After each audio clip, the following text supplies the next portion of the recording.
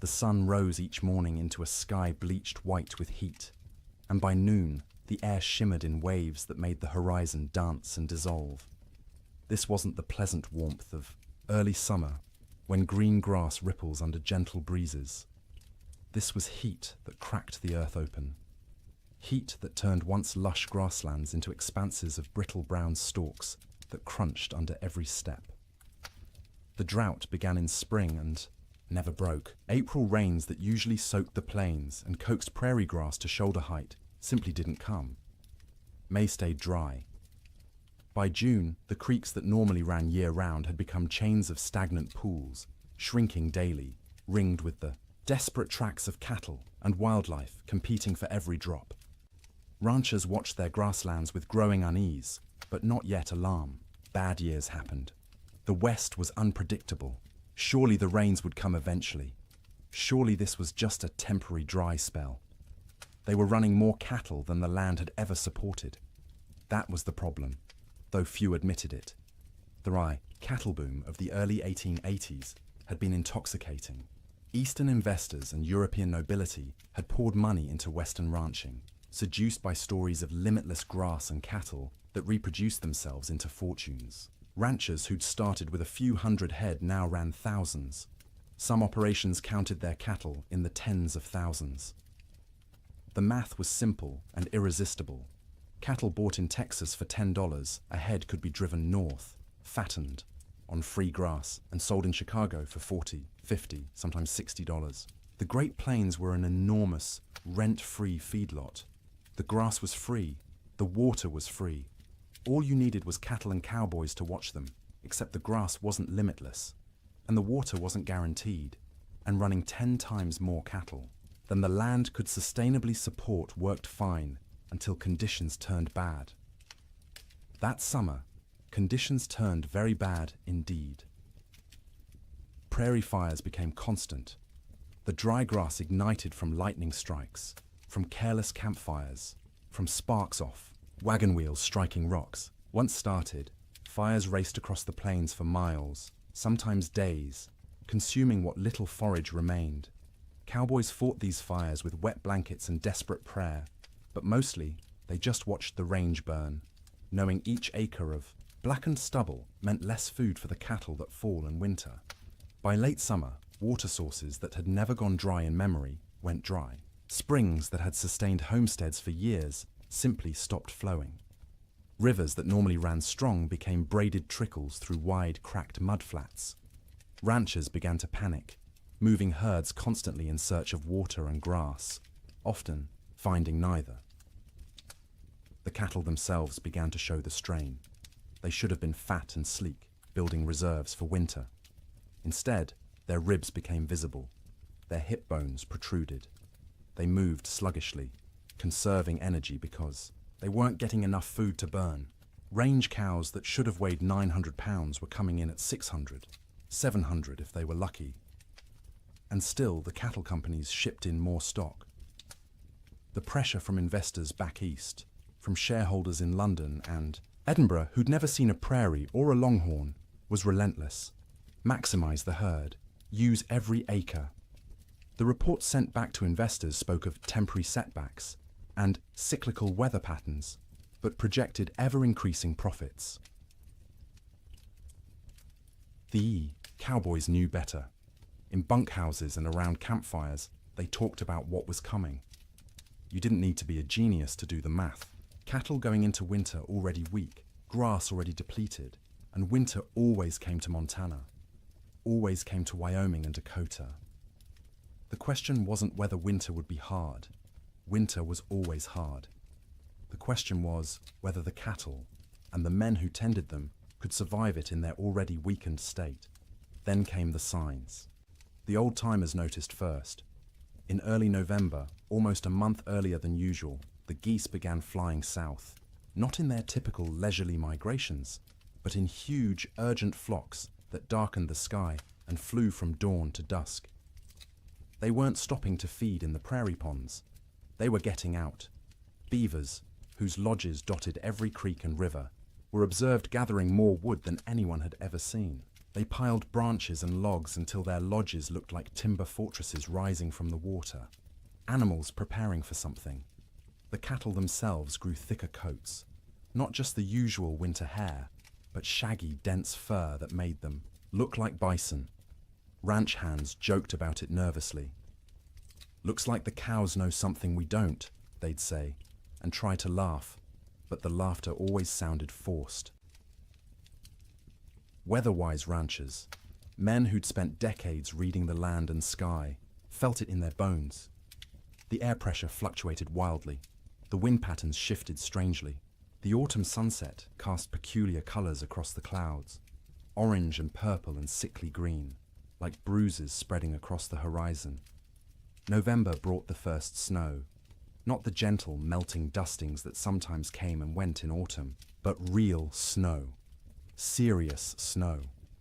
It fell for 3 days, accumulated to 8 inches in places, and when it finally stopped, the temperature dropped below zero for the first time that season. That snow melted eventually, as November snow often did, but it served as warning. Winter was coming early. Winter was going to be serious. The smart ranchers, the cautious ones, began laying in extra hay, stockpiling firewood, bringing cattle closer to ranch headquarters, where they could be watched and, if necessary, fed through bad stretches. But most didn't. Most couldn't. The scale of operations had grown too large. You couldn't barn 20,000 head of cattle. You couldn't buy enough hay to feed them through a Montana winter even if you wanted to. The entire business model of open-range ranching depended on cattle foraging for themselves, year-round, regardless of weather. This had worked mostly for years. The previous winters had been unusually mild. Cowboys spoke wistfully of the winter of '85, when temperatures barely dropped below freezing and cattle grazed comfortably all season. Or '84, when snow came late and melted early. They'd gotten complacent. The land had been kind, and they'd mistaken kindness for weakness. In December, the unease grew. The air felt wrong, too still, too heavy. The sky stayed overcast for weeks, a low ceiling of grey that pressed down like a lid. Snow fell intermittently, never enough to cause real problems, but enough to dust the brown grass white and make foraging harder for cattle already struggling. Christmas came and went. Cowboys celebrated in bunkhouses with what meager supplies they had. Some ranches managed a turkey or goose. Most made do with beans and bacon and whatever whiskey had survived the year. They sang songs and told stories and pretended everything was normal, but the worry was always there. A cold knot in every stomach. New Year's Day, 1887 dawned clear and brutally cold, -20 degrees in some places, but clear. You could see for miles, the snow-dusted prairie rolling away to a horizon sharp as a knife edge. Cowboys rode out to check on cattle, found them bunched in coulees seeking shelter from the wind, but alive, still managing. For 8 more days, the cold held, but remained bearable, survivable. Cattle poured through snow to reach grass. Cowboys kept fires burning in bunkhouses and took turns on night watch. Ranchers' wives cooked enormous meals, knowing their men needed calories to stay warm. And then came January 9th. The morning started deceptively calm. The killing wind from the north that had blown for days suddenly stopped. The temperature rose, slightly enough that men went out without their heaviest coats.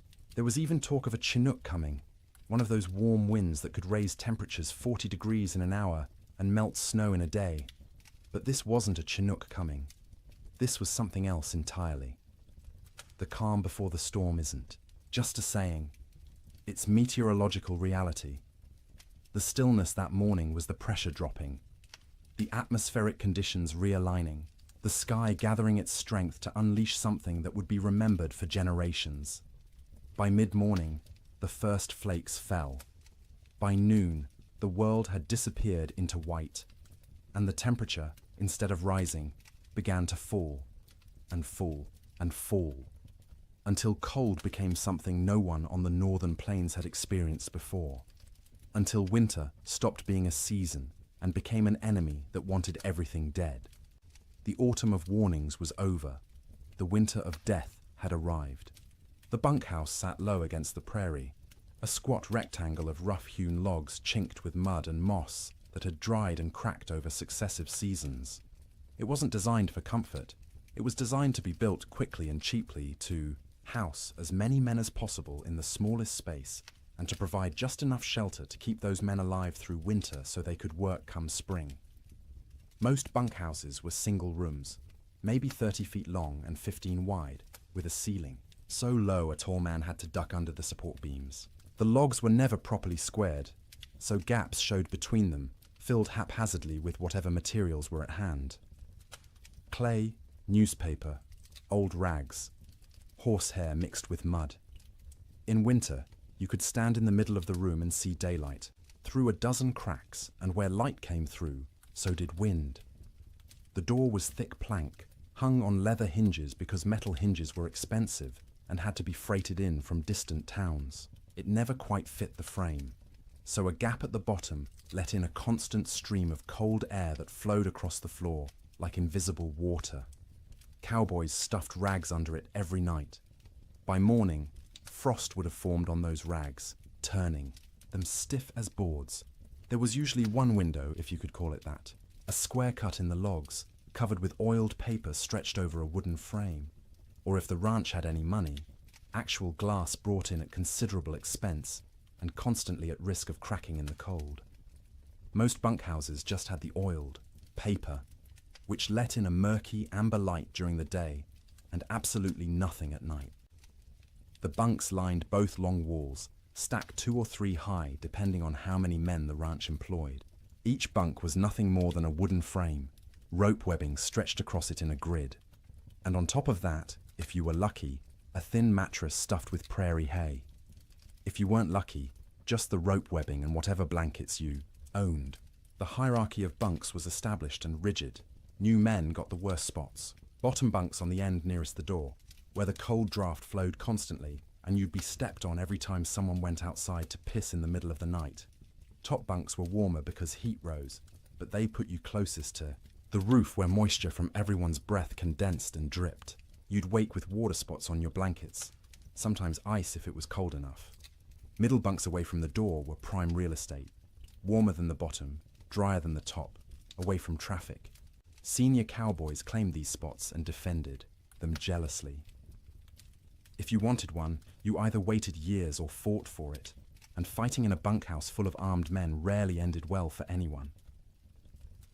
At the center of the room stood the stove, a cast-iron barrel stove or, in better bunkhouses, an actual manufactured stove with a proper firebox and damper.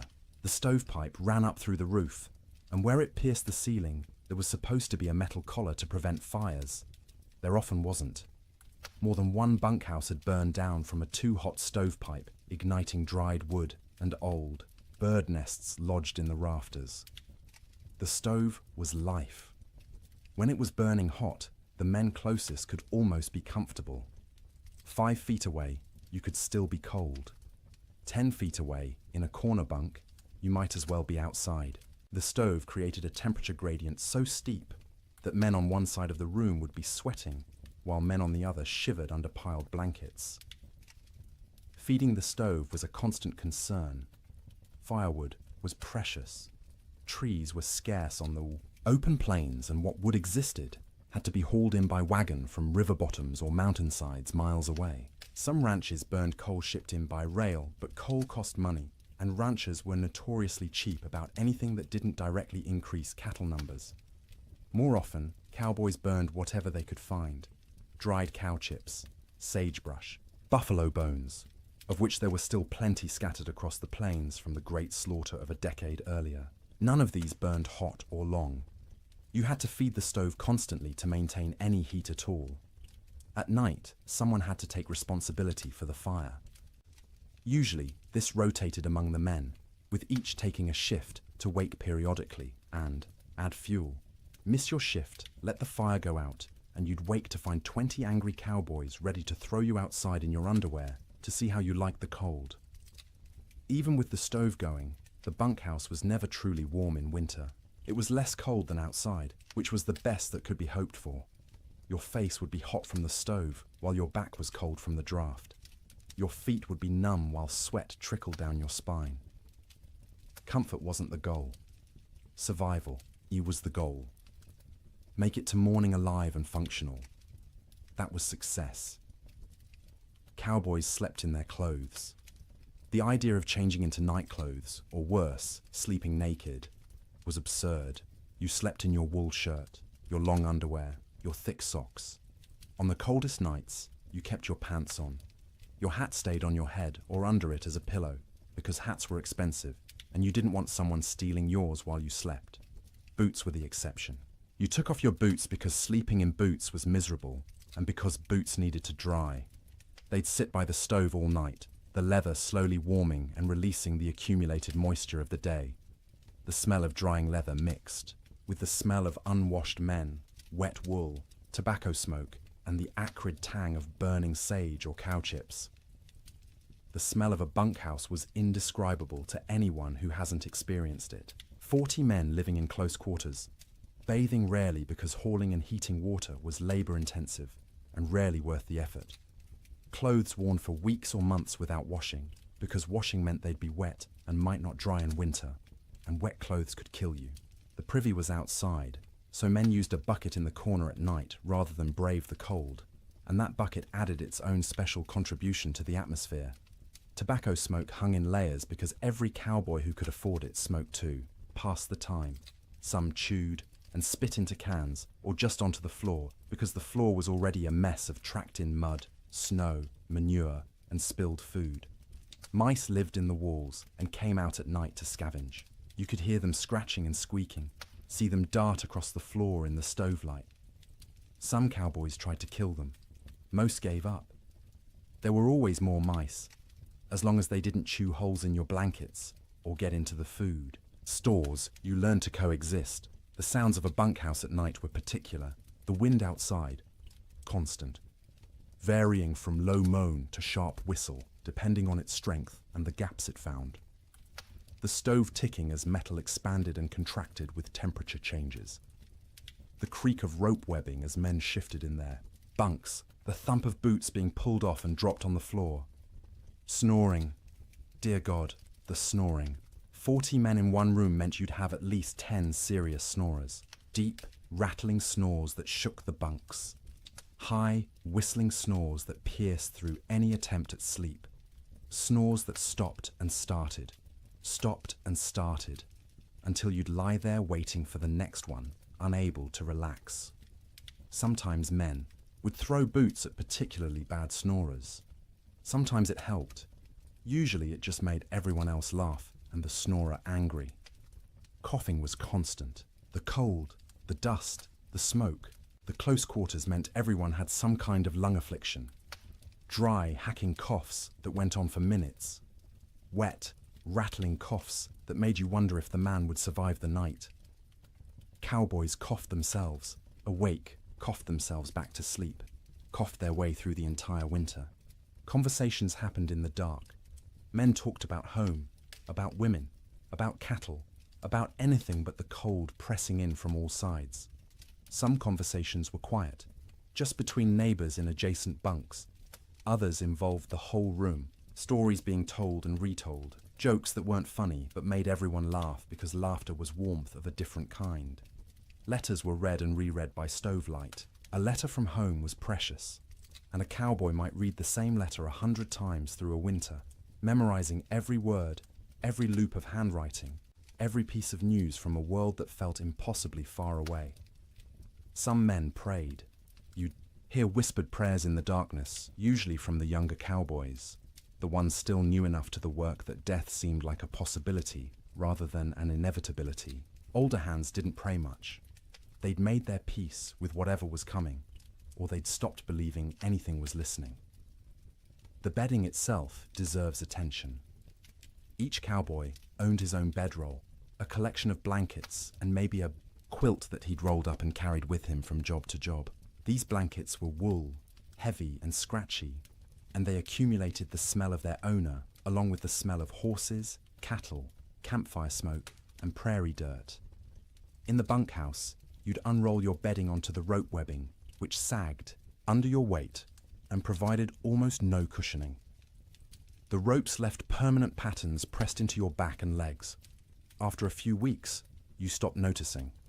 Your body just accepted that sleep meant discomfort and adjusted expectations accordingly. On the coldest nights, men piled every blanket they owned on top of themselves. 3 blankets, 4, 5 if they had them.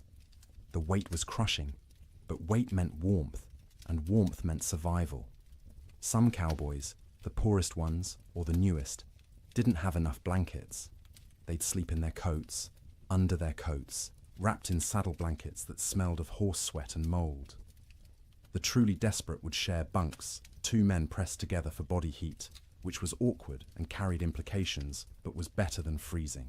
You'd see this more in the deepest cold, when propriety mattered less than waking up with all your fingers and toes.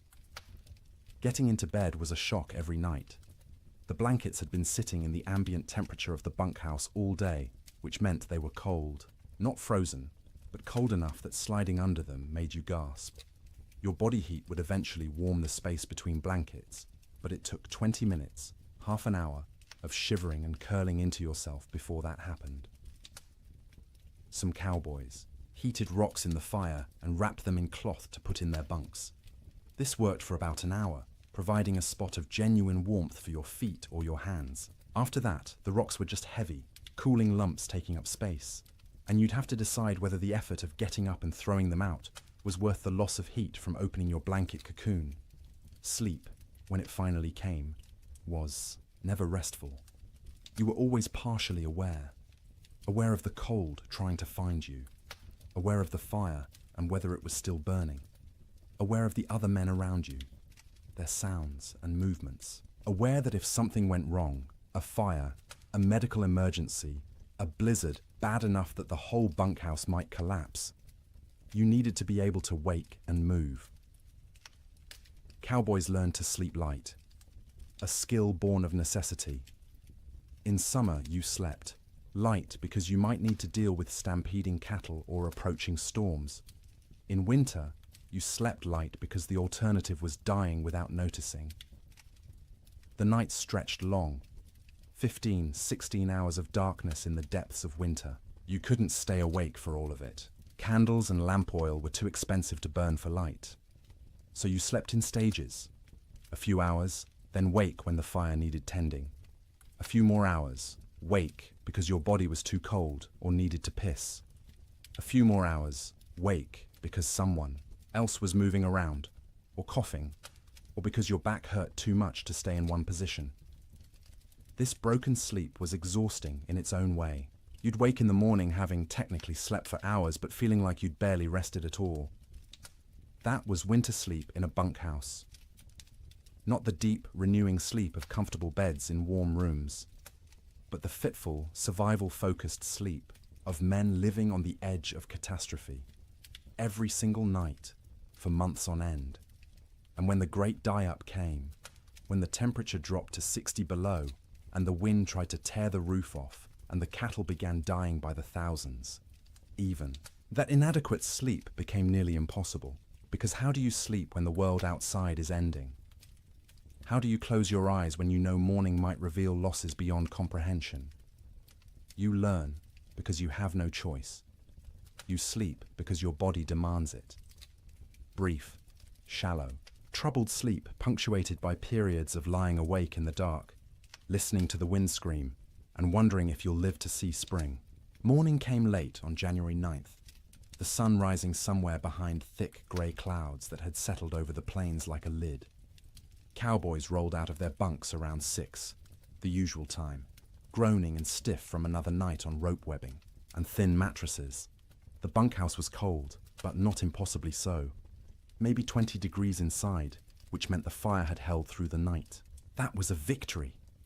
They pulled on boots that had spent the night by the stove, the leather still warm to the touch, stomped their feet to get blood flowing, stretched arms and backs that ached from the perpetual cold. Someone got the coffee going, pouring water from buckets that had a thin skim of ice on top despite being inside. The foreman, A weathered man named Jack Thompson, on one particular ranch in Montana, stuck his head out the door to check conditions. The wind that had been blowing hard from the north for days had stopped completely, dead calm. The air felt heavy, thick, like you could almost chew it. Temperature had risen slightly overnight, maybe up to freezing, or close to it. "Might be a Chinook coming," Jack said, and a few of the men perked up. A Chinook, that warm wind that could raise temperatures 40 degrees in an hour, would be salvation, would give the cattle a break, would let everyone breathe a little easier. But the old-timers in the room, men who'd spent 20, 30 winters on the northern plains, exchanged glances and said nothing. The calm felt wrong. The air pressure made their joints ache more than usual. This wasn't a Chinook. This was something else. Breakfast was the usual. Beans warmed up from the night before. Fried salt pork. Biscuits if the cook had bothered to make them, which he usually didn't. Coffee, hot and bitter and strong enough to dissolve the spoon. The men ate quickly, not talking much. Mornings were for eating and getting warm before heading out into the workday. By 8 o'clock, men were saddling horses, checking cattle in nearby pastures, hauling water from the creek, which involved breaking through ice that had gotten thicker each day. The world was grey and still. Snow covered everything in a lumpy white blanket, but it was old snow, crusted and dirty. Nothing new falling yet. Around mid-morning, maybe 10 or 10:30, someone noticed the first flakes. Tiny things, falling straight down. No wind to push them sideways. They accumulated on coat sleeves, on hat brims, on the backs of cattle who stood motionless, already conserving energy. Within 30 minutes, the flakes had gotten larger and were falling more densely. The grey sky seemed to lower, pressing down, until it felt like you could reach up and touch it. Visibility, which had been miles, dropped to maybe a quarter mile, then less. Cowboys on the range started heading back to the bunkhouse.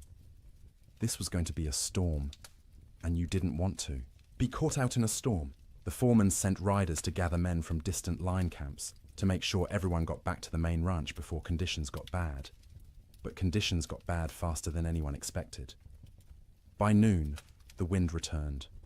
Not gradually building, but suddenly, like someone had opened a door. It came from the north, from Canada, from the Arctic, and it came with a howl that made horses shy and men grab for their hat brims. The temperature, which had been hovering near freezing, began to fall. 1 degree, 2 degrees, 5. The wind picked up the falling snow and threw it horizontally. Visibility dropped to 50 feet, then 20. Within an hour of the wind starting, you couldn't see your hand held at arm's length. The world became a screaming white chaos, where direction lost all meaning. Cowboys who'd been a mile from the bunkhouse when the wind started faced a terrible choice. Try to make it back and risk getting lost and dying, or try to find any shelter at all and hole up until it passed. Some made it back, stumbling into the bunkhouse half frozen, faces covered in ice where their breath had condensed and frozen, in their scarves. Others weren't so lucky. A young cowboy named Billy Henderson, 18 years old, had been checking on a small herd in a draw maybe 2 miles from the main ranch. When the storm hit, he tried to make it back. His horse refused to face into the wind, kept trying to turn and run south. Billy fought the horse, knowing that south led away from shelter, from life. The horse won the fight, turned, and ran with the storm. Billy's body was found 3 weeks later, 15 miles south of the ranch, frozen solid, still in the saddle. The horse had died beneath him, also frozen, its legs locked in a final stride. Billy had tied himself to the saddle with his lariat so he wouldn't fall off. It hadn't saved him, but that tragedy was still in the future. At noon on January 9th, Billy was just missing, and everyone assumed he'd found shelter somewhere and would show up when the storm passed. People didn't yet understand that this storm wasn't going to pass. Not in hours, not in days. The temperature kept falling. By 2 in the afternoon, it was 0. By 4, it was 20 below. The wind, instead of slacking, grew stronger. It found every crack in every wall, every gap in every window frame.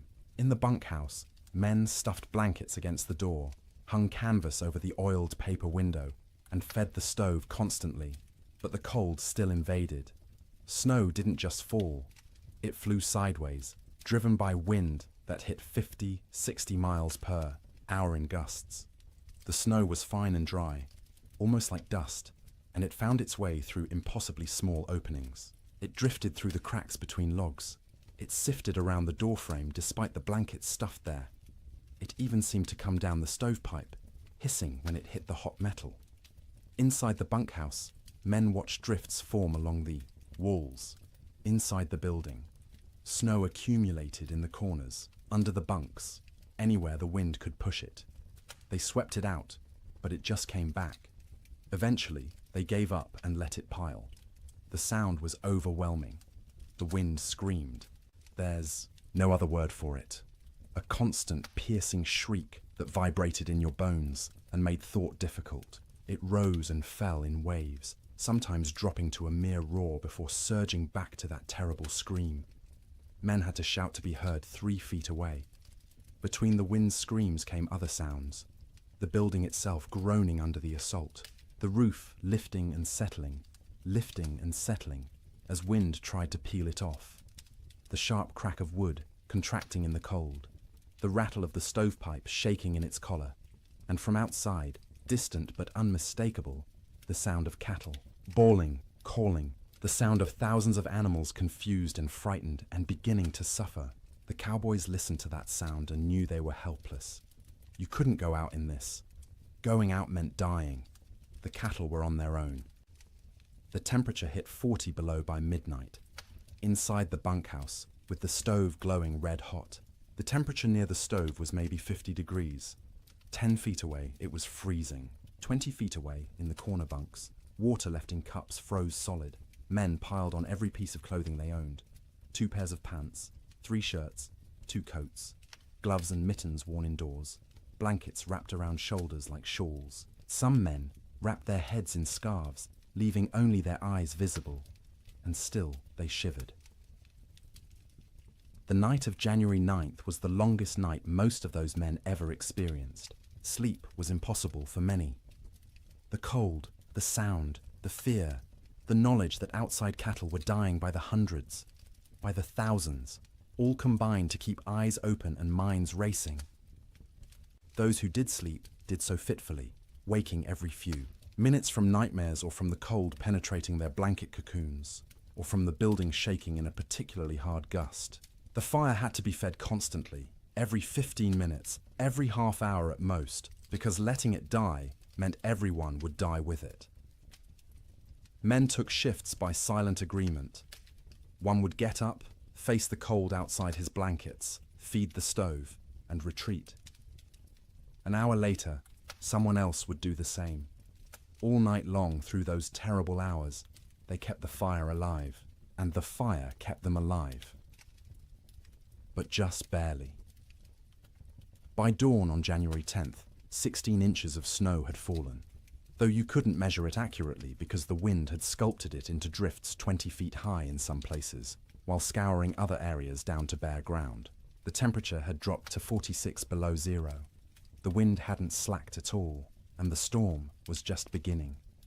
This wasn't a 2-day blizzard that would blow through and leave clear, cold weather behind. This was the start of a meteorological siege that would last, with brief breaks, through all of January, through February, into March. The great die-up had begun.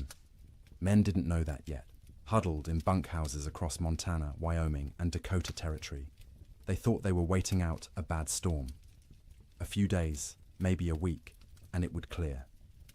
The cattle would be weak and scattered, but they'd recover. Spring would come, as it always did.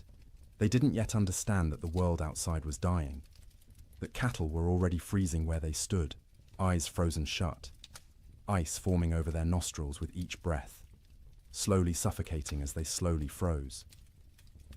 That the open range, cattle industry, the boom that had made fortunes and drawn investors from around the world, was ending in that screaming wind. All they knew was cold. Cold beyond anything most had experienced. Cold that hurt to breathe, that made your lungs ache, that turned your breath to ice crystals before it could fully leave your mouth. Cold that was no longer just weather, but an active presence, a malevolent force trying to kill everything that lived. And the night ahead, the second night of the storm, would be even colder. -50, -60 in some locations. Cold that would crack trees. Cold that would freeze cattle solid while they stood. Cold that would seep through every wall, every blanket, every layer of clothing, searching for the warmth of human bodies and slowly, inexorably, draining it away. The cowboys fed the fire and waited. There was nothing else they could do. The Yiwa storm had them trapped as surely as if they were in a prison. All they could do was feed the fire, wrap themselves in blankets, and try to survive until morning, and then survive the morning after that, and the one after that, day after day, night after night, as the storm continued and the temperature stayed brutally, impossibly cold. The great die-up was no longer coming. It was here. Sleep. During the storm wasn't sleep as most people understand it. It was something closer to losing consciousness in brief intervals, the body shutting down, not because it felt safe, but because it couldn't maintain full awareness any longer. The exhaustion of constant vigilance, of shivering, of fighting the cold that pressed in from all sides, eventually overwhelmed even the most determined wakefulness. In the ranch houses scattered across the frozen plains, families faced the storm with a different kind of terror than the cowboys in their bunkhouses. Ranch houses were sturdier than bunkhouses, built to last generations rather than just seasons. They had proper foundations, real windows with glass, doors that fit their frames. But they were also larger, harder to heat, and filled with children who didn't fully understand why the wind screamed so loudly or why Papa looked so worried. The Ferguson family lived in a 2-room cabin near the Musselshell River in Montana. William Ferguson, his wife Martha, and their 4 children, ranging in age from 3 to 11. When the storm hit that afternoon of January 9th, William had been out checking on a small herd they kept close to the house. He barely made it back, stumbling through the door with ice caked in his beard and eyebrows, his face raw and bleeding from wind-driven snow. Martha had already pulled all the children into the main room, the one with the fireplace. The second room, the bedroom, was abandoned for the duration. You couldn't heat both rooms. You had to choose, and you chose the one with the fire. The children helped drag mattresses and blankets from the bedroom, piling them on the floor near the hearth.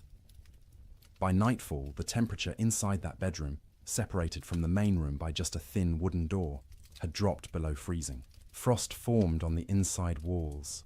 The washbasin Martha had left on the dresser froze solid, expanding and cracking the ceramic bowl with a sharp report that made everyone jump. In the main room, the family arranged themselves for a siege. William stacked firewood within arm's reach of the fireplace, more wood than he'd normally burn in a week. Martha filled every pot and pan with water, knowing that if the storm lasted, they wouldn't be able to get to the well. The pump would freeze. The well itself might freeze.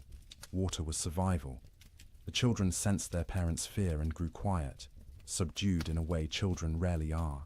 They huddled together on the mattresses, watching the fireplace with wide eyes as their father fed it log after log. The fire roared, consuming wood at an alarming rate, but even standing directly in front of it, you could feel the cold at your back. That first night, nobody truly slept. The children dozed fitfully, waking every time the wind hit a particularly violent gust, every time the house shook, every time their father got up to add wood to the fire. Martha sat up through most of the night, mending by firelight, her hands moving automatically through familiar motions, while her mind worried at the problem of how long their supplies would last. William dozed in his chair, the rifle across his lap, though what good a rifle would do against a blizzard he couldn't have, said. It was simply habit, the frontier habit of being armed, of being ready. When you couldn't do anything useful, you could at least maintain the posture of readiness. The second night was worse. By then, the storm had been blowing for 30 hours straight. The temperature had dropped to 50 below outside, which meant maybe 30 below in the unheated bedroom. And even with the fire blazing in the main room, it was barely freezing where they slept. They'd pulled every blanket in the house onto the mattresses on the floor. Wool blankets, quilts made from scraps of fabric, buffalo robes William had traded for years ago. The family slept together, all 6 of them in a pile, sharing body heat like animals in a den. The children in the middle, where it was warmest, the parents on the outside, taking the brunt of the cold that radiated from the walls despite the fire. Martha sang to the children before sleep, or what passed for sleep. Old songs her mother had taught her, lullabies in German that the children didn't understand, but found comforting anyway. Her voice was soft, almost lost under the shriek of the wind, but the children pressed close and listened. William lay on, his back, staring at the ceiling, listening to the roof creak and groan. Every gust of wind made him tense, waiting for the moment when the roof would tear free and expose them all to the killing cold. It never did, but the fear never left either. Sleep came in stages. The youngest child, 3-year-old Emma, went first, exhausted from crying earlier in the day. She whimpered and fussed until her eyes finally closed and her breathing deepened. Her 7-year-old brother James followed, fighting sleep as long as he could, determined to be brave, to stay awake like the adults. But his eyes drooped, opened, drooped again, and finally stayed closed. The 2 older children, 11-year-old Sarah and 9-year-old Thomas, took longer. They understood more, worried more, and their minds wouldn't quiet. Sarah kept asking when the storm would end. Thomas asked if the cattle were all right, if Papa's horse had made it to the barn, if the chickens in the coop behind the house had frozen yet.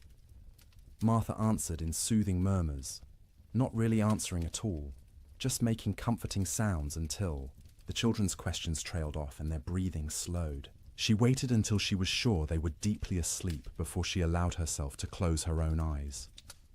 But closing her eyes wasn't sleeping. It was resting with her ears still alert, still tracking every sound. The fire crackling, William shifting position, the wind pounding against the walls, the house settling with creaks and groans. Her mind catalogued each sound, assessed whether it meant danger, and only when satisfied the house still stood did she allow herself to drift towards something like sleep. William didn't sleep at all that second night. He dozed for minutes at a time, jerking awake at every sound, every change in the wind's pitch. Twice he got up to add wood to the fire, moving carefully to avoid stepping on children. Each time he stood, the cold away from the fire hit him like a physical blow. The air near the ceiling was noticeably colder than the air near the floor. Heat rose but couldn't escape fast enough through the gaps in the roof, so it pooled up there, wasted, while down where they slept, it was barely enough. Around midnight, by William's pocket watch, Emma woke crying. She was cold, she said, her teeth chattering. Martha pulled the child against her chest, wrapping her arms around her, trying to share warmth.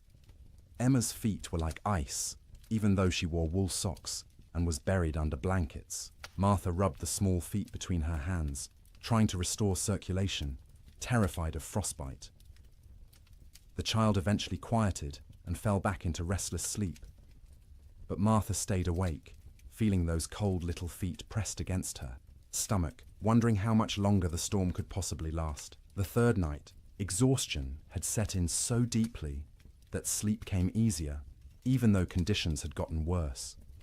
The temperature outside bottomed out at 63 below zero. Inside, with the fire consuming wood at a frightening rate, they'd managed to keep the room at maybe 15 degrees, cold enough to see your breath, cold enough that the water in the pots near the fire had a skim of ice if you didn't stir it regularly, but not cold enough to kill. Not yet. The family had learned the rhythm of storm sleep. The children slept piled in the center, a tangle of arms and legs and shared warmth. the parents took turns in short shifts. Martha sleeping for 2 hours while William tended the fire and watched. Then William sleeping for 2 hours while Martha kept vigil. During her watch, Martha would sit close to the fire, feeding it, listening to her children breathe, and praying silently. She'd been raised Lutheran, not given to emotional displays, of faith, but now she prayed with desperate intensity, for the storm to end, for the wood to last, for her children to wake warm in the morning, for spring to come, impossible as that seemed in the howling dark. During his watch, William planned how to ration the wood, where to find more if it ran out, though going outside was suicide in these conditions. What they'd do when the food ran low. They had beans, flour, salt pork, and cornmeal. Enough for maybe 2 weeks if they were careful. But what if the storm lasted longer? What if they couldn't get to town when it ended because the snow was too deep? These thoughts circled endlessly, keeping him awake even during his supposed sleep shifts. He'd lie down, close his eyes, and his mind would immediately start calculating. How many logs they'd burned, how many were left, how cold it was, how long they could survive. The children slept better than the adults, helped by the simple resilience of youth. Their bodies demanded sleep and they gave in to it, even in conditions that would have seemed impossible before the storm. Sarah dreamed of summer, of the garden behind the house heavy with tomatoes and beans. Thomas dreamed of cattle drives, of riding with the cowboys to distant railheads. James dreamed confused child dreams that he couldn't remember on waking. Emma didn't dream at all, or if she did, they were wordless and forgotten. They'd wake periodically, usually needing to pee, which meant using the chamber pot in the corner because going to the outhouse meant death. The chamber pot became part of the room's landscape, emptied by William each morning by simply opening the door and throwing its contents out into the snow. It would freeze before it hit the ground. Martha developed a system for keeping track of the children during sleep. She'd reach out periodically, feeling for each small body, making sure everyone was still breathing, still warm enough. If a child had worked their way to the edge of the pile where it was colder, she'd gently pull them back to the center. If blankets had been kicked off, she'd rearrange them. This constant vigilance meant she never truly rested. Even during her sleep shifts, part of her brain stayed active, monitoring. She'd wake fully alert if a child coughed or moved suddenly, ready for crisis. Only after checking that everything was fine would she allow herself to drift back down. By the fourth night, a strange numbness had set in. The storm continued, would continue, had always been continuing, and would always continue. It became hard to remember a time before the storm, hard to imagine a time after. The world had narrowed to this room, this fire, this pile of blankets, these bodies pressed together against the cold. Sleep became deeper out of sheer exhaustion. The body can't maintain high alert indefinitely. At some point it simply gives up and crashes, regardless of external conditions. The children slept hard, twitching occasionally, making small sounds, but not fully waking. Martha and William slept in longer stretches, waking only when their internal alarms screamed that the fire needed tending or a child needed checking. The quality of that sleep was poor, dreams were vivid and often nightmarish. Martha dreamed of water freezing in her children's lungs, turning them to ice from the inside out. William dreamed of the roof tearing away and snow pouring in, burying them all in a white tomb. They'd wake gasping, hearts pounding, and need several seconds to remember where they were, that they were still alive, that the nightmare wasn't real. Not yet, but underneath the nightmares was the simple, animal relief of being horizontal, of having their eyes closed, of not having to actively fight the cold for a few hours. Their bodies took what rest they could get, storing it against future need, repairing what damage they could before the next crisis. In bunkhouses across the territory, cowboys experienced similar struggles. The difference was they had no children to protect, which freed them from that particular anxiety, but they also had less motivation to push through. A man alone can give up more easily than a father with children depending on him. Some cowboys did give up, in a sense. They wrapped themselves in every blanket they owned, lay down in their bunks, and simply stopped trying. They'd sleep for 20 hours straight, only waking to eat a little and relieve themselves before returning to their cocoons. This wasn't laziness, it was a survival strategy. In extreme cold with limited food, the best thing you can do is stay still, conserve energy, and wait. Others couldn't do it. The type of man who became a cowboy was often too restless, too active, to simply lie still for days. They'd pace the bunkhouse, drive everyone else crazy, gamble with cards or dice, anything to pass the time and distract from the gnawing fear that the storm might never end. In both bunkhouses and ranch houses, sleep became not rest, but simply another way of enduring. The days and nights blurred together into a continuous state of semi-consciousness, where you were never fully awake, but never fully asleep either. Your body was present, wrapped in blankets near a fire, but your mind wandered strange paths, disconnected from reality. And through it all, the wind screamed. The cold pressed in, the fire consumed wood, and people slept, or tried to sleep, or pretended to sleep, because what else could they do? Going outside meant dying. Staying awake meant slowly going insane from the sound and the fear. So they slept. Poorly, fitfully, desperately. But they slept. And each morning they woke, surprised on some level to find themselves still alive, still, together, the fire still burning. The storm would eventually end, but not yet. Not for many days yet. And each of those days would require sleep stolen from between crises, rest grabbed in brief intervals, dreams haunted by cold and wind, and the terrible knowledge that outside the world was dying. The cattle felt the storm coming before any human did. Their instincts, honed by millennia of evolution, read signs in the air pressure, in the quality of light, in the way the wind tasted. When the first flakes began to fall on January 9th, cattle across the northern plains began to move, not panicked running, purposeful drifting, south, always south, away from the north wind that carried death in its teeth. They moved in groups, small herds combining into larger herds, thousands of animals flowing across the white landscape like a slow river seeking lower ground.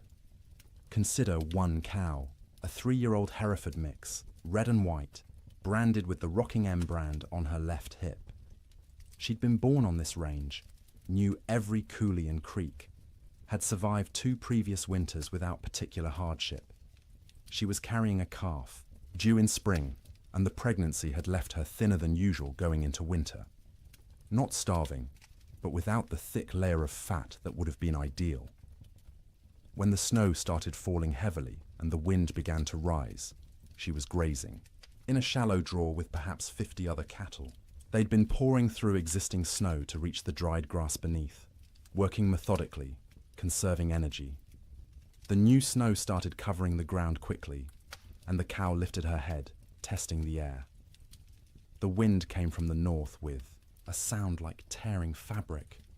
The cow turned her back to it instinctively, and every other animal in the draw did the same. They began walking south, not because they knew south led to safety, but because south meant away from the wind, and the wind had to be avoided. They walked steadily for hours. The snow was falling too thickly to see more than a few feet ahead, but cattle can navigate by sense of smell and by following the animal in front of them. The cow found herself in the middle of the group, which offered some shelter from the wind, but also meant she had to keep moving at whatever pace the herd set. By nightfall, they'd walked perhaps 5 miles. Not far, but the constant fighting against wind and snow was exhausting. The temperature had dropped dramatically, and the cow's breath froze in clouds of white vapor. Ice was forming on her eyelashes, making it hard to see. Her legs ached from pushing through snow that was now knee-deep in places.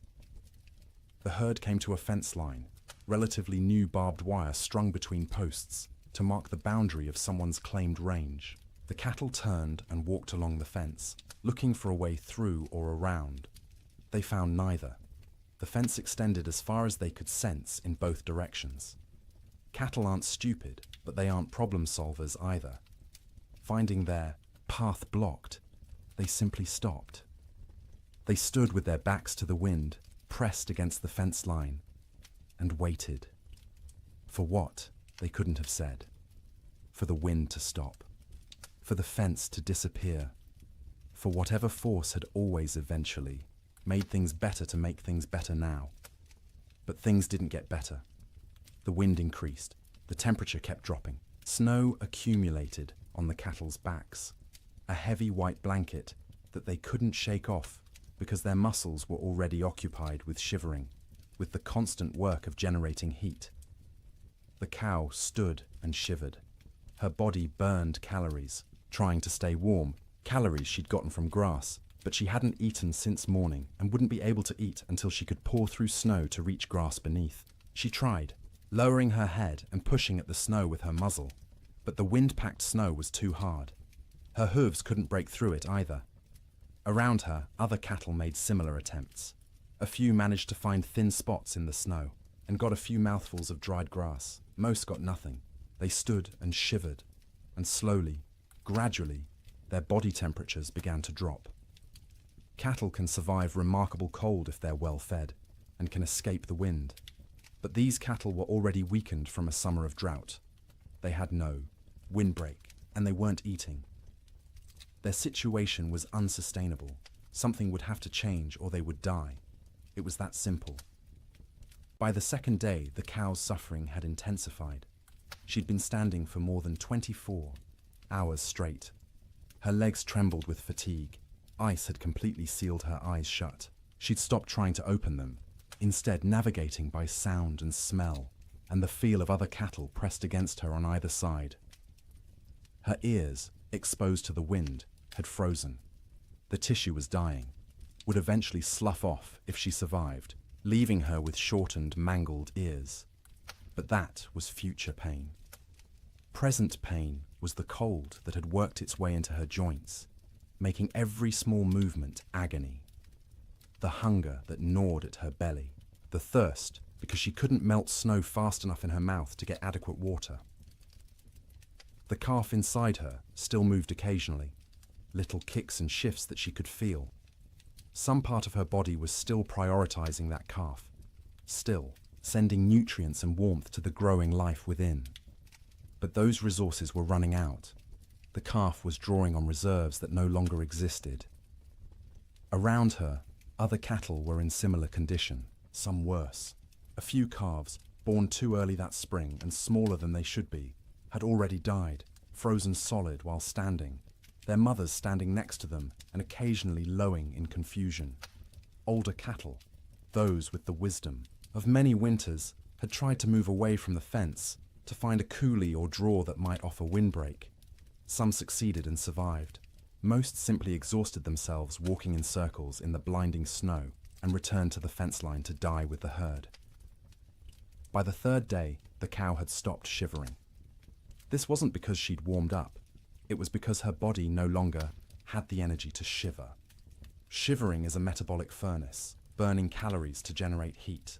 But she'd burned through all available calories. Her body temperature was dropping toward equilibrium with the air around her. She was freezing to death.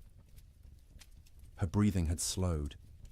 Each breath was an effort, drawing air so cold it hurt her lungs into a body that barely had the energy to exhale. Ice had formed around her nostrils, narrowing the passages, making each breath a fight. She was still standing, but only because the cattle around her held her upright. If they'd moved, she would have fallen. Her legs were locked, frozen in position, no longer taking commands from her failing brain.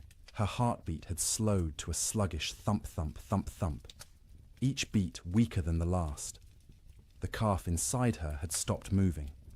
Whether it was dead or simply dormant, she couldn't tell, and wouldn't have understood if she could. Her maternal instincts, so strong just days ago, had been overridden by the body's desperate attempt to keep itself alive. Sometime late on the third night, or early on the fourth morning, it's impossible to know exactly when, the cow's heart stopped. 1 beat, 2 beats, then nothing. Her eyes, frozen shut, would never open again. Her legs, frozen in position, would remain standing. She'd become a statue of ice and meat, indistinguishable from the living cattle around her, except that she no longer breathed. She wouldn't fall for days, maybe weeks. The cattle packed around her held her upright, and when they eventually moved or died themselves, she'd topple over, frozen solid, and become one more carcass among thousands littering the plains. This scene repeated across hundreds of miles. Fence lines became death traps where cattle bunched up and died in groups. Ravines that should have offered shelter instead became graves as cattle crowded in so tightly they couldn't move, couldn't forage, and slowly froze together into a single mass of bodies. Riverbanks saw some of the worst carnage. Cattle seeking water found the rivers frozen solid, but their thirst drove them to try anyway. They'd crowd onto the ice, break through into the water beneath, and be unable to climb out. The current would push them under the ice, where they'd drown and freeze simultaneously. Spring would reveal riverbanks lined with carcasses, hundreds of cattle stacked like cordwood wherever the current had deposited them. Some cattle, driven by the wind and their own southward instinct, walked until they literally couldn't take another step. They'd collapse in open prairie, curl into a ball, as best their frozen legs allowed, and die where they fell. Snow would cover them within hours, creating smooth white mounds that looked like natural drifts until spring melt revealed the truth beneath. The death toll was staggering in ways that are hard to comprehend. A single large ranch might lose 10,000 head. Smaller operations lost everything.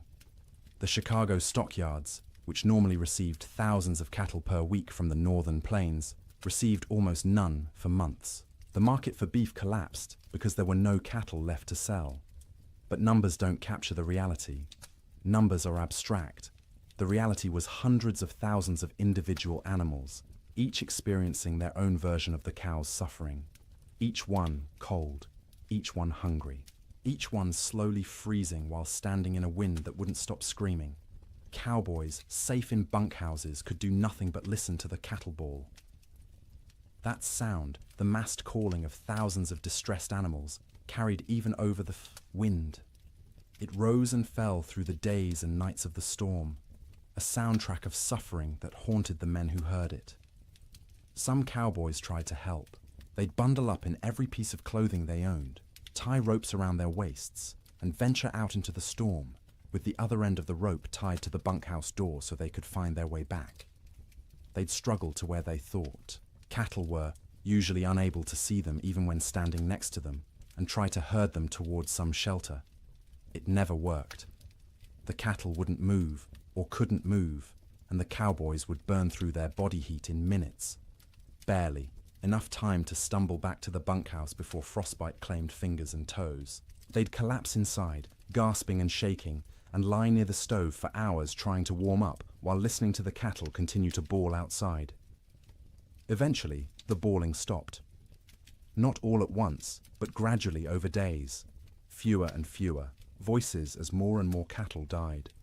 By the end of January, the prairie was silent except for the wind. Silent because there was almost nothing left alive to make sound. The cattle of the open range, those millions of animals that had made fortunes for ranchers and fed the growing cities of America, were gone. The survivors, scattered and traumatized, would take years to recover.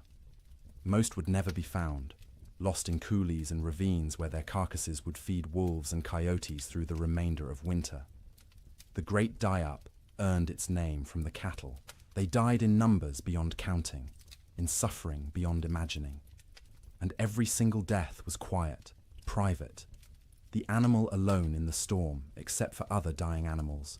No comfort, no relief, just the cold and the wind, until the end came, and the shivering finally stopped. Food became an obsession within days of the storm's arrival. Not because people were starving, not yet, but because every meal consumed was one fewer meal in reserve, and no one knew how long the storm would last or when resupply would be possible. Every bite carried the weight of calculation. Every pot of beans represented diminishing stores that might need to last weeks or months. In the Ferguson ranch house, Martha inventoried their supplies on the second day of the storm. She did this by candlelight while the children slept, and William kept watch by the fire. She counted every bag of flour, every pound of cornmeal, every strip of salt pork hanging from the rafters of the cold bedroom. She measured beans by the cupful, rice by the handful, and wrote everything down in careful columns in a ledger book. Flour, 42 pounds. Cornmeal, 18 pounds. Dried beans, maybe 30 pounds, 3 different varieties mixed together in a burlap sack. Salt pork, 14 strips, some thick, some thin. Rice, 5 pounds. Sugar, 3 pounds, precious and rationed even before the storm. Coffee, 2 pounds of beans, still in their burlap sack, aromatic and dark. Salt, plenty, a whole sack, bought last fall. Lard, a good supply, stored in a crock. Dried apples, half a sack, from their own trees. Molasses, 1 jug, nearly full. She did the math in her head, working through possible scenarios. 6 people, eating 3 meals a day. 18 meals per day. If they were careful, if they stretched everything, if they didn't waste a single bite, they had perhaps 3 weeks of food. Maybe 4 if they went hungry. 3 weeks seemed like plenty. No storm lasted 3 weeks, but Martha had learned in her years on the frontier to plan for the impossible, because the impossible happened with disturbing regularity. So she began rationing from day 1, before hunger forced the decision. Breakfast became smaller. Instead of flapjacks for everyone, she made 1 per person, thin and stretched with extra water to make the batter go further. The children complained but ate them anyway. William said nothing, just ate what was put in front of him and drank his coffee black to save the sugar. Dinner became the main meal, usually beans. Martha soaked dried beans overnight in water, then cooked them slowly through the day in a pot, suspended over the fire. She'd add a little salt pork for flavor, 1 strip cut into small pieces so everyone got a taste of meat. The beans cooked until they were soft, the liquid thick and sustaining. Everyone got a bowlful, sopped up with cornbread made from carefully measured cornmeal. Supper was often just leftover beans from dinner, reheated and eaten with whatever bread remained. Sometimes Martha made a thin soup from the bean broth, adding bits of dried apple for sweetness, calling it a special treat to make the children smile. The coffee was for William alone. Cowboys and ranchers believed coffee was essential, more important than food, and William was no exception. He drank it black and strong, rationing the precious beans so he could have at least 1 cup per day. That coffee was his luxury, his reminder that civilization existed beyond the wind and snow. Martha drank tea when she drank anything, made from herbs she'd dried the previous summer. Mint that grew wild along the creek, sage gathered from the prairie, rose hips collected in autumn. The taste was thin compared to real tea shipped from China or India, but it was warm, and it was hers, and it didn't consume their stores. The children drank water or milk, though the milk supply was problematic. They had 1 cow, a gentle Jersey, kept in the barn, and William had to venture out twice a day to milk her. The trip to the barn was only 50 feet, but felt like a mile. He'd bundle in every piece of warm clothing he owned, wrap his face in a scarf until only his eyes showed, and step out into the wind. The cold hit him like a fist every time. In the few seconds it took to cross from house to barn, exposed skin would start to freeze, his eyes would water, and the tears would freeze on his cheeks. His lungs would ache from breathing air that felt like shards of glass. But he made the trip because the cow had to be milked or she'd sicken, and they needed the milk. The children needed the milk. It was protein and fat and calcium and all the things growing bodies required. So twice a day, through the entire storm, William made that 50-foot journey and considered himself lucky the barn was so close. The cow produced less in winter, maybe 2 quarts a day instead of her usual gallon, but those 2 quarts were precious. Martha skimmed the cream off the top and used it sparingly. The milk itself went to the children, divided equally, measured carefully, so no one got more or less than their share. Cooking in extreme cold presented unique challenges. The fire had to be hot enough to cook food, but not so hot it consumed wood too quickly. Martha became expert at judging the flames, adding just enough fuel to maintain cooking temperature while stretching the wood supply. Water was perhaps the most critical resource. William filled every bucket and pot with snow scooped from outside the door, then left the containers near the fire to melt. It took hours for snow to melt into usable water, and the water that resulted tasted flat and strange because it had no mineral content. But it was wet, and it was clean, and it kept them alive. They couldn't wash dishes properly, couldn't waste water or wood heating water for washing. Instead, Martha wiped plates and bowls clean with rags, rinsed them quickly in cold water if necessary, and called it good enough. No one got sick from dirty dishes. There were larger concerns. Personal hygiene went by the wayside entirely. No baths, no washing hair, no changing clothes. Everyone wore the same shirts and pants for weeks, adding layers when cold, removing them when near the fire. The smell in the main room became oppressive, but you stopped noticing after a few days. It was just how things were. In the bunkhouses, cowboys faced similar but different challenges. They had supplies, but those supplies were designed for men doing hard physical labor in normal winter conditions, not for men trapped indoors during the worst cold in recorded history. The typical bunkhouse larder consisted of dried beans, rice, flour, cornmeal, salt pork, bacon, maybe some beef jerky made from cattle slaughtered in the fall, coffee in large quantities because cowboys lived on coffee, sugar, salt, lard, sometimes canned goods if the ranch could afford them, but usually not. Canned goods were expensive and the freighting costs were prohibitive. The cook, if there was one, was usually an old cowboy too stove up for regular ranch work. He'd preside over the cast iron stove like a priest at an altar, creating meals from limited ingredients with whatever skill he possessed. Good cooks were treasured. Bad cooks were tolerated because the alternative was cooking for yourself, and cowboys were generally incompetent in the kitchen. One particular bunkhouse in the Judith Basin had a cook named Old Pete, called that to distinguish him from Young Pete, who wasn't a cook and wasn't even particularly young, but was younger than Old Pete. Old Pete had cooked in army forts, in mining camps, on trail drives. He knew 100 ways to cook beans and could make bread in a Dutch oven that rivaled anything made in a proper kitchen. But even Old Pete struggled with the storm's duration and intensity. His usual recipes assumed men would be working hard, outside, burning thousands of calories daily. Now they were sitting around trying to stay warm, burning far fewer calories. They didn't need as much food, but they were bored and hungry from boredom, and managing those competing needs was delicate.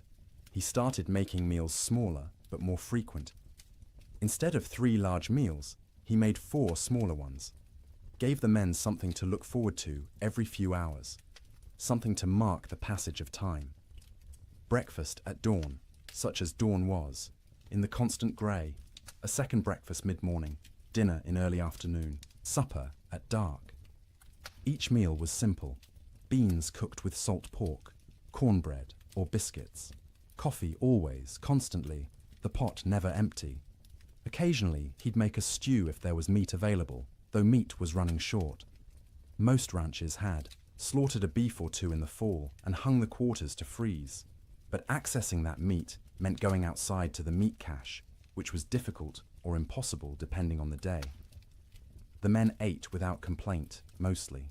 Cowboys weren't complainers by nature. You ate what was put in front of you and were grateful to get it. But you could see them calculating, same as Martha Ferguson, counting days, estimating stores, wondering how long until starvation became a real concern rather than a theoretical one. Coffee was its own category of essential supply. Cowboys drank coffee the way other people breathed, constantly and without thought. A pot of coffee sat on the stove at all times, thick and black and strong enough to float a horseshoe. Men would pour themselves cups throughout the day and night, warming their hands on the tin cups, savouring the bitter heat. Old Pete guarded the coffee supply jealously. He knew exactly how many pounds they had, how much they consumed daily, how long it would last. When supplies began running low, he started stretching the coffee by reusing grounds. First brew was strong for the morning pot. Those same grounds would be used again for the afternoon pot, weaker but still coffee. Sometimes he'd use them a third time, creating a thin brown liquid that was more idea than substance, but the ritual of drinking it was as important as the caffeine. Sugar went into coffee for those who used it, though most cowboys drank it black. Sugar was also used sparingly in baking, a spoonful in a batch of biscuits to help them rise and add a hint of sweetness. But sugar was running low everywhere, and by the end of January, most outfits were out entirely. Salt, at least, was plentiful. Salt preserved meat, flavored food, and was cheap enough that even poor ranches had plenty. Cowboys ate salt with everything, needed it to replace what they lost sweating despite the cold. Their bodies burned hot from shivering, from the constant work of staying warm, and salt was essential. The mental aspect of food during the storm was almost as important as the physical nutrition. Mealtimes provided structure to otherwise formless days. They were events to anticipate, rituals that reassured everyone that civilization persisted despite the chaos outside. Children needed this structure especially.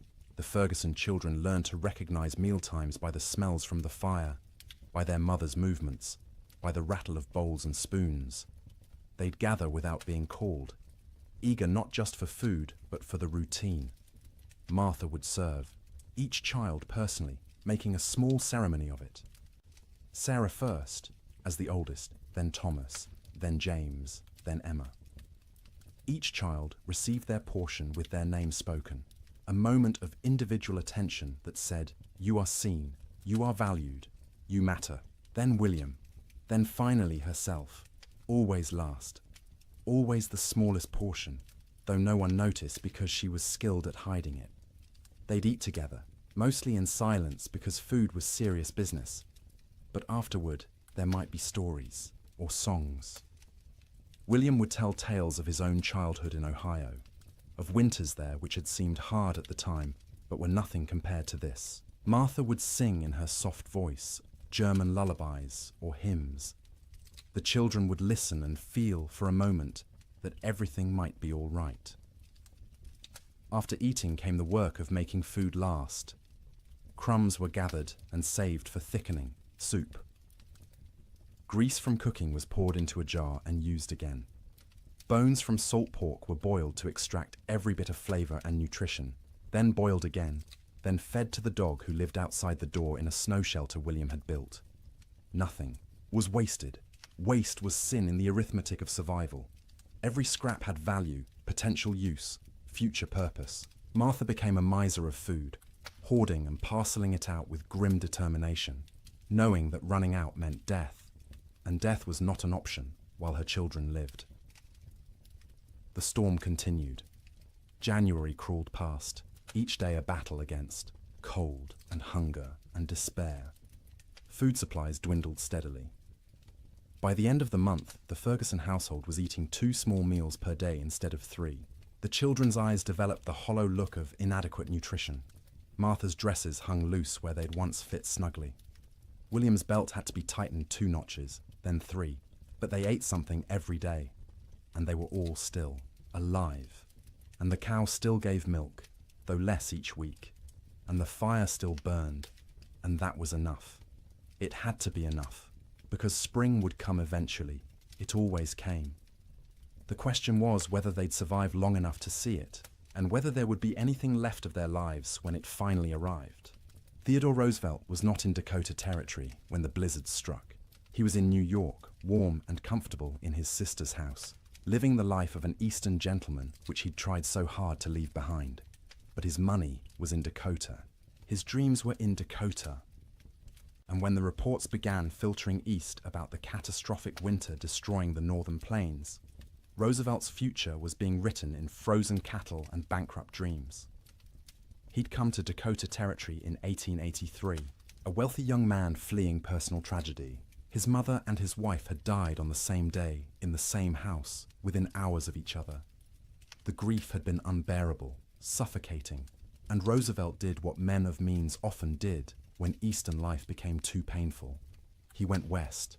He invested heavily in cattle ranching, buying into two operations: the Maltese Cross Ranch and the Elkhorn Ranch, both along the Little Missouri River in what would become North Dakota. He'd thrown himself into the work with characteristic energy, trying to become a real Westerner, a real cattleman. He'd learned to ride, to rope, to shoot. He'd earned grudging respect from cowboys who initially mocked his Eastern accent and glasses. Roosevelt loved the West with the passion of a convert. He loved the vast emptiness, the physical challenges, the sense of building something in a hard land. He wrote about it constantly in letters and journals, painting romantic pictures of cowboy life that had more to do with his ideals than reality. His ranches ran cattle on the open range like everyone else. Thousands of head, bought with Eastern money, fattened on free grass, and expected to multiply into a fortune. His partners and employees assured him the investment was sound. Cattle prices were strong. The range could support far more animals than they were running. Winter mortality was minimal in recent years. Roosevelt believed them because he wanted to believe. He needed the West to work, needed it to be the place where he could reinvent himself from grieving widower into rugged frontiersman. The cattle were symbols as much as investments, proof that he belonged in this harsh landscape. When the winter of 1886 to 1887 arrived, Roosevelt was back east, attending to political matters and family obligations. He was aware of the early reports, of harsh weather, but not overly concerned. Winter was always hard in Dakota. His men were experienced. His cattle were hardy. Surely they'd manage as they had in previous years. The first letters from his ranch managers arrived in late January. They were careful, measured, not wanting to alarm their employer prematurely. The weather had been severe, yes. Cattle were suffering, certainly. But it was too early to assess the full damage. They'd know more in spring when they could ride out and conduct a proper tally. Roosevelt wrote back with questions. How severe? How many cattle were in danger? What measures were being taken to protect the herds? The responses, when they came weeks later, letters delayed by closed roads and disrupted mail service, were progressively more concerning. His ranch, manager at the Maltese Cross, a practical man named Sylvain Ferris, tried to be honest without being devastating.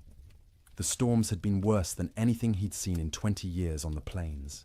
The cold had been extreme, sustained, deadly. Many cattle were certainly lost. The exact number wouldn't be known until spring roundup. But Ferris estimated at least 30% mortality. Maybe more, 30%. Roosevelt did the math in his study in New York, sitting in a comfortable chair by a warm fire, trying to comprehend what those numbers meant. He owned roughly 5,000 head between his two ranches. 30% meant 1,500 dead cattle. At $40 a head, that was $60,000 lost, more than many men earned in a lifetime. But it was worse than the money. It was the failure of his Western dream. The revelation that the land he'd romanticized could be cruel, that nature didn't care about his needs or desires, that the West wasn't the frontier of opportunity he'd imagined, but a hard country that broke more men than it made. The letters continued through February and into March. Each one was grimmer than the last. 50% losses now estimated, maybe 60. Entire line camps reporting no surviving cattle at all. Fences lined with dead animals piled 3 deep. The Little Missouri River, when it thawed, clogged with carcasses that had to be dynamited free to restore flow. Roosevelt read these letters with growing horror and despair. He'd been so confident, so certain of success. He'd borrowed money, encouraged friends to invest, staked his reputation on the cattle business. And now it was all dying in a winter he wasn't even present to witness. In March, when travel became possible again, Roosevelt received a telegram from Ferris. Brief, direct, devastating. Come west, you need to see this. Roosevelt went. He took the train to Medora, the small town near his ranches, arriving in early April to a world transformed by death. The snow was melting, revealing what had been hidden. And what it revealed was carnage beyond anything he'd prepared himself for. He rode out with Ferris and other ranch hands to assess the damage. Everywhere they looked, cattle. Dead cattle. Frozen cattle. Cattle that had been dead so long the coyotes and wolves had already been at them. Cattle piled against fences. Cattle in ravines. Cattle scattered across the prairie like obscene statues. The smell was overwhelming. Thousands of rotting carcasses perfuming the air with decay. Roosevelt, who'd prided himself on his toughness, on his ability to handle frontier hardships, had to dismount and vomit. He wasn't alone. Even hardened cowboys were sickened by the scale of death. They rode for days, making tally, trying to determine what remained of the herds. Of Roosevelt's 5,000 head, fewer than 2,000 could be found alive. 60% losses. Some of those survivors were in such poor condition they'd likely die anyway. His investment, his dream, reduced by 2/3 in a single winter. The financial blow was severe. Roosevelt had invested approximately $80,000 in his cattle operations. He'd now lost at least $50,000, maybe more when accounting for lost breeding potential, disrupted operations, and the collapse of cattle prices as the market flooded with emergency sales from desperate ranchers. But Roosevelt was wealthy by birth. His family money cushioned the financial loss. He could absorb $50,000 and remain solvent, which most ranchers could not. What he couldn't absorb as easily was the emotional and philosophical blow. He'd come west believing in self-reliance, in the nobility of honest labor, in the frontier as a proving ground for American character. The Great Die-Up revealed those beliefs as naive. Self-reliance meant nothing when nature decided to kill everything. Honest labor couldn't prevent disaster driven by forces beyond human control. The frontier proved nothing except that it could kill you regardless of your character.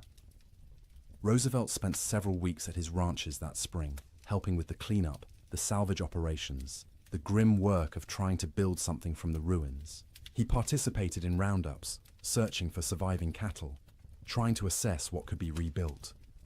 At night, he slept in the cabin at the Maltese Cross Ranch, the same cabin where his cowboys had weathered the storm.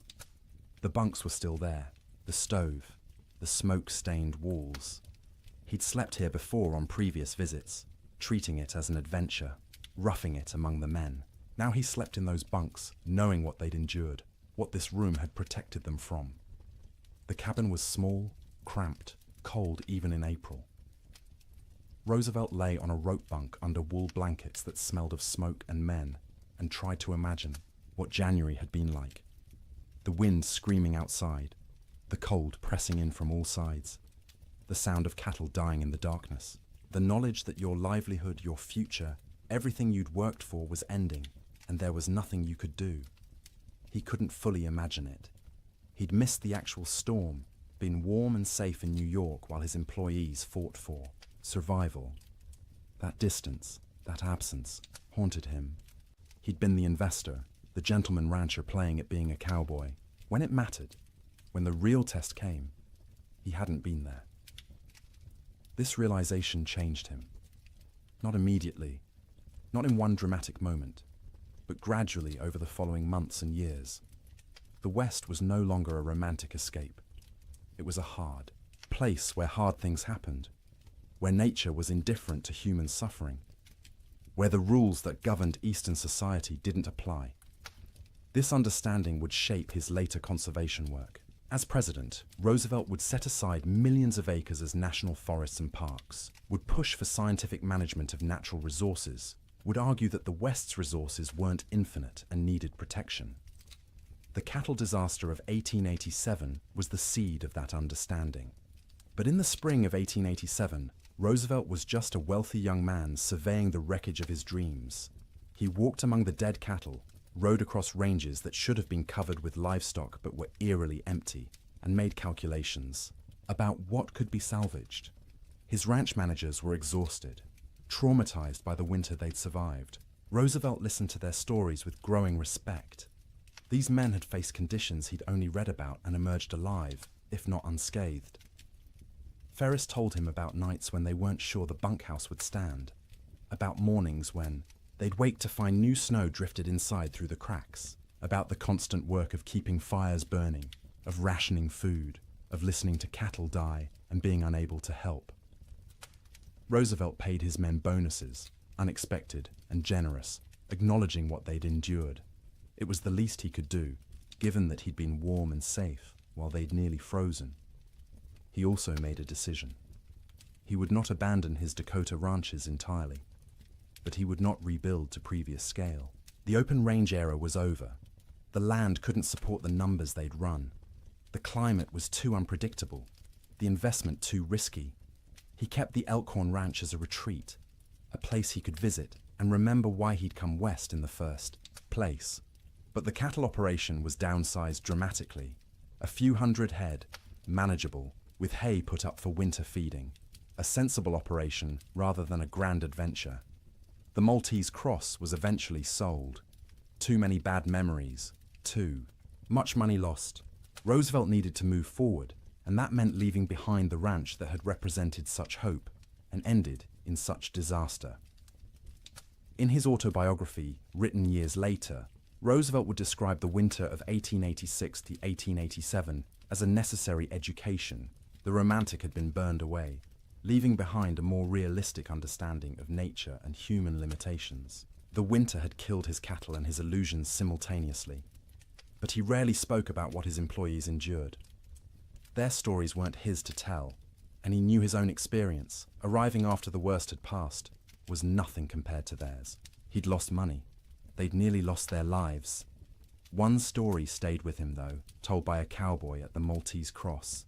During the worst of the storm, this cowboy had volunteered to check on a nearby line camp, worried about the two men stationed there.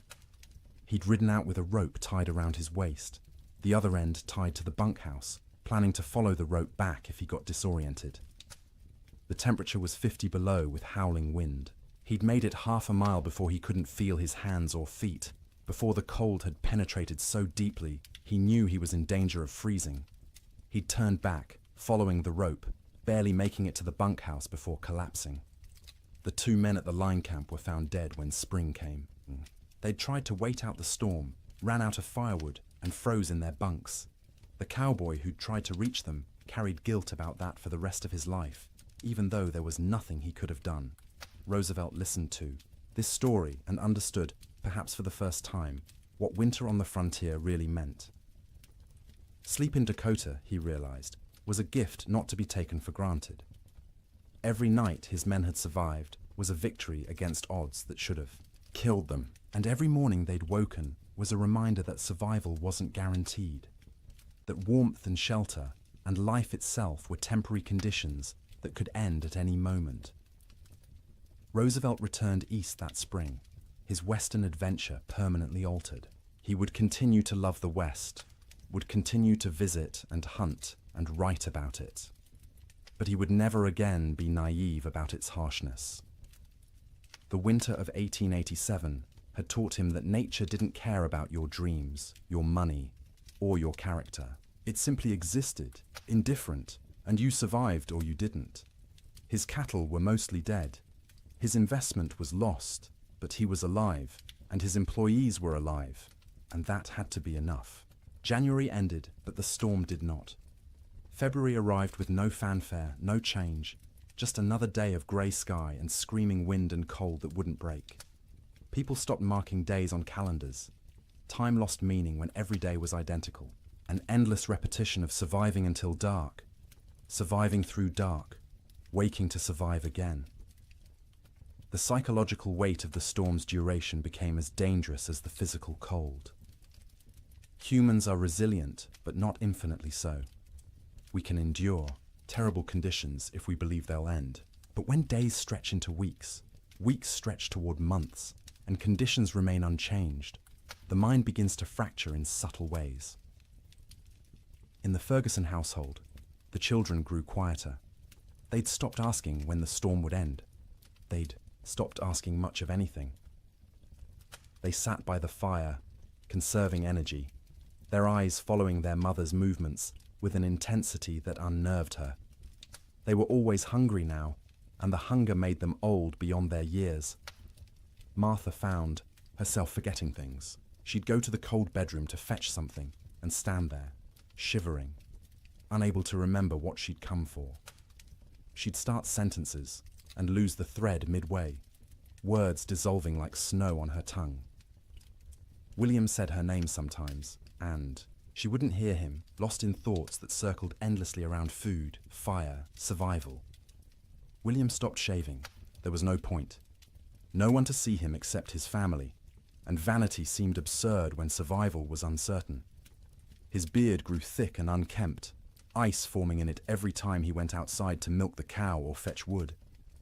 He'd come back in looking, like a wild man, and the children would stare at him until Martha made them look away. The cow's milk production had dropped to less than a quart per day. The animal was suffering from cold and inadequate feed, standing in the barn with her ribs visible through her hide. William knew they should slaughter her, use the meat, but the milk was too precious. As long as she gave any milk at all, he'd keep making that twice-daily journey to the barn. Sleep patterns disintegrated completely. There was no day or night anymore, just periods of lighter grey and darker grey outside the oiled paper window. People slept when exhaustion overwhelmed them, woke when cold or hunger or nightmares forced consciousness. The family's sleeping pile shifted constantly as people moved, trying to find warmth, trying to escape dreams. Martha's dreams were always about food, elaborate meals from her childhood in Wisconsin. Her mother's kitchen, warm and fragrant, tables loaded with roasted chicken and potatoes and fresh bread and butter.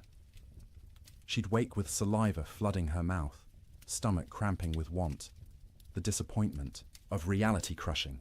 They had beans, always beans, the same beans cooked the same way, day after day, until the thought of eating another spoonful made her gag. William dreamed about summer, riding across green ranges, cattle fat and healthy, sun warm on his shoulders. He'd wake disoriented, expecting heat, finding only cold. The contrast between dream and reality was so sharp it hurt physically. His chest would ache, his throat would close. He'd lie there fighting tears while his family slept around him. The children's dreams were less specific, but more unsettling. They'd whimper in their sleep, reach out for comfort, wake crying without being able to say why. Emma, the youngest, stopped sleeping deeply at all. She'd doze in fits and starts, never truly relaxing, her small body tense even in sleep. The storm broke briefly in early February. For 3 days the wind dropped to a whisper, the snow stopped falling, and temperature rose to just below freezing. Clouds remained, but didn't seem as oppressive. The change felt miraculous after weeks of unrelenting assault. William ventured outside beyond the barn for the first time since January. The landscape was unrecognizable. Snow had sculpted itself into bizarre formations, drifts 20 feet high in some places, bare ground in others. The fence line he'd built 2 summers ago was completely buried. Only the tops of fence posts showed, wooden fingers pointing at the grey sky. He walked out across what had been their pasture, breaking through crusted snow with each step. The snow held his weight for a moment, then collapsed, dropping him thigh-deep into soft powder beneath. It was exhausting to move, each step a battle, but he kept going, desperate for space, for distance from the cabin that had become their prison. He found a dead cow half buried in a drift. One of their small herd, frozen solid, the hide pulled, tight over protruding bones. He stood looking at it for a long time, feeling nothing. He was too tired for grief. The cow was dead. More would be dead. Everything might be dead. These were just facts now, beyond emotion. When he returned to the cabin, Martha and the children were standing in the doorway, watching him. They looked like ghosts in the grey light, pale and thin and insubstantial. He realized he probably looked the same to them. That night the Chinook wind arrived, warm wind from the southwest, carrying temperature up 30 degrees in 2 hours. It felt like a gift from God, a promise that winter could end, that warmth still existed somewhere in the world. People opened doors and windows despite the waste, of heat from their fires, desperate for fresh air, for the feeling of movement, for anything different. The warm wind melted the top layer of snow, water dripped from roofs, ran in small streams across frozen ground, pooled in low spots. For brief hours, it seemed like spring might actually come, that the nightmare might be ending, but the Chinook betrayed them. After 2 days of relative warmth, the wind shifted back to the north. Temperature plummeted. The water that had melted froze instantly, creating a thick crust of ice over everything. The snow that had softened turned to concrete, and when more snow fell on top of that ice, it created a prison for any surviving cattle. Before the Chinook, cattle could at least paw through snow to reach grass beneath. After the ice crust formed, this became impossible. Their hooves couldn't break through. They stood on top of their food, separated from it by inches of ice, and slowly starved, while the grass they needed lay tantalizingly close. Cowboys trapped in bunkhouses understood what this meant. Any cattle that had survived. January were now doomed. The Chinook hadn't been salvation. It had been a final cruelty, raising hope before delivering death more certainly than the cold alone could have. In the bunkhouses, men stopped talking about spring. They stopped talking much at all. Conversation required energy they didn't have. They lay in their bunks, wrapped in blankets, emerging only to eat the meager meals old Pete still managed to prepare, or to take their turns feeding the stove. The silence was worse than the earlier noise of men talking and joking and trying to maintain morale. Silence meant defeat. Silence meant they'd accepted that this was how things were now, that normal life was so far away it might as well not exist. Some men slept 20 hours a day. Their bodies had adapted to scarcity by shutting down, reducing all functions to bare minimum. They moved slowly when they moved at all, speaking in monosyllables, their eyes dull and unfocused. They weren't sick, exactly. They were hibernating, human versions of bears in dens, waiting for conditions to improve. Others couldn't sleep at all, too anxious, too frightened, too aware of their situation. They'd lie awake hour after hour, staring at the ceiling, listening to the wind that never stopped. Their eyes developed a particular look, wide and staring, ringed with dark circles. Their hands shook constantly. They jumped at sudden sounds. Old Pete worried about these wakeful men more than the sleeping ones. The sleepers were conserving energy, doing what their bodies told them to do. But the wakeful men were burning through resources they couldn't afford to lose. Their minds were eating themselves from the inside, consuming sanity the way their bodies were consuming stored fat. He tried to help in small ways. Extra coffee for the wakeful ones, bitter and hot, and something to focus on besides fear. Stories told quietly in the dark, anything to distract. Sometimes just sitting with them, two men awake in a room full of sleeping men, sharing the burden of consciousness. The nights were hardest. 15, 16 hours of darkness in February's depth. The stove provided light as well as heat, flames visible through gaps in the iron, but it was barely enough to see by. Men moved through darkness, feeling their way, bumping into bunks and each other. Without clocks, without daylight, time became abstract. You'd wake, if you could call it waking when you'd only been half asleep, and have no idea if you'd been unconscious for 10 minutes or 10 hours. The disorientation was profound. Some men stopped trying to track time at all. They ate when food appeared, slept when they couldn't stay awake, existed in a perpetual present with no past or future. The concept of sleep itself changed. It wasn't restful anymore. You didn't sleep to feel refreshed. You slept because consciousness was too expensive to maintain. Sleep was a small death you practiced nightly, preparing for the real death that might come if the storm continued much longer. Dreams during this period took on a hallucinatory quality. Men dreamed they were awake, walking around the bunkhouse, having conversations with others, only to actually wake and realize none of it had been real. Or they'd dream they were outside in the storm, freezing, struggling toward shelter, and wake to find themselves wrapped in blankets by the stove. The boundary between sleeping and waking blurred. Some men experienced what would now be called dissociation.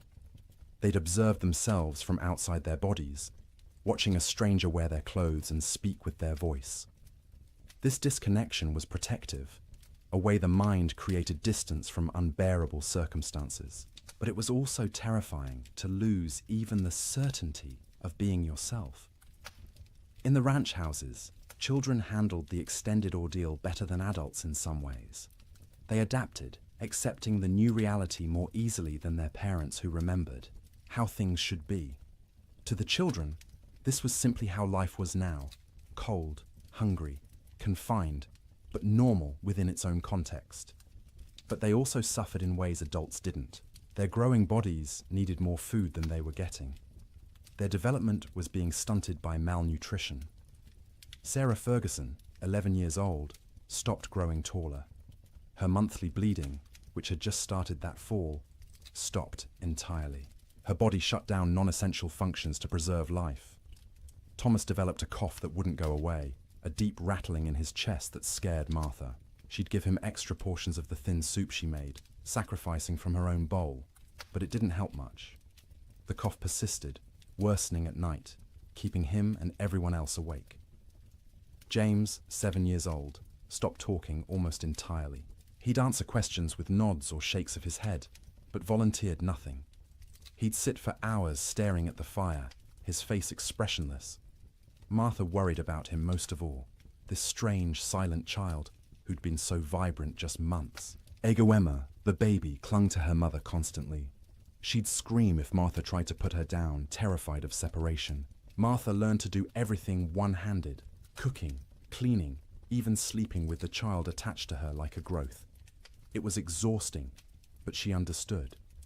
Emma was reverting to infancy, seeking the safety of the womb in a world that had become too frightening. February crawled past with the weight of years. Each day was a week long. Each week felt like a month. People stopped believing in spring. Spring was a myth, a story told by liars. There was only winter, eternal winter, and the question was no longer when it would end, but whether you'd survive it. And still the wind blew, and still the cold pressed in, and still people slept fitfully in their prisons of wood and hope, waiting for deliverance that seemed less likely with each passing day. Children experienced the great die-up through a lens of confusion and adaptation that was both heartbreaking and remarkable. They didn't fully understand what was happening or why, but they adjusted to impossibility with a flexibility adults had lost. To them, the storm wasn't an economic disaster or a failure of planning. It was simply the way the world had become, and they learned to live in it.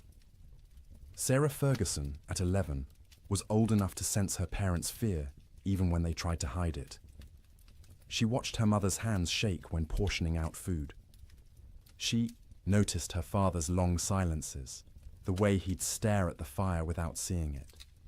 She understood, in a way her younger siblings didn't, that something was terribly wrong. This knowledge was a burden. She couldn't share it with Thomas or James or Emma because they were too young to understand, and speaking it aloud would make it more real.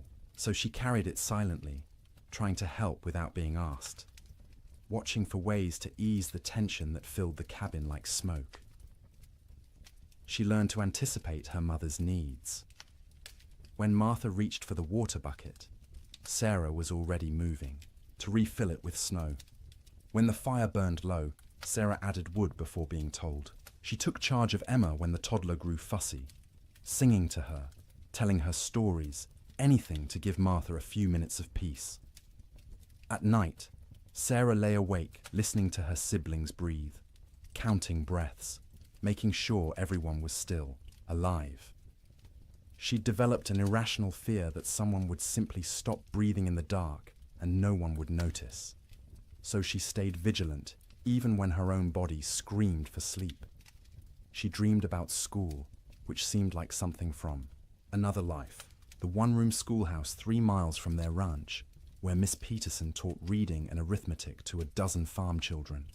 Sarah had loved school, loved learning, loved having somewhere to go that wasn't the ranch. The storm had started during Christmas break, and school hadn't reopened. Might never reopen if families didn't survive the winter. She wondered about her classmates. Were they trapped in their homes too? Were they hungry? Were they scared? Or had some of them already died, frozen in cabins that couldn't keep them warm, and she'd never know because news didn't travel through blizzards? These thoughts circled in her head at night, keeping her awake even when exhaustion made her bones ache. She was becoming an adult too quickly, forced to carry worries that children shouldn't have to carry. But she had no choice.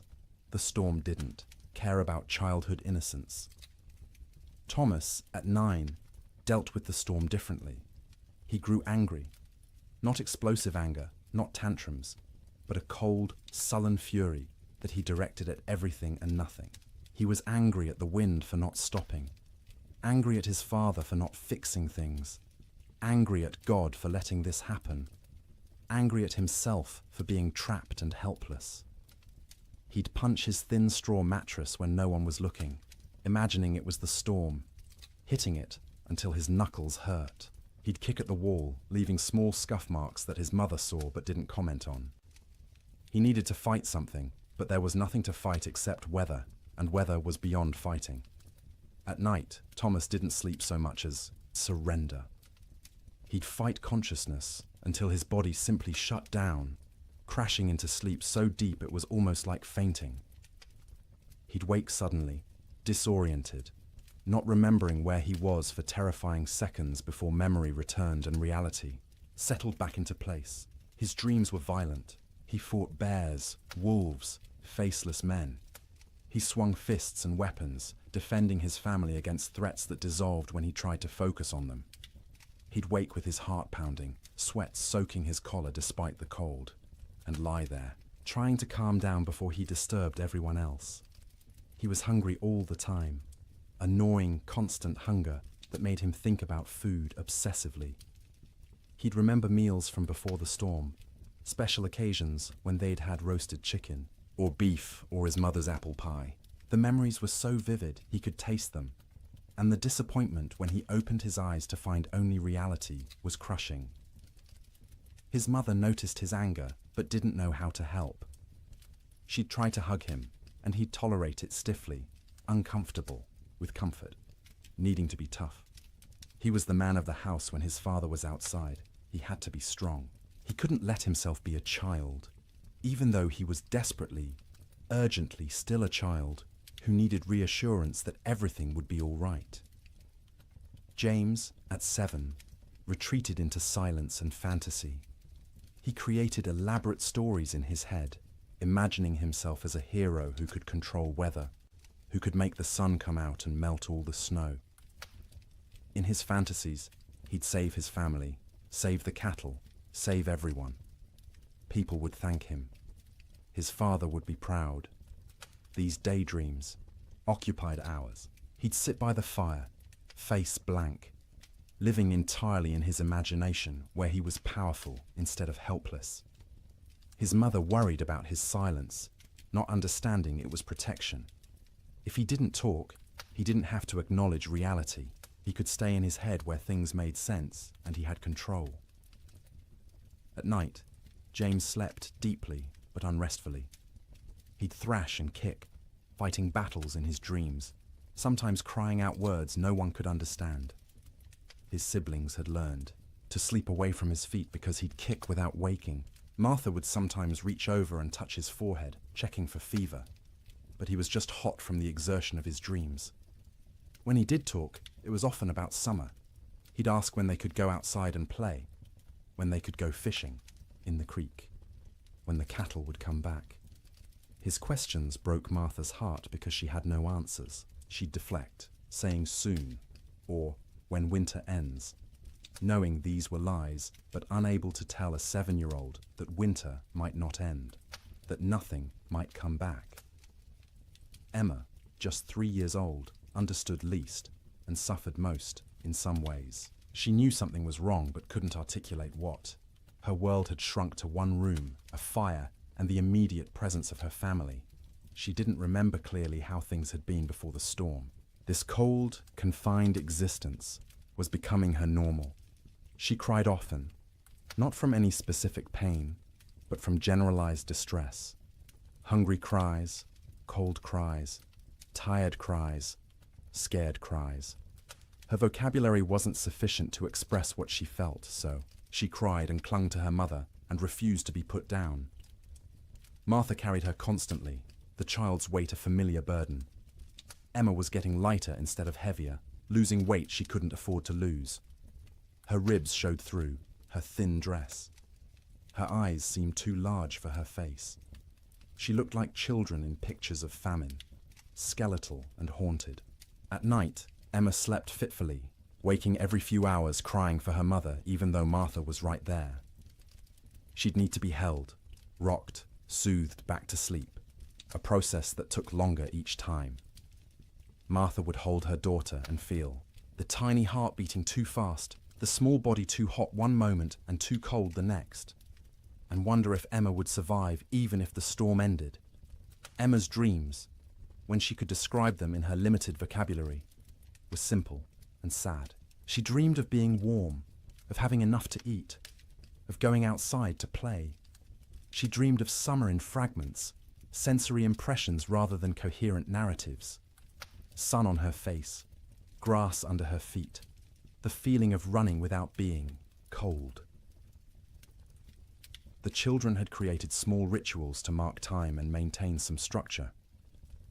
Every morning, however they defined morning, Sarah would lead them in a counting game.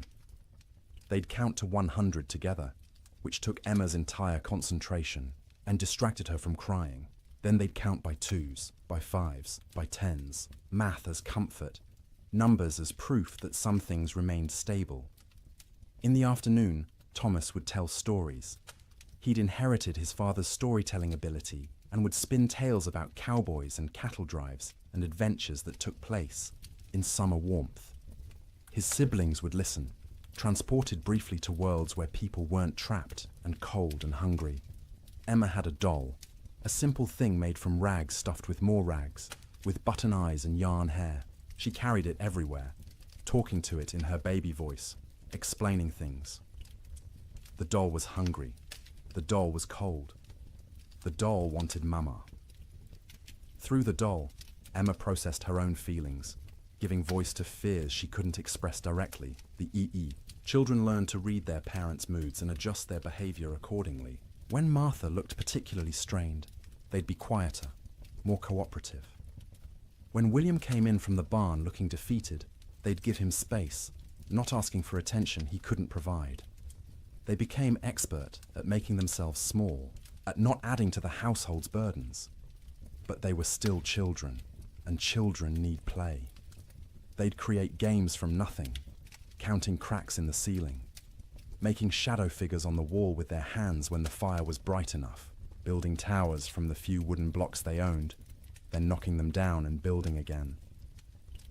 Sarah taught Emma songs, the same songs their mother had taught her. Simple rhymes about animals and weather and daily life.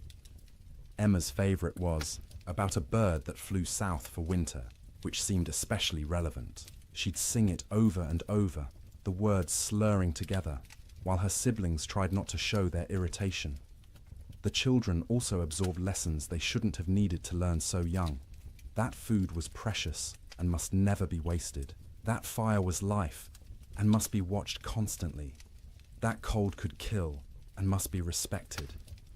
That sometimes adults didn't have answers, didn't know what to do, were as frightened and helpless as children, but had to pretend otherwise. They learned what their parents looked like when pretending to be brave, the slight tremor in their mother's voice when she said everything would be fine, the way their father's smile didn't reach his eyes. They learned to accept these performances without comment, understanding that challenging them would make things worse.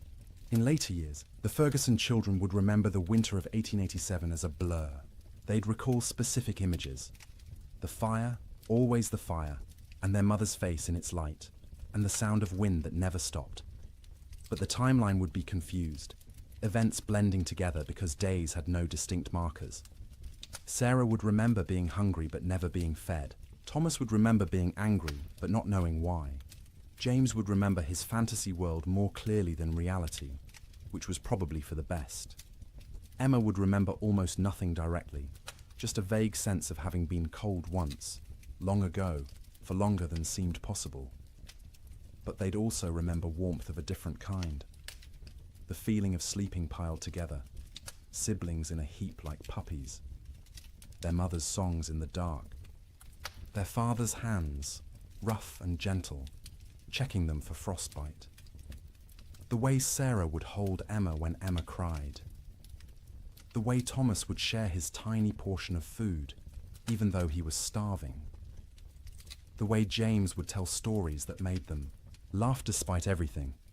Children are resilient, but resilience has costs. The Ferguson children survived the winter, but they were changed. Sarah grew old before her time, burdened with worries she couldn't set down. Thomas's anger would last years, manifesting in ways that troubled his parents. James would remain in fantasy longer than he should, reluctant to engage with a world that had proven so harsh. Emma would be clingy and fearful, suffering from what we'd now call anxiety, though no one had that word then. But they survived. All 4 Ferguson children made it through the winter alive, which many children didn't. In the spring, when Sarah returned to school, half her classmates were missing, died in the storm, or their families had moved away, or they were too weak to attend. The teacher never spoke about them, and Sarah never asked, but she noticed the empty desks and understood what they meant. The children's winter was its own story within the larger tragedy. They experienced the same cold, the same hunger, the same confinement as adults, but they experienced it through the lens of childhood, with less understanding but also with adaptability adults couldn't match. They bent instead of breaking, or at least bent further before breaking, and some of them survived precisely because they were young enough to accept the impossible and adapt to it. March came quietly, without announcement or ceremony. The wind didn't stop all at once. The cold didn't break dramatically. But sometime in the first week of March, people noticed the light had changed. The grey wasn't quite as oppressive. The sun, invisible for months behind clouds, occasionally created a bright spot in the overcast sky, a suggestion that it still existed somewhere beyond the grey. The temperature rose first, not to warmth, not even close, but up from the deadly negatives, into the teens, then the 20s. At 20 degrees, after months of temperatures well below zero, it felt almost tropical. William Ferguson stepped outside without his heaviest coat for the first time since January and felt the difference immediately. Still cold, but survivable cold. Manageable cold. Human cold. The wind dropped next. Not gone, but diminished from its constant shriek to something closer to a whisper. You could hear other sounds again. Birds, tentatively returning. The creak of the barn, your own footsteps in the snow. After months of wind that drowned out everything, the relative silence was disorienting, and then finally the snow stopped falling. Days passed without new accumulation. The sky remained cloudy, but the clouds weren't releasing their burden anymore. What was on the ground would stay on the ground, but nothing new was coming. This realization spread through trapped households, like a physical wave. The storm was ending. Winter was releasing its grip. Spring, impossible spring, was actually going to come. But the thaw revealed horrors that had been hidden under snow. As temperatures rose above freezing and snow began to melt, the dead emerged. Cattle everywhere. More cattle than anyone had imagined possible. They lay along fence lines, stacked 3 and 4 deep, where they'd crowded against barriers trying to escape the wind. They filled ravines, hundreds in a single coulee, frozen together into a grotesque mass. They lined riverbanks, piled where they'd sought water, and found ice instead. William rode out in mid-March to assess their losses. The snow had melted enough to navigate, though the ground was a swamp of mud and standing water. He rode for hours, seeing nothing but dead cattle. Their small herd of 30 head was gone. All 30 dead. Some near the barn where they'd sought shelter. Others scattered across their range, frozen in place, some still standing. The smell was overwhelming. As the carcasses thawed, they began to rot. The air across the plains filled with the sweet, cloying stench of decay. You couldn't escape it. It permeated clothing, hair, got into your mouth and nose until you tasted it constantly. Cowboys tied, scarves soaked in vinegar over their faces, but it barely helped. The financial devastation was absolute. Ranches that had run thousands of head found hundreds alive, if that. The great cattle companies, backed by Eastern and European money, went bankrupt overnight. Investors who'd expected returns of 20–30% instead lost everything. The boom was over. The cattle kingdom had fallen. But more important than money, more immediate, was the human cost. As spring progressed and travel became possible again, stories emerged. A family in Wyoming had burned their furniture for fuel, then their floorboards, then had frozen to death anyway. A cowboy in Montana had tried to reach town for supplies, got lost in a storm, and was found frozen solid sitting upright on his horse, both man and animal dead. Children died quietly in their sleep, their small bodies unable to maintain heat.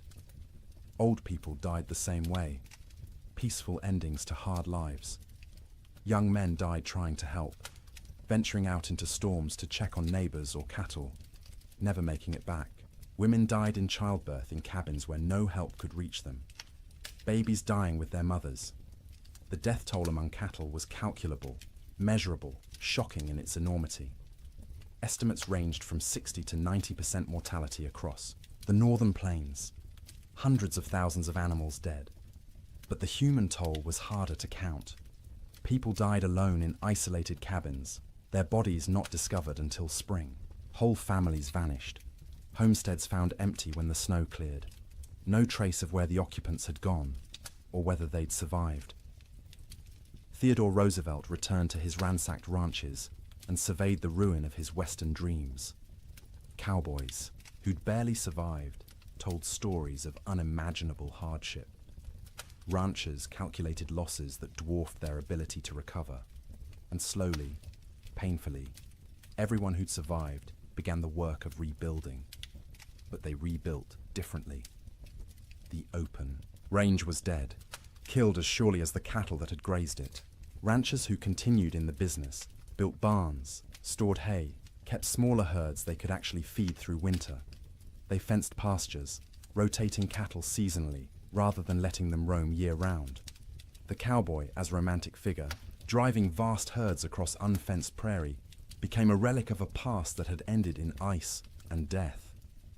The survivors were changed. Martha Ferguson emerged from that winter 20 pounds lighter, her hair gone grey at 32. William's hands shook for months afterward, trauma expressing itself in tremors he couldn't control. The children carried scars that wouldn't show. For years, psychological wounds that would shape their entire lives, but they'd survived. All of them. The Ferguson family made it through intact, which was more than many could say. And as spring truly arrived, as green grass pushed up through mud and trees began to bud and the sun returned with actual warmth, they began to remember what life could be. The first night Martha slept without waking every few hours, checking on her children. She woke feeling guilty for having rested. The first morning, William went outside and wasn't hit by killing cold. He stood in the barn doorway and cried. The children, resilient as children are, adapted more quickly. They ran outside in bare feet, feeling grass beneath their toes, relearning, joy they'd almost forgotten. Sleep in spring was different from sleep in winter. The fear was gone, the vigilance unnecessary. People slept deeply for the first time in months, their bodies finally feeling safe enough to truly rest. They slept for 10 hours, 12 hours, catching up on sleep debt accumulated over winter. They woke refreshed, amazed at the feeling, remembering what normal had felt like. But the dreams remained. For years afterward, survivors would wake from nightmares about the winter of 1887. They'd dream of being trapped, of being cold, of hearing cattle die, and being unable to help. These dreams would fade over time, but never entirely disappear. The winter had carved itself into their psyches, a permanent scar. And now, dear traveller through this story, we've reached the end of our journey through the coldest winter in wild West history. We've walked with cowboys in their bunkhouses, huddled with families around failing fires, witnessed the death of cattle and dreams, and an entire way of life. The Great Die-Up of 1887 was catastrophic. It killed hundreds of thousands of animals, bankrupted fortunes, and ended the era of open-range ranching forever. But more than that, it tested human endurance in ways few events ever have. It asked people to survive the unsurvivable, to sleep, in conditions where sleep seemed impossible, to maintain hope when hope was absurd, and they did. Not all of them, not even most of them without terrible cost, but enough survived to tell the story, to rebuild, to ensure that the lessons learned would protect future generations. As you lie in your warm bed tonight, safe from cold and storm, let yourself feel the profound gift of that warmth. The pioneers of the Wild West would have considered your comfort miraculous, impossible luxury beyond imagining. Central heating, insulated walls, blankets made in factories rather than woven by hand. You live in the future they could only dream of, the safety they fought to reach. Their struggle made this possible. Every improvement in building techniques, every advance in weather prediction, every system we have now to survive winter grew from lessons learned in disasters like the Great Die-Up. They suffered so that eventually people wouldn't have to suffer, so that sleep could be restful rather than survival, so that winter could be endured without terror. Let their memory settle over you gently now. Let the wind that screamed across the Montana plains become the whisper of your fan. Let the cold that killed become the pleasant coolness of your air conditioning. Let the hunger that gnawed at them become the satisfaction of knowing you can eat when you wake. You are safe, you are warm, you are comfortable in ways they couldn't have imagined. And as you drift towards sleep, carry with you gratitude for that safety. Honor their endurance by appreciating what you have. Remember their suffering by cherishing your comfort. The winter of 1887 is over. It has been over for more than a century, but its story remains, a testament to human resilience and the terrible power of nature. The cowboys and ranchers and children who lived through it are long gone, but their experience echoes forward to us, teaching us about survival, about courage, about the precious gift of a warm place to sleep. So sleep now, deeply and peacefully. Let the weight of blankets comfort rather than burden you. Let the darkness be restful rather than fearful. Let your dreams be gentle rather than haunted. The storm has passed. Spring has come. The long winter night is over, and you, in your warm bed, in your safe room, can rest without fear, can close your eyes without vigilance, can surrender to sleep, knowing you'll wake to warmth and safety. The Great Die-Up claimed so much, so many cattle, so many dreams, so much hope. But it couldn't claim everything. It couldn't kill the human capacity to endure, to adapt, to survive impossible conditions, and emerge, if not unscathed, then at least alive. Still capable of love, still capable of rebuilding, still capable of hope. That resilience lives in you too. You carry it in your genes, inherited from ancestors who survived winters and storms and hardships we can barely imagine. Their strength is your strength. Their determination is your determination. Their ability to close their eyes in terrible circumstances and wait to face another day is yours as well. You don't need it tonight. Tonight, you can simply rest. Let the story of the Great Die-Up fade like snow melting in spring sun. Let the cold recede. Let warmth embrace you completely. Sleep well, knowing that winter always ends, that spring always comes, that the coldest night eventually gives way to dawn. The pioneers of 1887 learned this truth at terrible cost.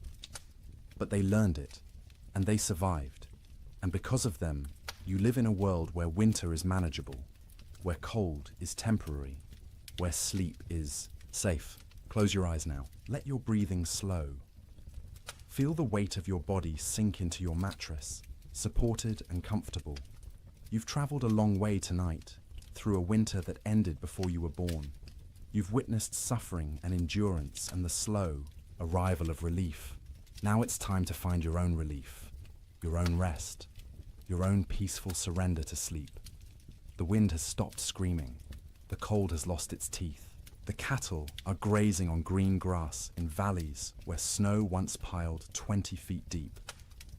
And you are here, warm and safe, ready to sleep, ready to dream gentle dreams, ready to wake refreshed to a world where the great die-up is history, where winter is a season rather than a death sentence, where sleep is rest rather than survival. Good night, traveller. Thank you for joining me on this journey through the coldest winter in Wild West history. May your own sleep be everything those pioneers couldn't have. May you wake warm and safe, grateful for the comfort that cost them so much to achieve. The storm is over. Spring has come. Sleep well. Good evening and welcome back, friends. Tonight, we are going to journey through the Great Famine winter, when medieval Europe froze for 7 years. As always, let me know where in the world you are listening in from. Get cozy, settle in, and let's begin. In the spring of 1315, a mother in northern England made an unthinkable decision. She locked her children inside their cottage, walked into the frozen wasteland, and never returned.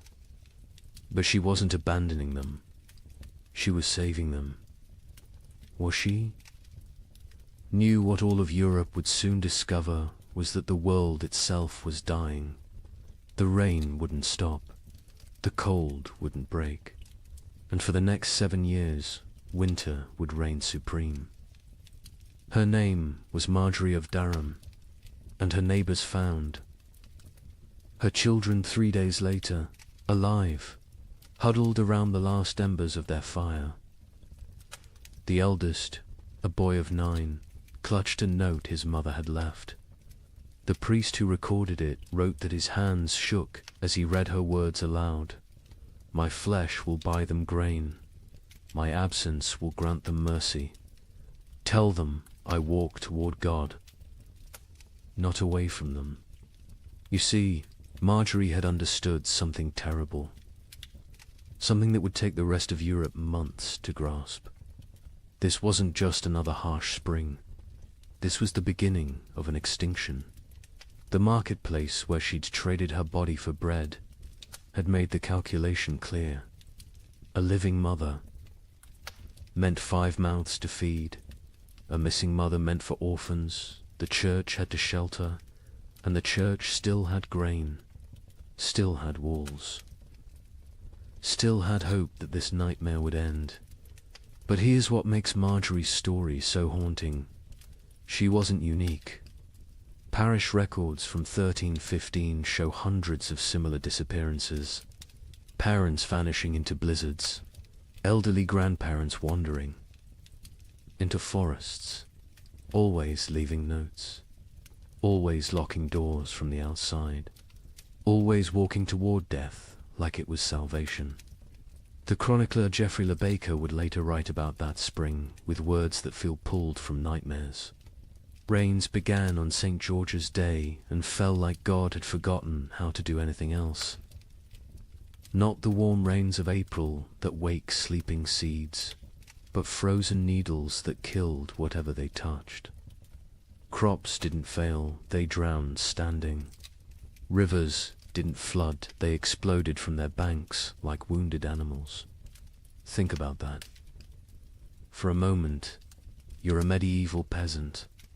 Your entire world is 3 miles wide.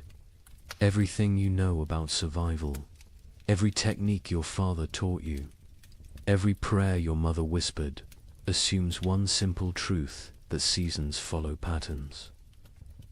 Spring brings life, summer brings growth, autumn brings harvest, winter brings rest. But what happens when spring never comes? When winter refuses to die? When the very foundation of existence cracks beneath your feet? That's what began in 1315. Not a famine, not a crisis, but the complete collapse of natural order. And Marjorie of Durham, walking into that frozen dawn, leaving her children behind to live, was just the first character in a story that would consume 15 million souls. Before it ended. The question isn't how Europe survived, it's what Europe became to survive it. Picture yourself waking up on Easter morning, 1315, in a small village outside Paris. Your neighbor Johannes jokes about yesterday's rain ruining his seedlings. His wife laughs, saying one wet spring never hurt anyone. Within 6 months, Johannes will trade his youngest daughter for a bag of moldy grain. His wife will disappear one night, and the village will pretend not to notice the fresh meat at the butcher's stall. But this morning, they're still laughing. The peculiar thing about catastrophe is how quietly it arrives. No trumpets, no divine warnings, just rain. Endless, crushing, biblical rain that began falling across Europe in May 1315 and simply didn't stop. That Easter morning in Kratzy-le-Chapelle, 20 miles from Paris, felt like any other. The baker Michel had risen at cockscrow to fire his ovens. His wife Agnes counted their silver, planning to buy young pigs at the summer fair. Their son Pierre played with wooden knights, recreating battles he'd never fight because there wouldn't be a world left to fight for. The church bells summoned them to Mass. Father Bernard, still young enough to believe suffering had meaning, delivered a sermon about resurrection, about new life, about God's promise that seed time and harvest would never cease. The congregation nodded along, comfortable in their certainty. Why wouldn't they be? Their grandfathers had survived wars. Their fathers had survived plagues. Surely they could survive a little rain. But if you'd looked carefully that morning really, Latude have seen the signs. The sparrows that usually nested in the church eaves were gone. Not dead, gone. The cats had stopped hunting, instead huddling in doorways with their fur perpetually damp. And the old women, the ones who remembered the harsh winter of 1258, had started hoarding soldat. Johannes, the man who joked about his seedlings, was a cloth merchant. Successful enough to own 2 cows and rent 3 strips of land. His wife Marie had borne him 7 children, 4 still living, which made them lucky by medieval standards. Their youngest, Isabel, had just turned 6, hair like spun gold. Her father would say, worth its weight in gold, someone else would say 6 months later, weighing her against a sack of spoiled wheat. The rain that Easter was unusual only in its persistence. It had fallen for 3 days straight, turning the roads to mud, keeping the holiday merchants away. But rain in April wasn't catastrophe, it was inconvenience. The real terror wouldn't begin until May 15th, the feast of St. Dymphna, when the rain turned cold. Brother Francis of the Abbey St. Denis recorded it first. He'd been copying manuscripts when he noticed his breath misting in the scriptorium. In May, at midday, the ink froze on his quill. He thought perhaps illness had taken him. Fever turned backward into chills. Then he saw the other monks rubbing their hands, saw the frost forming on the inside of the windows. By June, That cold rain had become something medieval Europeans had no word for. We might call it freezing rain, but they called it devil spit. Water that fell as liquid but froze on contact. Entire fields became sheets of ice in summer. Roses bloomed and died in the same hour, encased in crystal tombs. The wheat, which should have been knee-high and green, stood stunted and yellow. The barley rotted in the earth before it could sprout. The rye grew, but wrong-twisted, black, infected with something that would later be recognized as ergot, the fungus that causes hallucinations and gangrene. Some villagers, desperate for any harvest, ate it anyway. They danced themselves to death in the streets, laughing as their fingers turned black and fell off. But we're getting ahead of ourselves. Let's return to Johannes and his family, because their story is everyone's story. By late May, Johannes had stopped joking about anything. The constant rain had ruined the roads, making trade impossible. No merchants could travel, which meant no cloth could be sold, which meant no coins for bread. Not that there was bread to buy. The baker Michel had closed his ovens now. Grain meant no flour, meant no purpose to the fire. June brought the first death in Crassy-la-Chapelle. Not from starvation, not yet. Old Catherine, who'd survived 70 winters, simply gave up. She announced at Sunday Mass that God had abandoned them, walked home, lay down in her bed, and willed herself to die. The priest called it despair, a mortal sin. But privately, he envied her escape. The real horror began in July, when the rain briefly stopped. For 3 days, the sun appeared, weak and watery but present. The villagers rushed to salvage what they could, to plant anything that might grow before autumn. They worked day and night, hands bloody from tearing at the muddy earth, planting beans, turnips, anything fast-growing. On the 4th day, the hail began. Not regular hail. Chunks of ice the size of fists, driven sideways by winds that shouldn't exist in summer. They shattered shutters, killed chickens, knocked full-grown men unconscious. When it stopped, nothing remained of those desperate plantings. The fields looked like they'd been trampled by an army of giants. That's when Johannes made his first, unthinkable choice. He killed one of his cows, not for meat not, yet but for mercy. It was starving, crying constantly, too weak to stand. He told his children it had gotten sick, but Marie knew. She saw him save the blood in buckets, saw him portion it carefully with their dwindling barley. Blood pudding would keep them alive another week. Argus arrived wearing winter's clothes. Frost in the mornings, ice on the water buckets, breath. Misting even at noon.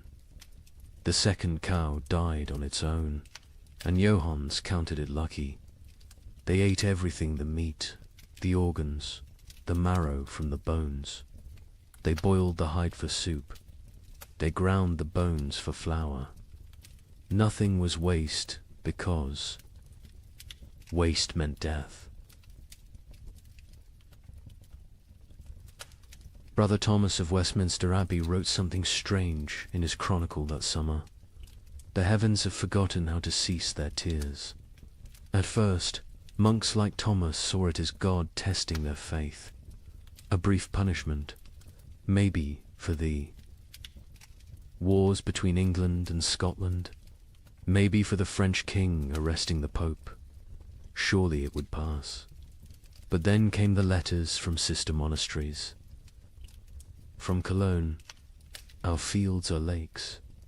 From Florence, the Arno has swallowed 3 villages. From Krakow, the children ask what the sun looked like. What terrified Thomas wasn't the rain itself, it was the temperature. In July, the height of summer, he could see his breath while saying morning prayers. Ice formed on the altar wine. And still the rain fell. The monastery's chronicle, which Thomas kept with meticulous care, tells us exactly when normal ended and nightmare began. June 23rd, the eve of St. John, traditionally celebrated with bonfires that burned until dawn. That year, no fire would stay lit. The rain fell horizontally, driven by winds that belonged to December, not midsummer.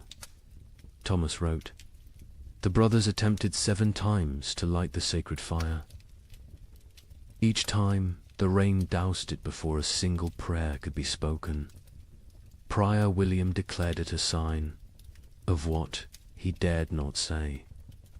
Thomas had been corresponding with monasteries across Christendom for 20 years. His position as chronicler meant he received letters from abbeys in Scotland to Sicily, from Ireland to Poland. Usually, these letters discussed theological matters, requested copied manuscripts, or shared news of appointments and deaths. But starting in July 1315, every letter carried the same message, dressed in different words. Something was terribly wrong with God's creation. From Melrose Abbey in Scotland came a letter that made Thomas's hands shake. "Brother, we write to you from hell, frozen over. It is July, yet we break ice from our wells each morning. The barley stands drowned in fields that have become swamps. Yesterday, we found a shepherd frozen to death. In July, Brother Thomas. He was young, strong, only 20 summers. We found him standing upright, eyes open, still holding his crook. The sheep around him were ice statues. Have we entered the end times? The abbot of Cluny in France sent word that would have been dismissed as madness any other year. The vine withers as if cursed.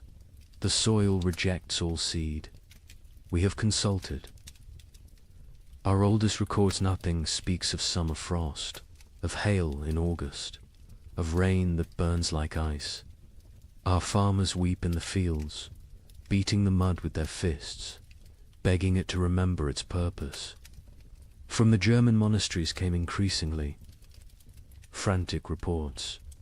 The prior of Reichenau wrote, "Lake Constance rises daily. Entire villages now exist only as church bells tolling beneath the waves. We ring our own bells in answer, but God remains deaf.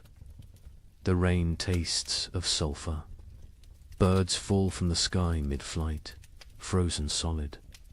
What sin has mankind committed to earn such wrath?" But it was a letter from an Italian monastery that contained the most chilling observation.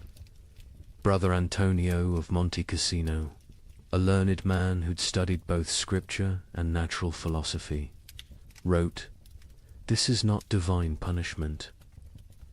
Brother Thomas, I have read the ancient texts, Greek and Roman both. This happened before. They called it the years without summer. Crops failed, empires fell, and mankind retreated to caves. We are not being punished. We are being erased." Thomas himself had begun keeping detailed records of the weather, something unprecedented for the time. His entries from July 1315 read, "Like fever dreams. July 4th, Feast of St. Ulrich. Rain for 16 straight hours. Temperature cold enough that we wore winter robes to matins. 2 brothers collapsed during prayers, their lips blue. July 11th. The rain has not ceased for 40 hours.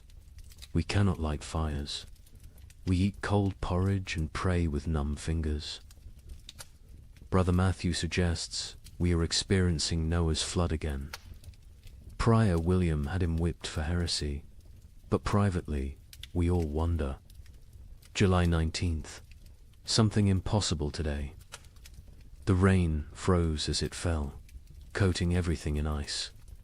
In July, the vegetable garden is destroyed. Every plant encased in crystal, beautiful and dead. We gathered to pray, but the words stuck in our throats.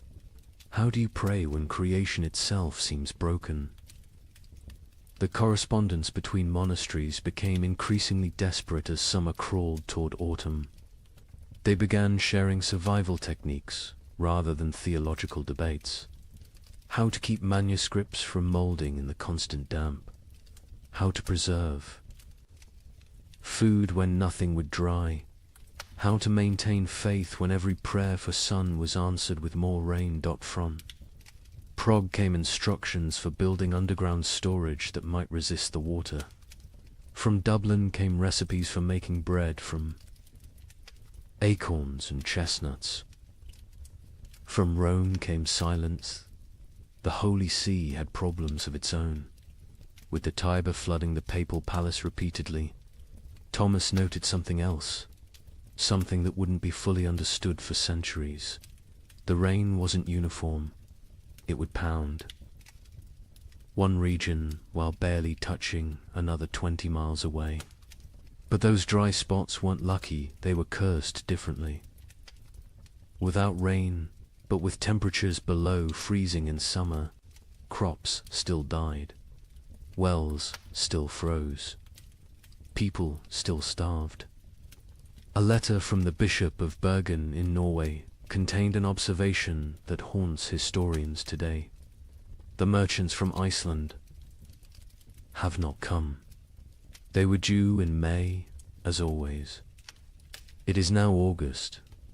Ships sent to investigate found the sea routes blocked by mountains of ice that should not exist in summer, or perhaps should not exist at all. The sailors speak of icebergs, tall as cathedrals, moving south like an army of frozen giants. By late August, Thomas's own entries had taken on a tone of barely controlled panic. We have begun rationing in August. The harvest is already lost, and we must survive on stores meant for winter. But what winter awaits us if summer itself has become frozen? Prior William no longer speaks of God's tests. He speaks of God's absence. The most telling entry comes from September 3rd. Brother Francis asked me today why I still write these chronicles. Who will read them? Who will survive to care about the weather of a dead year? I had no answer. I write because the act of writing means I still believe in tomorrow. When I stop writing, I stop hoping. So I write of rain, of cold, of death creeping closer. I write because someone must witness the ending of the world. Imagine watching your entire years work everything you need to survive a rotting in the field before your eyes. Not failing to grow, not dying from drought, but literally dissolving into grey sludge. A French peasant named Guillaume left us. A rare written account dictated to a priest. The wheat stood tall and green in June, promising the best harvest in memory. By August, it was black soup. The smell, God forgive me, it smelled like death before death had even come. But here's where our story takes its first dark turn. The failed harvest of 1315 was just the opening act. Because while the peasants mourned their rotted grain, something else was happening. Something that would transform a bad harvest into an apocalypse. Guillaume of Soissons was not a typical peasant. He'd served in the king's army, learned his letters during a campaign, and returned home with enough silver to rent 5 strips of prime farmland. His account, preserved because the priest thought it might matter someday, gives us the only peasants. I view of the catastrophe unfolding in those fields. I have seen men die with their guts spilling onto French soil. Gideon told the priest. But watching my wheat die was worse. A man dies once. My wheat died every day for 60 days, and each morning I watched it die again. The process was unlike anything farmers had encountered. Usually, crop failure was quick frost, drought, or pests. You knew within days if you were ruined. But 1315 tortured them with hope. Gideon described walking his fields each dawn, and each dawn finding a new horror. First, the stalks grew too fast. In June, they shot up like they were racing toward heaven. We thought ourselves blessed.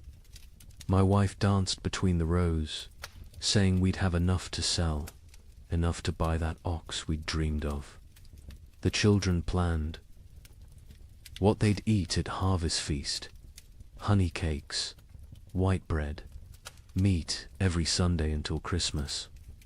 But the unnatural growth was a warning, not a blessing. The constant rain and bizarre temperature swings had triggered something in the planter. Desperate attempt to reproduce before dying. The stalks grew tall but hollow. The kernels formed but never filled. By July, the color started changing. Not all at once. First, little spots like rust on a blade. We told ourselves it was nothing, just moisture. It would pass, but the spots spread. They merged, they consumed. A field that was green at sunrise would be brown by sunset. What Gideon was describing, though he couldn't know it, was a perfect storm of plant diseases. The cold, wet conditions had created ideal breeding grounds for multiple fungi. Stem rust, leaf blight, and ergot attacked simultaneously. But ergot was the cruelest. It didn't just destroy the grain, it transformed it into poison.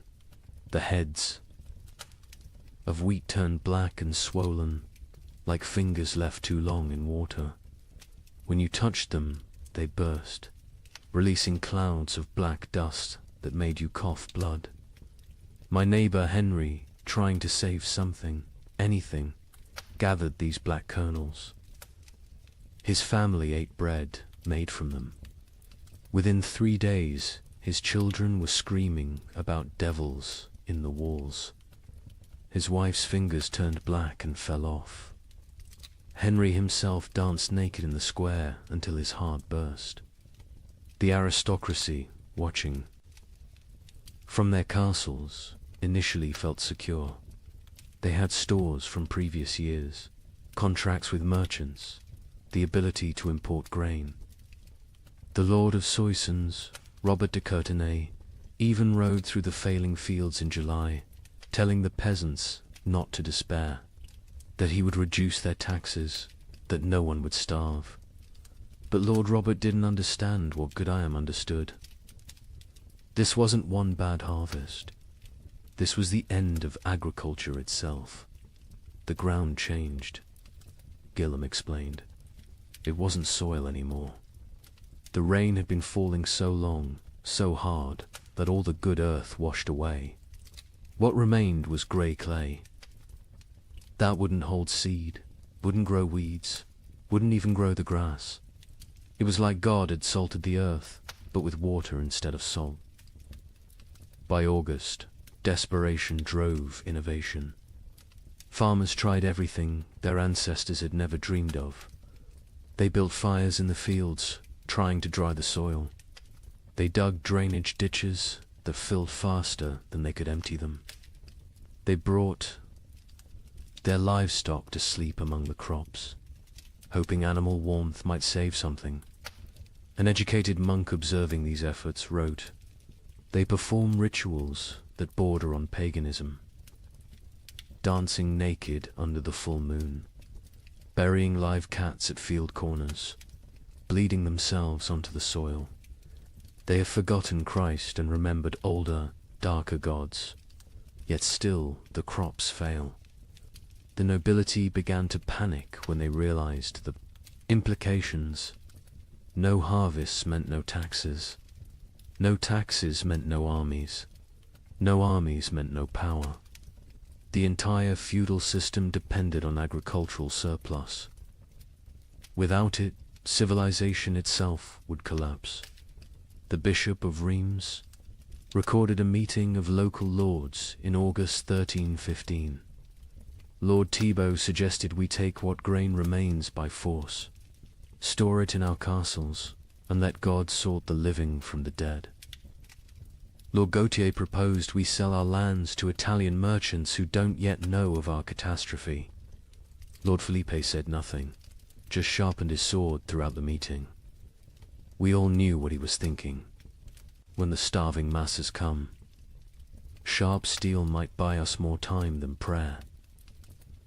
But it was Gwellam's final observation that proved most prophetic. The worst part wasn't the hunger we knew was coming. It was what hunger would make us become. I saw my neighbor Marcel looking at his plump daughter differently. Not with fathers. Love with a butcher's calculation. I saw wives eyeing husbands who'd grown too weak to work. I saw children forming packs, like wolf cubs learning to hunt. The priest asks me what I think God wants from us. I tell him God is done wanting. Now he's taking, and he's going to keep taking until there's nothing left but rain and mud and sigh. And mud and sigh. The memory of what men used to be before they became animals again. The failed harvest of 1315 wasn't measured in bushels of lost grain. It was measured in the systematic destruction of hope. Every rural community in Europe had lived with the same rhythm for 1,000 years. Plant in spring, tend in summer, harvest in autumn, survive on stores through winter. That cycle was civilization. And in 1315, the cycle broke. By September, even the weeds had given up. Fields that should have been golden with wheat or barley were instead grey seas of mud, punctuated by the black skeletons of dead trees. The only things that grew were fungous, bulbous things that appeared overnight in colours nature had never intended. Purple, electric blue, sick yellow. Children who ate them died laughing. Adults who ate them died screaming. The recording. Priest added his own note to Gwillim's testimony. This man speaks truth. I have seen the fields myself. They look like God's own graveyard, waiting for the corpses that will soon fill them. We are not facing a famine. We are facing an extinction. May whoever finds this record pray for our souls, for by the time you read this, we will surely be past praying for ourselves. In September 1315, a strange sickness appeared among the cattle of Norfolk. Within days, it spread to sheep, then pigs, then horses. The animals didn't just die, they died screaming. A contemporary account describes cattle crying like humans. In their agony, their tongues swollen black, their eyes weeping blood. Modern historians call it marin, but medieval Europeans had another name for it. Devil's touch, because healthy animals would drop dead mid-step. A cow giving milk at dawn would be a corpse by noon, and the speed of transmission defied Logicantia herds gone in hours. But I haven't told you the worst part yet. The animals that survived, they changed. Horses began eating meat. Pigs turned. Feral, forming packs that hunted. And the rats. The rats disappeared entirely. Where did they go? That mystery wouldn't be solved for another 30 years, when they returned, carrying something far worse than hunger. The first recorded death was a prize bull named Samson, owned by the Earl of Norwich, worth more than most villagers earned. In a year, Samson was protected like royalty-sheltered stable, imported feed, 3 stable boys attending him constantly. On September 8th, he was healthy enough to breed. By September 9th, he was dead, his massive body twisted in angles that bones shouldn't allow. Foam tinged pink with blood dried around his mouth. The Earl's stable master, a methodical man named Walter, documented what happened next with the precision of someone who knew he was witnessing something unprecedented. The sickness jumped from Samson to the cows without touch, without sharing water, without even sharing air. They were in separate barns, yet by sunset, 17 were dead.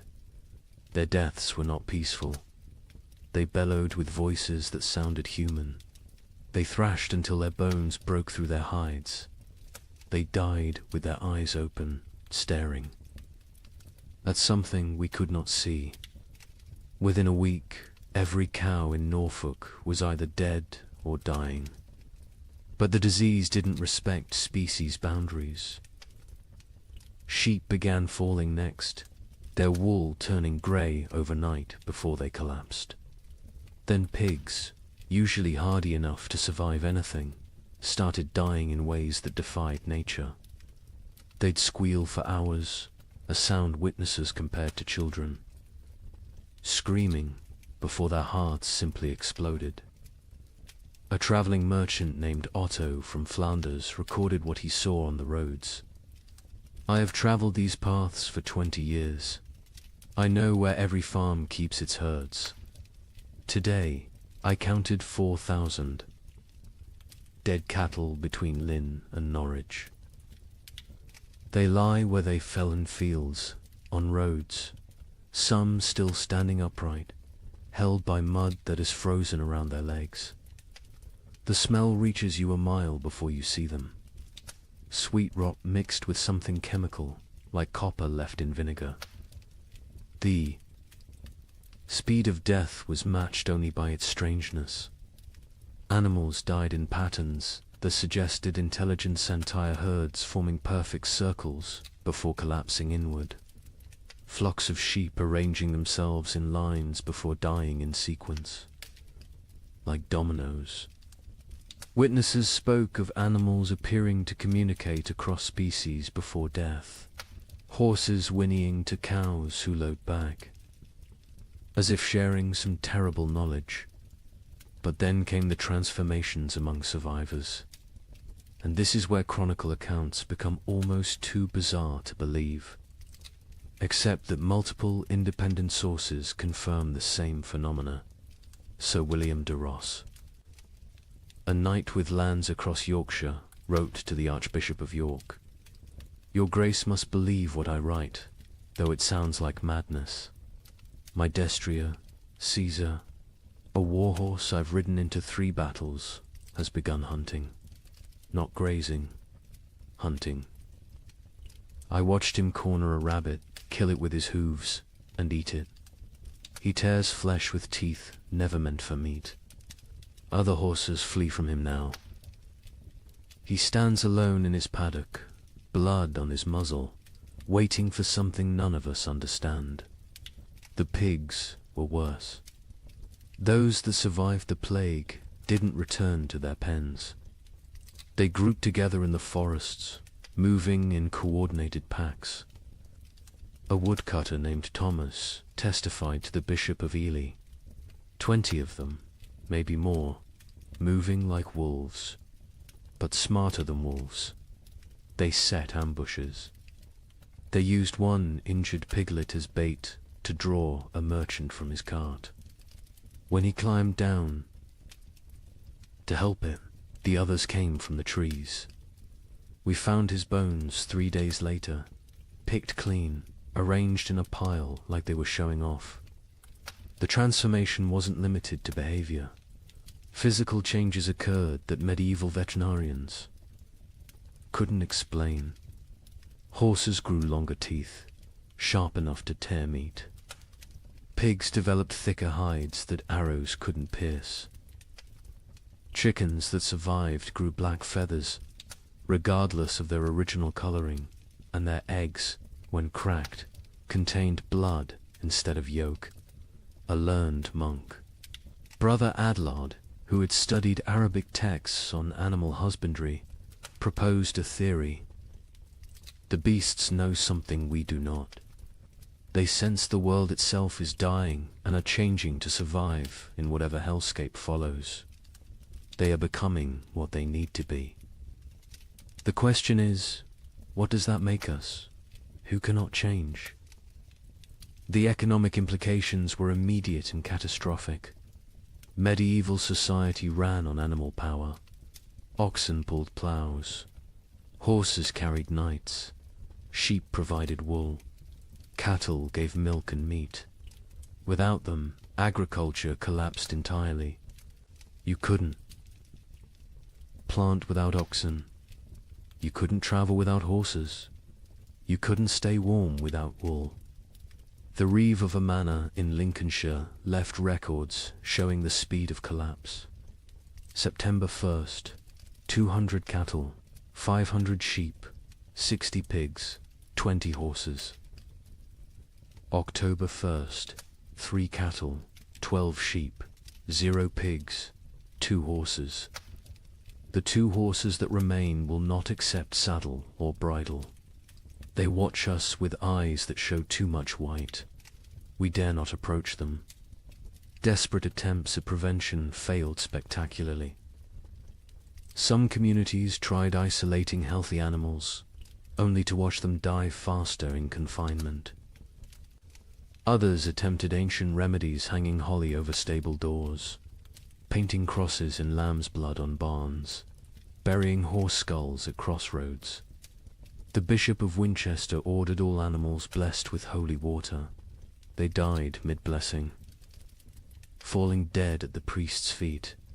The most disturbing account comes from a monastery in Somerset, where Brother Francis observed something that shouldn't have been possible.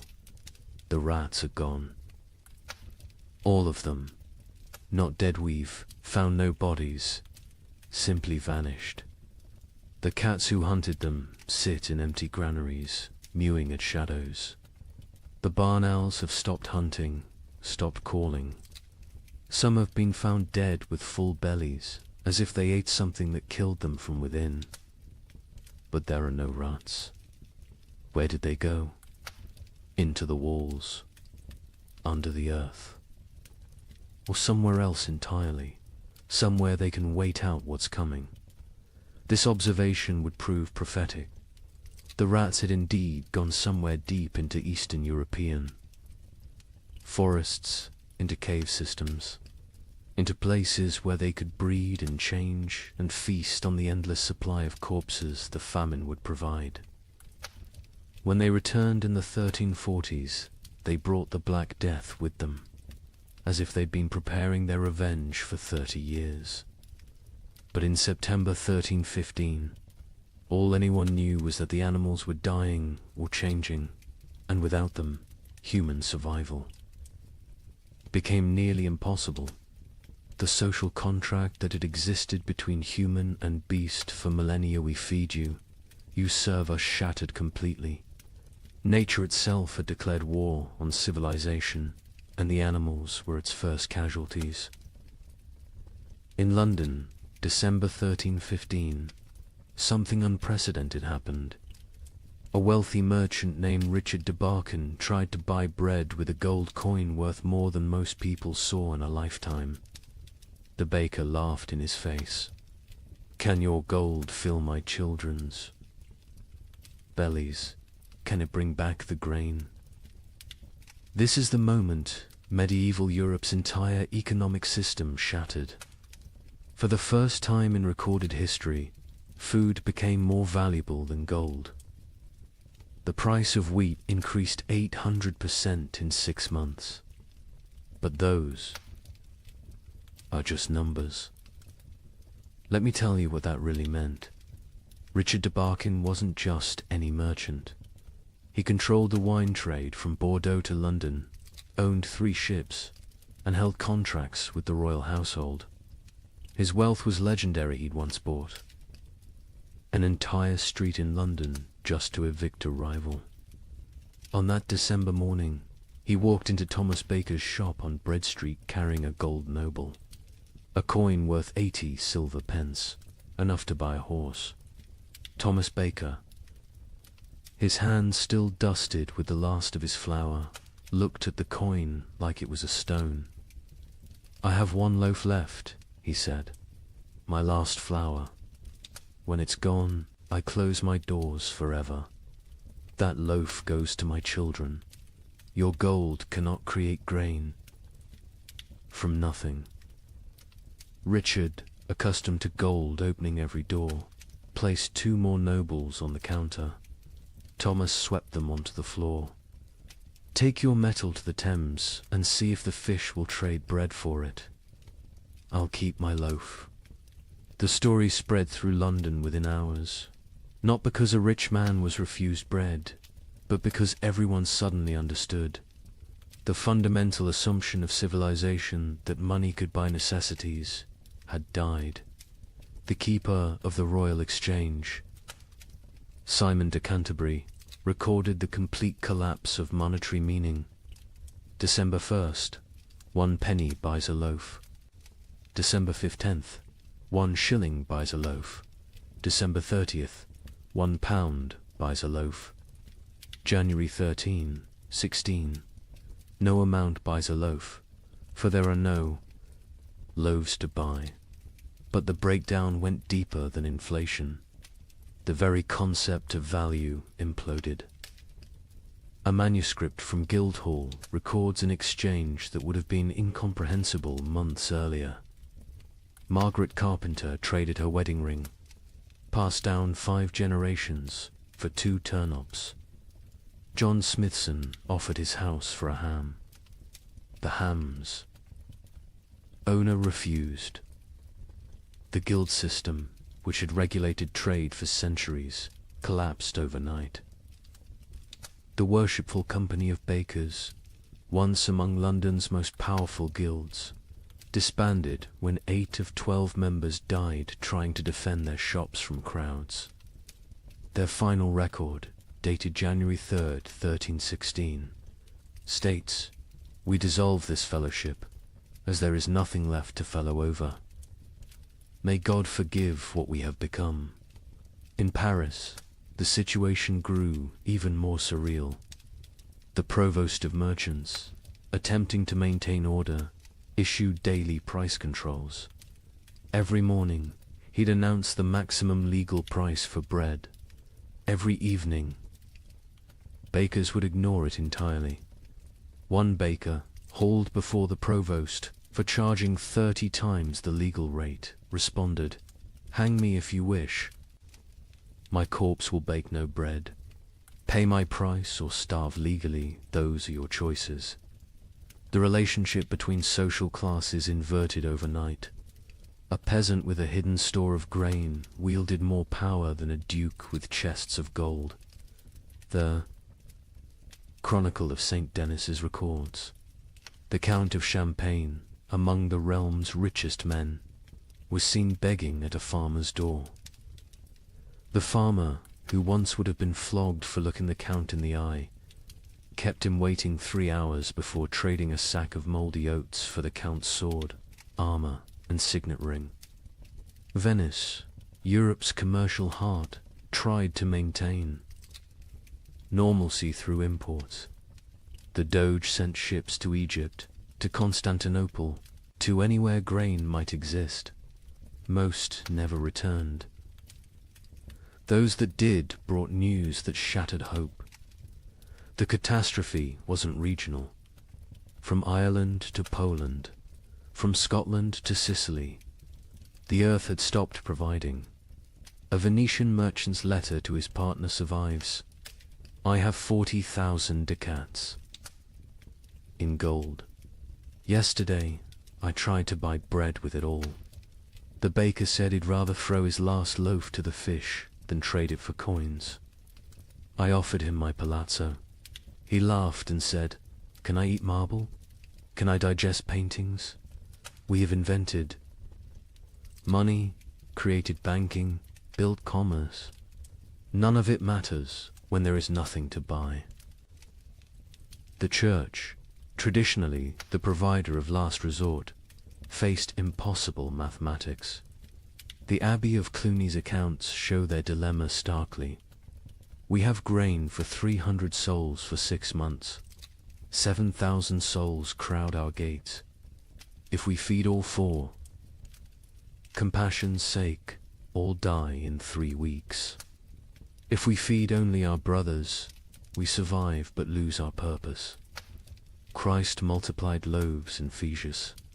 We can only divide and subtract.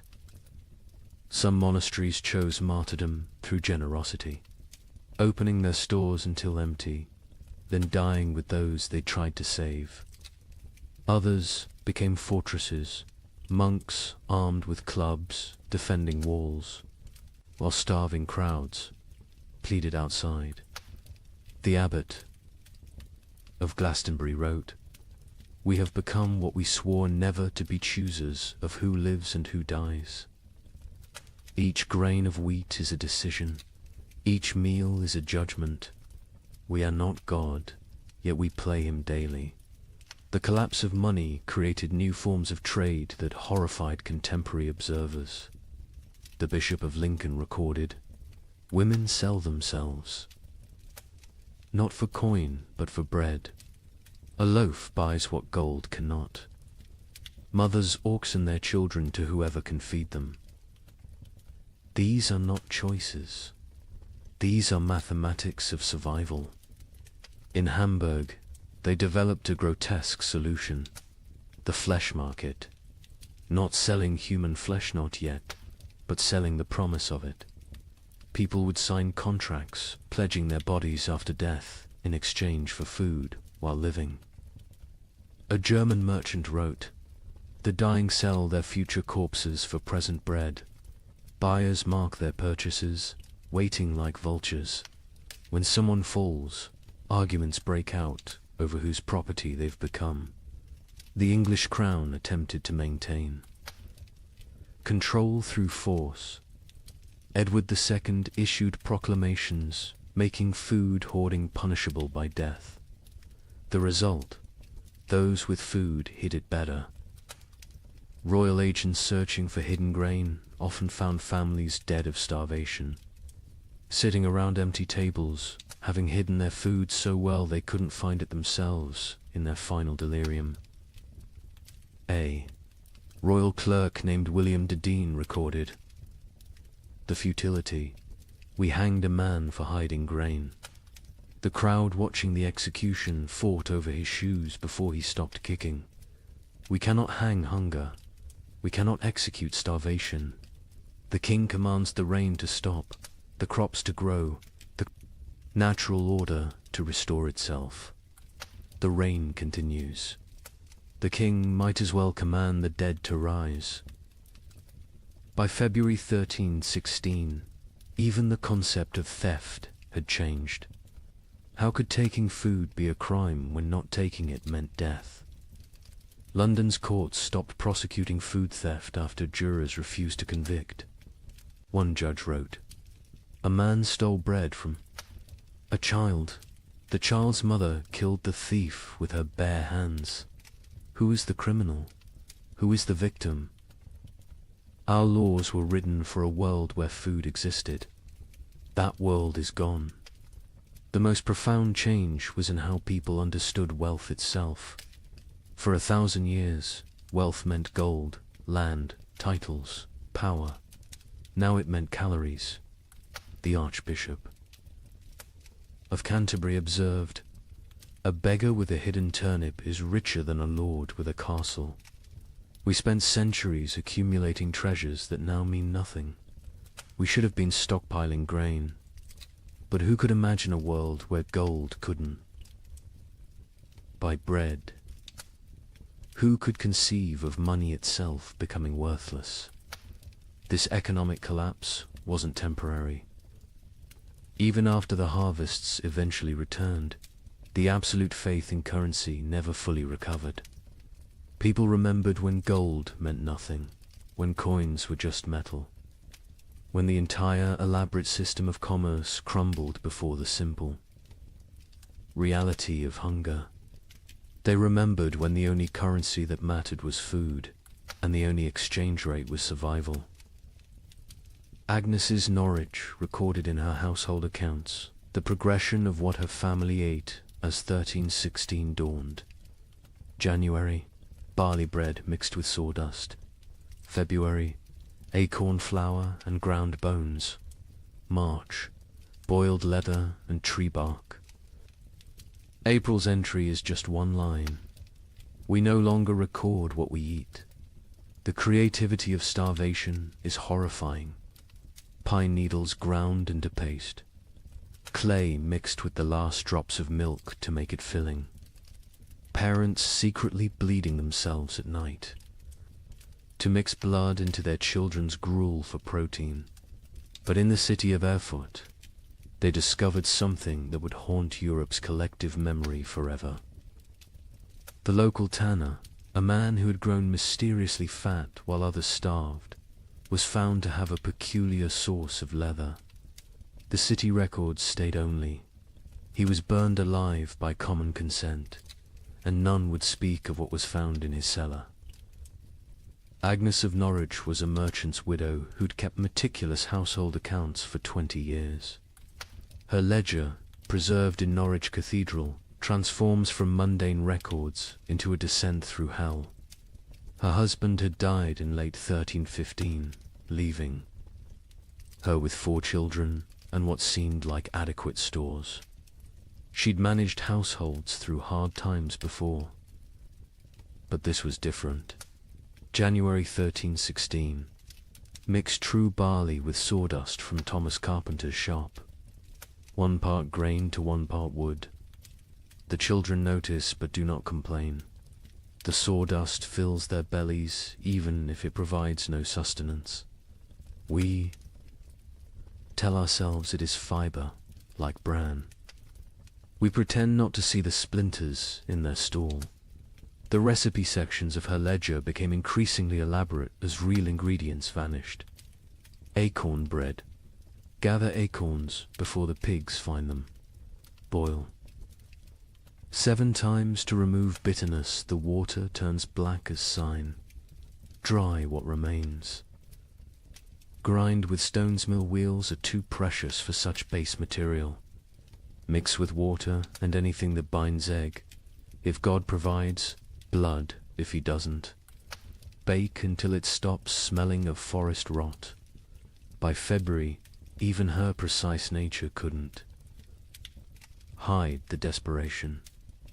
Bone meal from the butcher, he claims it's sheep, but the fragments look human-sized. I do not ask. Mix with the last acorn flour. Add melted snow-clean snow from rooftops, not the ground where the dead have lain. The children eat, their teeth hurt from the grinding. Better tooth pain than belly pain. A travelling monk who sheltered with Agnes that February wrote his own account. The widow feeds her children soup that is merely hot water with leather boiled until it releases some essence of the animal it once was. She watches them drink it with such intensity as if her gaze could transform it into beef stew. The youngest boy asks what meat this is. She says it is shukau. He accepts this. The substitutions became a science. Flemish merchants developed detailed guides for extending food that read like alchemical texts. Pine needle tea provides the sensation of eating when boiled thick enough. Add chalk dust for substance. The stomach believes it is full for precious hours. Warning: more than 3 cups daily causes blood in the urine. In Paris, a baker named Henri Fouquet was arrested for his miracle bread that stayed fresh for weeks. Under torture, he revealed the secret. Ground bones mixed with plaster, baked with real flour, spread only on the outside. People see bread. Smell bread, initially tastes bread, he confessed.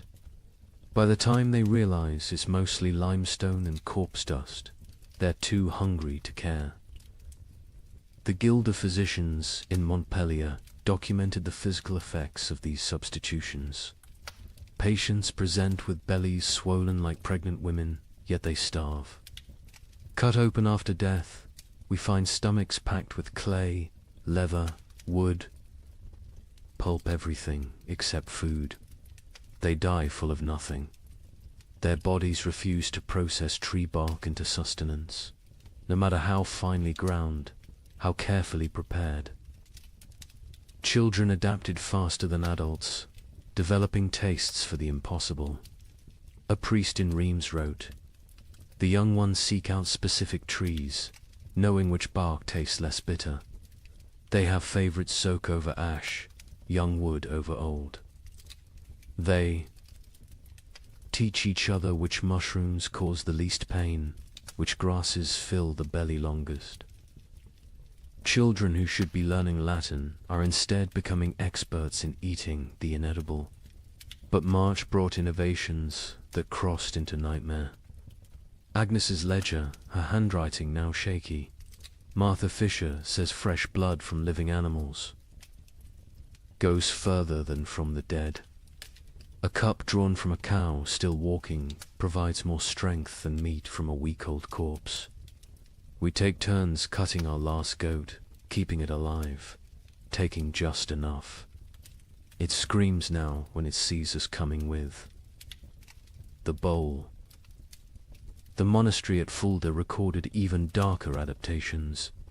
Brother Marcus suggests we bleed ourselves in rotation, each monk providing for others. The abbot forbids it, calling it cannibalism by degrees. But when the abbot falls ill, we find he's been secretly bleeding himself to feed the youngest novices. His arms are covered in cuts. He dies drained, literally and figuratively. In London, they discovered people grinding the mortar from between stones of ancient Roman walls. It contained traces of animal blood used in its mixing centuries ago. "They call it stone soup," wrote the sheriff. "They believe Roman blood maintains potency across 1,000 years. The city walls are disappearing as people eat our defenses." The absolute nadir came in Erfurt, where Hermann the tanner had maintained his weight while everyone else became skeletal. His neighbors noticed he always had meat, always had leather to work, even as all animals had died months ago. They noticed, too, that missing persons' clothes appeared in his shop, cleaned and folded. The investigation began when a mother recognized her missing daughter's distinctive birthmark on a piece of leather. The city records are deliberately vague.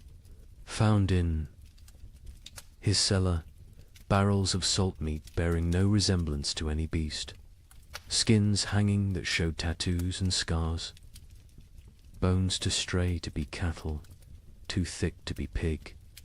The mob didn't wait for trial. They sealed Hermann in his own tanning vat and boiled him alive. His screams lasted 3 hours.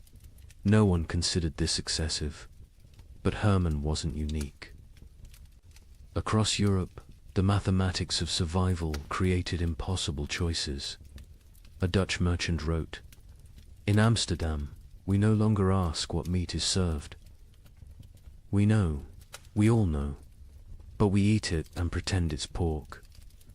The alternative is death. God forgive us, but he's the one who sent this famine."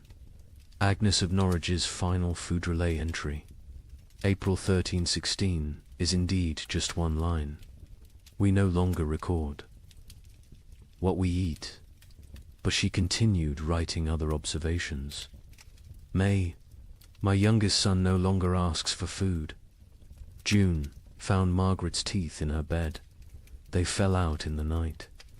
July, we have forgotten the taste of bread. August contains no words, just tally marks, possibly counting days, possibly counting deaths. The last entry, September 1316, in a different hand. Agnes died this morning. We found her in the garden, eating earth, smiling. She said it tasted like heaven. We buried her where she fell. The ground was already open from her feeding. We are what remains of her family. We have survived on what she taught us to eat. We have survived on what she refused to eat. Both lessons were love. The great substitution wasn't just about replacing food with non-food. It was about replacing civilization with survival, morality with mathematics, humanity with hunger. Every successful substitution, every recipe for bark bread, every method for making leather edible was both a triumph of human ingenuity and a step towards something inhuman. Here's a question that sounds simple until you're living it. If you have enough food for your family to survive 6 months, but your neighbor's children are dying today, what do you do? Share and all die in 3 months? Or bar your door and listen to them cry? A priest in Ghent documented these impossible choices. A mother of 4, calculating exactly how much food each child needed based on their chances of survival. The strongest got more, the weakest ... didn't. She loved them all, he wrote. That's why she chose. Father Benedict of Ghent had been a priest for 30 years when the famine came. His parish records, instead of births and deaths, became a chronicle of moral arithmetic that would haunt him until his own death. He wrote not in Latin, but in common Flemish, wanting everyone to understand what survival really cost. Elizabeth van Meer, mother of 4, widow, has grain hidden beneath her floor enough for 6 months if one person eats, 3 months if to eat, 6 weeks if all 5 eat. She came to confession not for absolution, but for mathematics. Father, she said, tell me God's formula for choosing which children live. Elizabeth's children ranged from 14 to 3. The eldest, Jan, strong enough to work if work existed. The twins, Marie and Catherine, 9 years old, clever but frail. The youngest, Peter, barely walked but consumed as much as the others. Father Benedict recorded her terrible calculus. She weighs them each week on the merchant scale. Charts their decline. Jan loses weight, slowest his body large enough to consume itself gradually. Peter loses fastest, no reserves in that tiny frame. The twins fall between. She creates equations. If Jan gets double rations for 3 weeks, he might strong enough to steal food for the others. If Peter gets nothing for 3 days, his suffering ends and the others get 9 more days each. These are not thoughts, these are numbers. Cold, merciless numbers. The priest watched Elizabeth transform from mother to mathematician. She no longer sees children. She sees survival probabilities. Jan, 70% chance if fed properly. The twins, 40% each if maintained, but 60% for one if the other stops eating. Peter, 15% regardless. She doesn't cry when she does these calculations. Tears are water the body cannot spare. But Elizabeth wasn't unique. Across Europe, parents performed similar calculations. A merchant in Bruges is left a ledger that makes accountants weep. Assets, 3 children, 1 wife, self, liabilities, love, compassion, memory of better times. Formula for survival. Assets minus liabilities equals tomorrow. In London, a wealthy lawyer named Thomas Hardwick documented his family's rationing system with legal precision. Established a tribunal each morning. Each family member presents their case for food. Activities of previous day weighed against probable future utility. Wife sewing equals quarter ration. Son studying equals eighth ration. Knowledge feeds no one now. Daughter spinning equals half ration. Wool still has value. Baby crying equals no ration. Noise attracts hungry neighbors. The mathematics extended beyond families. Entire communities developed survival algorithms. The village of Wickham created what they called the life lottery. Every Sunday, families drew lots. Winners got the week's communal food. Losers got nothing. But here's the insane part. Families could trade lottery tickets. A mother with one child might sell her chance to a father with 4, calculating that certain death with payment beat probable death without. Father Benedict recorded a town meeting that descended into pure calculation. The baker proposed we stop feeding anyone over 50, they've lived their lives. The blacksmith countered, we stop feeding anyone under 5, they're too young to remember better times. Won't miss what they never knew. The mayor suggested we feed only those who can work. The priest asked who would bury the dead. The meeting ended with no decision. Mathematics cannot solve philosophy. The church itself wasn't immune to these calculations. The Bishop of Tonnerre issued guidelines that read like actuarial tables. Orphans under 7, half rations. Orphans 7 to 12. Full rations if they work. Orphans over 12. No rations old enough to fend for themselves. Widows with children, proportional to number of surviving offspring. Widows without children, God will provide. A monastery in Liège developed even more complex formulas. Each monk assessed daily. Prayer hours multiplied by manual labor divided by food consumed. Those whose spiritual productivity falls below temporal consumption must fast until the equation balances. Brother Francis, young and strong, eats daily. Brother Augustine, old and weak, but whose prayers are powerful, eats thrice weekly. We have mathematized the soul. The most heartbreaking account comes from a school teacher in Cologne who tried to save her students. 23 children in my care. Food for 5. I create competitions. Best recitation gets bread. Fastest runner gets soup. But children understand. They know it's not about merit, but about choosing who dies educated. Little Wilhelm, bright as sunrise, asked me, "Teacher, if I die today, can Thomas have tomorrow's lesson and my portion?" He was 7. He understood the trade. Some communities tried to remove human choice from the equation entirely. In Basel, they built what they called the Wheel of Fortune, a great spinning disc with names. Each day, spin the wheel. Where it stops determines who eats. Pure chance. No favoritism, no guilt. The wheel chose who lived and died. Citizens preferred random cruelty to deliberate choice. A Venetian merchant named Carlo Dandolo wrote the most clinical assessment. Sentiment is luxury. Love is liability. Calculate thus. Calories needed per pound of human maintained.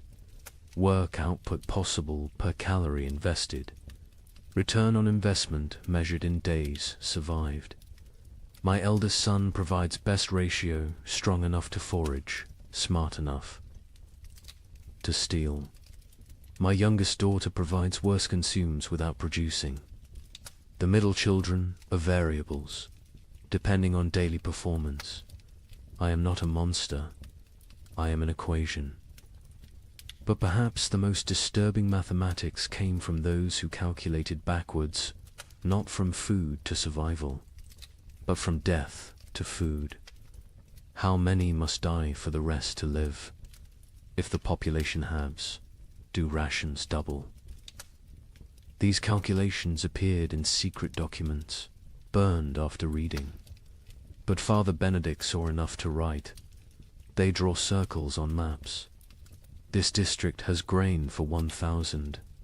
Population 3,000. Solution: ensure 2,000 die quickly. How?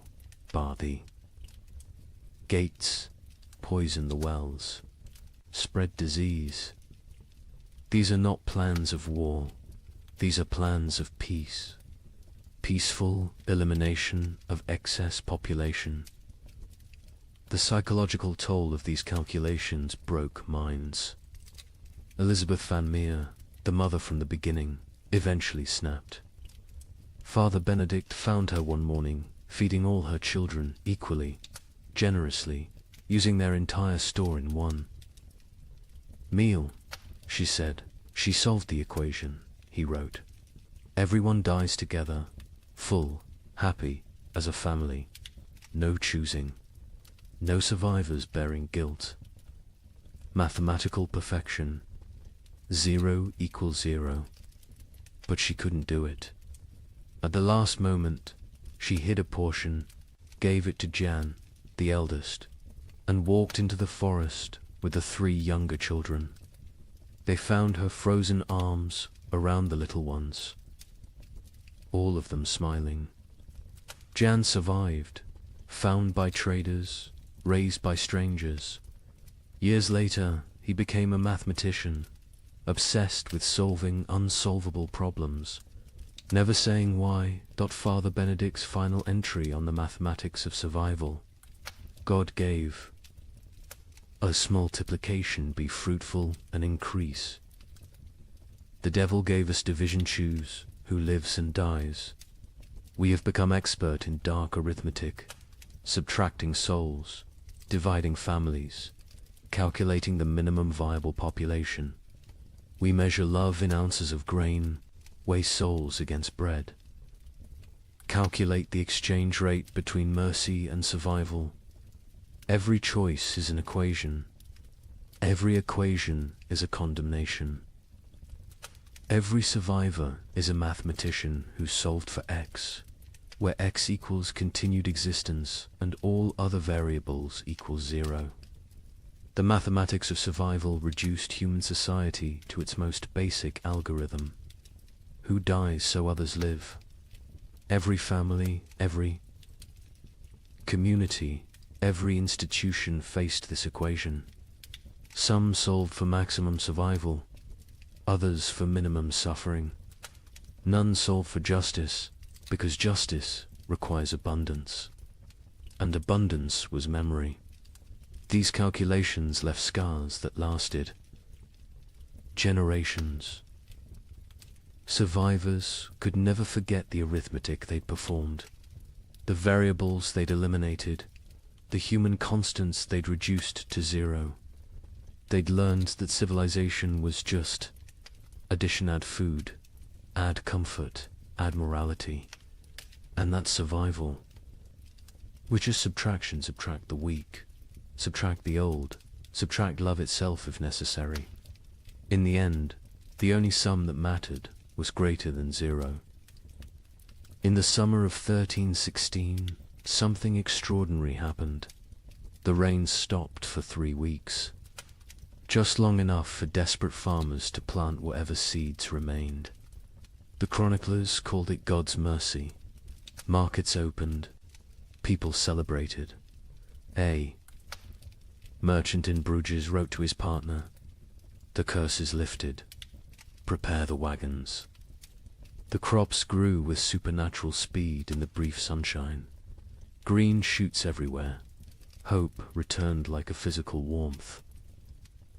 Families who had been preparing to separate to increase survival chances made plans to reunite.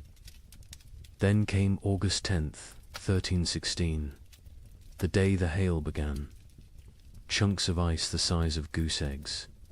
For 3 hours, every single plant that had grown in those precious 3 weeks was obliterated.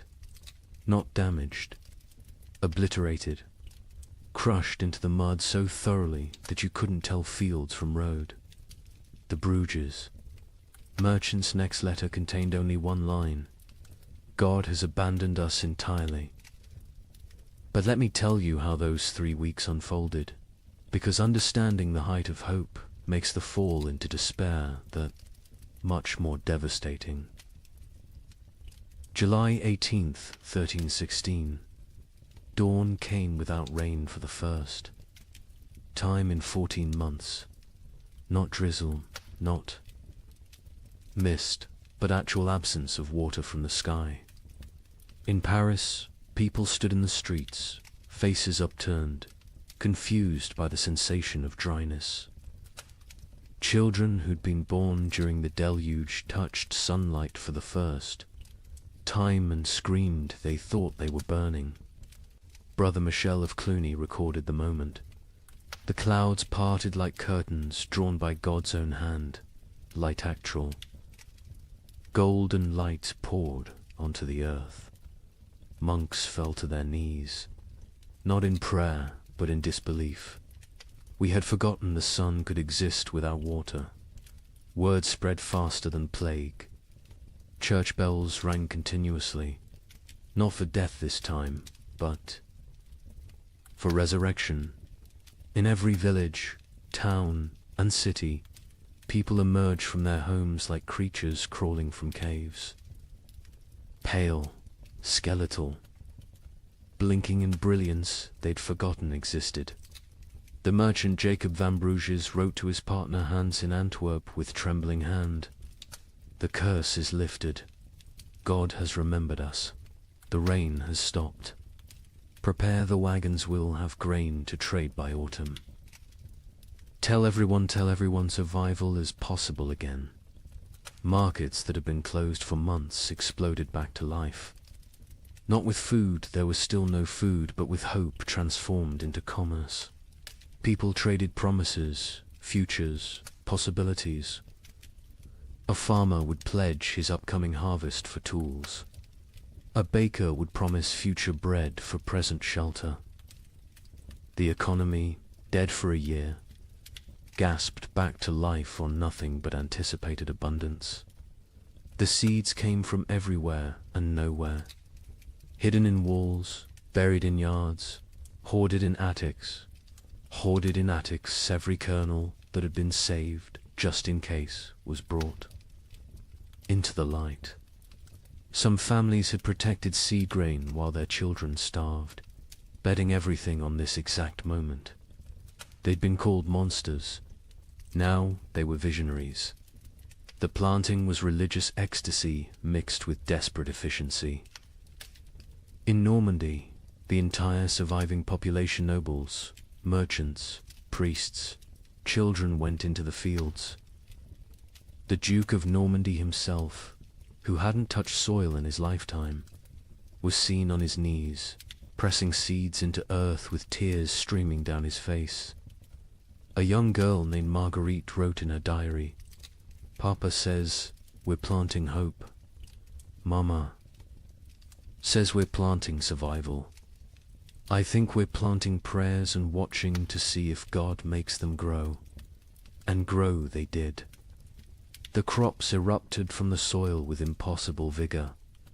Wheat that should take weeks to sprout appeared in 3 days. Barley shot up overnight. Beans climbed their poles so fast you could watch them move. The chroniclers, usually skeptical men, wrote of agricultural miracle. It is as if the earth, starved for so long of its purpose, is making up for lost time, wrote the Bishop of Rouen. The crops grow with such speed that farmers sleep in their fields, afraid to miss the harvest moment. Green spreads across the land like God painting with life itself. The markets transformed overnight. The champagne fairs, dead for 2 years, announced their return. Merchants who'd hidden through the catastrophe emerged with old contracts, ready to trade. Ships that had rotted in harbors were hastily repaired. Trade routes, abandoned to bandits and nature, were cleared by communities working together for the first time in months. In Florence, they held an impromptu festival. Not planned, just spontaneous explosion of joy. Musicians who'd sold their instruments, played drums, made from barrels. Dancers who'd forgotten how to smile, laughed until they cried. Children who'd never known celebration invented it on the spot. An Italian chronicler wrote, "We feast on nothing but hope, and it fills us better than bread ever did." Families made reunion plans. Fathers who'd sent sons away to increase survival odds sent word to return. Mothers who'd placed daughters in convents prepared to bring them home. Communities that had fractured into hostile fragments began to speak of reconciliation. The 3 weeks of sun didn't just grow crops, they grew possibility. A priest in Ghent gave a sermon that captured the moment. "We have walked through the valley of death's shadow. But see, the shadow lifts. The valley blooms. We are Job, tested and found faithful. We are Noah, watching the waters recede. We are Lazarus, called from the tomb." Even the nobility, who'd maintained distance from their starving subjects, joined. The collective delusion. The Count of Flanders announced a harvest festival for September, promising wine from reserves nobody knew existed. The King of France declared that all debts incurred during the unfortunate rain would be forgiven once. The harvest was complete. The Pope issued a bull declaring the famine officially ended by divine intervention. The crops grew so fast that some whispered of dark magic. In Germany, rumors spread that the plants were unnatural, fed by the corpses of the million dead, growing on human fertilizer. But even these whispers were dismissed. Who cared if the wheat grew from graves? The living needed bread. By August 9th, the fields were green carpets of promise. The wheat stood tall, the barley swayed golden, the beans hung heavy on their vines. Another week, maybe 2, and harvest could begin. Calculations were made not of who would die, but of who would live. All of them. All would live. The night of August 9th, strange clouds gathered. Not rain clouds, something else. They glowed with an odd green light. Lightning without thunder. Wind without direction. Animals, the few that remained, became restless. Horses screamed. Dogs howled. Cats vanished entirely. August 10th, 1316. 2:47 in the afternoon. The exact time is known because the clock tower in Bruges stopped when the first hailstone hit it. They fell like God's own artillery. Ice chunks the size of goose eggs, driven by winds that shouldn't exist in August. But these weren't normal hailstones. Witnesses described them as sharp, angular, some shaped like pyramids, others like daggers. They didn't just fall, they attacked in. The fields of Flanders, farmers tried to shield their crops with their own bodies. The hail broke their backs, shattered their skulls, left them dead atop the plants they'd tried to protect. Children sent to bring in animals were found hours later, beaten to death by ice from the sky. But the crops suffered worse. The hail didn't just flatten them, pulverized them, drove them so deep into the mud that archaeologists still find compressed plant matter at that geological layer. 3 weeks of growth erased in 3 hours. Not damage deleted. The fields looked like they'd been scraped clean by God's own hand. When it stopped, silence fell across Europe. Not peaceful silence, the silence of complete despair. People stood in their obliterated fields, unable to speak, unable to cry, unable to comprehend. The hope hadn't been gradually eroded, had been murdered in a single afternoon. Jacob van Vey. Bruges, the merchant who'd written so joyfully to his partner, sent one final letter. Not even a letter, just 8 words on a torn piece of parchment. God has abandoned us entirely. Do not come. The suicides began that evening. Not the slow suicide of starvation, but immediate, decisive ending. Entire families walking hand in hand into rivers. Farmers hanging themselves from trees that overlooked their destroyed fields. Bakers closing themselves in their ovens. The Diocese of Reims recorded 300 suicides in 3 days. Those were just the ones found. A chronicler in Paris wrote, "The cruelty was not in taking the crops. It was in letting them grow first, in letting us believe, in letting us hope. This was not God testing faith. This was God showing us faith is mockery. We are not Job. Job was loved enough to be tested. We are nothing." The 3 weeks of sun had been crueler than 14 months of rain. The rain had killed slowly, allowing adjustment, acceptance. The false hope killed instantly, crushing spirits that had just dared to unfold. Those who'd shared their last seeds, believing in tomorrow, now faced starvation with nothing. Those who'd emerged from hiding, trusting in recovery, were now exposed with nowhere to return. The miracle markets closed forever. When archaeologists excavate medieval marketplaces, they find a distinct layer dated to August 13th. Coins, rotted wagon wheels, and human remains of those who simply laid down where they stood and never got up again. Hope, it turns out, is the cruelest killer of all. You might think the nobility weathered this better. They had stores, armies, stone walls. Let me tell you about the Count of Flanders' winter feast of 1317.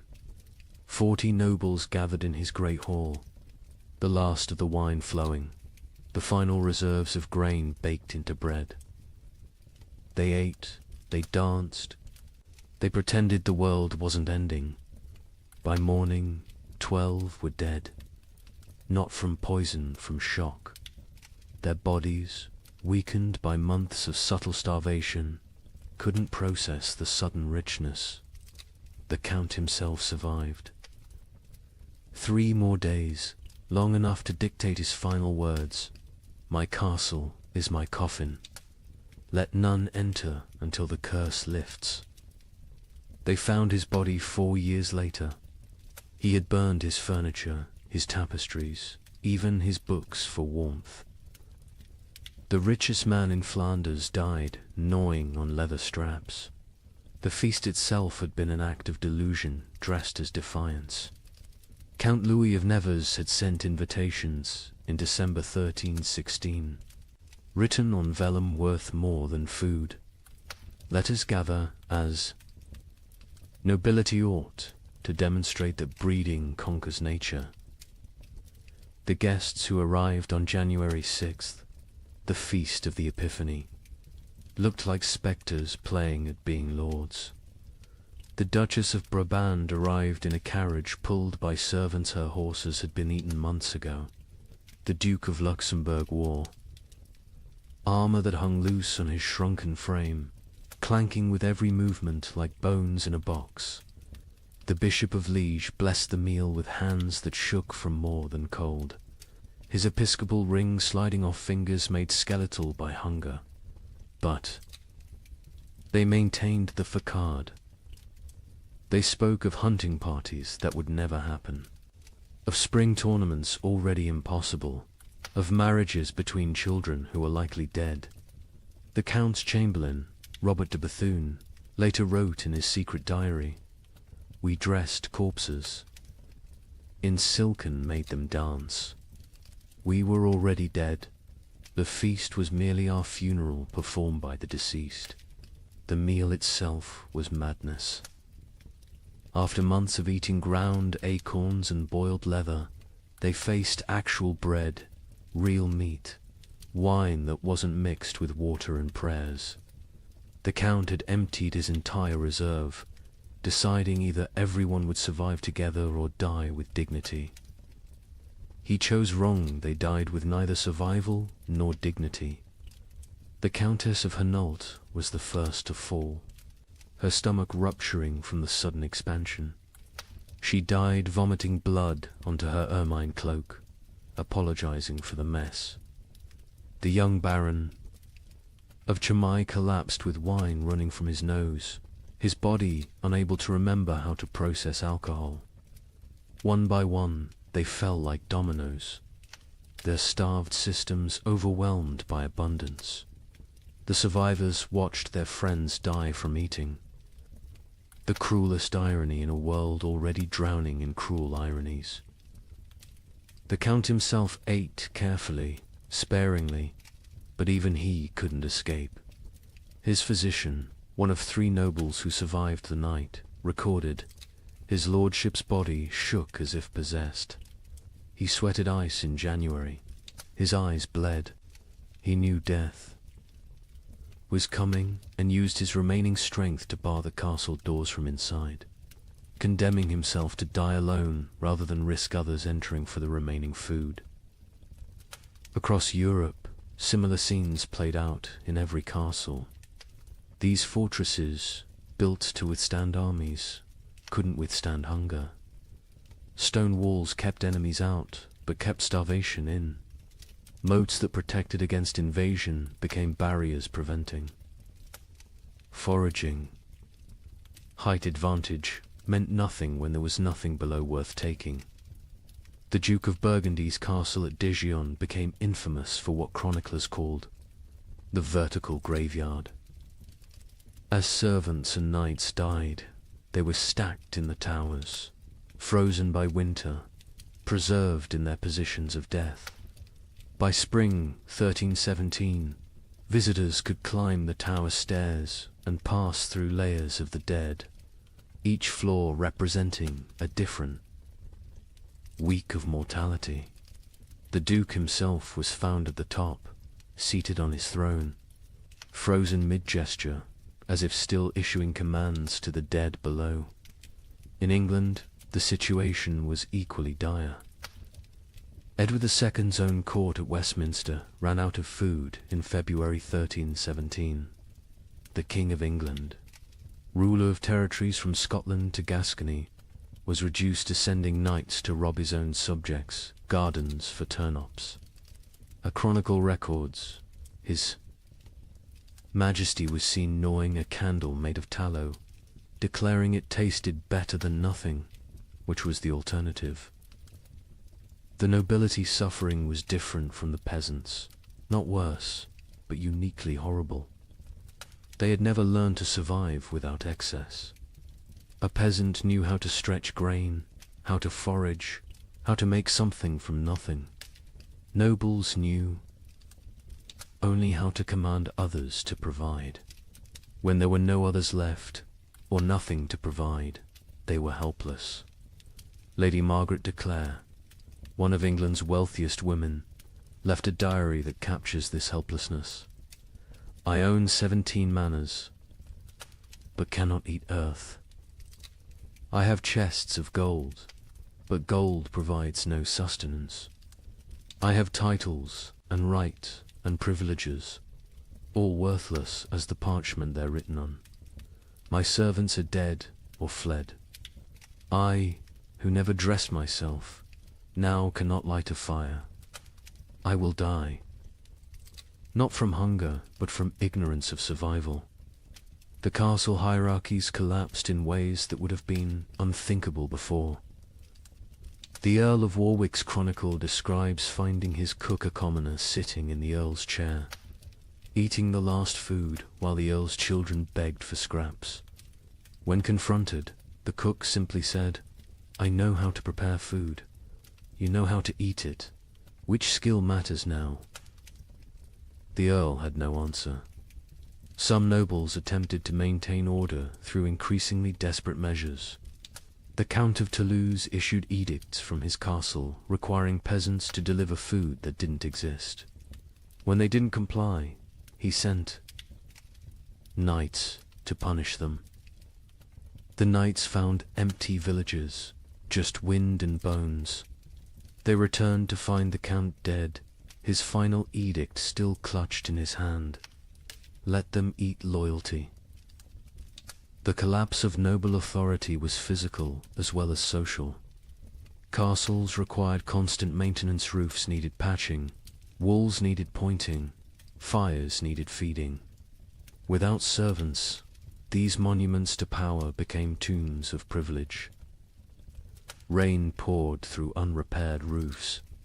Frost cracked unmaintained walls. The magnificence became the miserable. Baron Heinrich von Steinberg in Bavaria documented his castle's decay. January, the Great Hall's roof collapses. February, ice forms inside, creating frozen waterfalls from ceiling to floor. March, we burn the banquet table for warmth. April, we burn the portraits of our ancestors. May, we burn the chapel pews, begging God's forgiveness. June, we burn the doors, accepting that we're already in hell. The psychological toll on nobility was particularly severe because they had no framework for understanding poverty.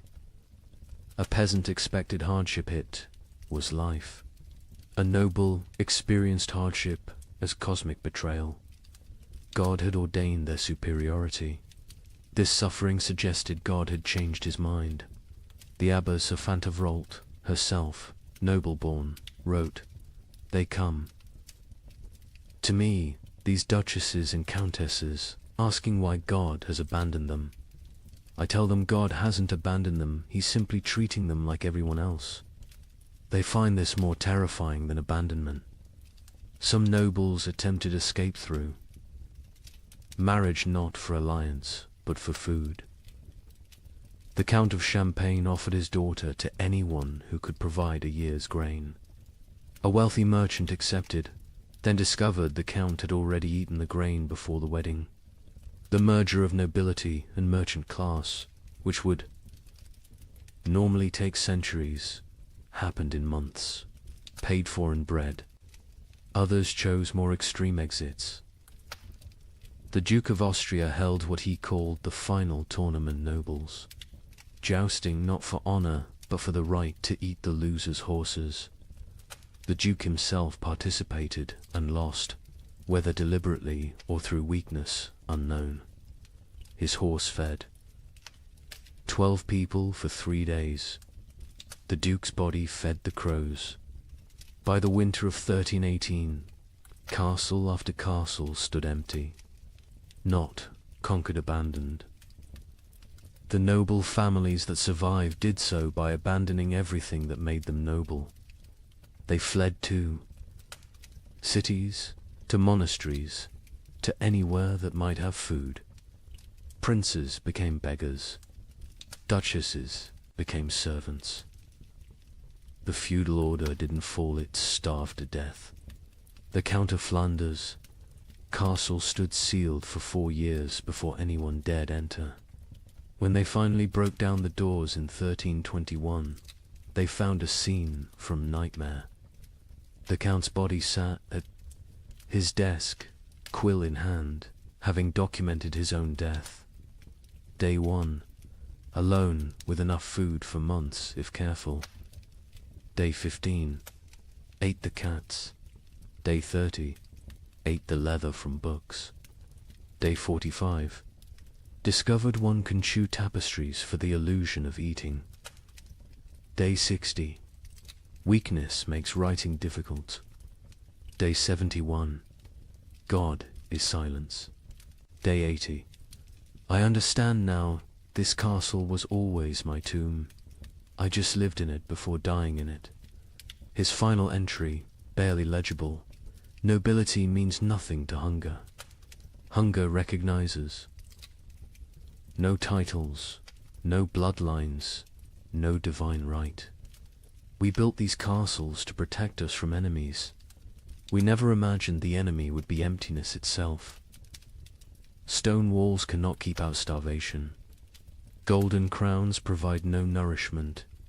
We ruled by God's grace. We die by God's indifference. Let whoever finds this know, we were not better, we were just better fed, until we weren't. In the midst of this frozen hell, something strange began happening. Groups of people started walking naked through the snow, whipping themselves, claiming the cold couldn't touch true believers. They called themselves the Brethren of the Cross. But locals had another name: Ice Apostles. Their leader, a former monk named Heinrich, preached that the famine wasn't God's punishment, it was God's gift. He freezes the world to preserve the faithful for paradise, Heinrich declared. His followers would stand naked in blizzards until they collapsed, believing hypothermia was religious ecstasy. But here's what the chroniclers don't usually mention. In villages where the ice apostle was passed through, the death rate dropped. Not from miracles, from mathematics. Every follower who froze to death meant more food for those who remained. Heinrich of Cologne had been a respectable Dominican monk until the winter of 1316. He'd studied theology in Paris, could read Greek and Hebrew, and was known for his reasoned sermons on divine mercy. Then something broke in him. Maybe it was finding his entire monastery frozen to death during morning prayers. Maybe it was the child who died in his arms asking why God made her hungry. Whatever the cause, Heinrich emerged from that winter transformed. His first sermon as leader of the Ice Apostles was delivered naked in a blizzard outside Mainz Cathedral. You cling to warmth as if warmth is life. You fear cold as if cold is death. But I tell you, the cold is God's own embrace. The frozen are the chosen. This ice age is not ending, but beginning. God is freezing the world to preserve his faithful like saints, relics preserved in crystal. The theology was insane, but internally consistent. Heinrich taught that the great famine was actually the beginning of paradise. The cold was purifying the world. The hunger was freeing souls from flesh. Death by freezing was not death, but transformation, the body becoming one with God's frozen perfection. His followers didn't die. They crystallized into eternal forms. The Bishop of Cologne wrote in horror, Heinrich strips his followers naked, men, women, children, and leads them in procession through the snow. They sing hymns while their flesh turns blue, then black. They call frostbite God's kisses when toes fall off from freezing. They celebrate the shedding of earthly weight. They stand in frozen rivers until they cannot stand, then lay down, to complete their transformation. But Heinrich was clever in his madness. He didn't demand immediate death. The transformation was gradual. First, initiates gave up cloaks, then shoes, then undergarments. Each stage brought them closer to divine coldness. This gradual exposure meant some survived long enough to spread the movement. Others died at precisely calculated intervals, creating a steady stream of martyrs without eliminating the entire group at once. The rituals were elaborate and horrifying. The baptism of ice involved breaking through frozen rivers and submerging converts until they stopped shivering. Heinrich claimed this was the moment the soul accepted divine cold. The communion of snow had followers eating only snow for days, claiming it was bread from heaven, already blessed by God's frozen touch. A merchant from Nuremberg witnessed their evening prayers. Hundreds of naked bodies kneeling in snow, their skins so blue it looked painted. They whipped themselves. With branches frozen into ice clubs, each strike shattering skin like broken pottery. Blood froze before it could flow. They called it red ice prayer beads. Children among them, babies even, held up by dying mothers, all singing about the warmth of freezing. The movement spread with terrifying speed. By spring 1317, ice apostle groups appeared from Poland to England. Each had their own variation of Heinrich's teachings, but all shared the core belief. The cold was sacred, survival was sin, and freezing to death was the highest form of worship. In France, they called themselves Les Jelly Saints, the frozen saints. They would stand motionless in town squares during blizzards, human statues gradually covered in snow until they died standing.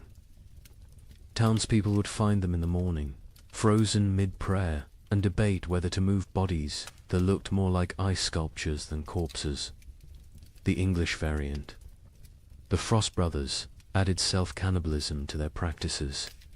As members froze to death, others would eat their frozen flesh, claiming it was purified by God's cold, and therefore not cannibalism, but communion. The Archbishop of Canterbury banned the movement, but enforcement was impossible for authorities who tried to arrest Frost. Brothers found only frozen corpses arranged in disturbing tableaus. But here's what made the ice apostles truly insidious. They targeted the most vulnerable. Heinrich actively recruited the elderly, the sick, the starving, those already near death. He offered them meaning for their suffering. Instead of dying forgotten in some hovel, they could die as martyrs in public spectacles. A widow named Agnes wrote before joining them, "My children are dead. My husband is dead. I will die within days regardless. Heinrich offers me the choice to die for something instead of from something. Is joining madness worse than dying sane but meaningless?" The mathematics of their deaths were coldly practical. A village of 100 people with food for 50 had a problem. If 30 ice apostles achieved transformation, suddenly there was enough for the remaining 70. The movement solved starvation through voluntary mass suicide disguised as religious ecstasy. Some villagers actively encouraged the ice apostles. The mayor of Strasbourg secretly provided Heinrich with lists of the dying poor, suggesting them as ready for transformation. The town council of Basel offered the ice apostles free passage but required them to perform their freezing rituals outside town walls. They wanted the benefits of fewer mouths without the spectacle of public death. Heinrich himself seemed aware of this dynamic. In a letter to a former colleague, he wrote, "They think I'm mad. Perhaps, but my madness feeds their children. Every follower who freezes is one less competitor for grain. We are solving the famine through faith. Is it not better to die believing you're achieving paradise than to die knowing you're just starving?" The church struggled to respond. Declaring the movement heretical was easy. Stopping it was impossible. How do you prevent people from freezing themselves to death when they're going to freeze to death anyway? The Pope issued bulls condemning the ice apostles. But papal authority meant little to people who believed the Pope himself was too warm to understand God's frozen truth. Some priests tried infiltrating the movement to redirect it. Father Johannes of Worms joined a group, gradually convincing them that true freezing required surviving winter to freeze again next year. He saved dozens through this theological manipulation. But Heinrich heard of this and declared that any apostle who survived winter had failed their transformation and must try harder next time. The movement produced disturbing art. Ice. Apostles would arrange dying members into religious scenes, frozen nativity displays using real dying people, crucifixion tableaus with followers frozen to wooden crosses, recreations of the Last Supper with participants dying at table. These displays would remain until spring thaw revealed the horror underneath the snow. Children raised in the movement knew no other reality. A boy named Wilhelm, rescued at age 7, couldn't understand warmth. He would scream when brought near. Fires, tear off clothes, stand outside during blizzards, begging to return to God's cold. He never recovered, spending his adult life sleeping on stone floors, eating snow when available, eternally seeking the frozen paradise of his youth. The end of the ice apostles came not from suppression, but from success. By 1318, most vulnerable, populations who might join had already transformed. Heinrich himself disappeared during the winter of 1318 to 1319. Some say he finally achieved his own transformation, freezing solid while preaching. Others claim he was seen years later in Spain, warm and well-fed, having abandoned the movement once it served its purpose. A final account from a survivor provides the most chilling perspective. Maria of Augsburg, who left the movement days before. Her planned transformation wrote, "We knew we were committing suicide." Heinrich knew. Everyone knew. But we dressed it in ritual and meaning because meaningless death was unbearable. The ice apostles didn't worship cold, we worshipped having a choice in how we died. In a world where death was certain, choosing. Its form felt like freedom. The demographic impact was significant. Historians estimate the ice apostles removed between 50,000 and 100,000 people from the population, voluntary deaths that paradoxically helped others survive. Villages that hosted ice apostles had marginally better survival rates than those that didn't. The movement was simultaneously mass murder and mass mercy, but the psychological impact lasted generations. The idea that death could be repackaged as victory, that suffering could be transformed through rhetoric into triumph, became embedded in European consciousness. Future apocalyptic movements would use Heinrich's template: take the inevitable, declare it divine, and lead the desperate into believing their destruction is actually their deliverance. The ice apostles left no churches, no holy books, no official record. Only frozen bodies in strange positions, mass graves of the willingly dead, and the disturbing realization that when survival becomes impossible, humans will invent religions that make death a sacrament. They proved that in extreme conditions. The line between martyrdom and mass suicide disappears, and that sometimes, perhaps most terrifyingly, they serve the same mathematical function: fewer mouths to feed in a world that has forgotten how to provide food. By 1318, the concept of nations began to dissolve. The King of England couldn't feed his army. The French crown controlled only Paris. The Holy Roman Emperor ruled nothing but his own hunger. But local warlords thrived. A minor knight with a sword. Grain supplies suddenly commanded more power than dukes. These frost lords, as they were called, built tiny kingdoms that lasted weeks or months. Their reigns ended predictably. When the food ran out, their followers ate them. The Bishop of Strasbourg recorded one such ending. Lord Wilhelm's men roasted him over his own hearth. They claimed he had grown fat on their suffering, so it was only just. His screams echoed across the frozen Rhine. When questioned, his captain said simply, he tasted of betrayal. The traditional structure of medieval war for kings commanding. Lords commanding knights, commanding soldiers collapsed when soldiers realized their commanders had no food to offer. A knight's oath of fealty meant nothing to an empty stomach. By early 1318, Europe had fractured into thousands of micro-kingdoms, each centered around whoever controlled food. Sir Roderick of Ghent, a minor knight with no title beyond his sword, became more powerful than the Duke of Burgundy simply because he had discovered a monastery's hidden grain store. With 40 bushels of wheat, he recruited an army of 300 starving men. They called him the Wheat King, and for 6 weeks, he ruled a territory spanning 3 villages. His reign followed a pattern that would become horrifyingly common. Week 1. Triumphant distribution of food to followers. Week 2. Strict rationing. As reality set in. Week 3.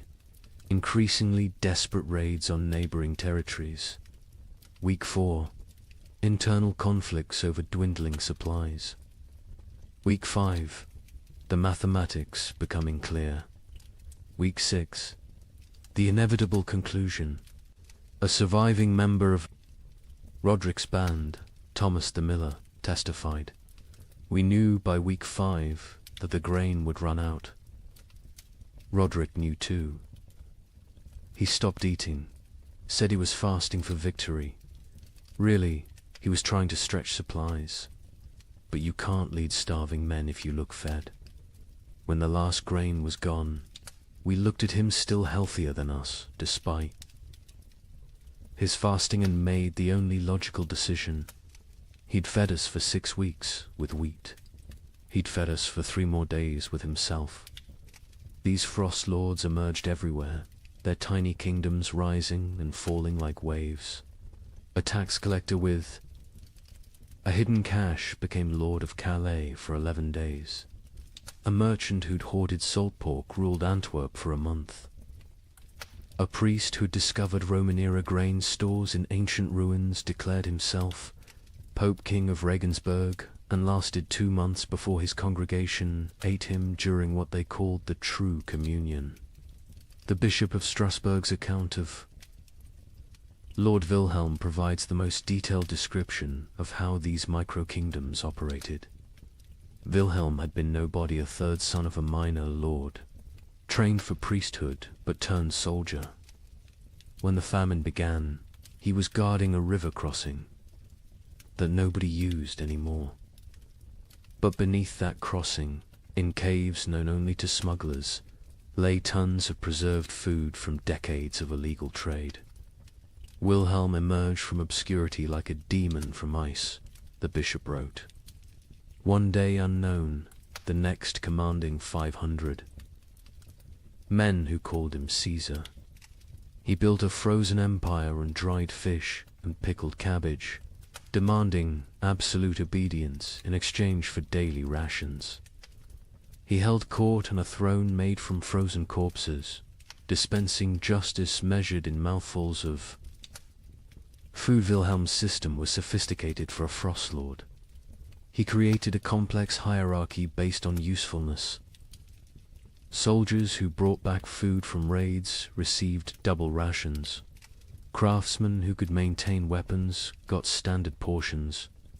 The elderly and weak got quarter rations, enough to keep them alive as emergency food supplies, though this was never stated explicitly. He even minted his own currency, wooden tokens stamped with a wheat symbol.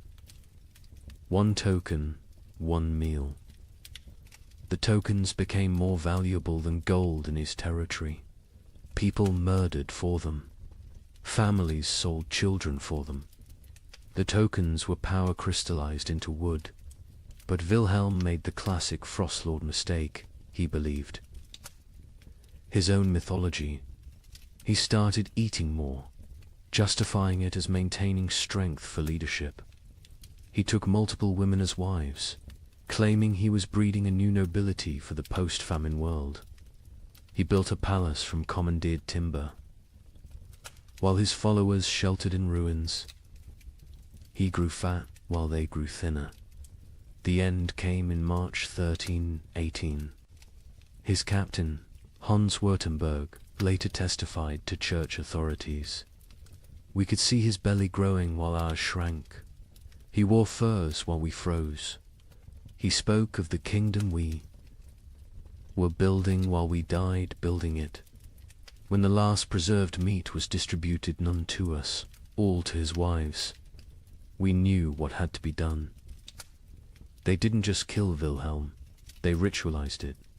They held a mock trial where he was accused of hoarding flesh while others had none. They sentenced him to share his flesh as he should have shared his food. They cooked him slowly, keeping him alive as long as possible, making him watch as they ate pieces of him.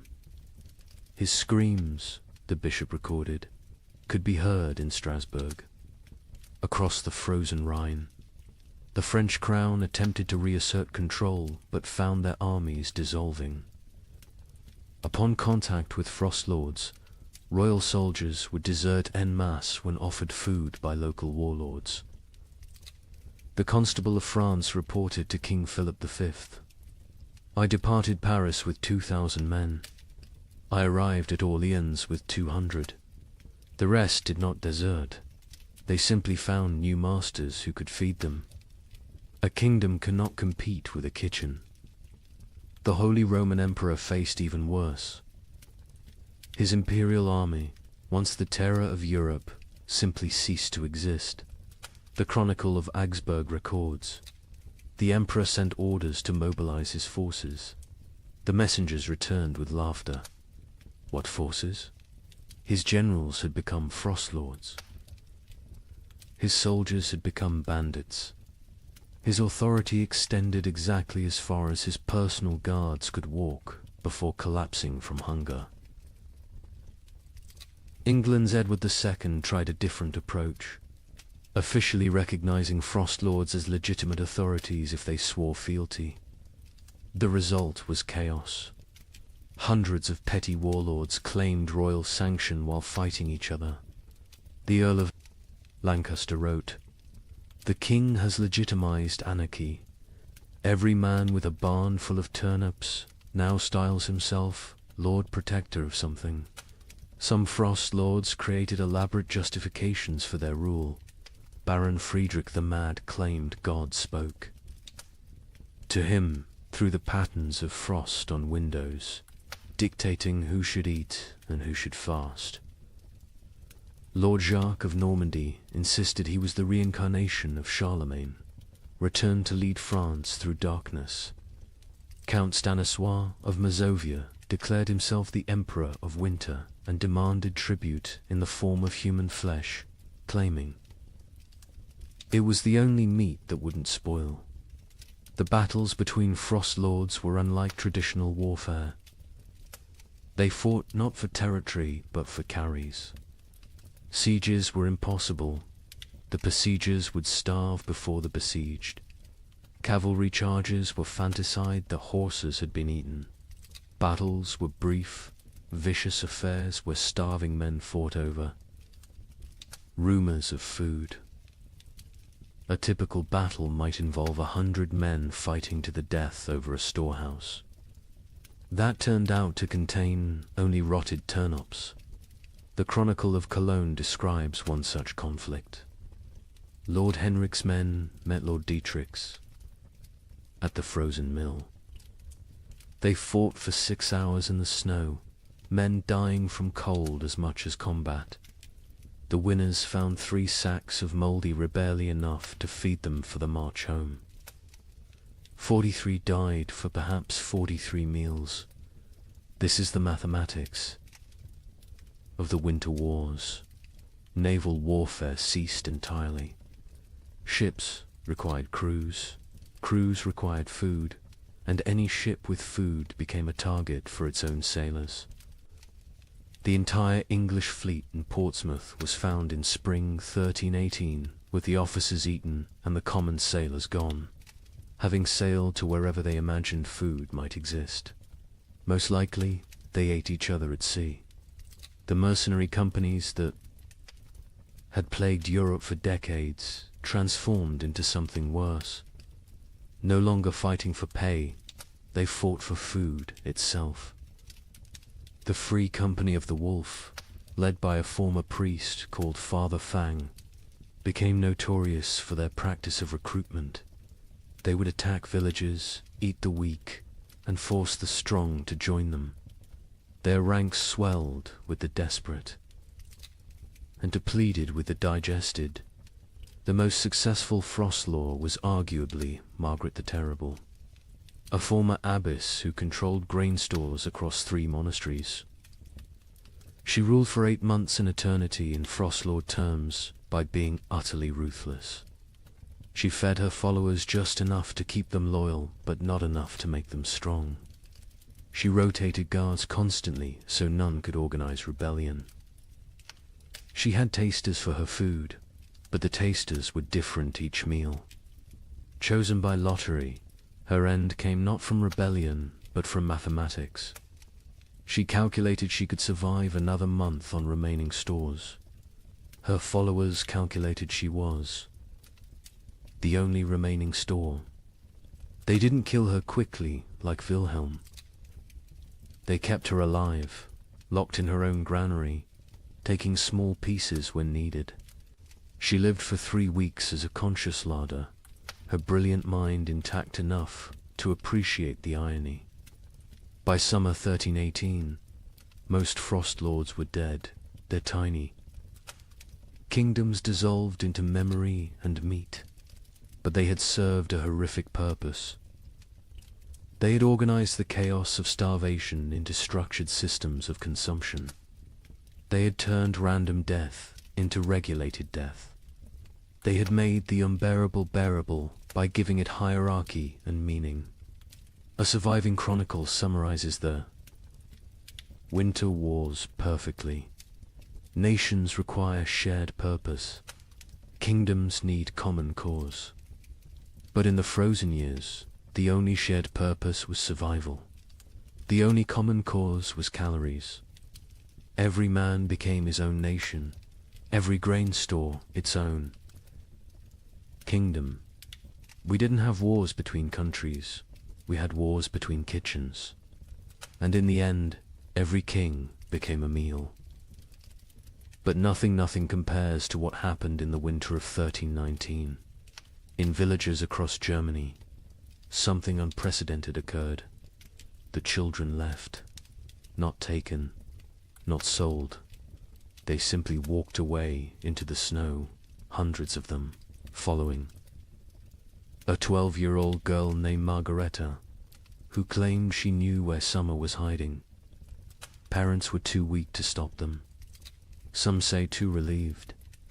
The children marched south, singing hymns, leaving tiny, frozen footprints. They believed if they could reach Rome, they could convince God to bring back the sun. A merchant traveling to Venice reported seeing them, a line of small shadows against the white, moving like sleepwalkers. I offered them bread. They refused. The girl at the front said they were already full of winter and kept walking. They never reached Rome. A woodcutter found them in an alpine pass the following spring. Hundreds of small bodies perfectly preserved in ice, still holding hands. Still walking formation. Still heading south toward a summer that would never come. Margareta of Hamelin. Was nobody special before the winter of 1319? The baker's daughter? Middle child of 7? Known only for her strange habit of speaking to sparrows that no longer existed? But in January 1319, something changed. She began telling other children about dreams where summer lived in a golden palace beyond the mountains, imprisoned by winter demons, waiting for children pure enough to free it. The priest of Hamelin, Father Ernst, recorded the beginning. The girl stands in the square each dawn, speaking of summer as if it were a person. She describes the taste of strawberries to children who have never seen fruit. She tells them about flowers, what colors they were, how they smelled. Children who were born during the famine, who know only grey and white and cold, listen to her like she's describing paradise. At first, adults dismissed it as childhood fantasy, a coping mechanism for horror. Let the children dream of summer while they starved in winter. But Margaretta's stories grew more elaborate, more specific. She claims summer sent her messages through ice patterns on windows. She said she could hear summer crying, trapped behind the wall of winter, begging to be freed. Summer is not gone. She preached to growing crowds of children. Summer is captured. The adults are too heavy with sin to rescue it. But we, children, light with innocence, can slip through winter's fingers and bring summer home. The theology was childish but compelling. Adults had caused the famine through their wars, their greed, their sins. Children were innocent victims. Therefore, children could be innocent saviors. The logic of a 12-year-old mind, but to other 12-year-olds it was revelation. By February, Margaretta had hundreds of followers, all children between the ages of 4 and 14. They met in secret, practicing for their journey. They would walk to Rome, she said, where God's representative lived. They would demand, not ask, demand that the Pope release summer from its prison. If he refused, they would find summer themselves. The preparation was heartbreaking in its innocence. Children stole their parents' shoes, too large for tiny feet, stuffing them with straw. They made summer cloaks from stolen blankets, decorated with charcoal drawings of flowers they'd never seen. They practiced walking in formation, the older, children carrying the younger, believing that unity would protect them from winter's grasp. Hans Müller, a traveling merchant, encountered them preparing. They train like an army of ghosts. 8-year-olds teaching 4-year-olds how to walk through snow. They share imaginary food, practicing for when they'll have real food again. The girl Margaretta watches them with eyes too old for her face. She knows, I think. She knows where this leads. But she continues anyway. Parents were paralyzed by impossible mathematics. Stop your children from leaving and watch them starve slowly at home. Let them leave and maybe, possibly, they find food elsewhere. Or at least they die with hope instead of despair. The mayor of Hamelin wrote, "We cannot feed them. We cannot save them. If they wish to walk to their deaths, is that worse than sitting to their deaths? At least walking gives the illusion of agency." Some parents actively encouraged their children to join. Widow Brown pushed her 3 sons toward Margaretta, saying, "Follow her to summer or heaven, whichever comes first." Johann the smith told his daughter, "Better to die seeking warmth than to freeze knowing warmth will never come." On February 28, 1319, they left. 312 children walked out of Hamelin at dawn, singing a hymn Margaretta had taught. Them, summer sleeps beyond the mountain, dreams of green in halls of white. We shall wake it with our walking, turn the darkness into light.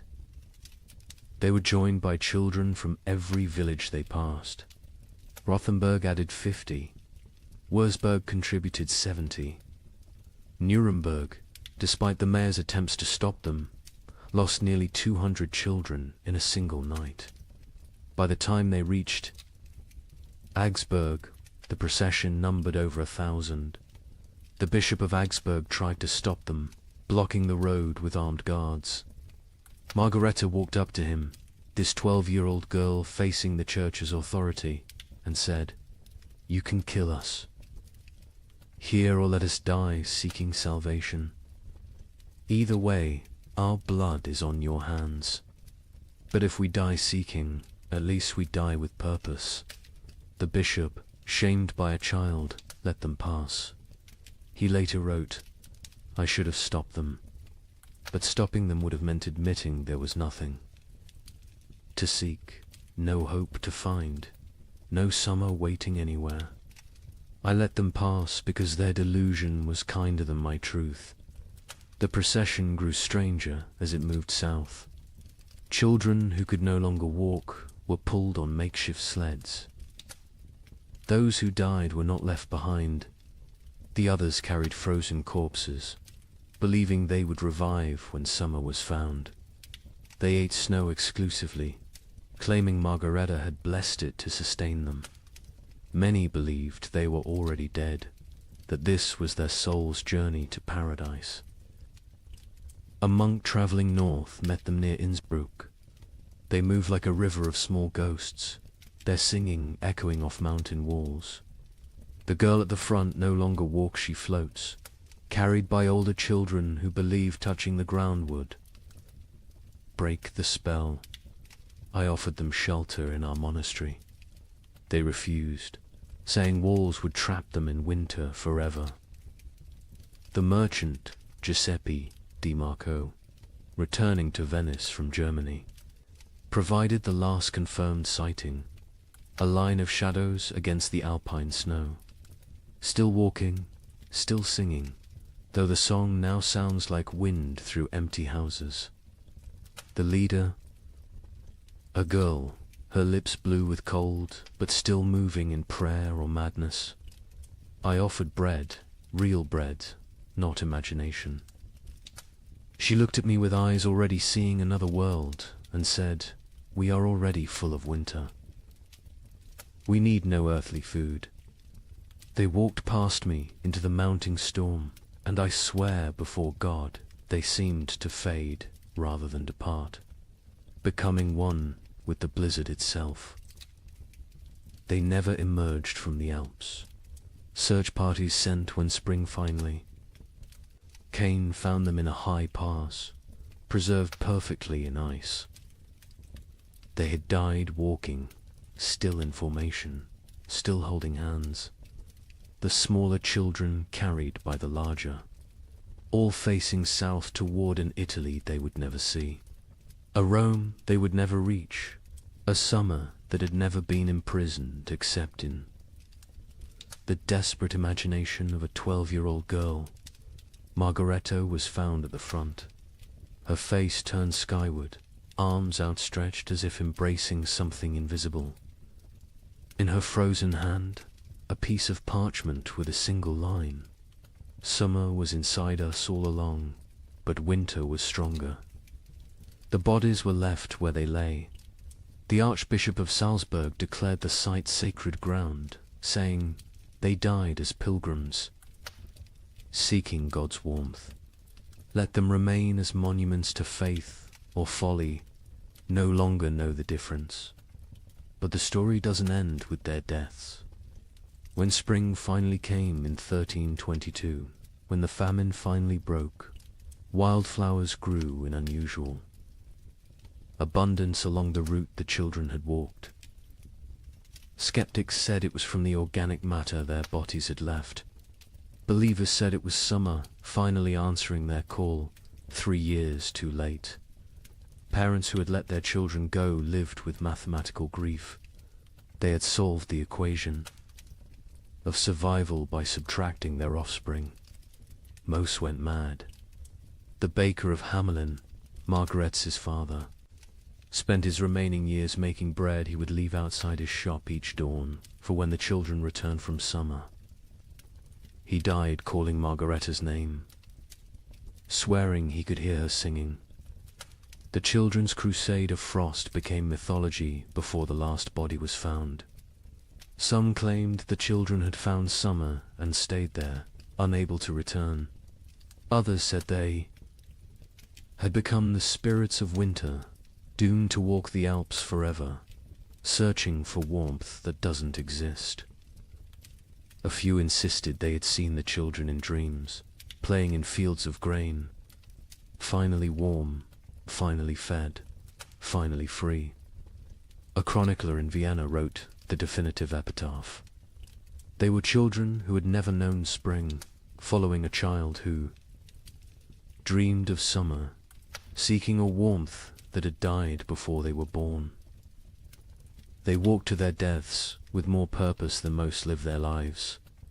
They failed to find summer, but they succeeded in escaping winter, which may have been the only success possible. The children's crusade of frost represents the absolute, nadir of the great famine, not the death of hope, but hope itself becoming death's agent. When children abandon their parents to seek impossible dreams, when parents let them go knowing the truth, when entire societies watch their future walk away into frozen oblivion and do nothing because nothing can be done, that is when civilization doesn't just collapse but voluntarily dissolves. Yet there's something else in this story, something that explains why it haunted Europe for generations. Those children, doomed and deluded, chose their fate. In a world where death was certain, they chose to die seeking rather than waiting.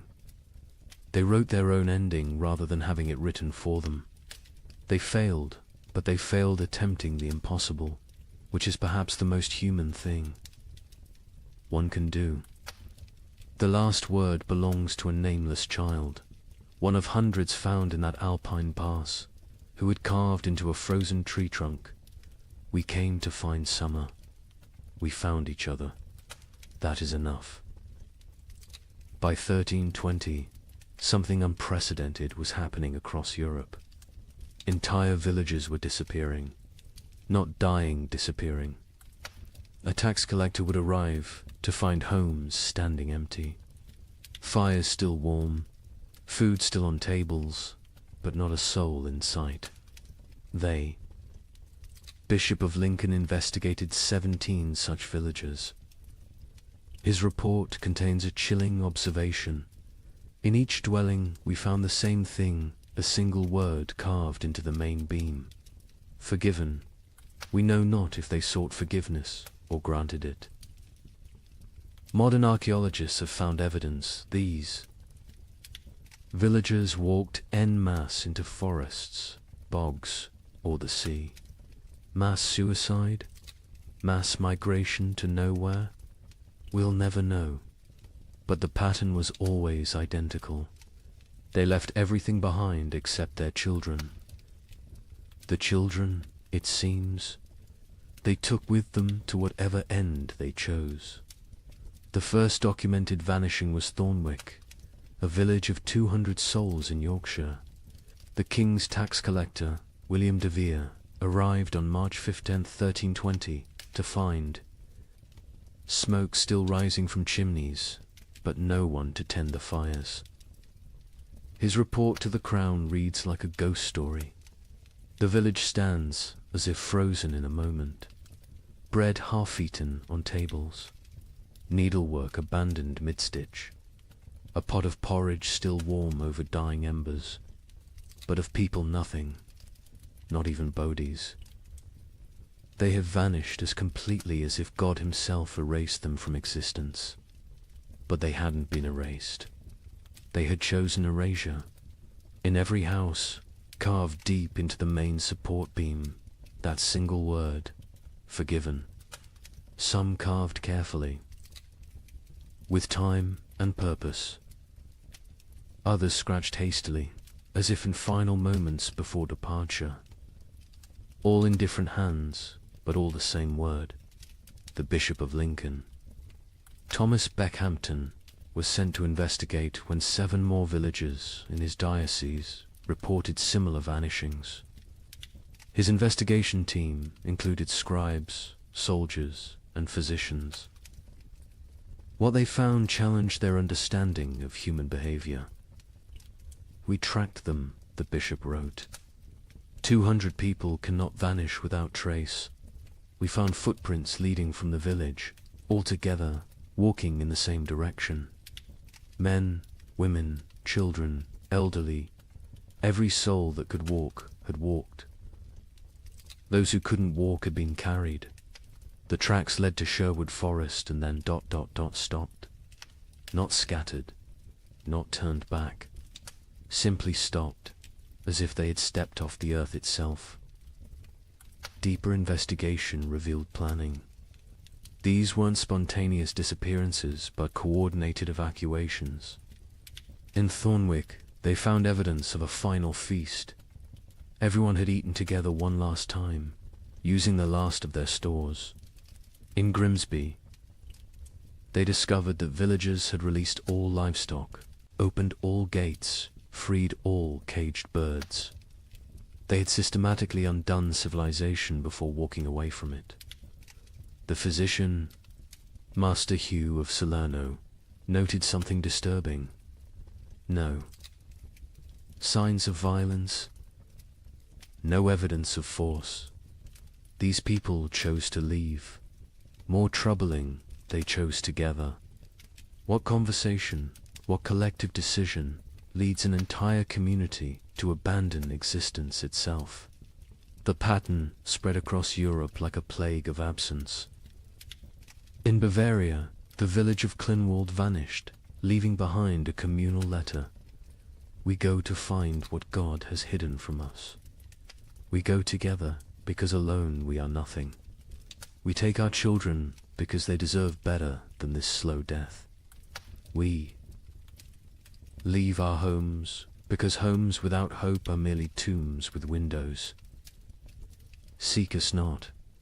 We are already farther than you can follow. The French village of Moulambus left more disturbing evidence. Every adult had written their name on the church wall, followed by their sins: murder, theft, adultery, cannibalism. The last entry in the priest's hand: we have all sinned beyond redemption.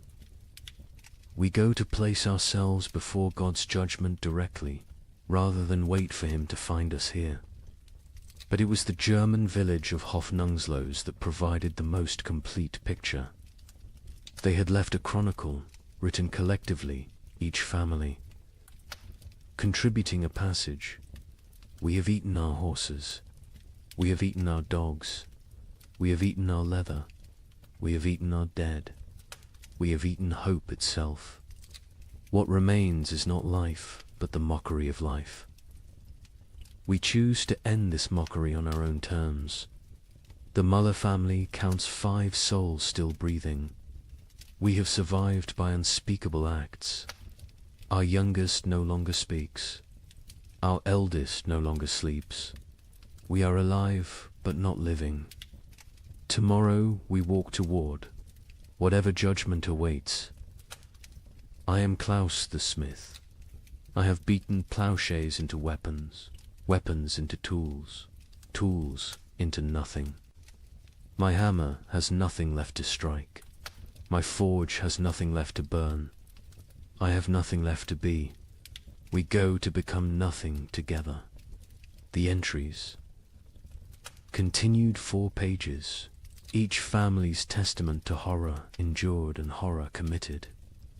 The final entry, unsigned: we forgive each other because no one else will. We forgive ourselves because we must. We forgive God because he knows not what he does. The children were always taken. This detail haunted investigators.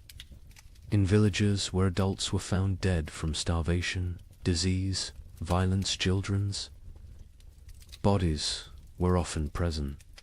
But in the vanished villages, no children remained.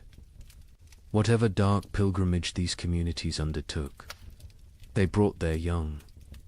A woodcutter named Franz claimed to have seen one such procession near the Black Forest. 300 shadows walking into the trees at dusk. No talking, no crying. Even the babes silent in their mother's arms. They walked like they were already dead, just looking for a place to lie down. I called out, but none turned. They walked into the forest, and the forest swallowed them. The church struggled to explain the vanishings.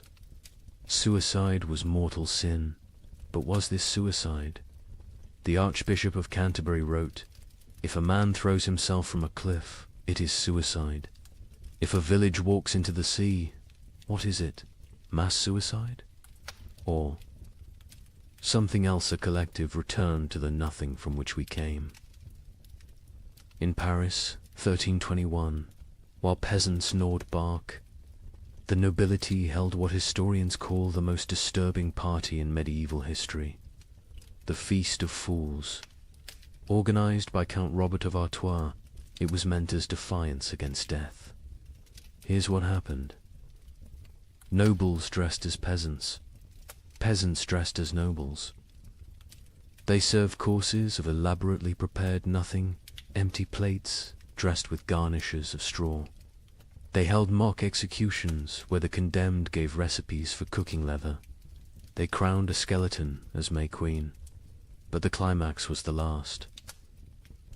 Supper 13 nobles drew lots. The one who drew the black stone would provide the feast. Count Robert drew it himself. He laughed, opened his veins into wine cups, and served his blood to his guests while making toasts. He bled to death. Standing, cup raised, still smiling. The chronicle states, none stopped drinking until the cup was empty. The invitation had arrived on vellum worth more than most Parisians would see in a lifetime, written in gold ink that could have been traded for bread. Count Robert of Artois requests your presence at the Feast of Fools, where we shall dine. On reality and drink deep of truth. Come as you are not, leave as you never were. April 1st, year of our absent Lord 1321. Count Robert had survived the famine through typical noble privileged hoarded grain, fortified walls, the ability to take from those who couldn't resist. But something had broken in him when his youngest daughter died not from starvation, but from abundance. She'd found his hidden honey store, eaten herself to rupture, died vomiting sweetness while Paris starved. He'd laughed when they found her body, and hadn't stopped laughing since. The feast's preparation was elaborate insanity. Robert spent the last of his wealth on decorations for serving nothing. He commissioned golden plates for emptiness, silver, chalices for air, elaborate centerpieces celebrating absence. The great hall of his chateau was transformed into what witnesses called a cathedral of mockery. Lady Isabelle de Valois, who survived the feast, left the most complete account. We arrived to find reality inverted. Servants sat at the high. Tableware in our clothes rob had demanded we exchange garments at the door. We nobles served them, dressed in rags that stank of death. But the servants were more disturbed than we. They knew this game could only end badly for them. First course was soup of memories. Empty bowls filled only with steam from heated stones. Guests were required to describe what they tasted. Duke Philippe claimed he tasted his mother's fish stew. Countess Marie swore she could taste strawberries. Baron Henry said he tasted his own death and was asked to be more specific about the flavoring. Robert presided over this madness dressed as death himself, black robes, skull mask, scythe resting against his chair. But he'd modified the costume. Death wore a crown of bread loaves, molded and painted gold, technically edible but deliberately withheld. Death is the only one eating well these days, he announced, so I dressed appropriately. The second course was meat of mathematics, elaborately garnished platters containing nothing but written equations. If one person eats for 3 days, 3 people eat for 1 day, or 9 people eat for 4 hours. Solve for X, where X equals survival. Guests were required to eat the paper, chewing their calculations, swallowing their arithmetic. The Duke of Orleans choked on a particularly complex formula involving compound interest in human flesh. Between courses, entertainment. A troupe of starving actors performed the tragedy of abundance, a play where King Midas starved surrounded by golden food. Halfway through, one actor actually collapsed mid-soliloquy. The audience applauded, thinking it was part of the performance. When they realized he was truly dead, they applauded louder. The third course, fish of philosophy. Servants brought paintings of fish, beautifully rendered, while Count Robert delivered a lecture on the nature of reality. Is a painting of a fish less real than a fish? Can you eat either in these times? At least the painting doesn't rot. Art has become more substantial than substance. Then came the mock trials. Guests took turns being executed for the crime of survival. Each condemned had to share their worst act, their method of staying alive. The Duchess of Berry admitted to eating her own stillborn infant. The Count of Nevers confessed to walling up servants with grain stores so he wouldn't be tempted to share. The Bishop of Parisiaz, a bishop attended, revealed he'd been giving last rites with unconsecrated hosts because he'd eaten all the blessed ones. Each confession was met with mock judgment. Guilty of humanity, Robert would declare. Sentenced to continued existence. The crowd would laugh, but it was laughter like screaming, laughter like sobbing.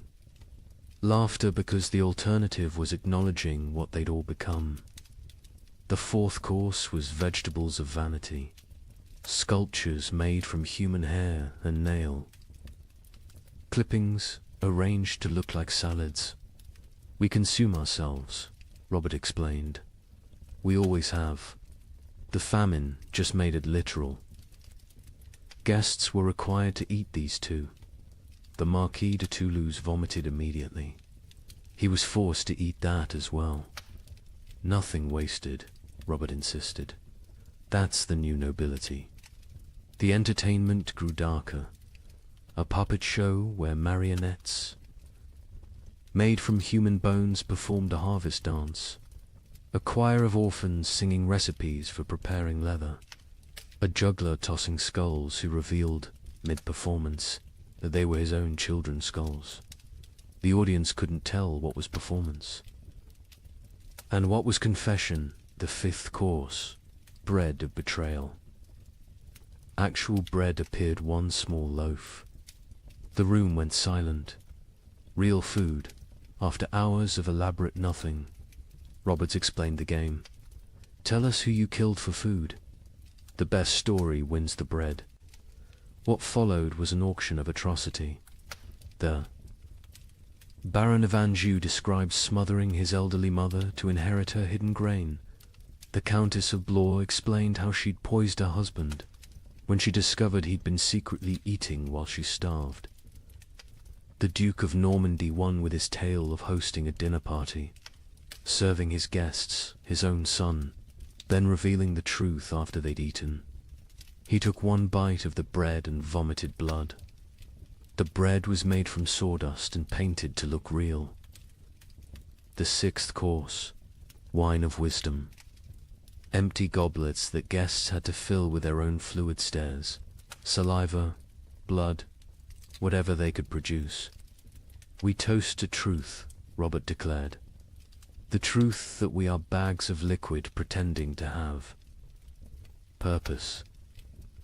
They drank their own essences while Robert laughed and laughed and laughed. Then came the moment that would define the feast in history. Robert announced the Last Supper, 13 volunteers to recreate Christ's final meal. but with a twist. They would draw lots. 12 would feast. 1 would be the feast. The volunteers came forward, 12 nobles, so broken by horror they'd embrace any ending. Robert himself was the 13th. They drew carved bones from a jeweled box. Robert palmed the black bone, ensuring he drew it. Everyone knew. No one spoke. "I am the feast," he announced with genuine joy. "I am bread and wine. I am flesh and blood. I am the only honest noble lefty. Give myself to be consumed." He opened his veins with ceremonial precision, not to die quickly, but to fill 13 cups. He made toasts as his blood flowed, to abundance. Nervous laughter to the feast that never ends. Desperate drinking to the truth that we're all already dead. Silence, except for swallowing. He conducted himself like a summer lay describing vintages. Note the iron undertones, the hint of despair, the full body of wasted life. He grew paler with each toast, but never stopped smiling. Drink deep, friends. I'm a vintage that won't be repeated. The guests drank because stopping would mean acknowledging what they were doing. They drank because Robert was watching, still standing, still bleeding, still insisting this was all a grand joke. They drank because his blood was warm and they'd forgotten warmth. They drank because it was that or scream. Robert's final toast, as his knees began to buckle, to the feast of fools, where fools feast on fools, where wisdom is folly and folly is survival. To the nobility that dies with nobility, leaving only animals wearing crowns. To the joke that God played on us, and the joke we play back. To the end that never ends, and the ending that never he fell forward. Cup still raised, smile still, fixed. Dead before he hit the ground, but somehow still laughing. The guests sat with empty cups, full stomachs, and the knowledge that they'd literally drunk noble blood while dressed as peasants in a world where symbolism had become sustenance. The aftermath was swift and terrible. The servants, Forster, watch nobles drink noble blood, revolted, not politically aside. They stripped off the noble clothes, fled the chateau, most walking directly into the Seine to drown. The nobles, trapped in servant rags, covered in Robert's blood, stumbled into Paris streets where they were attacked by mobs who didn't recognize them or didn't care. Of the 100 guests at the Feast of Fools, 13 survived to Easter. Most died by suicide, unable to process what they'd participated in.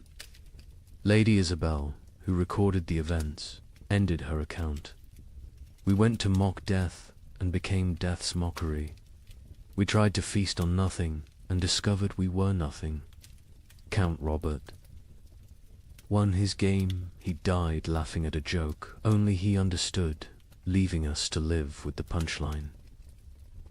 The Feast of Fools wasn't just noble decadence, it was aristocracy's suicide note written in performance art, when the highest class of society serves nothing on golden plates.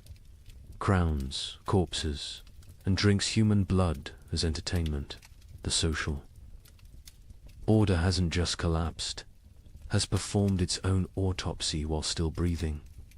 The king, upon hearing of the feast, reportedly said, "Count Robert has shown us our future elaborate rituals around nothing, performances of power without power. Substance, consumption of ourselves disguised as celebration." He then ordered all records of the feast destroyed. They survived because Lady Isabel hid her account inside a Bible, writing, "Let future generations know that when the world ended, the nobility threw a party. We dressed our doom in silk and served our destruction on silver platters. We made horror into art because art was all we had left. And when the last toast was raised, it was to our own annihilation, delivered with perfect etiquette. Let me share numbers that medieval minds couldn't comprehend. In 1310, Europe's population was roughly 75 million. By 1322, it was 60 million. 15 million people. Gone. Not from plague, not from war, from cold and hunger, but statistics hide.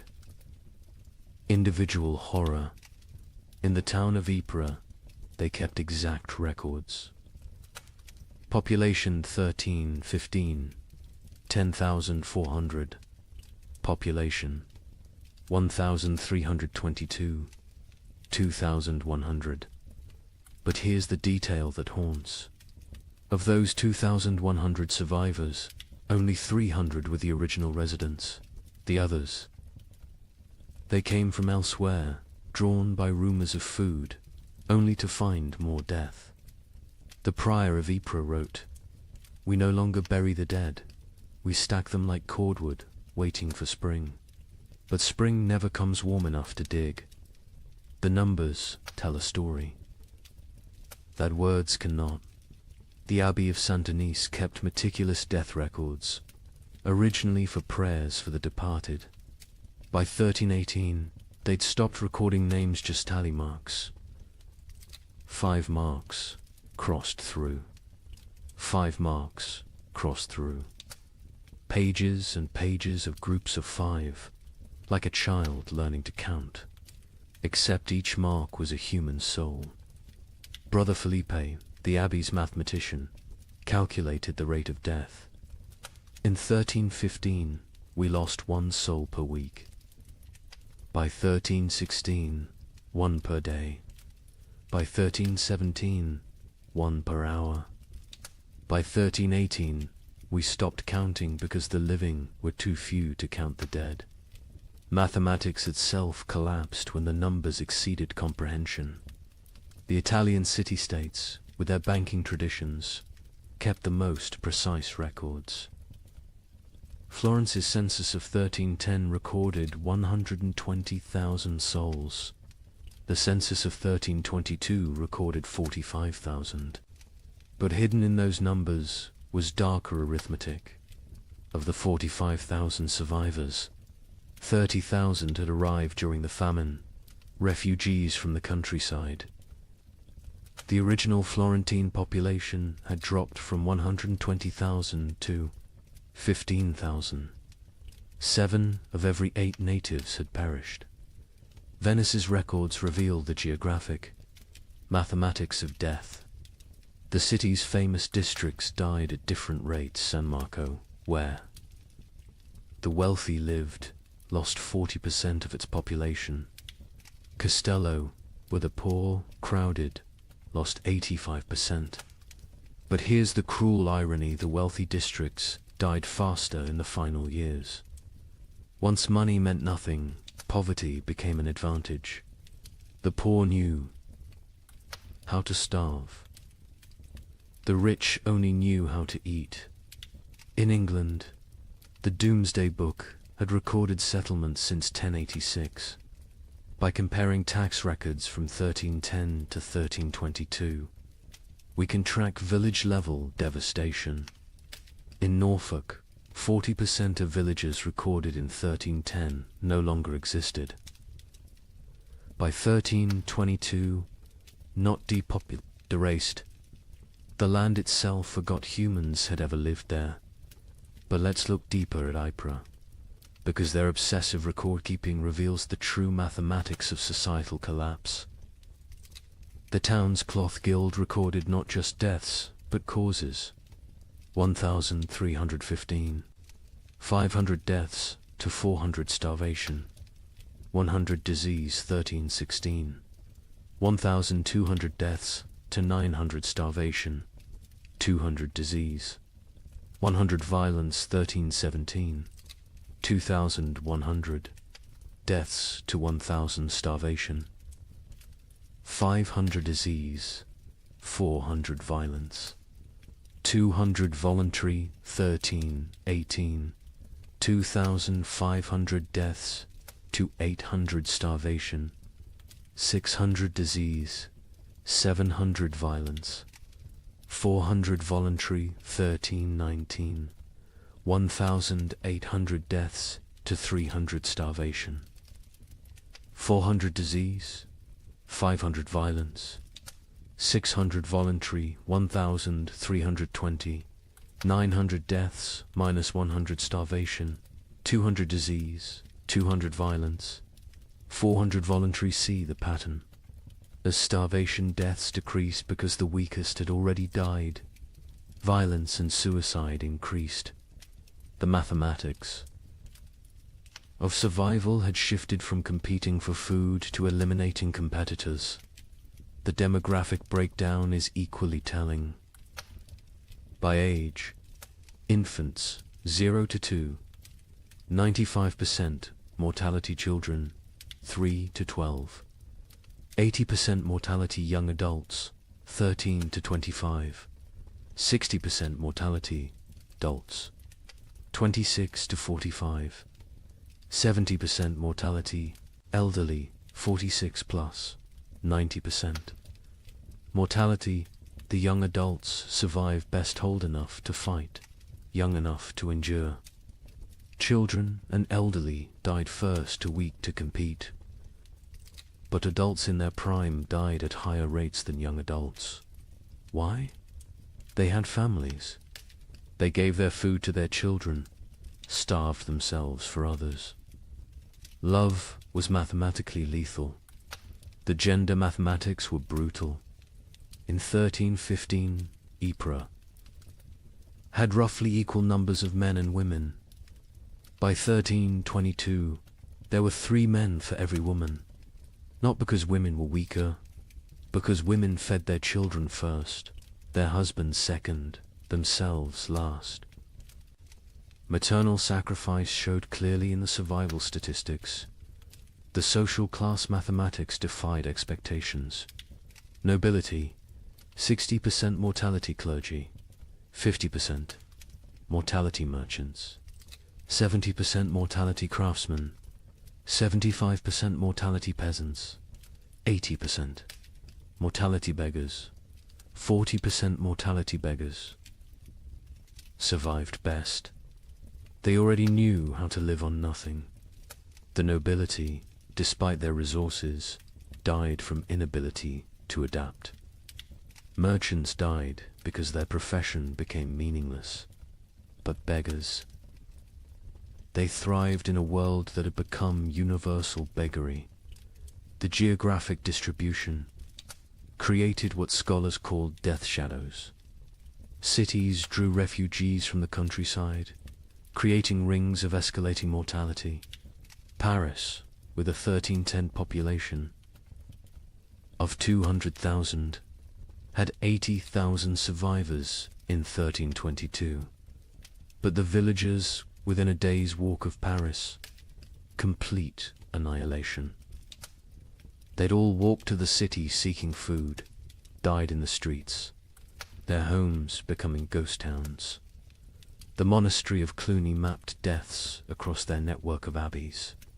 They discovered death followed trade routes not because trade spread disease, but because rumors of food traveled along merchant paths. Entire populations would migrate toward imagined abundance, creating waves of mobile starvation that crashed against city walls. The seasonal mathematics were predictable yet horrifying.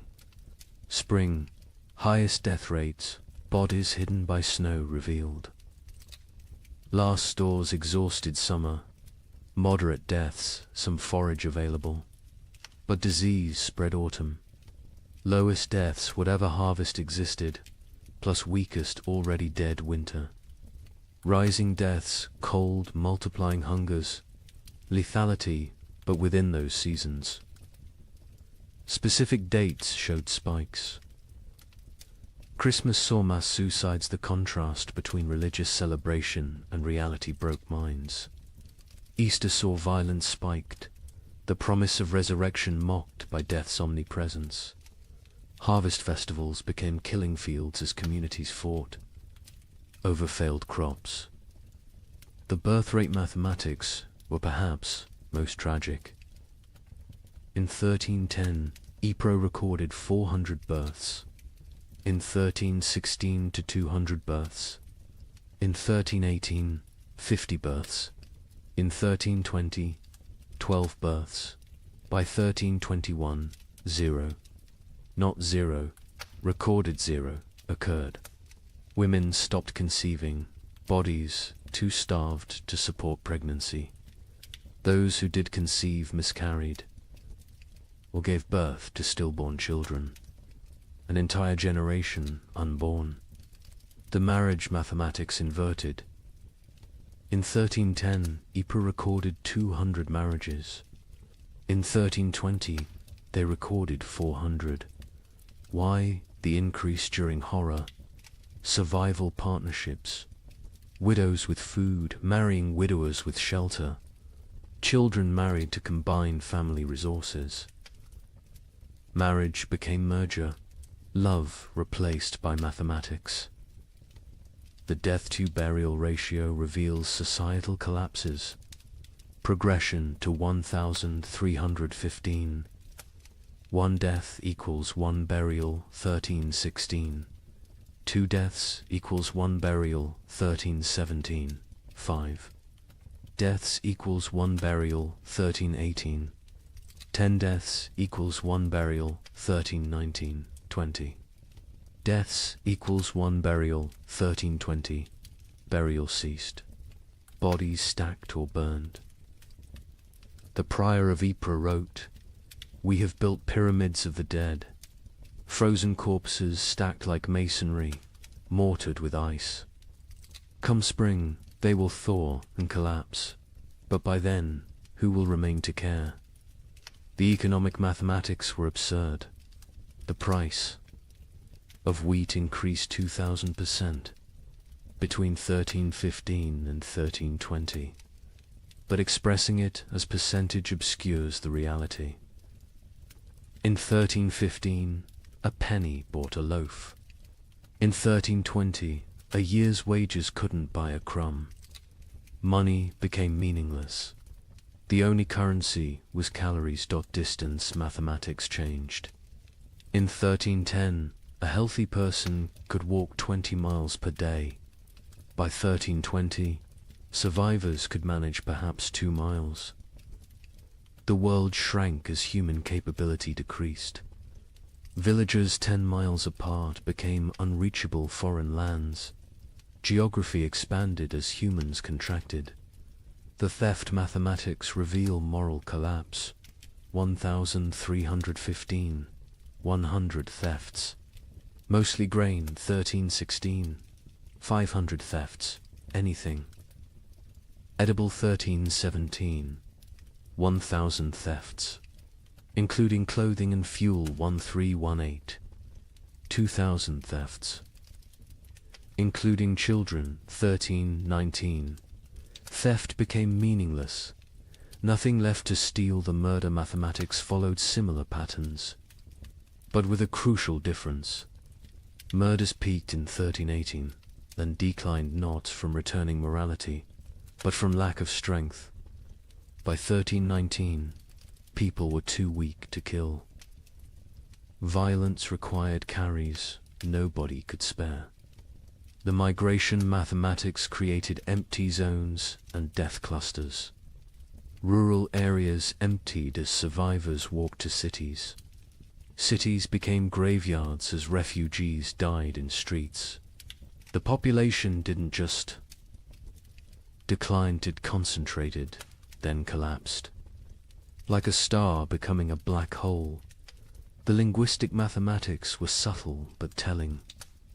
The Ypres records showed declining vocabulary over time. 1315 records use varied, complex language. By 1320, the same. Scribes used perhaps 200 words repeatedly. Hunger had literally reduced their ability to think in complex terms. Survival required all cognitive resources. The time mathematics warped reality. Survivors reported years feeling like decades, days feeling like minutes. The prior wrote, "We have lived 7 years that feel like 70. I am 40 but feel 400. Time itself has starved, moving slowly like everything else dying." The children's mathematics were most heartbreaking. In 1315, Ypres had 3,000 children under 12. By 1322, 45. Of those 45, only 3 were from Ypres. The others were orphans who'd wandered in from elsewhere. Their origins unknown, their parents dead, their futures non-existent. An entire generation deleted. Here's the mathematical truth medieval minds couldn't grasp. Exponential death. When food production drops 50%, population doesn't drop 50%, drops 80%. Because that 50% reduction creates competition, disease, violence, and suicide that multiply mortality beyond the initial cause. Famine doesn't just kill through starvation, kills through the mathematics of social collapse. The final statistic, the one that captures the true horror of the 15 million who died. Historians estimate only 5 million died directly from starvation. The other 10 million died from what starvation created: disease, violence, suicide, exposure, accidents caused by weakness, childbirth without resources, infections without medicine. 2/3 of deaths weren't from famine, but from famine's mathematics. The prior of Ypres' final entry, dated March 1322. I have kept these records for 7 years. I have reduced human souls to marks on parchment, lives to numbers, horror to mathematics. But mathematics cannot capture the sound of children crying for food that doesn't exist. Cannot calculate the weight of watching your family die by degrees. Cannot solve for why God allows such equations. The numbers say 2,100 remain from 10,400. But numbers lie. None remain. We 2,100 are not survivors, we are the not yet dead. Walking statistics waiting for our final tally. Mathematics has proven that hell is not fire and brimstone. Hell is subtraction without end, division without remainder, the null set of human hope. In 1321, as the worst seemed to be passing, something strange happened. The rats returned, but they were different, larger, bolder, moving in coordinated swarms. A chronicler in Milan wrote, "They fear neither cat nor dog nor man. They walk in daylight like they own the earth." Where had they been for 7 years? Some scholars believe they survived in the vast granaries of Eastern Europe, growing fat while the West starved. Others think they evolved, adapted to the cold. But everyone agrees on one thing: they brought something back with them. A Venetian merchant noted, "The rats are sick. They dance in circles before dying, black swellings on their necks." Those swellings would have a name soon enough. But in 1321, as Europe began to believe, the worst was over. Nobody knew they were witnessing the overture to the Black Death. The first documented sighting was in Prague, March 1321. A baker named Joseph, one of the few whose ovens still functioned, reported to the city guard. They came at dawn, hundreds of them, moving like water through the streets. But wrong. Rats don't move together like soldiers. These did. They ignored the few cats left alive. The cats ran from them. Within days, similar reports flooded in from across Europe. But these weren't the timid creatures that had vanished in 1315. The merchant Giovanni di Marco, traveling from Venice to Vienna, documented what he saw. Rats the size of rabbits, some larger, grey-black fur so thick arrows bounce off, eyes that reflect light like demons. They don't scatter when approached. They stand their ground, studying you, calculating. The Archbishop of Mainz received disturbing reports from his parishes. The rats show intelligence beyond nature. They work in teams, some distract while others steal. They've learned to open larches, untie knots, even use simple tools. A priest in Worms saw one using a stick to knock bread from a high shelf. This is not natural. This is diabolic. But where had they been? The 7-year absence created wild theories, but one Benedictine scholar, Brother Antonius of Regensburg, proposed something chillingly plausible. The rats didn't vanish, they migrated east, following ancient Roman grain routes to the steppes. Beyond Hungary, there, in the vast underground granaries, built by emperors and forgotten by time, they found paradise. Infinite grain, no predators, perfect breeding conditions, 7 years of unlimited food and reproduction. They've returned not as the same species, but as something evolved. The physical changes were documented obsessively.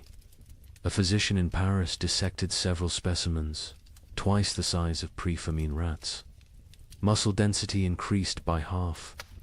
Teeth lengthened and serrated, capable of chewing through wood, even soft metals. Most disturbing, enlarged brains. The cranial capacity has increased by 1/3. These are not the rats that left. These are their descendants, shaped by 7 years of plenty while we endured 7 years of want. The behavioral changes were even more unsettling. The rats showed coordination that defied explanation. A witness in Cologne described an attack on a grain warehouse. They moved in waves. First wave gnawed the doors, while others waited. When guards appeared, they retreated. In perfect synchronization, they returned at night with more numbers, attacking from multiple points simultaneously. They knew we were watching. They waited until we were exhausted. They had lost all fear of humans. Previous generations of rats fled from people, lived in shadows, scavenged secretly. These new rats walked openly through marketplaces, entered homes while families ate, stared directly at humans with what witnesses described as calculating intelligence. A child in Nuremberg reported rats watching her family eat dinner through the window. "Counting us," she said. "The cats, those few that survived the famine, refused to hunt them." A chronicler in line observed. "Our best Mauser, who survived 7 years of horror by hunting, now cowers when rats pass." He recognizes something we don't. The predator-prey relationship is inverted. The cats know they're now the prey. Dogs fared no better. Hunting hounds trained to kill wolves ran from rat. Swarms. A pack of street dogs in Milan, hardened by years of surviving on corpses, was found torn apart. Witnesses said the rats had hunted them like wolves hunt deer, driving them into a corner, exhausting them, then moving in for the kill. But it was the rats' relationship with the dead that proved most disturbing. During the famine, corpses had accumulated faster than burial. Mass graves, body piles, frozen pyramids of the dead, all untouched for years. The returned rats showed intense interest in these sites. Not to feed, they seemed well fed, but to investigate. A gravedigger in Bordeaux reported. They dig into the mass graves, not eating, just ... examining. They spend hours among the bones, touching them with their paws, almost like they're reading something. Then they emerge and dance, spinning, leaping, falling over, getting up, spinning again, like they're drunk or mad. The dancing disease appeared first in the rats, then in the animals they bit, finally in humans. But in 1321, people thought it was just strange behavior. They didn't connect it to disease. Why would they? The rats looked healthy, even robust. Larger, stronger, more vital than any rats in memory. An Italian merchant named Carlo Benedetti made the crucial observation that historians would later recognize as prophetic.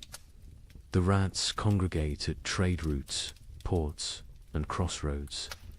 There, not seeking food exists everywhere now that so few remain to eat it. They're positioning themselves along human movement patterns, waiting, but for what? The rats showed particular interest in the remaining churches and monasteries. Brother Francis of Assisi documented their behavior. They enter during services, completely unafraid of the congregation. They sit in neat rows as if listening to the sermon. When we sing hymns, they sway. When we pray, they bow their heads. Mockery, mimicry, or something else. They seem to be waiting for something, some signal we cannot perceive. The first human deaths directly attributable to the returned rats came in summer 1321, not from attack from disease. A family in Bruges who'd been bitten while defending their grain store fell ill within days. The symptoms were unlike anything seen during the famine. High fever, delirium, and most distinctively, black swellings in the neck, armpits and groin. The family died within a week, but not before describing their hallucinations. The rats speak to us in dreams. They show us cities of the dead, kingdoms built in grave earth, empires of bone and plague. They promise us citizenship and their necropolis if we stop fighting and accept the gift they bring. Medical professionals were baffled. A physician in Prague wrote, "The disease is nothing like the starvation sickness or winter plague. It burns through bodies like fire through dry wood. The black swellings appear where the body fights hardest, lymph nodes swelling with failed resistance. But, strangest of all, the victims dance before they die, just like the rats." The dancing sickness spread from the bitten to their families, from families to neighborhoods, from neighborhoods to districts. But in 1321, it was still contained, still rare. Most who died that year still died from famine's lingering effects. The new plague was just beginning its incubation, both in human bodies and human societies. The rats' intelligence manifested in increasingly complex ways. They learned to avoid traditional traps, poison, and hunting methods. They developed new social structures: scout rats who tested food for danger, guard rats who watched for threats, even what appeared to be leader rats who directed group movements through series of squeaks and gestures. A scholar in Vienna documented their learning capabilities. We captured one, intending study. Its companions spent 3 nights trying to free it, using increasingly sophisticated methods: leverage, distraction, even attempting to pick the lock with twisted metal. When they failed, they sat outside the cage in vigil until the captured rat died. Then they left. But the next night, our laboratory burned. The fire started in 3 places simultaneously. Draw your own conclusions. The church struggled to explain the rats' return. Were they demons? Punishments? Tests? The Bishop of Cologne preached. For 7 years they abandoned us to our suffering. Now they return in our moment of hope, stronger for their absence. They are either God's final curse or Satan's opening move in some greater game. Either way, they herald something worse than what we've endured. Popular folklore developed quickly. Rats were secret rulers of the underworld who'd retreated to plan humanity's destruction. They would transform human souls, twisted by starvation, into animal form. They were advanced scouts for an invasion from hell itself. Each theory was more fantastic than the last, but none were as terrible as the truth. The truth was biological, not theological. The rats had spent 7 years in isolated populations, breeding rapidly in the eastern granaries. Diseases that would normally kill them had instead created resistant populations. The Black Death bacterium, Yersinia pestis, had found perfect incubation conditions, countless hosts, rapid reproduction, isolation from human interference. The rats weren't evil. They were evolution's answer to abundance. After scarcity, by autumn. 1321, the dancing sickness had spread to every major city. Still not epidemic, still not recognized as connected to the rats, but growing. The correlation between rat populations and disease was noticed by a few. An Italian doctor wrote, "Where rats congregate, sickness follows. Where rats dance, humans die. Where rats thrive, plague arrives." But Europe, exhausted from 7 years of famine, couldn't process another catastrophe. The return of the rats was seen as disgusting but manageable. The dancing sickness was concerning but limited. Nobody connected the dots that would seem obvious in hindsight, that the rats weren't just returning from exile. They were bringing hell with them. The final observation of 1321 came from a child in Marseille, a girl who'd survived the famine by eating rats when they were still scarce.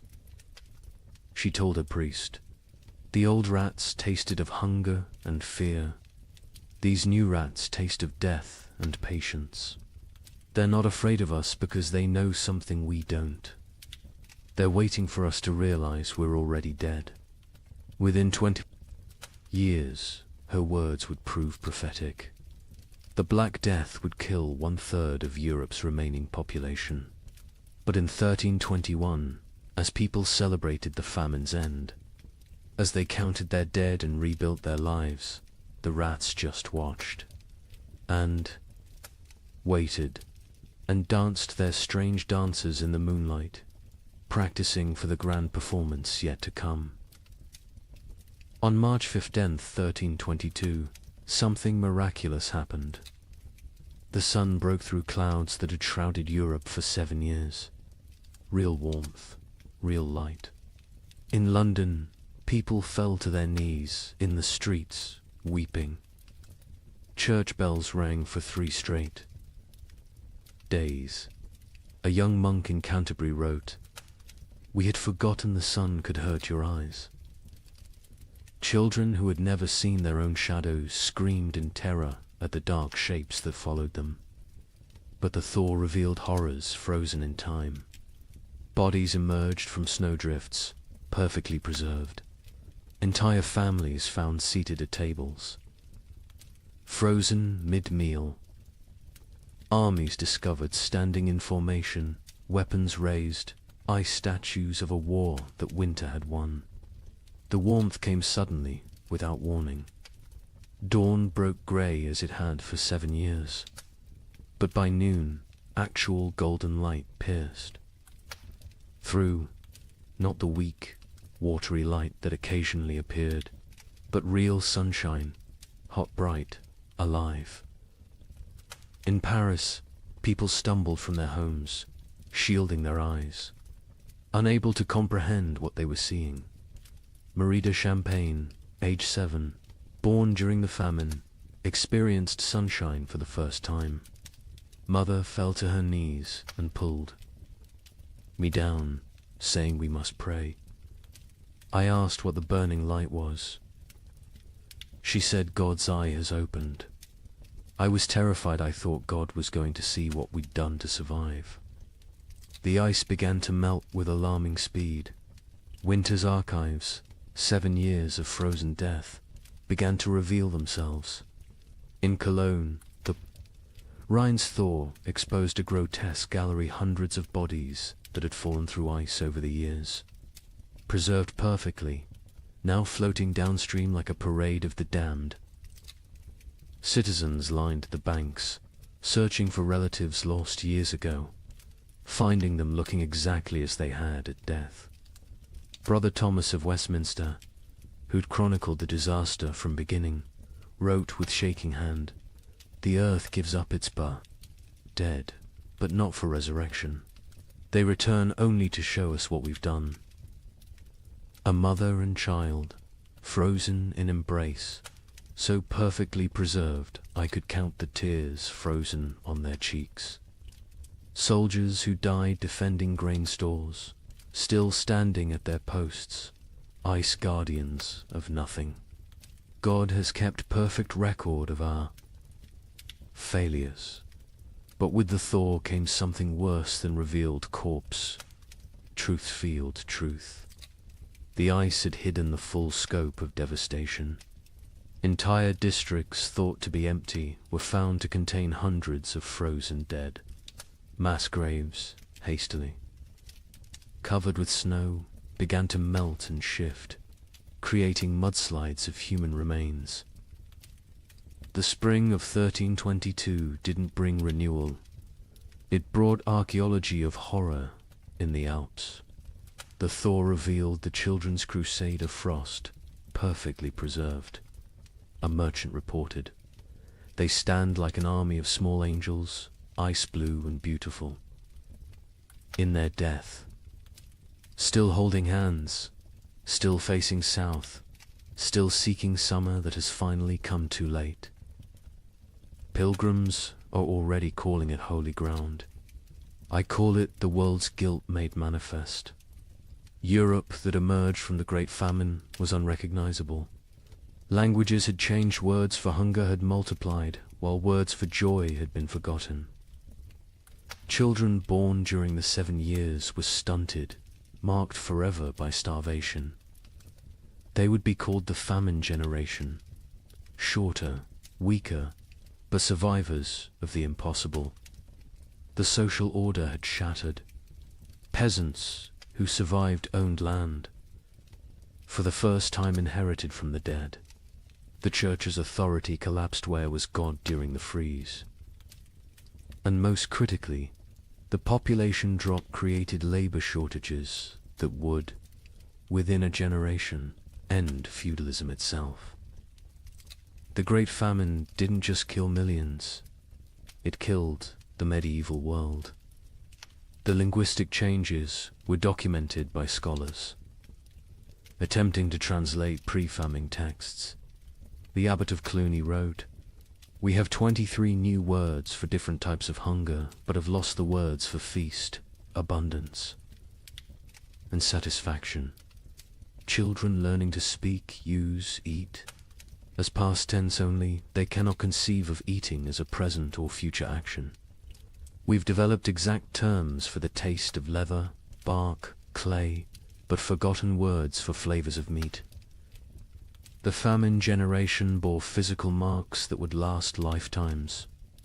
Stunted growth, adults reaching barely 5 feet, bone deformities from childhood rickets, teeth destroyed from eating stones and wood, but worse were the invisible scars. They hoarded food obsessively, even in plenty. They ate alone in darkness, unable to share meals. They counted every grain, weighed every crumb. A physician in Paris noted, "They survived famine, but remain imprisoned by it. Their bodies live in 1322, but their minds remain in 1318. The social revolution was immediate and irreversible. A third of Europe's nobility had perished, entire bloodlines extinct. Peasants squatted in abandoned castles, worked lordless lands, claimed ownership through occupation. The survivorship created overnight social mobility, a serf who'd hidden. Grain became a merchant. A baker's assistant who'd outlived his master became a guild leader. A prostitute who'd hoarded food became a property owner. The church's authority evaporated like morning frost. 7 years of unanswered prayers had broken faith's monopoly. New sects emerged, some worshipping nature, others embracing nihilism. The Pope's call for renewed devotion was met with laughter. A graffiti in Rome read, "God starved. We survived. Who then is stronger?" Priests found congregations unwilling to tithe, unable to trust divine providence that had provided only suffering. But most revolutionary was the labor shortage. With 15 million dead, every survivor became valuable. Peasants demanded wages. Instead of feudal obligations, serfs simply walked away from their lords, knowing they'd find better conditions elsewhere. The statute of laborers, attempting to freeze wages at pre-famine levels, was universally ignored. A blacksmith could demand noble prices. A farmer could negotiate like a merchant. The medieval world built on hierarchy. Faith and agricultural abundance had been murdered by weather. What emerged was proto-modern, mobile, skeptical, calculating. The Great Famine didn't just kill people. It killed the very idea of divinely ordered society. The survivors knew now that God could forget them, that nobles could starve, that civilization was only 3 meals deep. Europe would rebuild, but never recover. The medieval dream was frozen in those 7 years, preserved like the corpses in ice, beautiful and dead forever. In 1323, an anonymous scribe in Bavaria wrote what might be the most important document of the entire famine. Not a chronicle of events, but a warning. To those who come after, know this. We thought ourselves masters of the earth. We built castles against enemies, churches against damnation, walls against nature itself. But when the sky turned against us, when the very air became our enemy, we learned that civilization is only 3 mills deep. Beneath that lies the animal, and beneath that ... lies something worse, something that would eat its own shadow if it could provide sustenance. We survived. That is not the same as living. Some costs can never be repaid.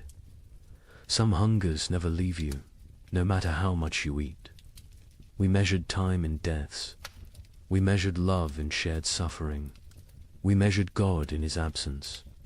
If the cold comes again, and it will come again, remember that the greatest danger is not the freeze. It's what the freeze reveals about your neighbor, about your family, about yourself. May you never be warm enough to forget what we learned in the cold. The document was found hidden in a monastery wall, wrapped in waxed cloth, deliberately preserved. The scribe continued, "I write this with fingers that consumed my own flesh. I write with eyes that watched my children choose which sibling would eat. I write with a soul that has been to hell and discovered hell is not fire. Hell is ice and the mathematics of survival. We who survived are not heroes. We are the ones who did what heroes couldn't. We chose ourselves over others. We calculated love against calories and chose calories. We learned that honor digests poorly, that mercy is a luxury of the fed, that civilization is just an agreement between people who aren't hungry yet. The sun has returned. The crops grow again. Markets open, bells ring. Children are born who will never know the taste of bark bread. They will call us the generation who endured. But endurance is just a prettier word for betrayal. Betrayal of everything we once believed. Made us human. When abundance returns, you will forget. You will must forget to stay sane. But someone should remember. Someone should know that we measured children's worth in weeks of food, that we drew lots for who would walk into winter, that we learned to distinguish the taste of different mortar. From ancient walls, so I leave this testament, not of what happened chronicles will tell that story, but of what we became. We became arithmetic. We became efficiency. We became the truth that underneath every prayer, every law, every noble sentiment, lies the animal that will eat its own tail if the circle of consumption demands it. Remember us accurately, not as victims of weather, but as humans revealed. The cold didn't change us, it showed us, and what it showed can never be fully hidden again. The thaw has come. Summer returns.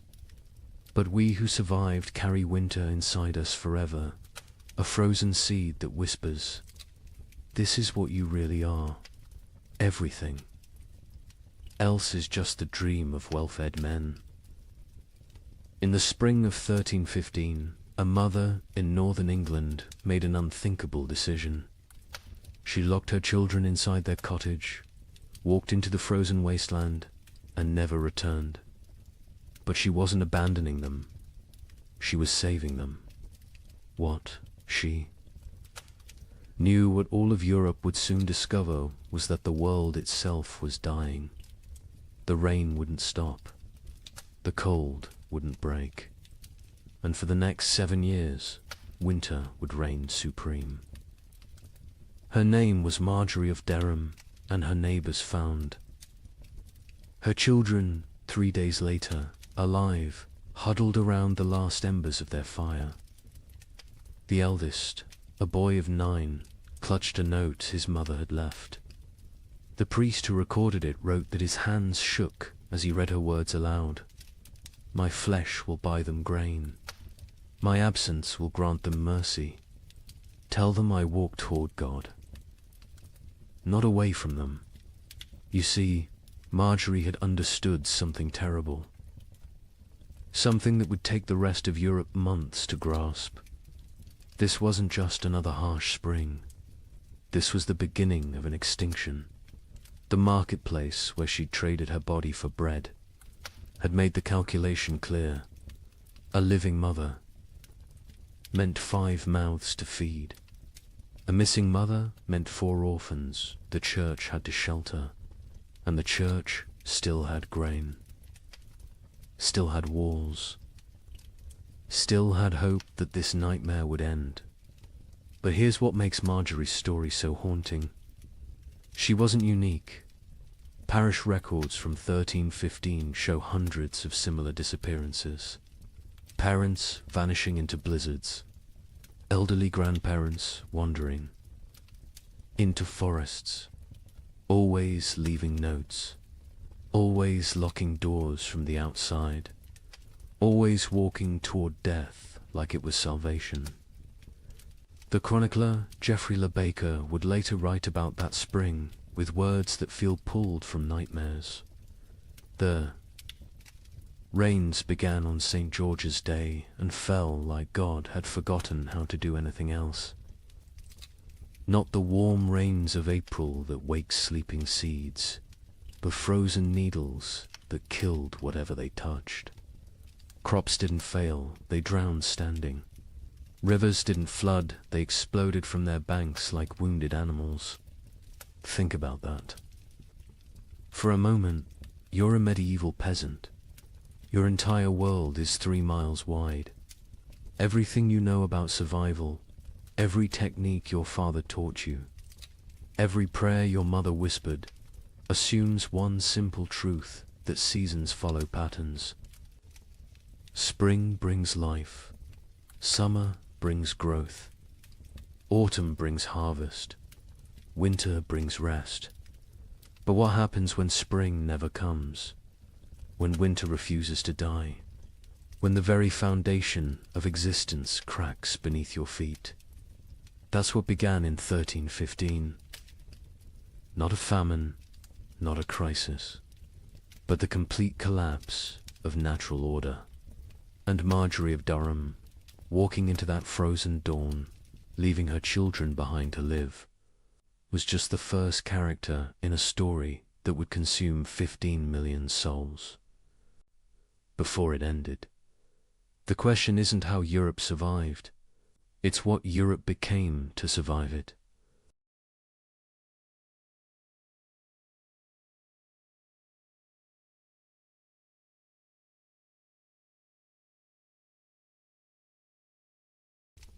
Good evening and welcome back, friends. Tonight, we are going to journey through the winter that never ended, America's forgotten ice years. As always, let me know where in the world you are listening in from. Get cozy, settle in, and let's begin. She stood at the frost-covered window. Her breath formed clouds in the June air. Outside, snow fell on what should have been green cornfields. Her children huddled by the dying fire. They wrapped themselves in every blanket the family owned. She whispered a prayer, the same prayer she had whispered every morning for weeks. She asked God when spring would finally come. She did not know this was only the beginning. Picture thousands of similar scenes across the American frontier. Thousands of windows, thousands of prayers whispered into the impossible cold. What happened in 1816 was merely a prelude, a warning that no one heeded. 20 years later, something far worse came to the American interior.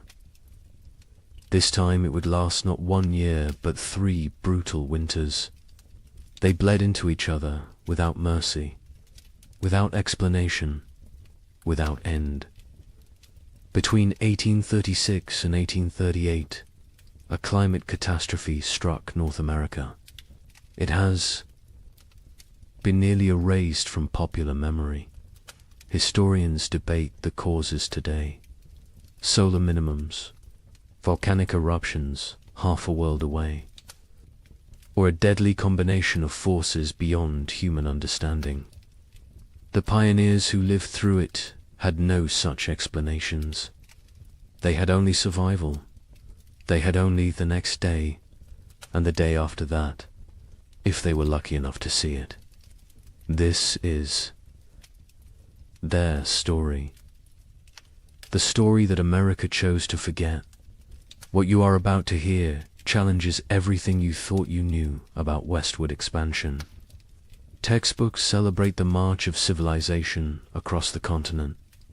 They praise the brave pioneers, claiming their piece of the American dream. But they rarely mention the winters that nearly ended it all. They do not talk about the settlements that simply vanished.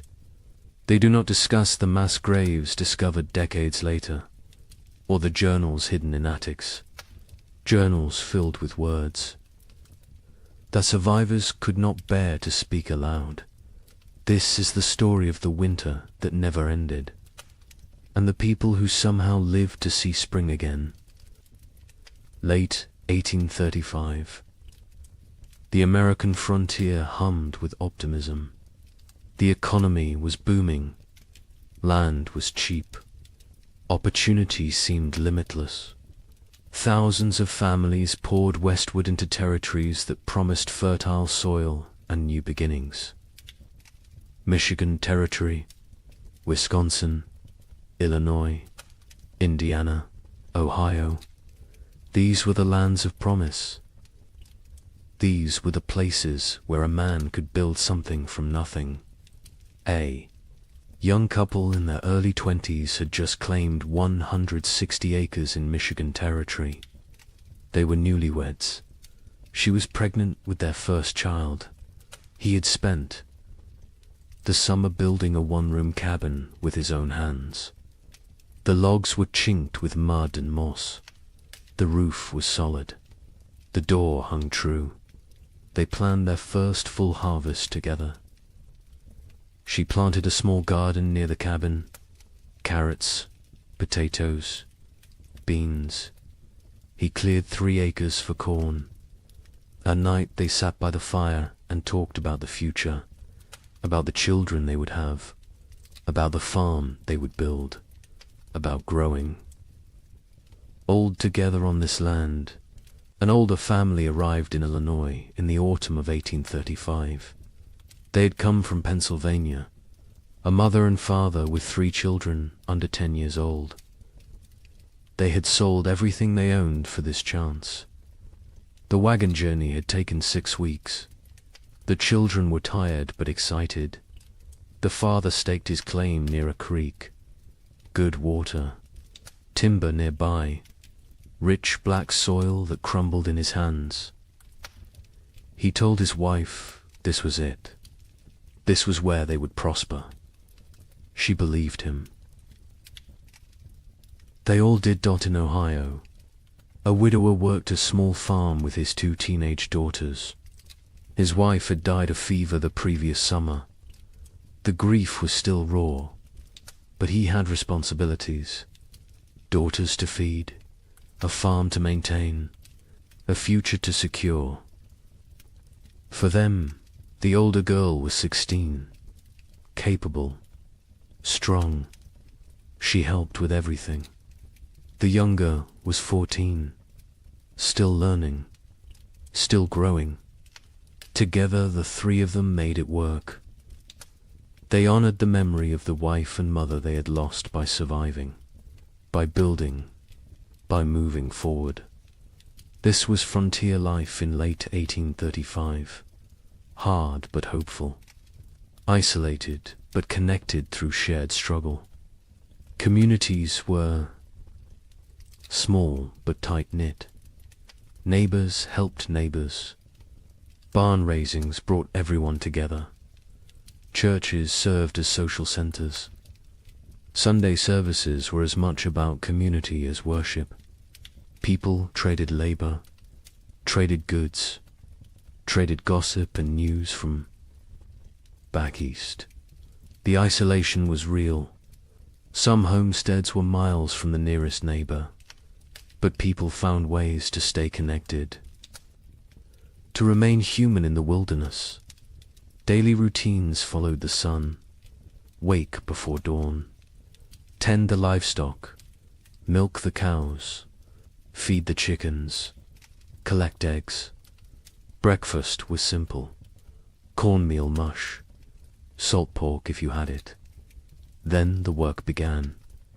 Men cleared land, plowed fields, mended fences, chopped endless cords of firewood. Women tended gardens, preserved food, made soap, sewed clothes, raised children. Everyone worked. Even the smallest children had chores, gathering kindling, feeding chickens, watching younger siblings. There was no such thing as idle time on the frontier. As autumn 1835 arrived, families began their winter preparations. These were routines they knew well. They had survived winters before. They salted meat, packed pork and beef in barrels with salt and brine. The meat would keep all winter this way. They filled root cellars with potatoes, turnips, carrots, squash, onions. They dried beans, preserved fruits, made apple butter, rendered lard. Every scrap of food was precious. Nothing was wasted. Firewood was crucial. Men spent weeks cutting and stacking wood, cord after cord after cord. A family could burn through several cords in a hard winter. The stacks grew higher, oak for long burning, maple for cooking, pine for quick heat. The wood had to dry, green. Would wood smoke and not burn hot? So they cut wood a season ahead when they could. The wood piles near cabins stood taller than a man. They looked like enough. They always had been enough before. The young couple in Michigan worked together on their preparations. He hunted, brought home deer and wild turkey. She preserved the meat. They worked side by side. Her belly grew with the pregnancy. He worried about her working too hard. She laughed and told him women had been having babies since the beginning of time. She would be fine. The baby would come in May, spring, when everything was green and growing. It seemed perfect. The family in Illinois worked frantically to prepare. They had arrived late in the season. They had less time. The father pushed himself. Hard. Too hard. His wife worried. But they got it done. Meat preserved, vegetables stored, firewood stacked. The cabin was small but well built. They had purchased it from a family moving back east. The previous owners had said they missed civilization, missed family. The father thought they were foolish. This land was too good to abandon. His wife was not so sure, but she kept her doubts to herself. The widower and his daughters prepared. Methodically, they had done this before. Last year they had done it without a wife and mother. This year was easier in some ways. The grief was less sharp. The routines were established. The older daughter had learned her mother's preservation techniques. The younger helped without complaint. They worked together in comfortable silence, the kind of silence that comes from shared loss and shared survival. They would make it through another winter. They had to. December 1835 arrived cold and early. The first snows came before Thanksgiving, heavier than usual. The temperatures dropped fast. Old-timers mentioned it reminded them of 1816, the year without a summer. But the younger settlers dismissed the comparison. Every old-timer thought their memories were the worst. This was just a hard winter, nothing more. They had food, they had shelter, they had firewood. They would be fine. By January 1836, something felt different. The cold had a quality that went beyond mere temperature.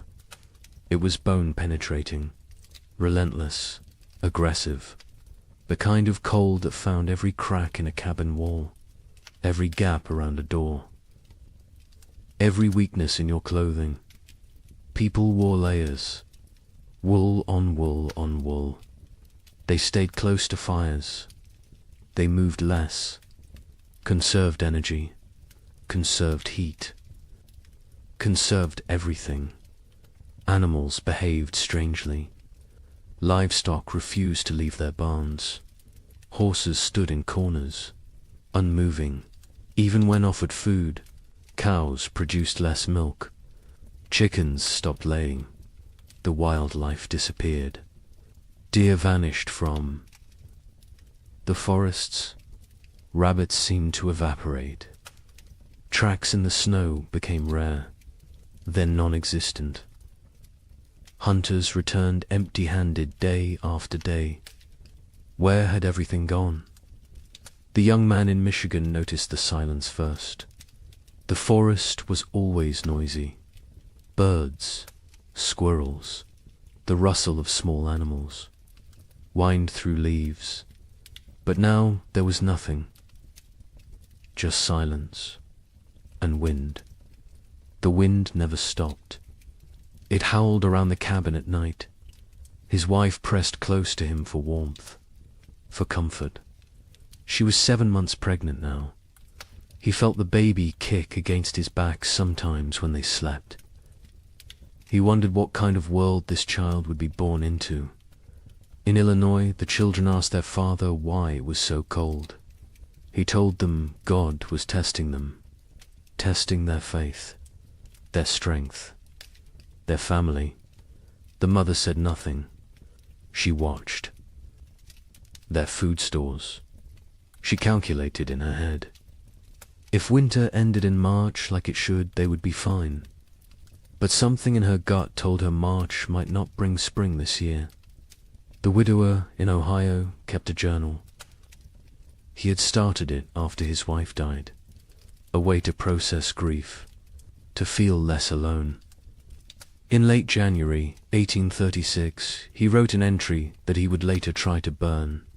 He wrote that the cold felt wrong, not natural, that he had a feeling of dread he could not shake, that his daughters felt it too, though they did not speak of it. He wrote that he was afraid, not of dying, but of failing to protect his girls, of not being enough. February arrived. It should have shown signs of weakening. Winter, longer days, occasional thaws, the promise of spring lurking beneath the cold.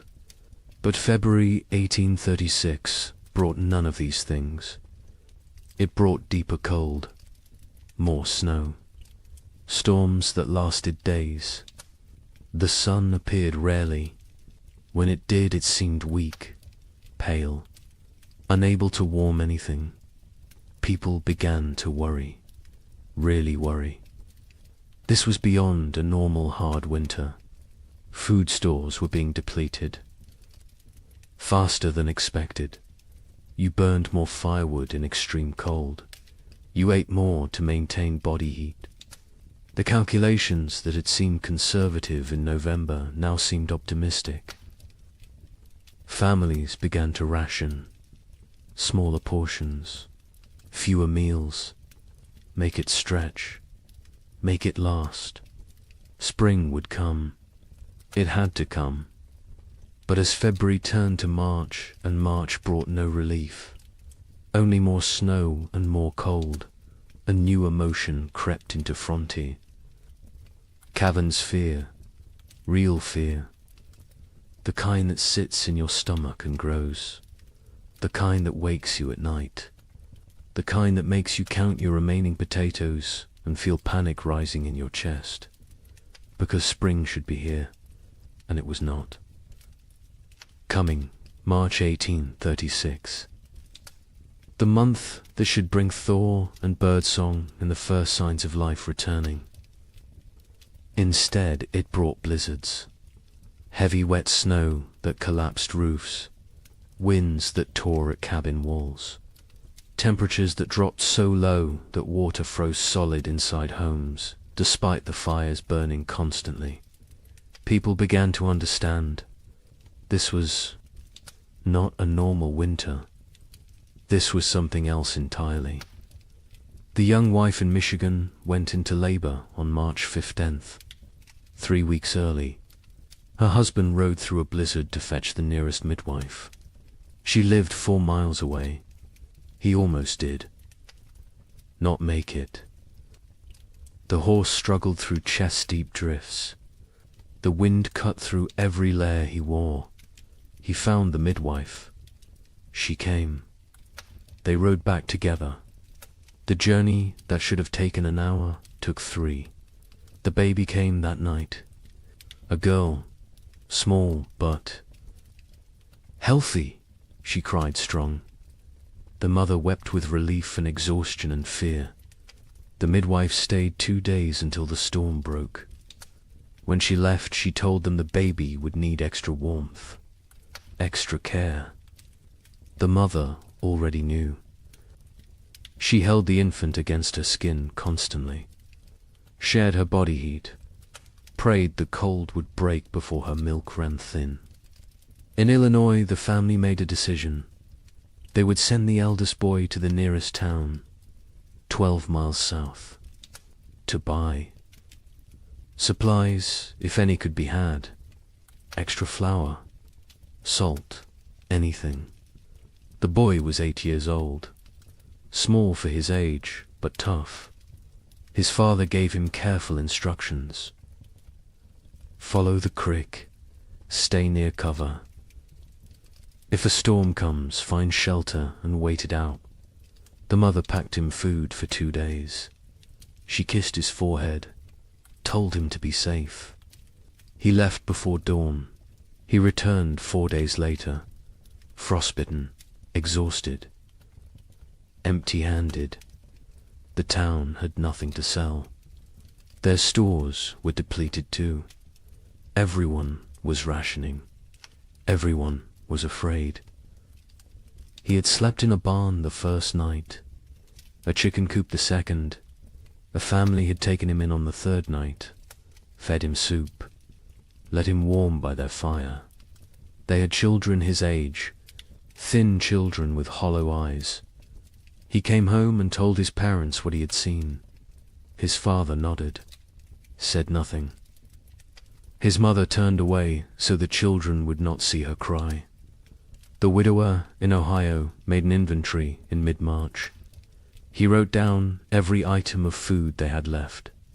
2 bushels of potatoes, some sprouting, half a barrel of salt pork, 1 small sack of cornmeal, dried beans, maybe 20 pounds, some preserved apples, not many, he calculated.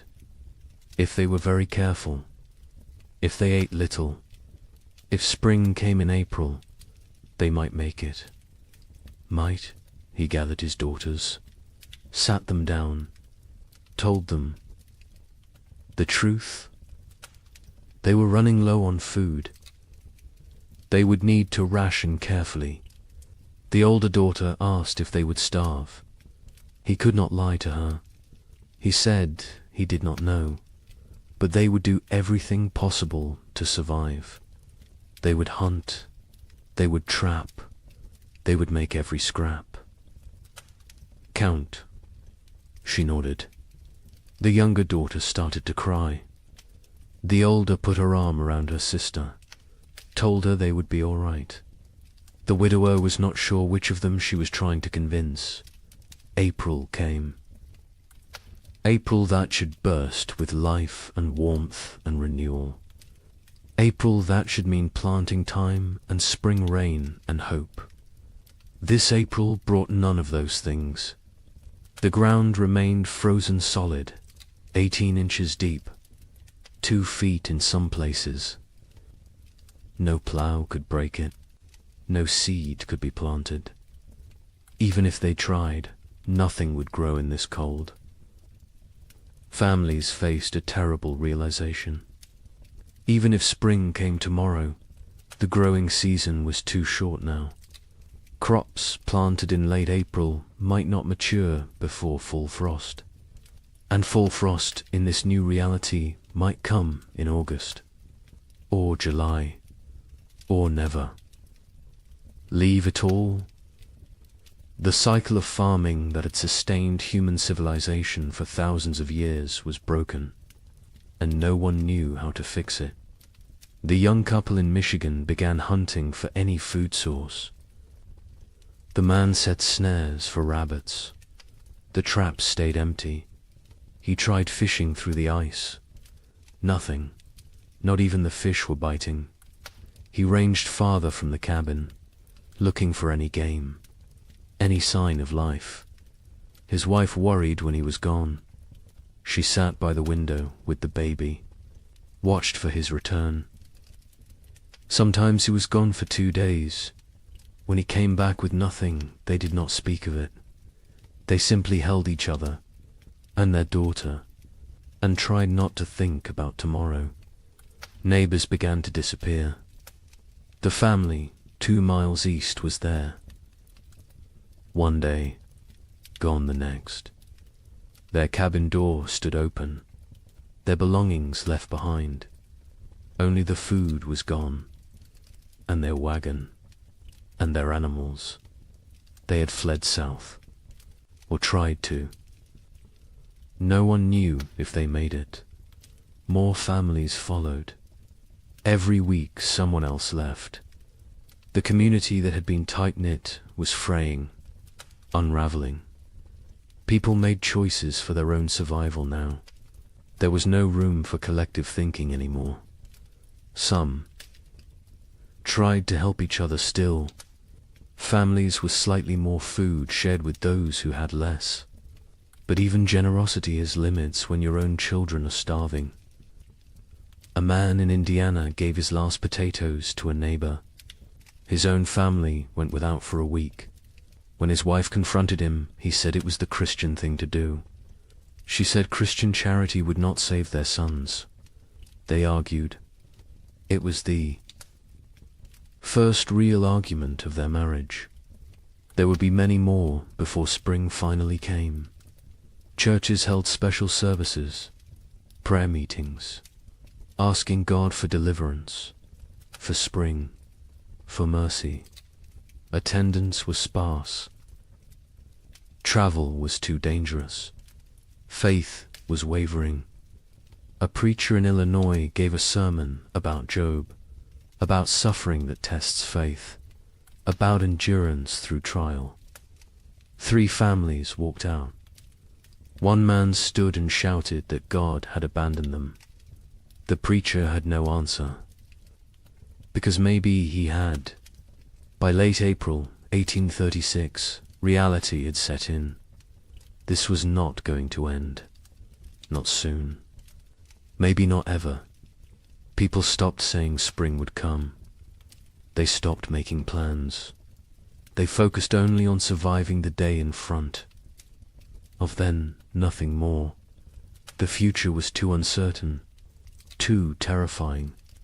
Better not to think beyond the next meal, the next night, the next morning if you were lucky enough to see it. The psychological toll was as brutal as the physical. People began to break under the strain. A woman in Wisconsin stopped speaking entirely, just sat by her fire, staring. Her husband tried everything. She would not respond. Their children were terrified. Eventually the husband took the children and left. He could not stay with a woman who had stopped being present. Some said he was cruel. Others said he did what he had to do. There was no right answer anymore. Marriages strained. Parents fought. Children grew silent and withdrawn. The pressure of constant survival wore away at human connections, at love, at compassion, at everything that made life worth living. People became hollow, going through motions, existing but not living, waiting for an end they could not see, and still the cold did not break. May arrive, May that should be warm and green, May that should mean gardens growing and livestock grazing. This May was grey and frozen. Snow fell on the 10th, again on the 18th. Again on the 23rd, people stopped being surprised. They just accepted. This was the world now. Cold and dead and endless. But something else was coming. Something worse. Because as terrible as this first winter had been, it was only a prelude. The summer of 1836 would bring brief hope. Just enough to make people believe the worst was over, just enough to make them vulnerable, and then winter would return. Colder, longer, more deadly. Wait until you hear what happens next. Spring refused to come. That is the simplest way to describe what happened in 1836. Spring simply refused to arrive. March became April. April became May, and still the ground stayed frozen. Still the snow fell. Still the temperatures remained far below what any living person had experienced. The young mother in Michigan Territory held her baby and watched the window. Every day she looked for signs, a bird, a patch of bare ground, anything that suggested winter was weakening. She saw nothing but white, endless white. Her husband ventured out less now. The cold was too dangerous. The exertion burned calories. They could not afford to lose. He sat by the fire and stared at the walls. She knew what he was thinking. The same thing she was thinking. How long can we last? Their food stores had dwindled to almost nothing. The potatoes were gone. The preserved meat was gone. They had cornmeal, perhaps enough for 2 more weeks if they were careful, if they made it thin, if they did not mind the constant gnawing hunger. The baby nursed, but the mother's milk was weak. She could feel it. Not enough fat, not enough nutrition. The baby cried, more now. A thin, desperate sound that cut through the cabin's silence like a knife. In Illinois, the family faced their own crisis. They had 5 mouths to feed, 3 children, 2 adults. The mathematics were brutal. They cut their portions again. And again. The children stopped asking for more. They understood somehow, even the youngest. She was only 4, but she had learned not to complain. Learned that complaining changed nothing. The mother watched her children grow thinner. Their faces became angular, their eyes too large, their movements slower. She wanted to scream, to rage against the unfairness, but rage would not bring spring, so she stayed silent and counted the days. The father went hunting every few days. He never found anything, but he went anyway, because sitting in the cabin watching his family starve was worse than freezing in the forest. At least in the forest he was trying. At least he was doing something. He set traps. He checked them religiously. They stayed empty. He tried fishing through ice on the creek. Nothing. The fish had gone dormant or died. He did not know which. He returned empty-handed every time. His wife would look at him. He would shake his head. No words necessary. They both knew. The widower in Ohio and his daughters had become experts at survival. They burned furniture for warmth when the firewood ran out. A chair 1 week, a table the next. They ate 1 meal a day. Soup stretched so thin it was barely more than hot water. They trapped a squirrel once. 1 squirrel for 3 people. They made it last 2 days. They boiled the bones for broth, sucked the marrow, used every part. Nothing was wasted. Nothing could be wasted. The older daughter took on more responsibility. She was 17 now, though she looked younger. Malnutrition had stunted her growth, hollowed her cheeks, but her mind was sharp. She kept track of their supplies, rationed, carefully, made decisions about what to eat and when. Her father let her. He trusted her judgment. She had her mother's practical nature, her mother's strength. Sometimes he looked at her and saw his dead wife. It was comforting and heartbreaking in equal measure. The younger daughter was 15. She spoke less than before. The cold and hunger had made her withdrawn. She did her chores without complaint, helped where she could. But there was a distance. In her eyes, a remove. Her father worried about her, about what this experience was doing to her mind. To her spirit, He tried to engage her in conversation. She would answer in single words. Yes, no, maybe, then return to silence.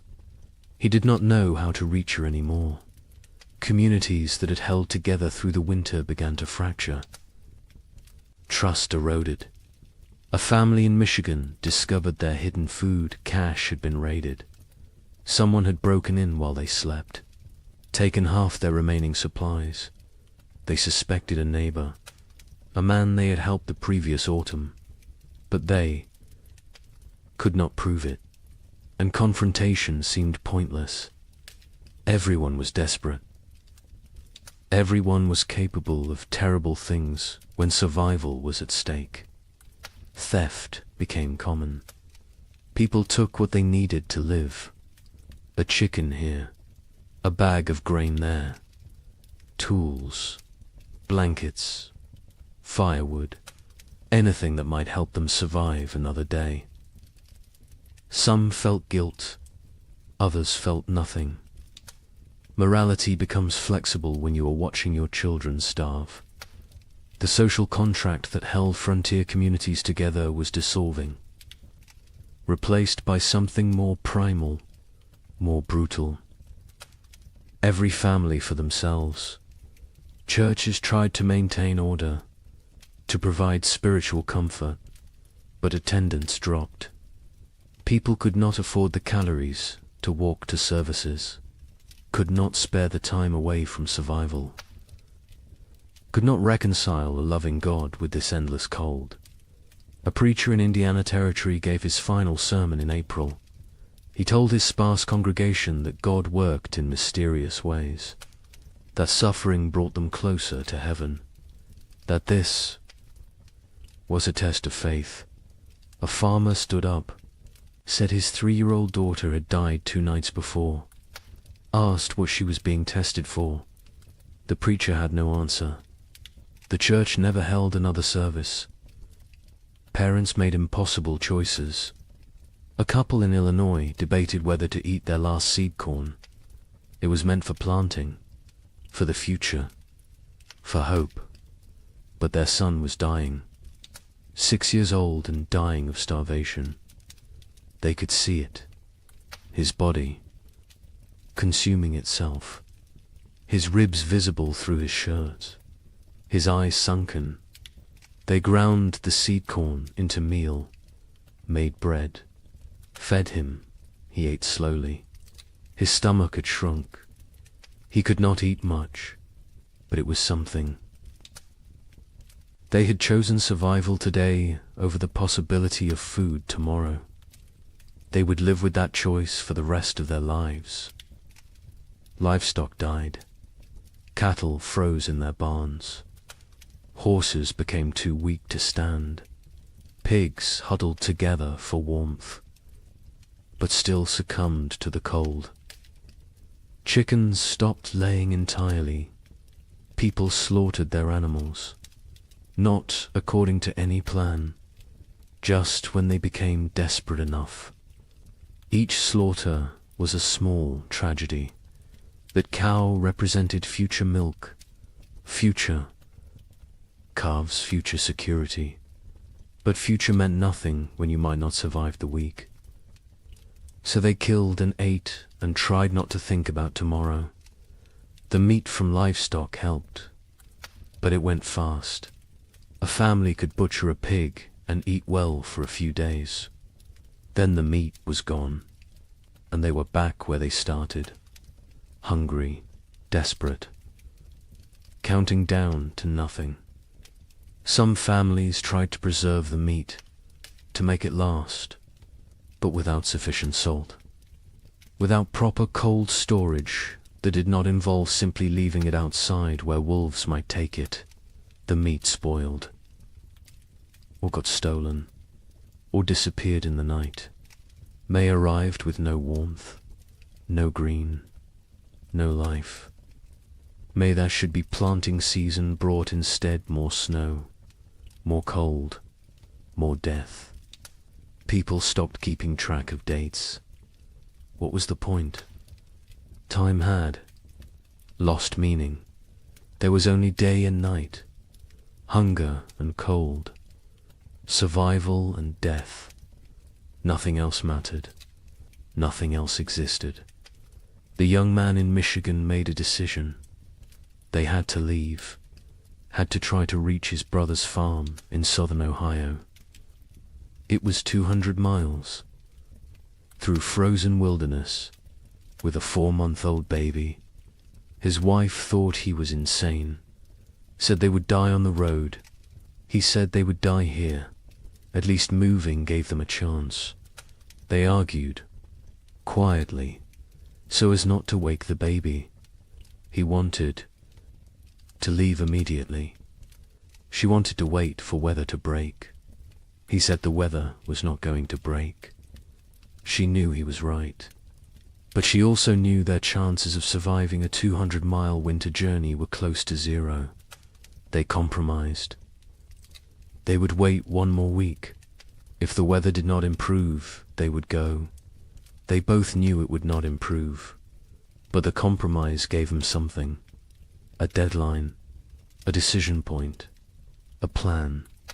Even a futile plan was better than sitting and waiting. To die. They spent the week preparing. He made a sled from cabin boards. She sewed carrying sacks. They packed their few remaining possessions, some clothes, a pot, a knife, a blanket, and the baby.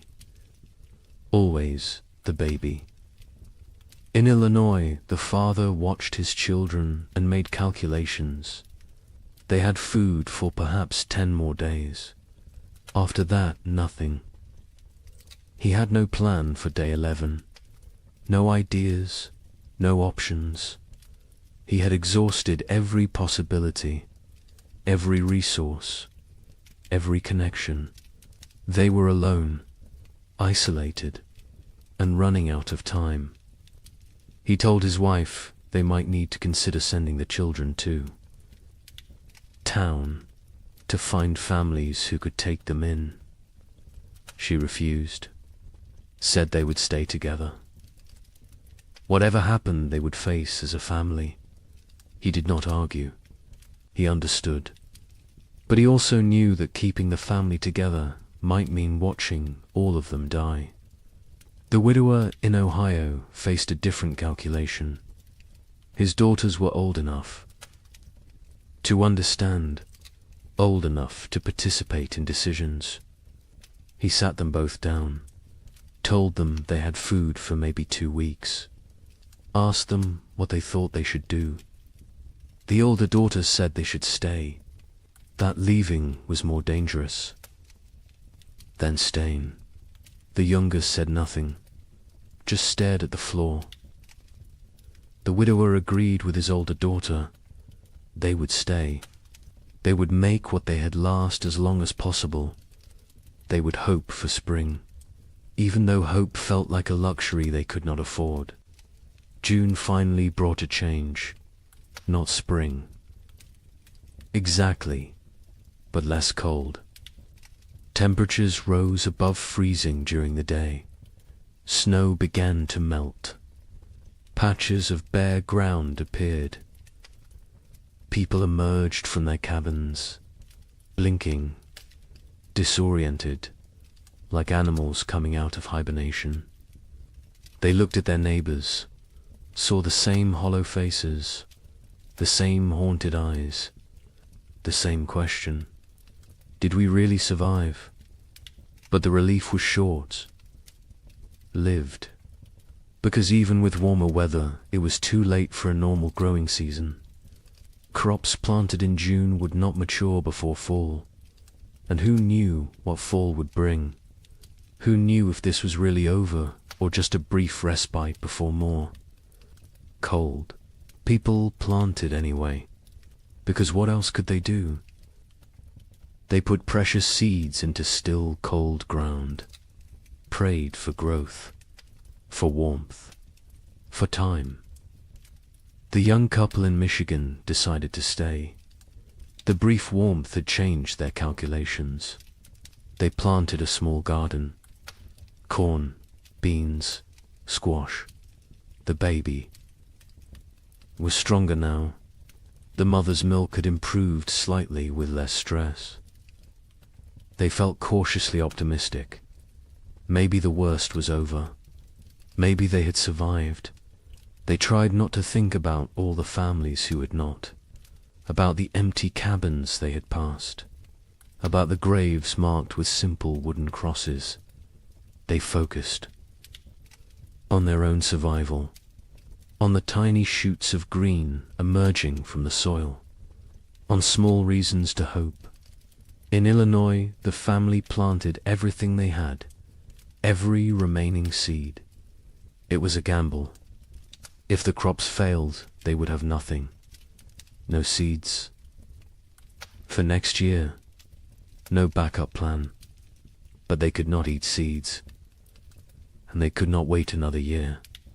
So they planted and prayed and watched the sky nervously, expecting frost, expecting snow, expecting disappointment, because this year had taught them to expect nothing good. The widower and his daughters planted a small plot, just enough for the three of them. They had learned efficiency through necessity, no wasted space, no wasted effort, every action calculated for maximum return. They planted fast-growing crops, radishes, lettuce, things that might mature in the shortened season.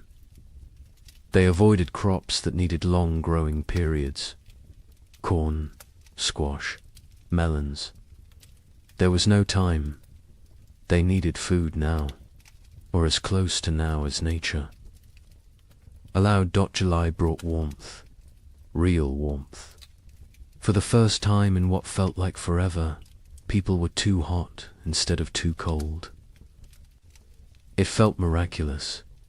Children played outside. Women hung laundry to dry in actual sunshine. Men worked their fields in just shirts. No coats, no layers. It felt like a different world. A world they had almost forgotten existed. Some people wept, just from feeling warm sun on their faces, from remembering what it felt like to be comfortable. The gardens grew, slowly at first. The soil was poor after 2 years of cold. The plants were struggling, but they grew. Green shoots became leaves. Leaves became stalks. Stalks became the promise of food. People watched their gardens obsessively, checked them multiple times a day, measured growth, celebrated every new leaf. These plants represented survival, represented hope, represented the possibility of making it through another winter. But nature was not finished with them. On July 18th, it snowed. Not much, just flurries, but enough.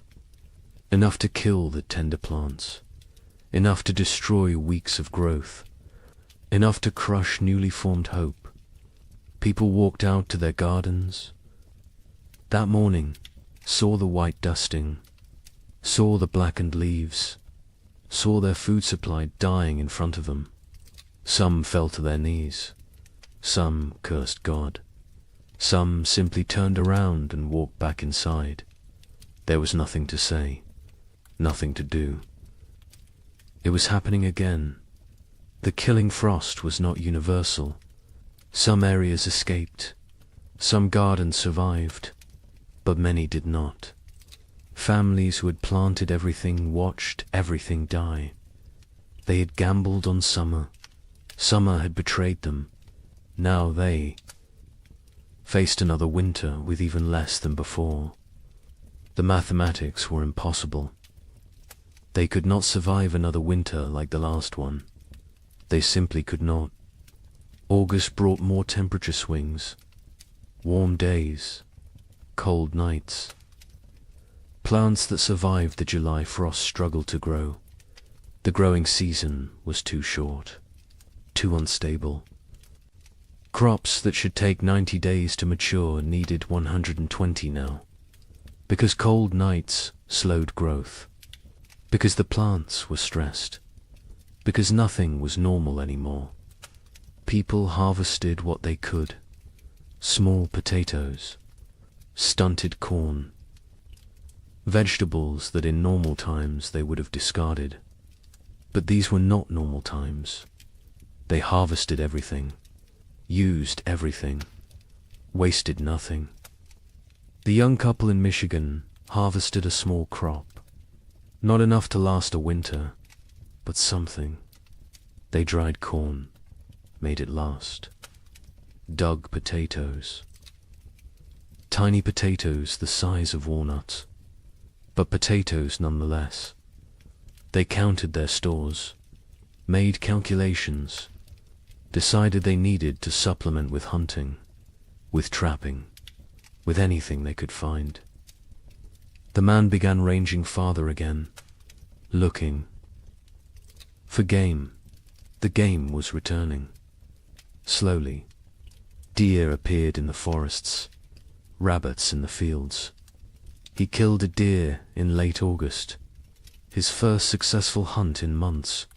They celebrated, ate fresh meat, felt strong for the first time in forever. In Illinois, the family harvested almost nothing. Their garden had been hit hardest by the frost. Only a few plants survived.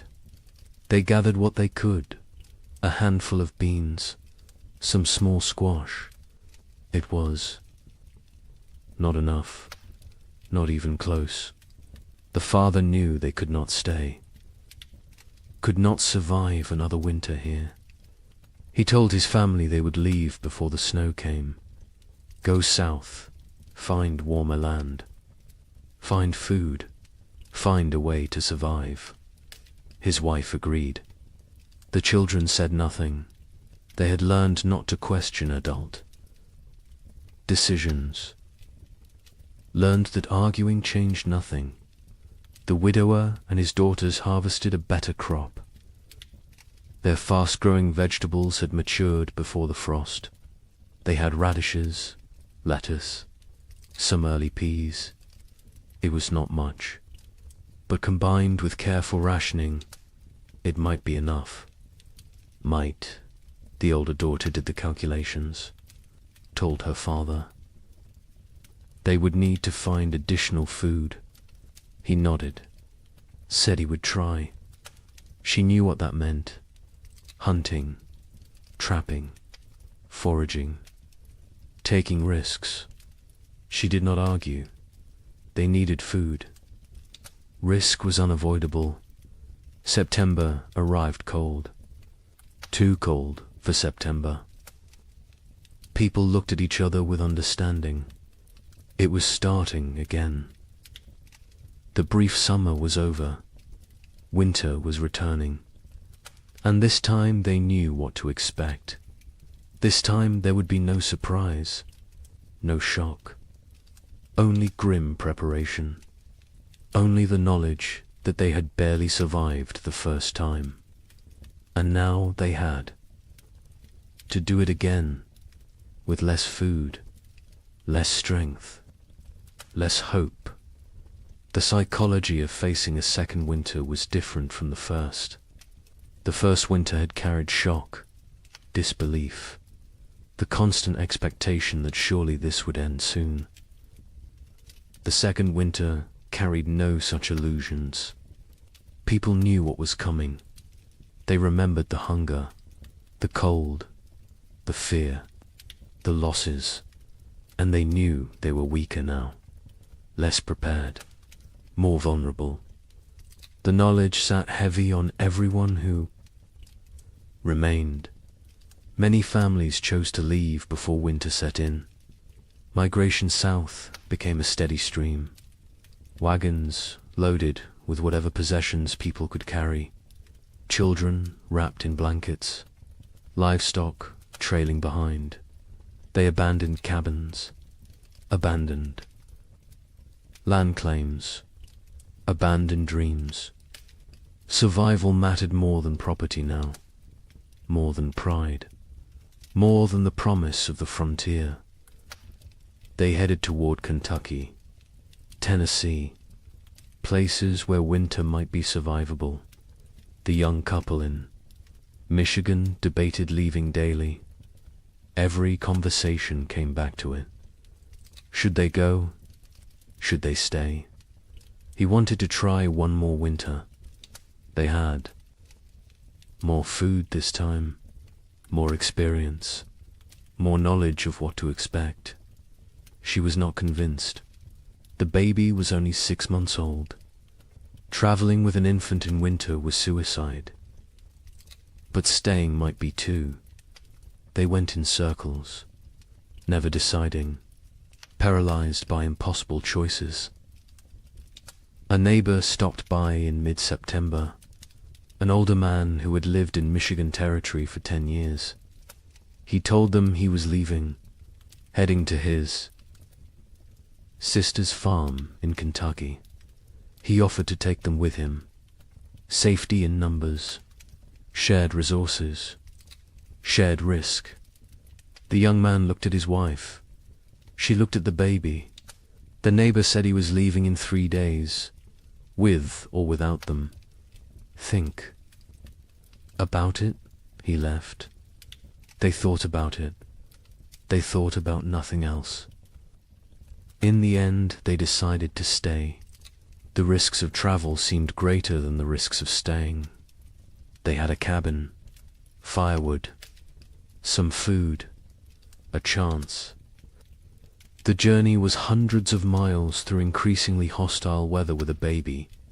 The math did not work, so they stayed. They watched their neighbor's wagon disappear down the trail, wondered if they had made the right choice, knew they would never know until it was too late to change their minds. In Illinois, the family prepared to leave.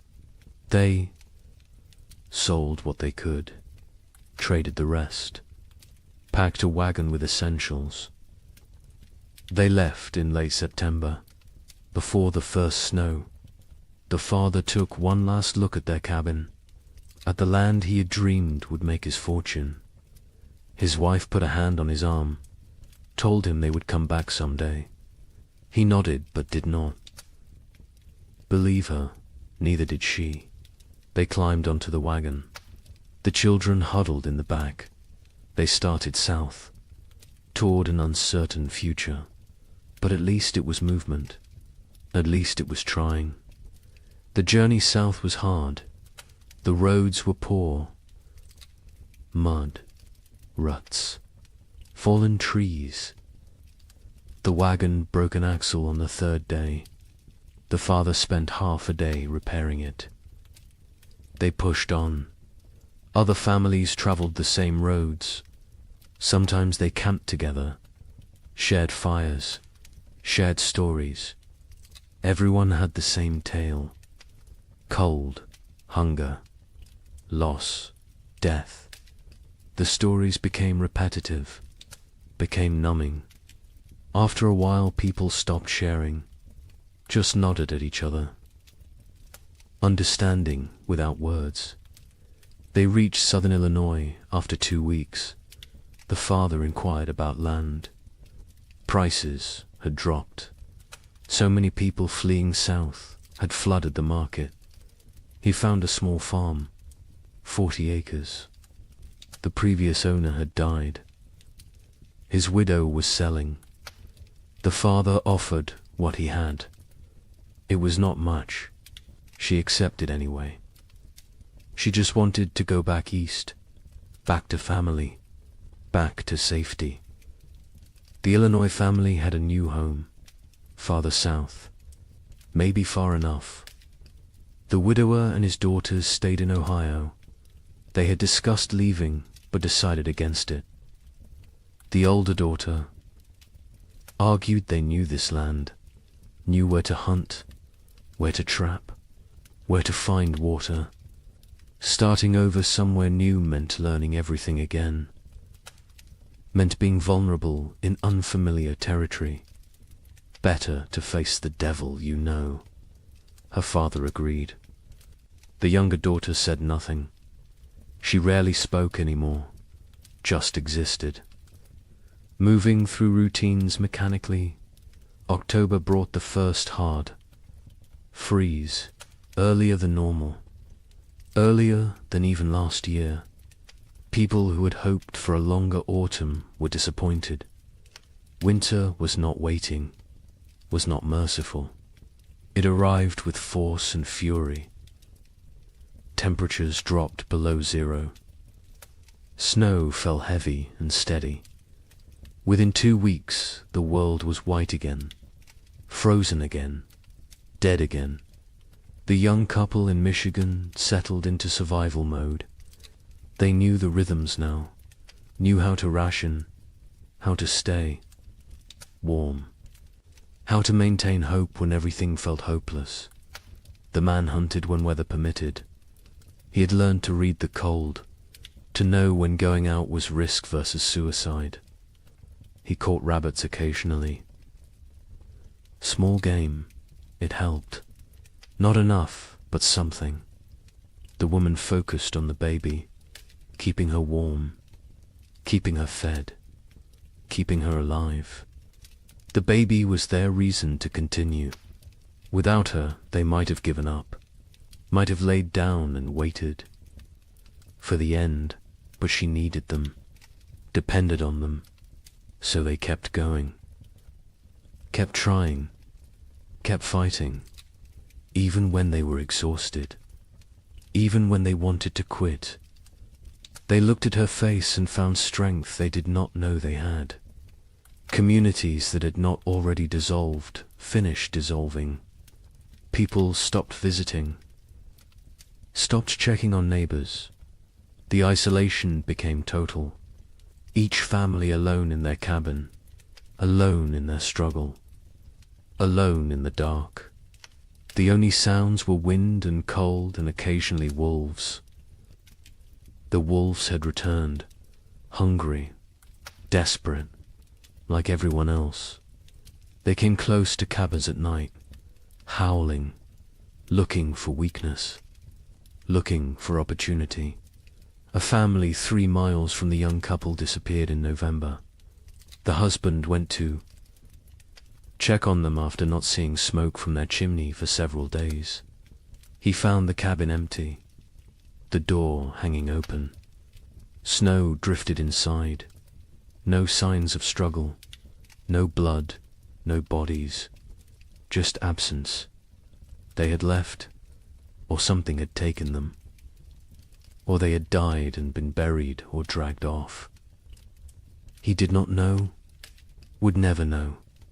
He went home, told his wife. They barred their door that night, and every night after, death became common. Expected. A family in Indiana lost their youngest child, a boy of 3. He simply did not wake up one. Mourning, malnutrition, cold, pneumonia. Probably all 3.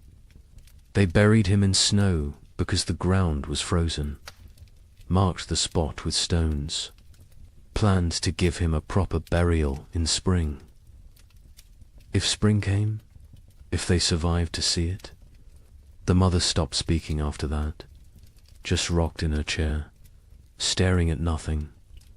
The father tried to reach her, could not. Eventually he stopped trying. Illness spread through weakened populations. People with no reserves, no immunity, no strength to fight. Pneumonia, influenza, infections from minor cuts that would normally heal. Bodies shutting down under relentless stress. Some families lost multiple members, a father and 2 sons in 1 week, a mother and infant daughter, entire families, sometimes. Cabins found empty in spring, everyone gone, questions no one wanted to answer. The widower in Ohio kept his family isolated. He had learned from the first winter, contact with others meant risk of illness. They stayed home, stayed separate, stayed alive. The older daughter maintained their routines, rationed food precisely, kept the fire going, kept spirits up as much as possible.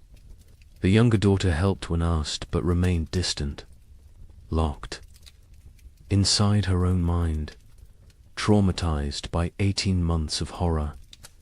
The widower worried about her, but keeping everyone alive took precedence over mental health. Survival first, healing later. If there was a later, December arrived. The darkest month. Short days.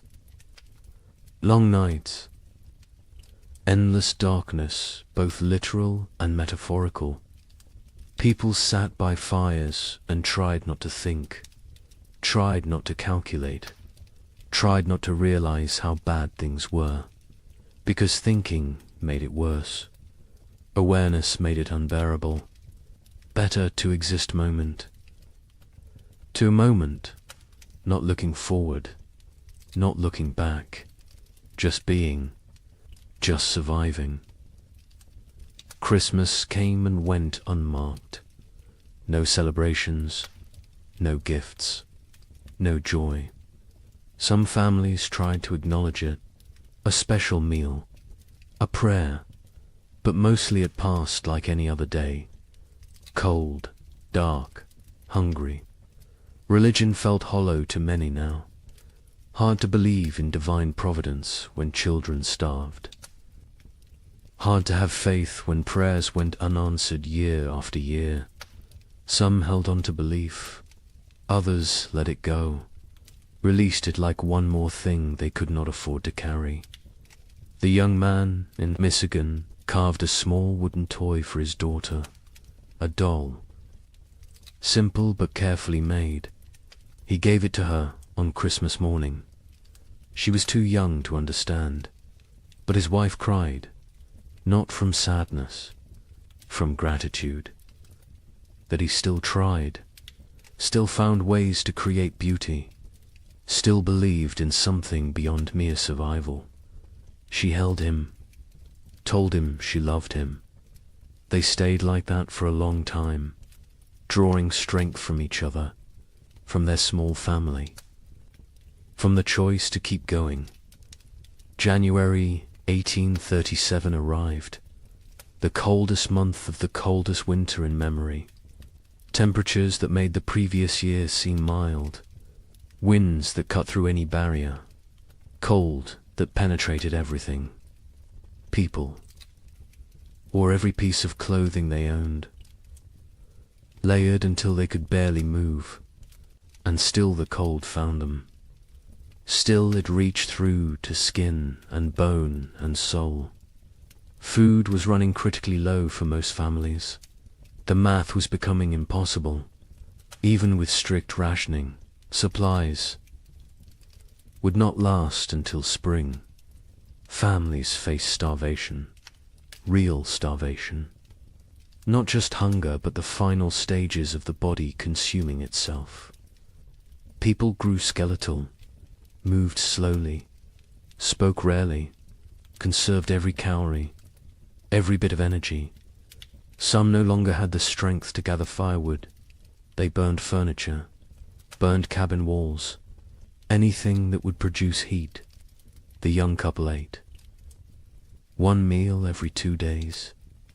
They gave most of their food to keep the wife's milk flowing for the baby. The man was wasting away, his ribs visible, his face gaunt, his eyes sunken. But he never complained, never suggested changing the arrangement.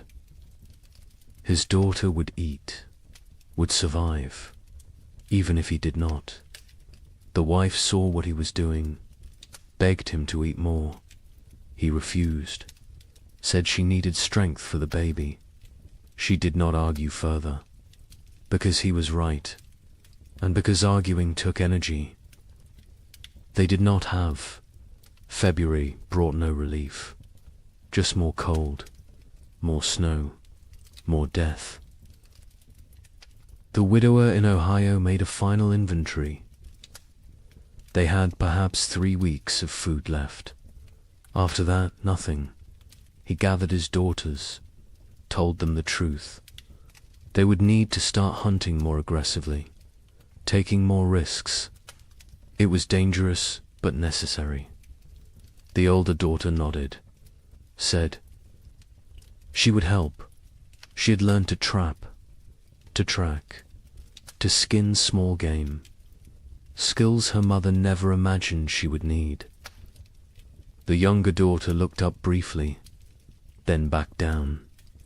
The widower wondered what she was thinking, if she was thinking, or if she had retreated so far inside herself that she was unreachable. But then something changed. Late February brought a warm spell. Temperatures above freezing for 3 consecutive days. Snow melted. The sun appeared, bright, almost cheerful. People emerged from cabins, looked around, dared to hope. Maybe this was it. Maybe winter was breaking. Maybe they had made it through. The warmth lasted a week, then ended abruptly. Temperatures plunged again. Snow returned. But something was different. The cold was less aggressive, less absolute. Spring was not here, but it was coming. Finally, actually coming. People could feel it, could sense it. The rhythm of seasons reasserting itself. Nature remembering how things were supposed. To work march brought increasing warmth. Real thaw. Ice melting on rivers. Snow receding from fields. Mud appearing. Glorious mud. People celebrated mud like it was gold, because mud meant earth, meant ground, meant the possibility of planting, of growing, of food. The young couple in Michigan stood at their window and watched snow melt, watched brown earth emerge. The wife cried. The husband held her. They had survived. Somehow, against all odds, they had survived. Wait until you hear how much worse it gets.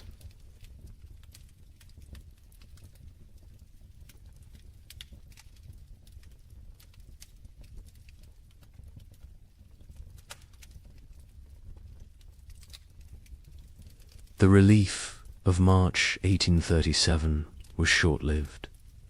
Spring arrived tentatively, weakly, like it was unsure of its own existence. Temperatures rose, but not enough, not consistently. Warm days followed by cold nights.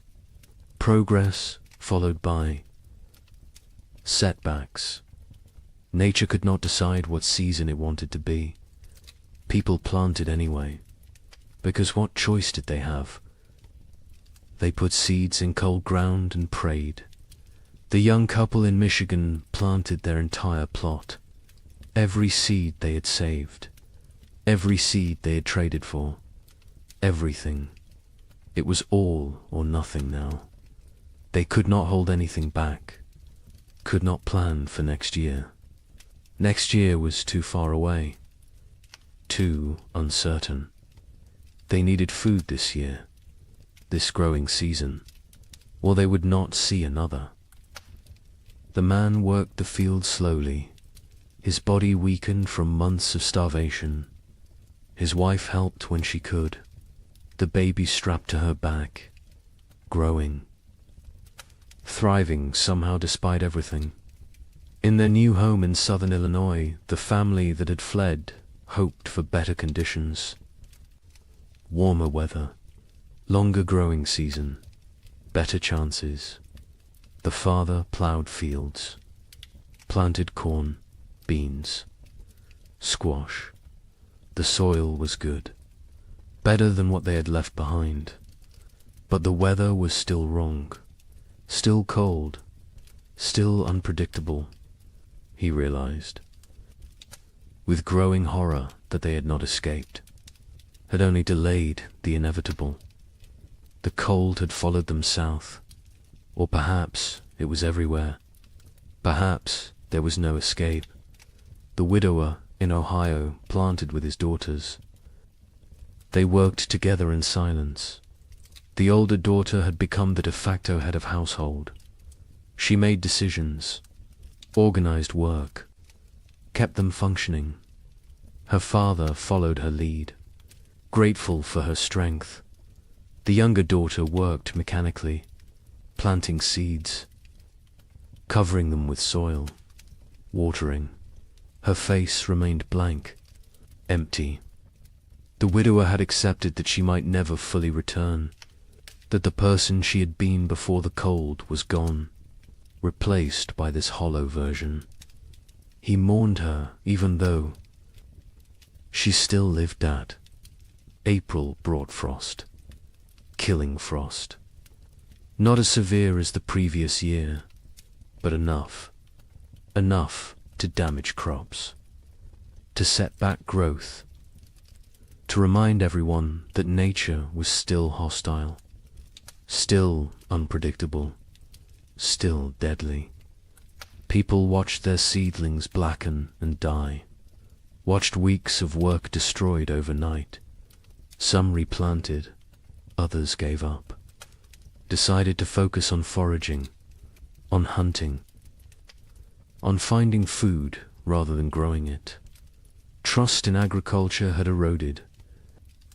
The contract between farmer and earth felt broken. Communities were shadows of what they had been. So many had left. So many had died.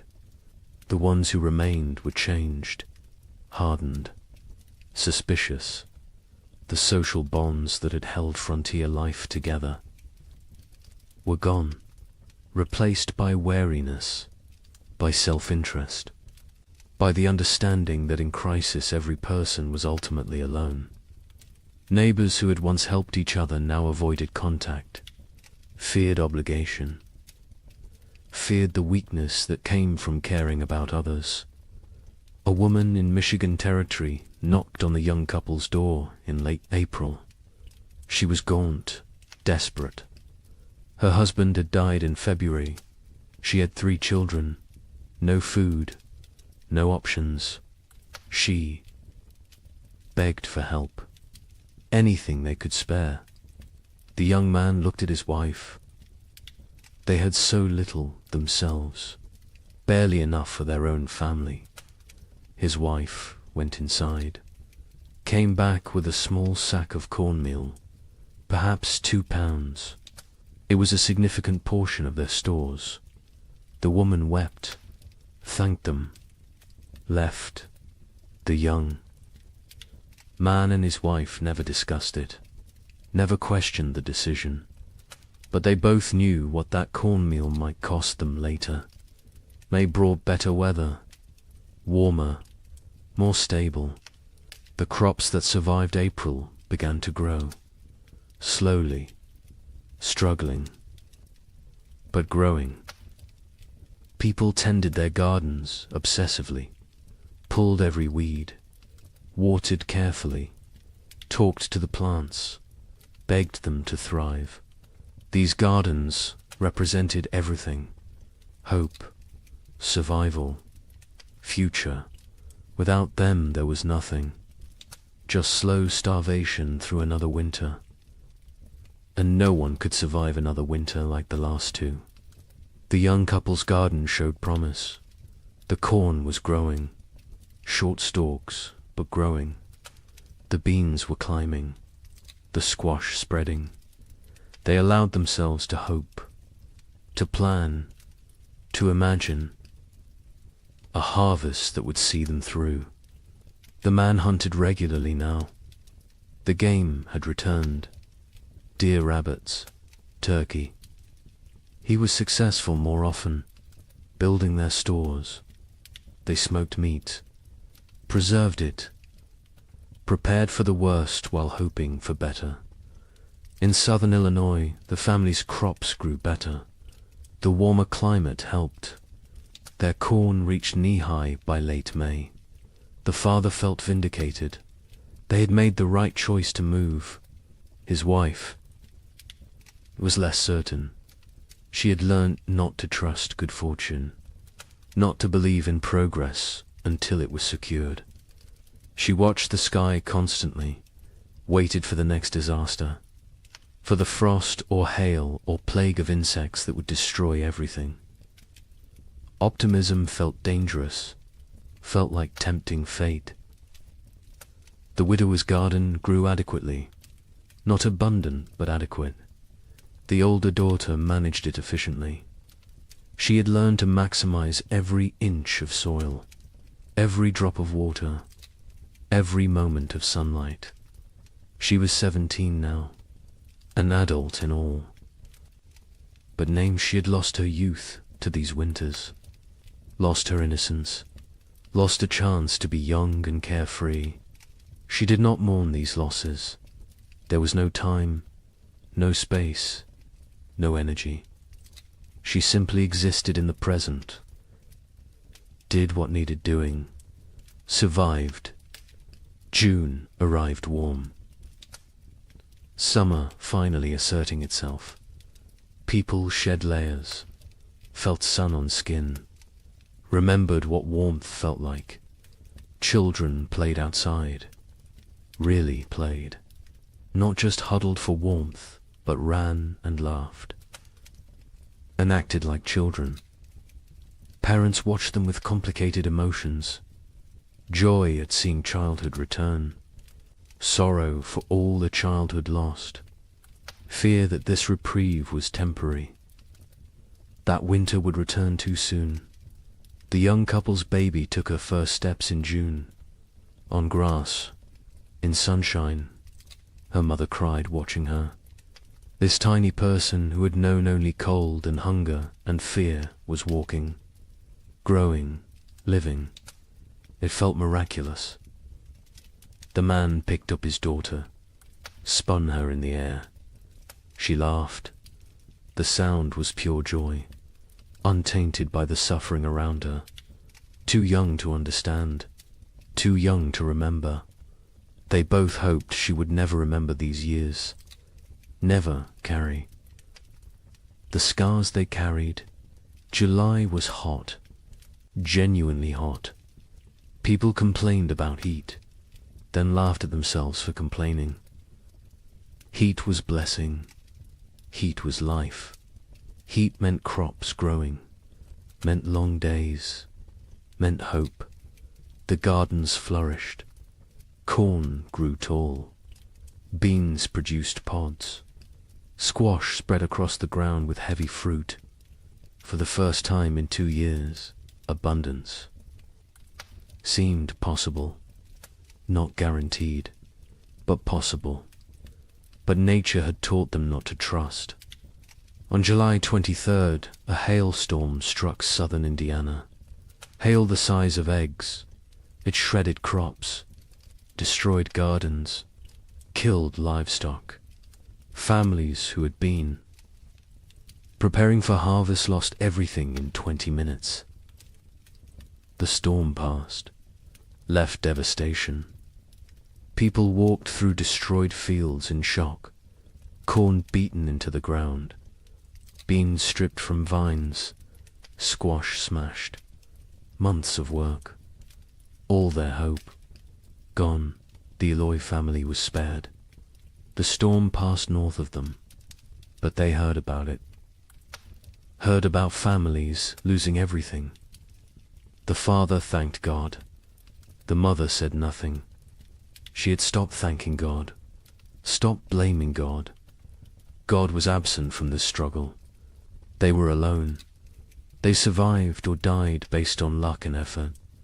Nothing more, no divine plan, no greater purpose, just random chance and brutal nature. August brought the harvest. For those whose crops survived, it was a time of desperate work, gathering everything before weather could destroy it, before animals could take it, before anything else could go wrong. People worked dawn until dark, harvesting, preserving, storing, building supplies for the winter they knew was coming, because winter always came, and it came early, and it stayed late, and it tried to kill you. The young couple in Michigan harvested a reasonable crop, not abundant, but enough. Combined with the meat the man had preserved in careful rationing, they might have enough, might make it through. The woman calculated and recalculated, added numbers, divided portions, tried to make the math work. Her husband told her they would be fine. She wanted to believe him, but she had learned not to believe in fine. Fine was a luxury. Fine was an assumption they could not afford. The widower and his daughters harvested their garden methodically. The older daughter kept precise records, weight of every potato, count of every ear of corn, number of beans. She created an inventory, made a plan, calculated daily rations for each of them. Her father was impressed, told her so. She shrugged, said it was just practical. Someone had to do it. He realized she had become the leader of their family. Somewhere during these terrible years she had taken control. He was grateful and sad. No 17-year-old should have to be this responsible, this hard. This adult September came cool, cooler than it should be. People noticed, worried, hoped. They were imagining it, hoped it was just normal September weather. But they knew better. They had learned to read the signs, to feel the wrongness in the air. Winter was coming early again. The second winter in a row. The third overall in this nightmare cycle. And they were tired. So tired. Tired of fighting. Tired of surviving. Tired of being afraid. October brought the first snow. 6 weeks early. Heavy snow that blanketed everything. Buried the world in white. People watched from windows with dead eyes. They had known it was coming, had prepared as best they could, but knowing did not make it easier, did not make it less terrifying. They settled into their cabins, barred the doors, fed the fires, began the long dark wait. The psychology of the second winter was different from the first. The first had carried shock, disbelief, the hope that surely this would end. The second winter carried resignation, acceptance, the knowledge that this might never end, that they might die in this cold, that survival was not guaranteed no matter how hard they tried. This knowledge was heavier than the cold, heavier than the hunger. It pressed down on souls, crushed spirits, made people hollow. The young couple settled into routines.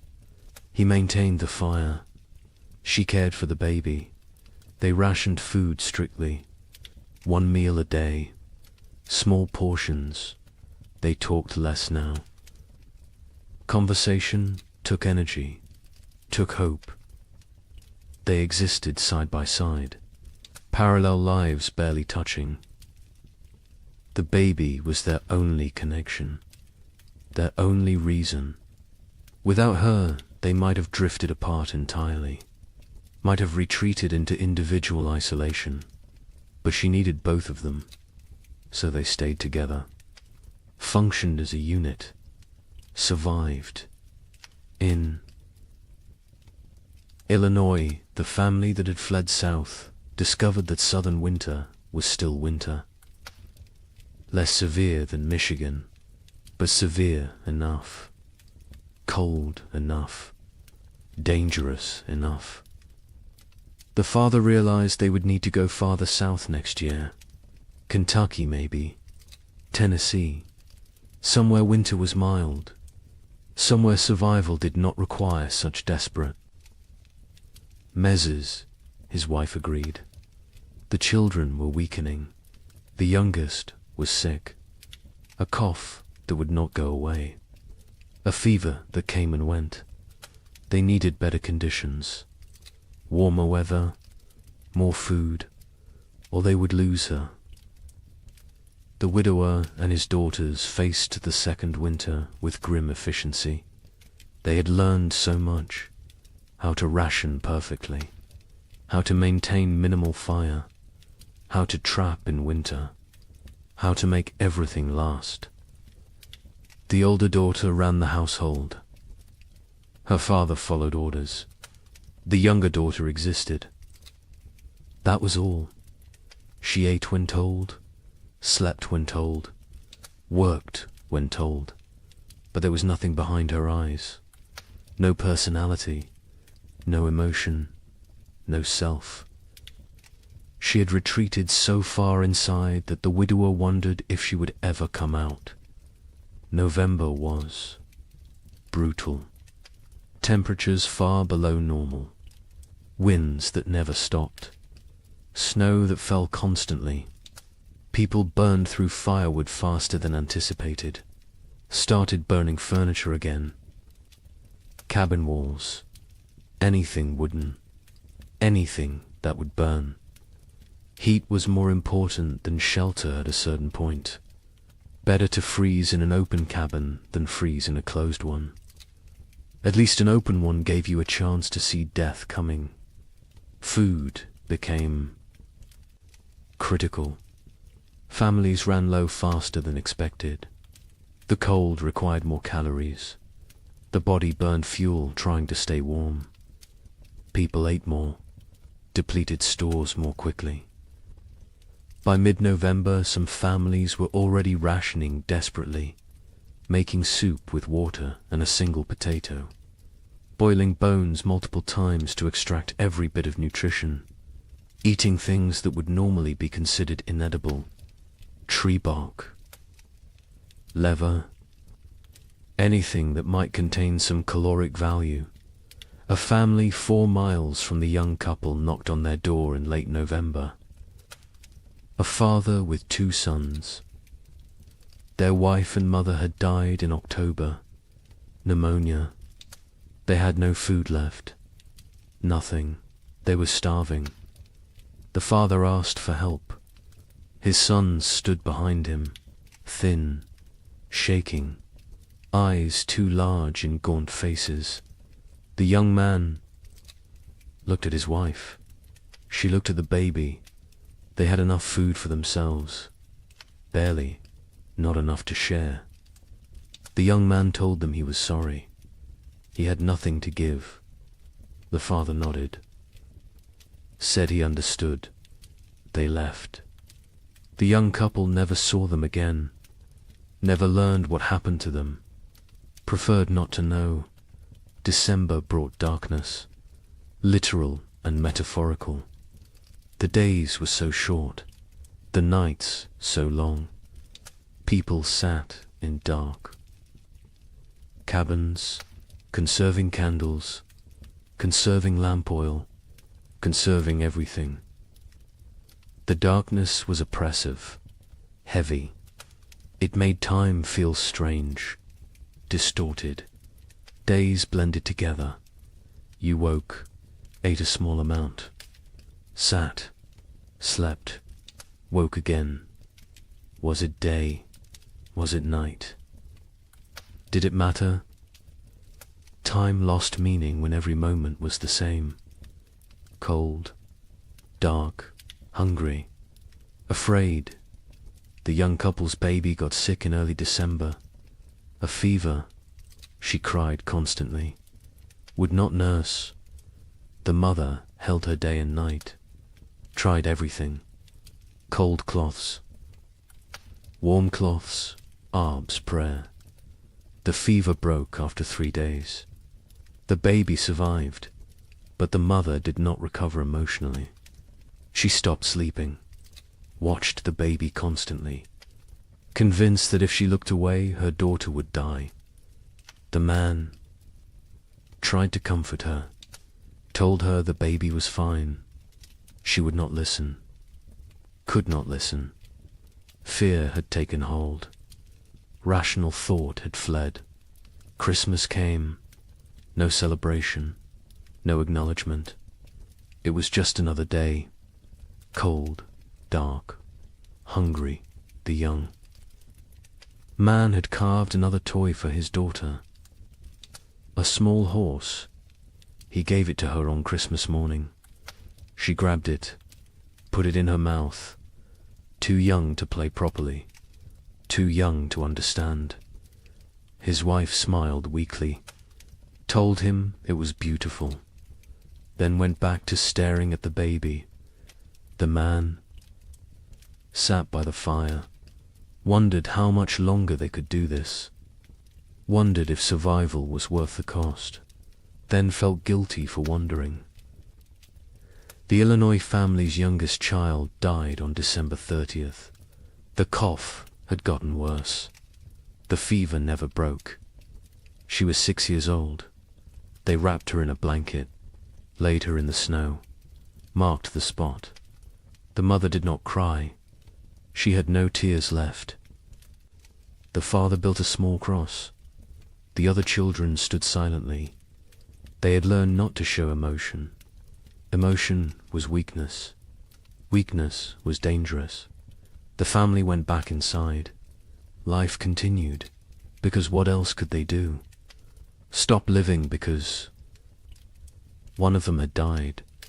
Everyone was dying, slowly, quickly, inevitably. January 1837 was the coldest month in living memory. Temperatures dropped to levels that should not be possible, that could not be survived. People huddled by fires, wore every piece of clothing, burned everything that could burn. And still the cold found them, reached through walls, through clothes, through skin, into bones, into souls.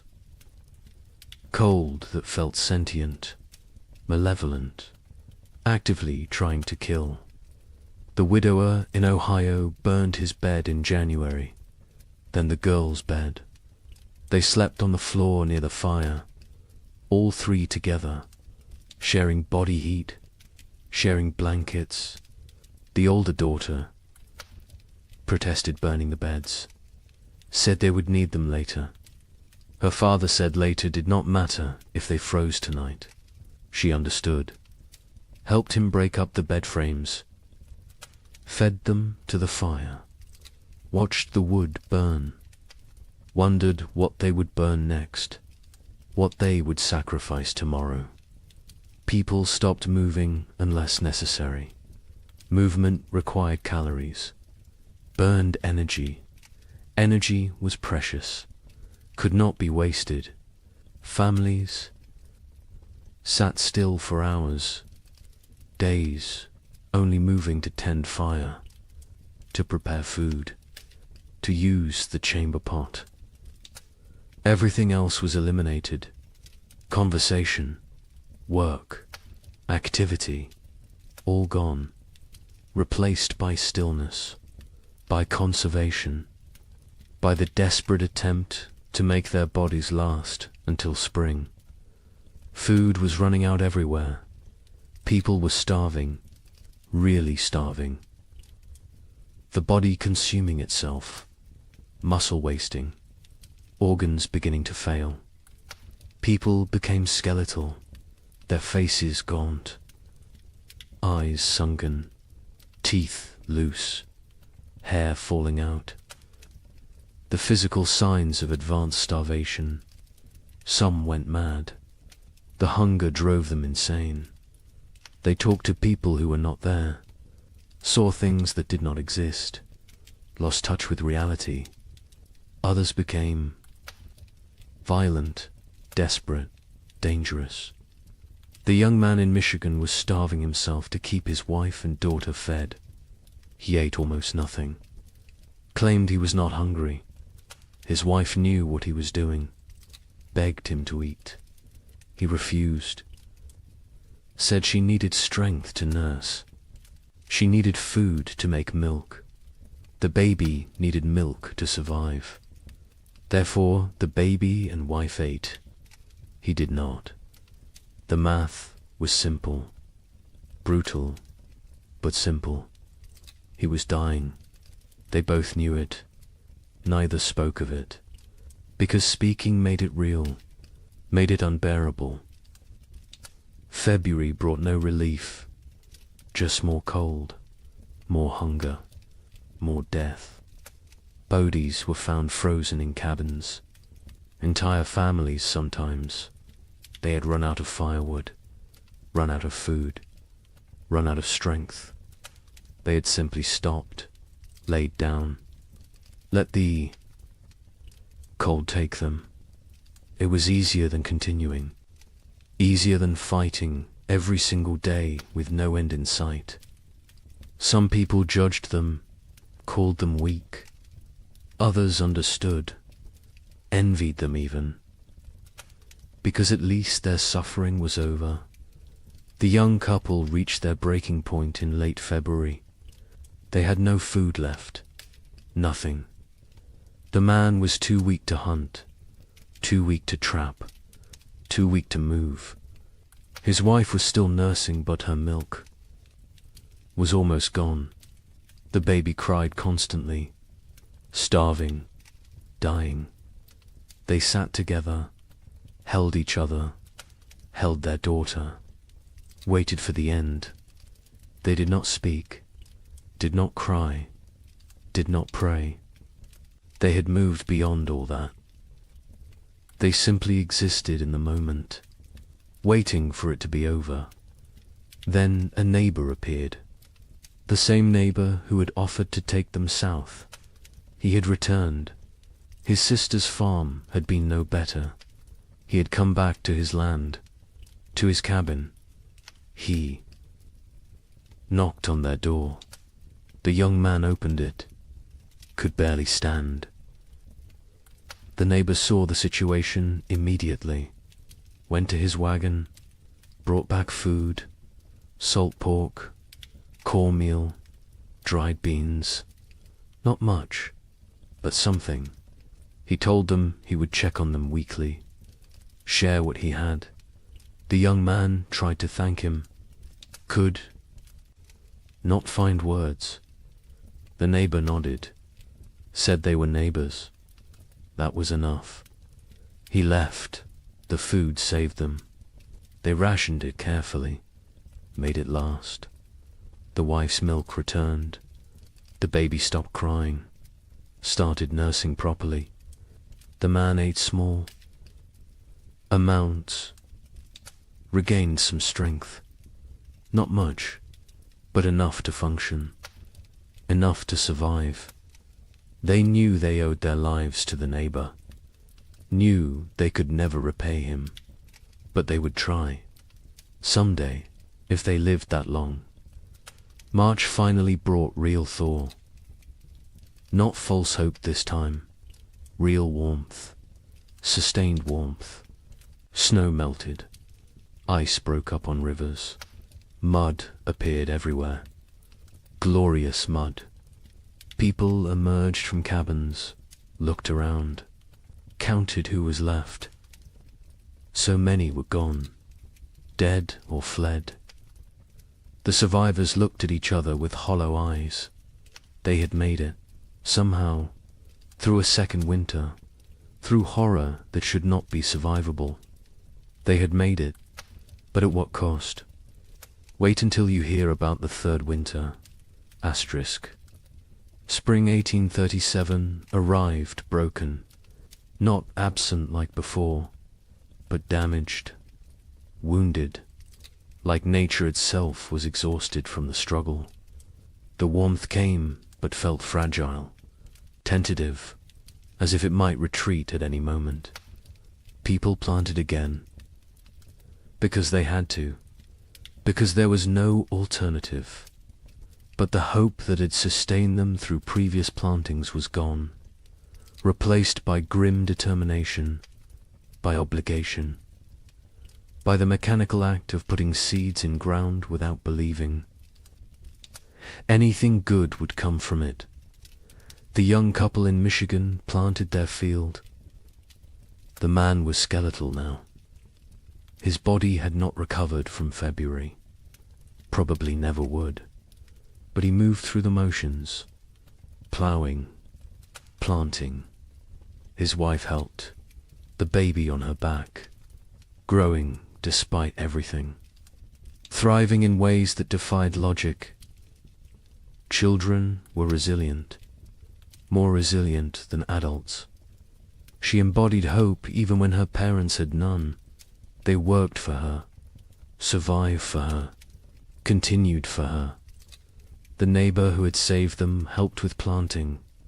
He had lost his own family in the first winter. Wife and 2 daughters. He never spoke of them, never explained what happened, but the grief lived in his eyes, in his movements, in the way he threw himself into work. Helping others was how he survived, how he found meaning. The young couple became his purpose, his reason to continue. He checked on them weekly, shared food when he had extra, fixed things around their cabin, asked for nothing in return. In Illinois, the family that had lost their youngest daughter planted in silence. The mother moved mechanically, planting, watering, weeding, but her spirit was elsewhere, with her dead child, with the life they should have had. The father tried to engage her. She responded in single words. Yes, no, maybe. Their remaining children watched their parents fracture, watched the marriage dissolve under the weight of grief. The oldest boy, now 9, took on more responsibility, helped his father, tried to shield his younger siblings, became an adult too soon. Like everyone else, the widower in Ohio planted, with his older daughter, just the 2 of them. The younger daughter had stopped functioning entirely. She sat in the cabin, stared at walls, did not speak, did not respond, had retreated so far inside herself that she was unreachable. They had tried everything, talking to her, holding her, leaving her alone. Nothing worked. She was alive but not living, present but absent. The older daughter cried about it sometimes, late at night, when she thought no one could hear. Her father heard, said nothing, because what could he say? They were all broken. Some breaks just showed more than others. April brought adequate weather. Not warm, not cold, just neutral. The crops grew slowly, struggling. The soil was depleted after years of abnormal cold. Nutrients locked away. The plants were pale, weak, but growing. People tended them obsessively, talked to them, prayed over them, begged them to thrive. These gardens represented final chances, last hopes. If the crops failed this year, there would be no next year, no more attempts. This was it. May arrived cooler than normal, not catastrophically cold, but not warm either. The growing season was compromised again, shortened. Plants that needed 100 days to mature might only get 80, maybe less. People did what they could, fertilized with anything available. Manure, ash, compost, watered constantly. Protected seedlings from cold nights, fought for every plant, every stalk, every leaf. Communities barely existed now. The population had dropped so dramatically that calling them communities felt generous. Collections of isolated families, strangers occupying the same general area. No cooperation, no shared resources, no collective identity, just individuals fighting separate battles. The social structures that had once defined frontier life were dead, replaced by atomization, by loneliness, by the understanding that in the end everyone dies alone. The young couple saw other people rarely. Weeks would pass without contact. When they did encounter neighbors, the interactions were brief, uncomfortable. No one wanted to share information about food stores, about successes or failures, about anything that might reveal vulnerability. Trust was gone. Community was gone. Only wariness remained. Eyes that assessed whether you were threat or opportunity. Calculations about whether helping you would benefit them. Nothing was given freely anymore. Everything had price. June brought better weather. Finally, real warmth. Sustained warmth. The crops responded. Grew with vigor they had lacked before. Corn shot up. Beans produced. Squash spread. For the first time in 3 years, gardens looked healthy, looked productive, looked like they might actually yield harvests. People allowed themselves to feel something close to hope, not real hope. That was too dangerous, but cautious optimism. The possibility that maybe, possibly, they might have enough food. The young man hunted successfully in June. Deer were abundant again. The population had recovered, or perhaps the human hunters had diminished enough that game was plentiful. He killed 2 deer in 3 weeks. They smoked the meat, stored it, carefully added it to their supplies. The wife calculated, recalculated. If the garden produced even half of what it promised, combined with the smoked meat, careful rationing, they would make it. Would survive another winter. The math finally worked. But the wife had learnt not to trust good fortune. She waited for disaster, for the frost, the hail, the blight. Something would go wrong. Something always went wrong. She checked the garden multiple times daily, examined every plant, looked for signs of disease, of insect damage, of anything that might threaten their harvest. Her husband told her to relax. She could not. Relaxing felt like inviting catastrophe. Vigilance was all. That kept them safe. She believed that. Needed to believe that. Because if vigilance did not matter, then nothing they did mattered. And that was too terrifying to accept. July was hot, scorching, the kind of heat that in normal times would be complained about. But these were not normal times. Heat meant growth, meant long days, meant crops maturing. People celebrated heat, worked in it without complaint. Sweat was blessing. Discomfort was price of survival. They paid it gladly. The gardens flourished. Corn grew tall, over 6 feet. Tassels appeared. Ears formed. Beans hung heavy on vines. Squash fruit swelled. It looked like abundance, like salvation. The Illinois family's garden exceeded expectations. They would have enough, more than enough. The father felt vindicated again. They had survived, had made the right choices, had protected their family. His wife said nothing.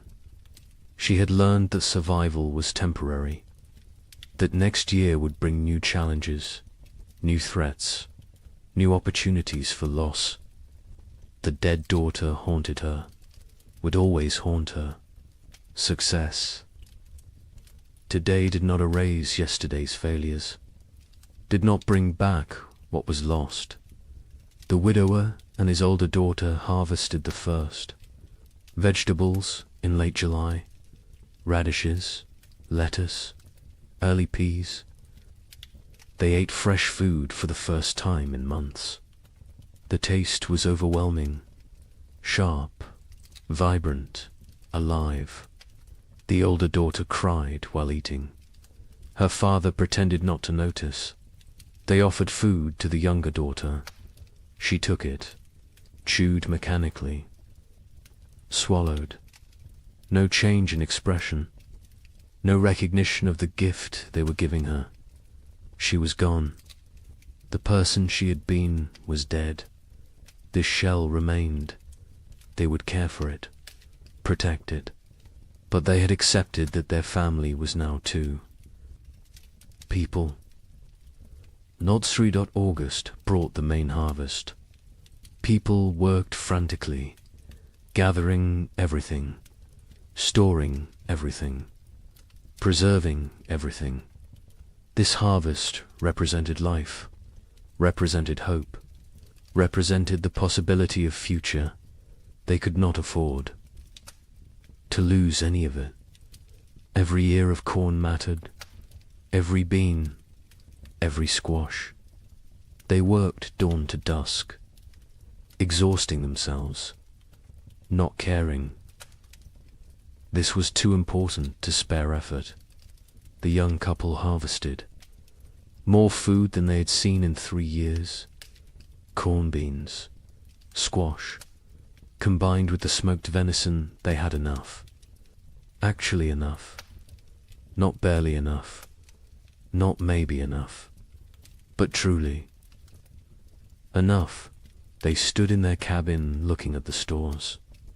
The wife started laughing, then crying, then laughing again. The man held her. They had made it, had survived, had beaten the odds. Their daughter played at their feet, oblivious, perfect. A miracle they did not deserve, but received anyway. The neighbor helped them preserve food, showed them techniques for long-term storage, how to keep corn dry, how to prevent mold, how to protect against rodents. He had learned so much in his years on the frontier.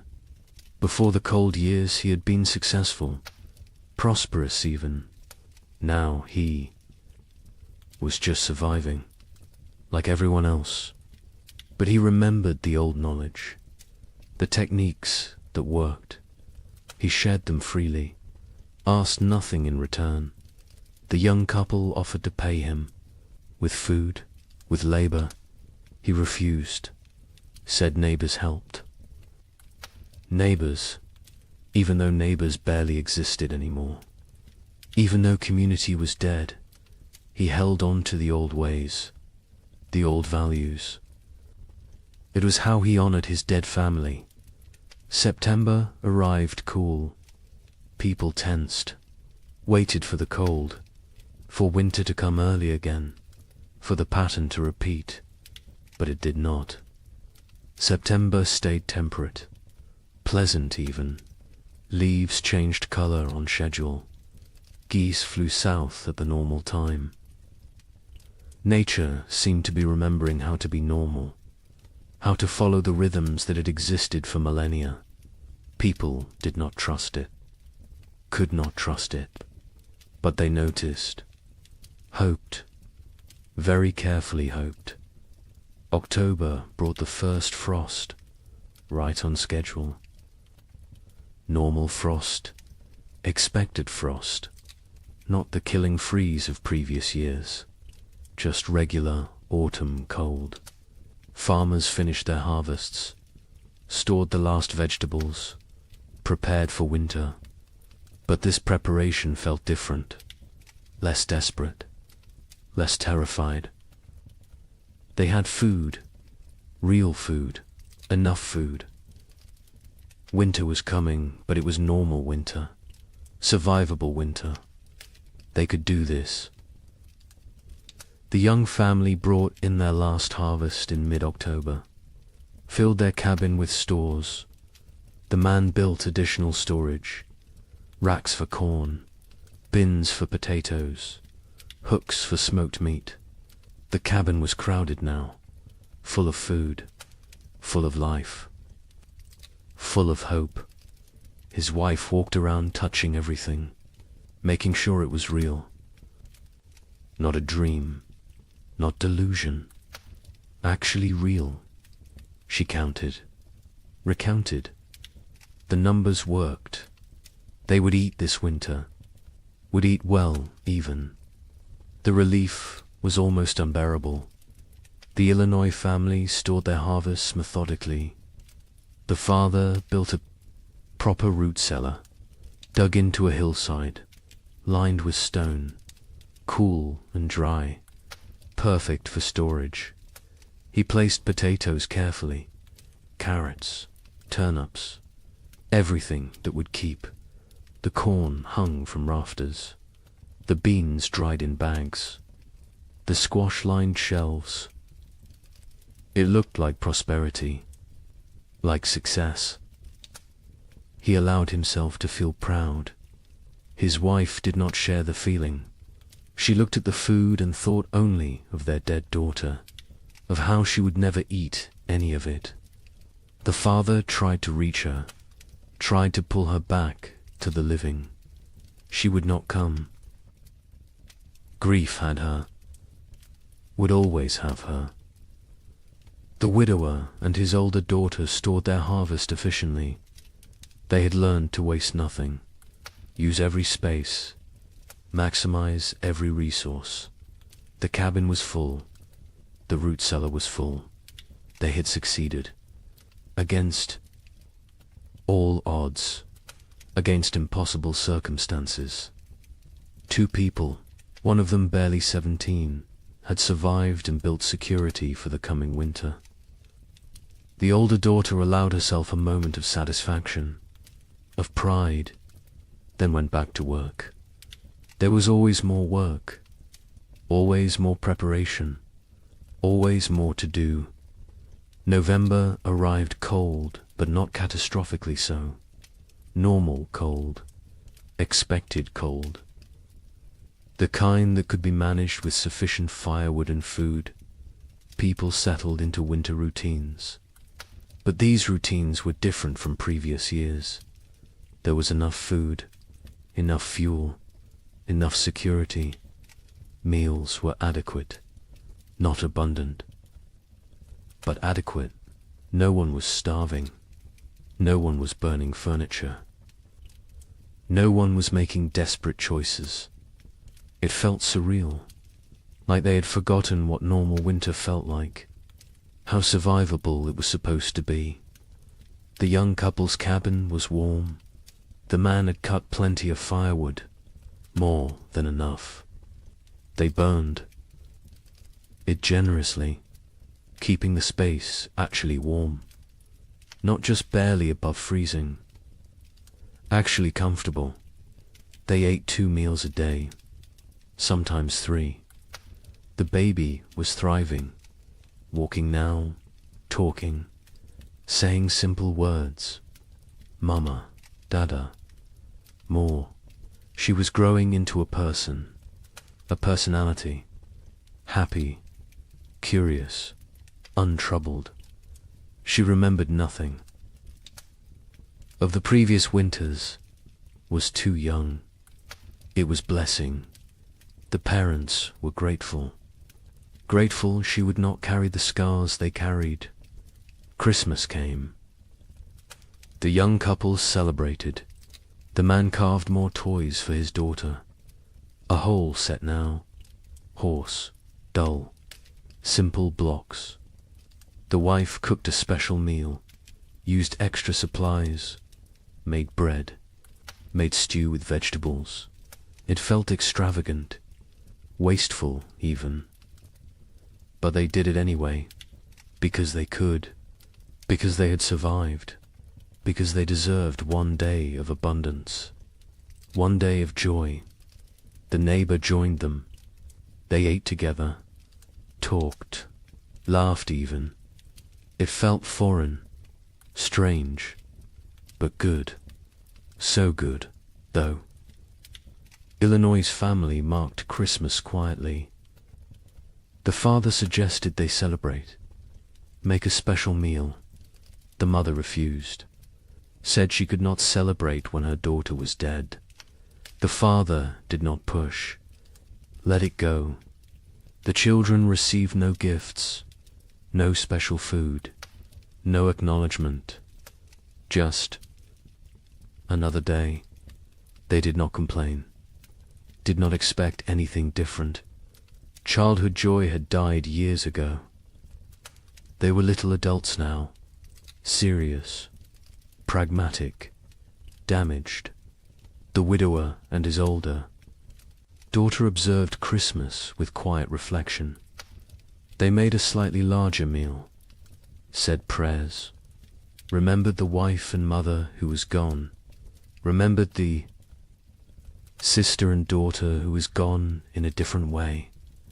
The younger daughter sat with them, ate when prompted, otherwise unresponsive. They had given up trying to reach her, had accepted this was who she was now. They would care for her as long as necessary, forever if needed, but they no longer expected recovery, no longer hoped for her return. She was gone. They mourned her. While she still lived, January 1838 arrived cold, but normal cold, the kind that belonged in January, the kind that was manageable. People burned firewood steadily but not desperately, ate food regularly but not extravagantly, lived, actually lived, not just survived. There was difference. Survival was mechanical, was existing without living. Living was having moments beyond mere existence, moments of comfort, of satisfaction, of something approaching contentment. People had not lived in 3 years. Now they remembered what it felt like. The young man sat by the fire one January evening, his wife beside him, their daughter asleep. Between them, he looked around the cabin, saw the food stores, felt the warmth, heard his family breathing. He started crying. Quietly, his wife took his hand, asked what was wrong. He said nothing was wrong. Everything was right. For the first time in 3 years, everything was actually right. They were warm, fed, together, alive. It felt like miracle, like grace, like something they had not earned, but received anyway. February brought storms, heavy snow, strong winds, but the cabin was warm. The food was adequate. The family was safe. The storms raged outside. Inside there was peace. The baby played with her toys. The mother sewed. The father carved. They existed in domestic tranquility. It felt surreal, impossible, like any moment they would wake up and discover it was dream, that they were actually still in the second winter, still starving, still freezing, still dying. But they did not wake up, because it was real. The nightmare was ending, finally, actually ending. The Illinois family endured February without crisis. They had enough of everything, enough food, enough fuel, enough supplies. The physical needs were met, but the emotional damage remained. The mother barely spoke, spent hours staring at nothing. The father tried to engage her. She would not engage. The children adapted, learned to parent themselves, The older boy especially. He took care of his younger siblings, made sure they were fed, dressed, safe. The father was grateful and heartbroken. No 9-year-old should have to be so responsible, but gratitude outweighed. Heartbreak. The family functioned. That was enough. The widower and his daughters survived February too easily. After 3 years of desperate struggle, normal winter felt trivial. They had so much food, so much fuel, so much security. The older daughter relaxed slightly. Not much, but slightly. Allowed herself to believe they would make it, would survive, would see spring. Her father noticed the change, was glad. She deserved peace, deserved to feel safe, even if that safety was temporary, even if next year brought new challenges. She deserved this moment. March arrived with thaw. Real thaw, permanent thaw. Spring was coming. Not false hope this time, not temporary reprieve. Actual spring, the kind that arrived and stayed. The kind that brought warmth and life and renewal. Snow melted rapidly. Rivers broke up. Birds returned. The world came back to life. People emerged from cabins, looked around, saw their neighbors, saw who had survived, who had made it through. The numbers were shocking. So few left. So many gone. The young couple walked their property in early March, looked at the field they would plant, looked at the cabin they had defended, looked at each other. They had survived, had kept their daughter alive, had made it through 3 winters that should have killed them. They did not speak. Words were insufficient. They simply stood together, holding hands, watching their daughter chase the neighbor's dog through melting snow, laughing, perfect, untouched by the horror. Her parents had endured. They had protected her from it, had given her life and safety and future. It was enough. It had to be enough. The worst was over. The 3 winters that seemed endless had ended. Spring had returned. Life had returned. Hope had returned. But the cost had been staggering. The scars ran deep. The survivors would carry the memories forever, would wake in the night sometimes, sweating, terrified, remembering the cold, the hunger, the fear. They would never fully recover, never fully heal, but they had survived, and survival meant possibility, meant future, meant that maybe, just maybe, they could build something good from the ashes of horror.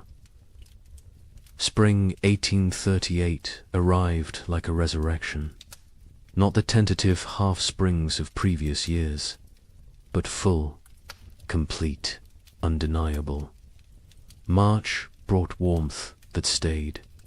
April exploded with growth. The earth seemed desperate to make up for lost time. Grass grew with unusual vigor. Trees budded aggressively. Wildflowers carpeted fields in waves of color. It was as if nature itself was apologizing, compensating, trying to heal the wounds it had inflicted. Survivors emerged from their cabins, slowly, blinking in bright sunlight, disoriented, like people waking from long nightmares. They looked at each other with hollow eyes, eyes that had seen too much, known too much suffering. They were changed, fundamentally, irreversibly. The people who had entered the winter of 1835 were dead. These were different people, harder, older, damaged in ways that would never fully heal. The young couple in Michigan stood in their doorway watching spring arrive. The man was thin still. His body had not recovered the weight lost during the starving times. Probably never would. His hair had gone partially grey. He was 25, but looked 40. His wife was 23. She looked older, lines around her eyes, around her mouth, marks of worry, of fear, of 3 years spent on the edge of death. Their daughter was almost 2 now, perfect, unblemished, the only innocent thing left in their world. They planted their field in April. The work felt different this year. Not desperate, not terrified, just work, normal work, the kind farmers had done for thousands of years. Put seeds in ground, trust earth to do its part. The simplicity was jarring. They had forgotten farming could be simple, could be routine, could be anything other than life or death struggle. The man worked slowly, his body still weak. The neighbor helped. He always helped. Had become part of their family in ways that transcended blood. The field grew beautifully. The corn shut up, strong, healthy, dark green. The kind of growth they had not seen in years. The beans climbed vigorously. The squash spread rapidly. It looked like abundance, like prosperity, like the future they had imagined when they first claimed this land, before the cold, before the suffering, before they learned how fragile everything was. The wife watched the garden grow and felt nothing. No joy, no satisfaction, no relief. The capacity for positive emotion had been burned out of her. She was functional, capable, but hollow, empty of everything except mechanical competence. In Illinois, the family that had lost their daughter tried to rebuild. The father threw himself into work, expanded his fields, built new structures, kept busy constantly. Movement meant not thinking, not remembering, not grieving. His wife did the opposite. She stopped moving, sat for hours, staring at nothing. The children navigated between these extremes, tried to be invisible, tried not to cause problems, tried to hold together a family that was fragmenting. The older boy carried the weight. He was 10 now, too young for such responsibility. But responsibility did not care about age. Someone had to hold things together. He did it because no one else would. The widower in Ohio and his older daughter planted their field together, just the 2 of them. The younger daughter remained in the cabin, unresponsive, present but absent. They had tried everything to reach her. Doctors when they could afford them, medicines, prayers, time. Nothing worked. She was locked inside herself, trapped in whatever mental prison the winters had created. They cared for her, fed her, kept her clean, but they had stopped hoping for recovery. Hope was too expensive, too painful when it failed. Better to accept reality. She was gone. They would tend her shell for as long as necessary.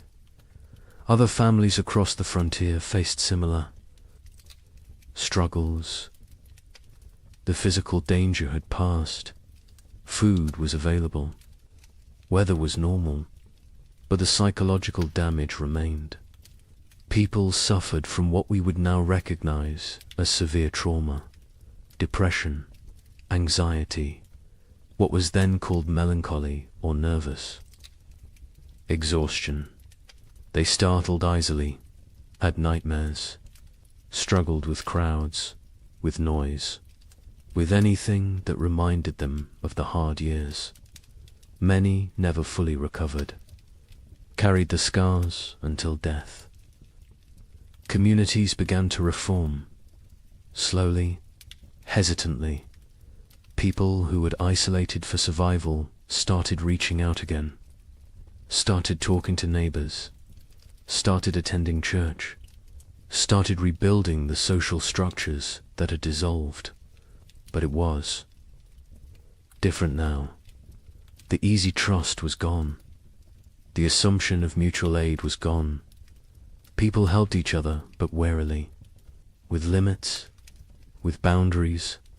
The innocence of early frontier community had died, been replaced by something more cautious, more cynical, more realistic. A traveling minister came through Michigan territory in May, held revival meetings, promised salvation, promised explanation for the suffering, promised that God had a plan. Some people came, desperate for meaning, desperate to believe their suffering had purpose.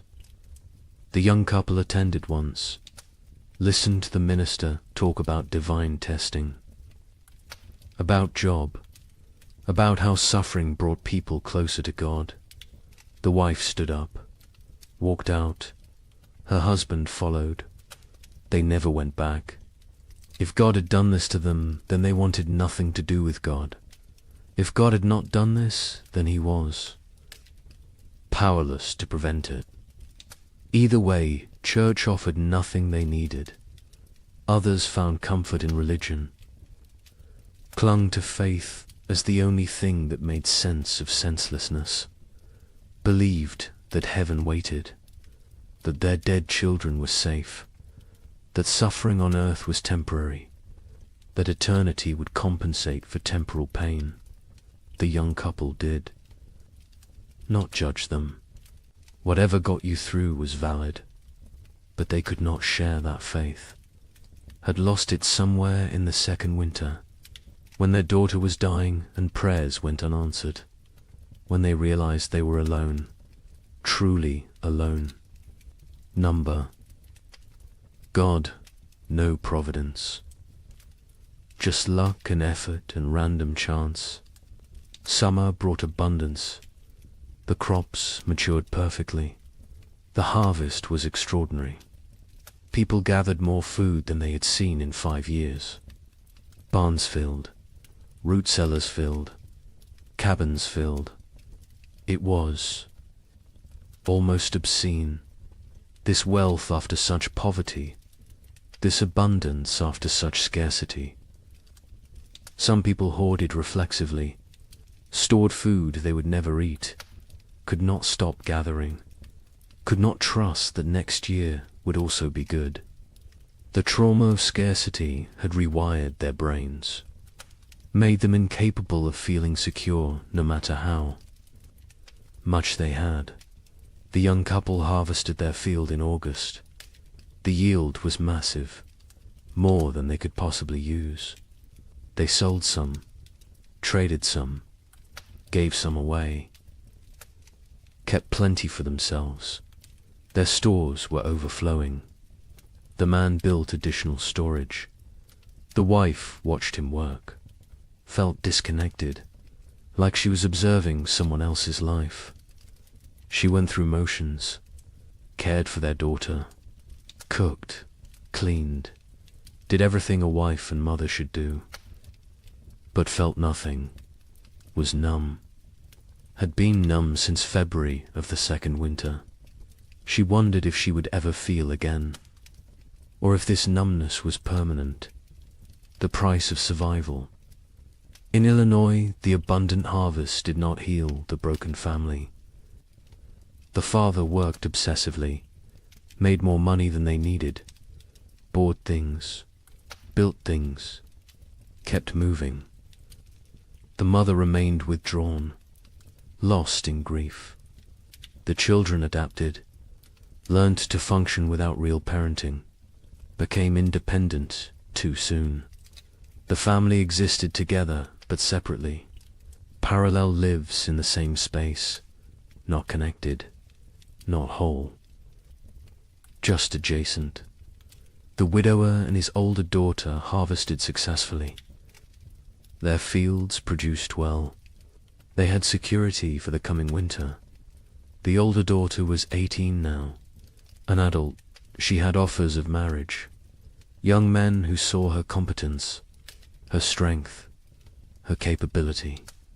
She refused them all, said she could not leave her father, could not leave her sister, could not abandon her responsibilities. Her father told her to go, to live her life. She refused. They both knew why. She had lost too much already, could not risk caring about anyone new, could not risk more loss. Better to stay, to maintain, to exist in the known pain rather than risk unknown happiness that might become pain. New settlers began arriving in late 1838. People from the east who had heard land was cheap, who did not know what had happened, who saw opportunity in the depleted population. The survivors looked at them with mixed feelings, part resentment. These newcomers had not suffered, had not earned their place. Part relief. New people meant community could rebuild, meant the frontier would not die completely. Part pitied, because the newcomers were so innocent, so hopeful, so unaware of how quickly everything could collapse. A young family moved in near the young couple in September, fresh from Pennsylvania, full of dreams.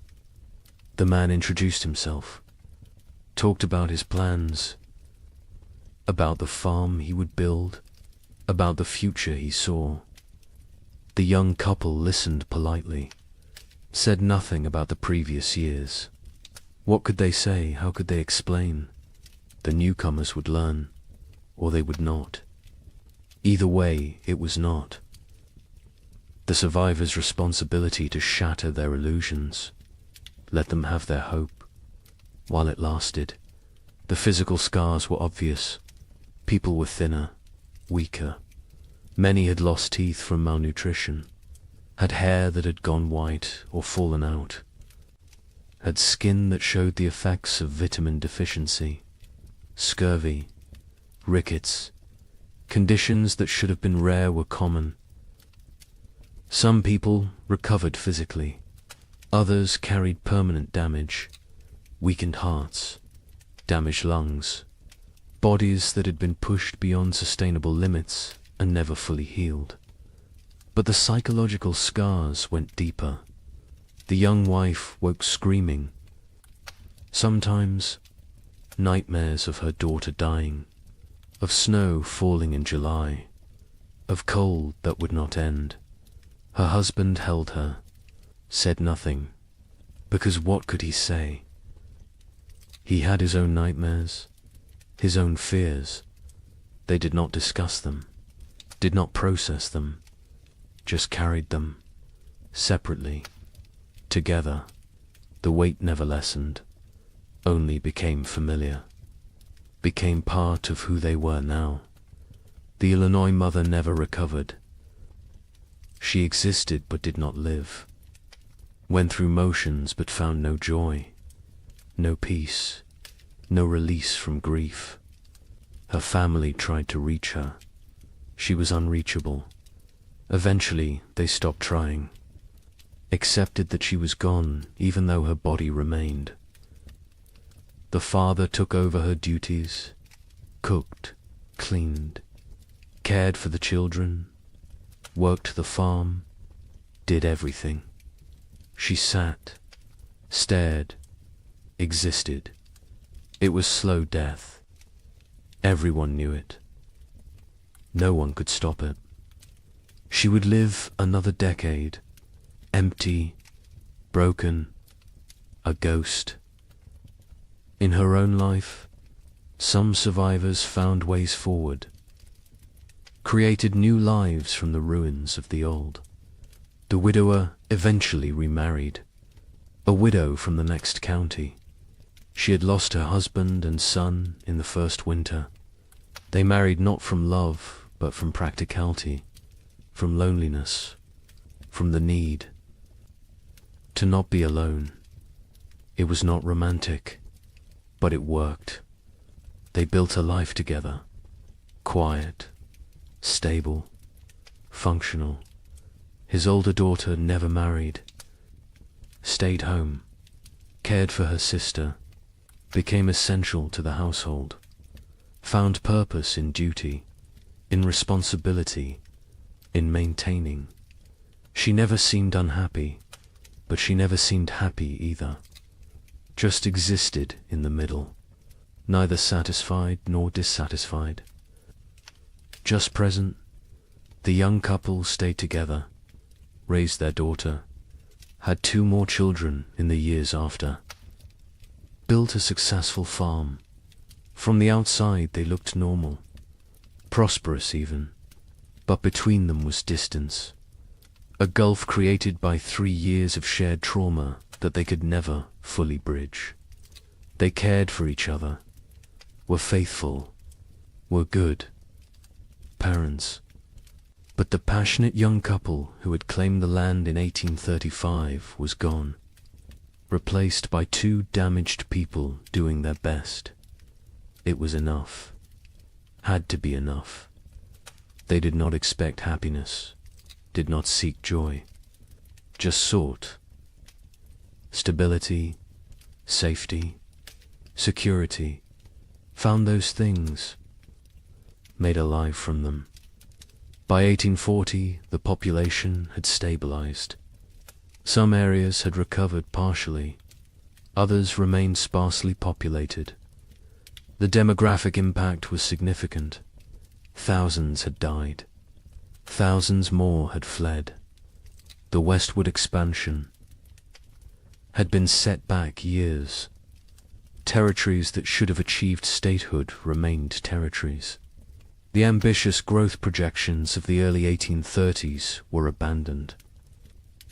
Reality had intruded, shown the limits of human ambition, of manifest destiny, of the belief that the frontier was there for the taking. Nature had reminded everyone who was really in control. The survivors aged rapidly. The young man in Michigan was 30 in 1840, looked 50. His body was worn out from the hard years. He would die at 45. Heart failure. His body simply gave out. Used up. Exhausted. His wife outlived him by 20 years. Raised their 3 children. Alone. Never remarried. Never spoke of the hard years. Her children knew something had happened. Could see it in her eyes. In her reactions to cold, to hunger, to waste. But she never explained. Never wanted them to know. Wanted them innocent, untouched. Protected from the knowledge of how bad things could get. The records from this period are sparse. Many families did not keep records, could not read or write, or chose not to document what had happened. The census of 1840 shows dramatic population decline in the affected territories. But the numbers tell only part of the story, cannot capture the psychological damage, the broken families, the lost potential, the dreams that died, the innocence that was shattered. Those losses are not recorded, not documented, not preserved. But they were real, were significant, were the true cost of the winters that would not end. Some survivors tried to document what happened, wrote letters to relatives back east, kept journals, created records. But even as they wrote, they sensed their accounts would be doubted. Would be dismissed as exaggeration, as hysteria, as the ramblings of traumatized minds. How could they explain what it felt like to watch your child starve? To burn your furniture for warmth? To consider actions that in normal times would be unthinkable? Words were inadequate. Experience was untranslatable. They wrote anyway, because someone needed to remember, someone needed to bear witness, even if no one believed them. The young man in Michigan wrote to his brother in Ohio in 1840, described what they had endured. His brother wrote back, said surely it had not been that bad, said the human mind exaggerated traumatic memories. The young man never wrote to him again, did not have energy to convince anyone, to defend his experience, to prove his suffering. He knew what had happened. His wife knew, their neighbor knew. That was enough. The rest of the world could believe what it wanted, and mostly, the world chose not to believe, chose to minimize, chose to forget. Because the story of the 3 winters did not fit the narrative America wanted to tell itself. The narrative of progress, of conquest, of manifest destiny, of inevitable triumph. The winters suggested that nature was more powerful than human. Will, that civilization was fragile, that confidence was dangerous. These were not popular messages, not messages the growing nation wanted to hear. So they were ignored, dismissed, forgotten, buried under more palatable stories of frontier heroism, of triumph over adversity, of the inevitable march of progress. But the survivors remembered, carried the memories until death. Some passed stories to their children. Most did not. Most wanted to protect the next generation, wanted them unburdened. The children sensed something anyway, saw the scars, the fears, the behaviors that made no sense unless you knew what came before. They asked questions, got vague answers, eventually stopped asking. The silence grew. The stories faded. The memories died with those who carried them. Wait until you hear how thoroughly this was erased. The forgetting began almost immediately, even while survivors still lived, even while the scars were fresh. The erasure was not accidental, was not natural memory decay. It was deliberate, systematic, orchestrated by people who had very good reasons to want these winters forgotten. People with money, with power, with futures that depended on frontier land continuing to seem attractive, continuing to seem profitable, continuing to draw settlers and investment. Land speculators had the most to lose. They had purchased millions of acres across the affected territories, paid pennies per acre, expected to sell for dollars. Their entire business model depended on continued westward migration, on families believing the frontier offered opportunity, prosperity, future. Stories of 3 consecutive winters of mass death were bad for business, very bad. So the speculators acted, quickly, decisively, with coordinated purpose. Eastern newspapers began refusing letters from survivors. Editors received instructions, guidance, sometimes bribes. Do not publish accounts from the territories. Do not run stories about crop failures, about deaths, about settlements failing. Focus on success. Stories on prosperity, on opportunity. A newspaper in Philadelphia received a letter in 1839 from a Michigan survivor. Detailed account of the 3 winters, the suffering, the deaths, the horror. The editor filed it away, never published it. Years later asked why. He explained simply, no one wanted to read depressing stories. People wanted hope, wanted optimism, wanted to believe in American progress. His job was to give them what they wanted. Territorial governments actively suppressed information. Official reports downplayed casualty numbers, listed families who had disappeared as relocated rather than dead or missing. Death certificates were not issued for people who died isolated on homesteads. If no one reported the death officially, then officially it did not happen. Population records were adjusted, made to show growth rather than decline. The manipulation was not subtle, but it was effective. Future historians looking at official records would see steady population growth, would see successful territorial expansion, would see nothing that suggested catastrophe. Land companies published promotional materials in 1839 and 1840, glossy brochures, detailed descriptions of fertile soil, mild climate, abundant opportunity.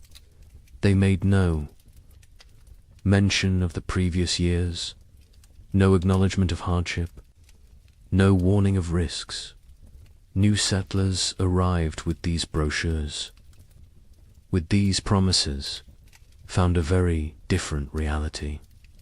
By then, the land companies had their money. The deception had served its purpose. The newcomers were stuck, had to make the best of it, or abandon their investment and flee. Most stayed, tried to succeed. Never knew they had been deliberately misled. A land office clerk in Michigan Territory received orders in 1839. Adjust the records. Families who had disappeared needed to be listed as relocated to other territories. Deaths needed to be minimized.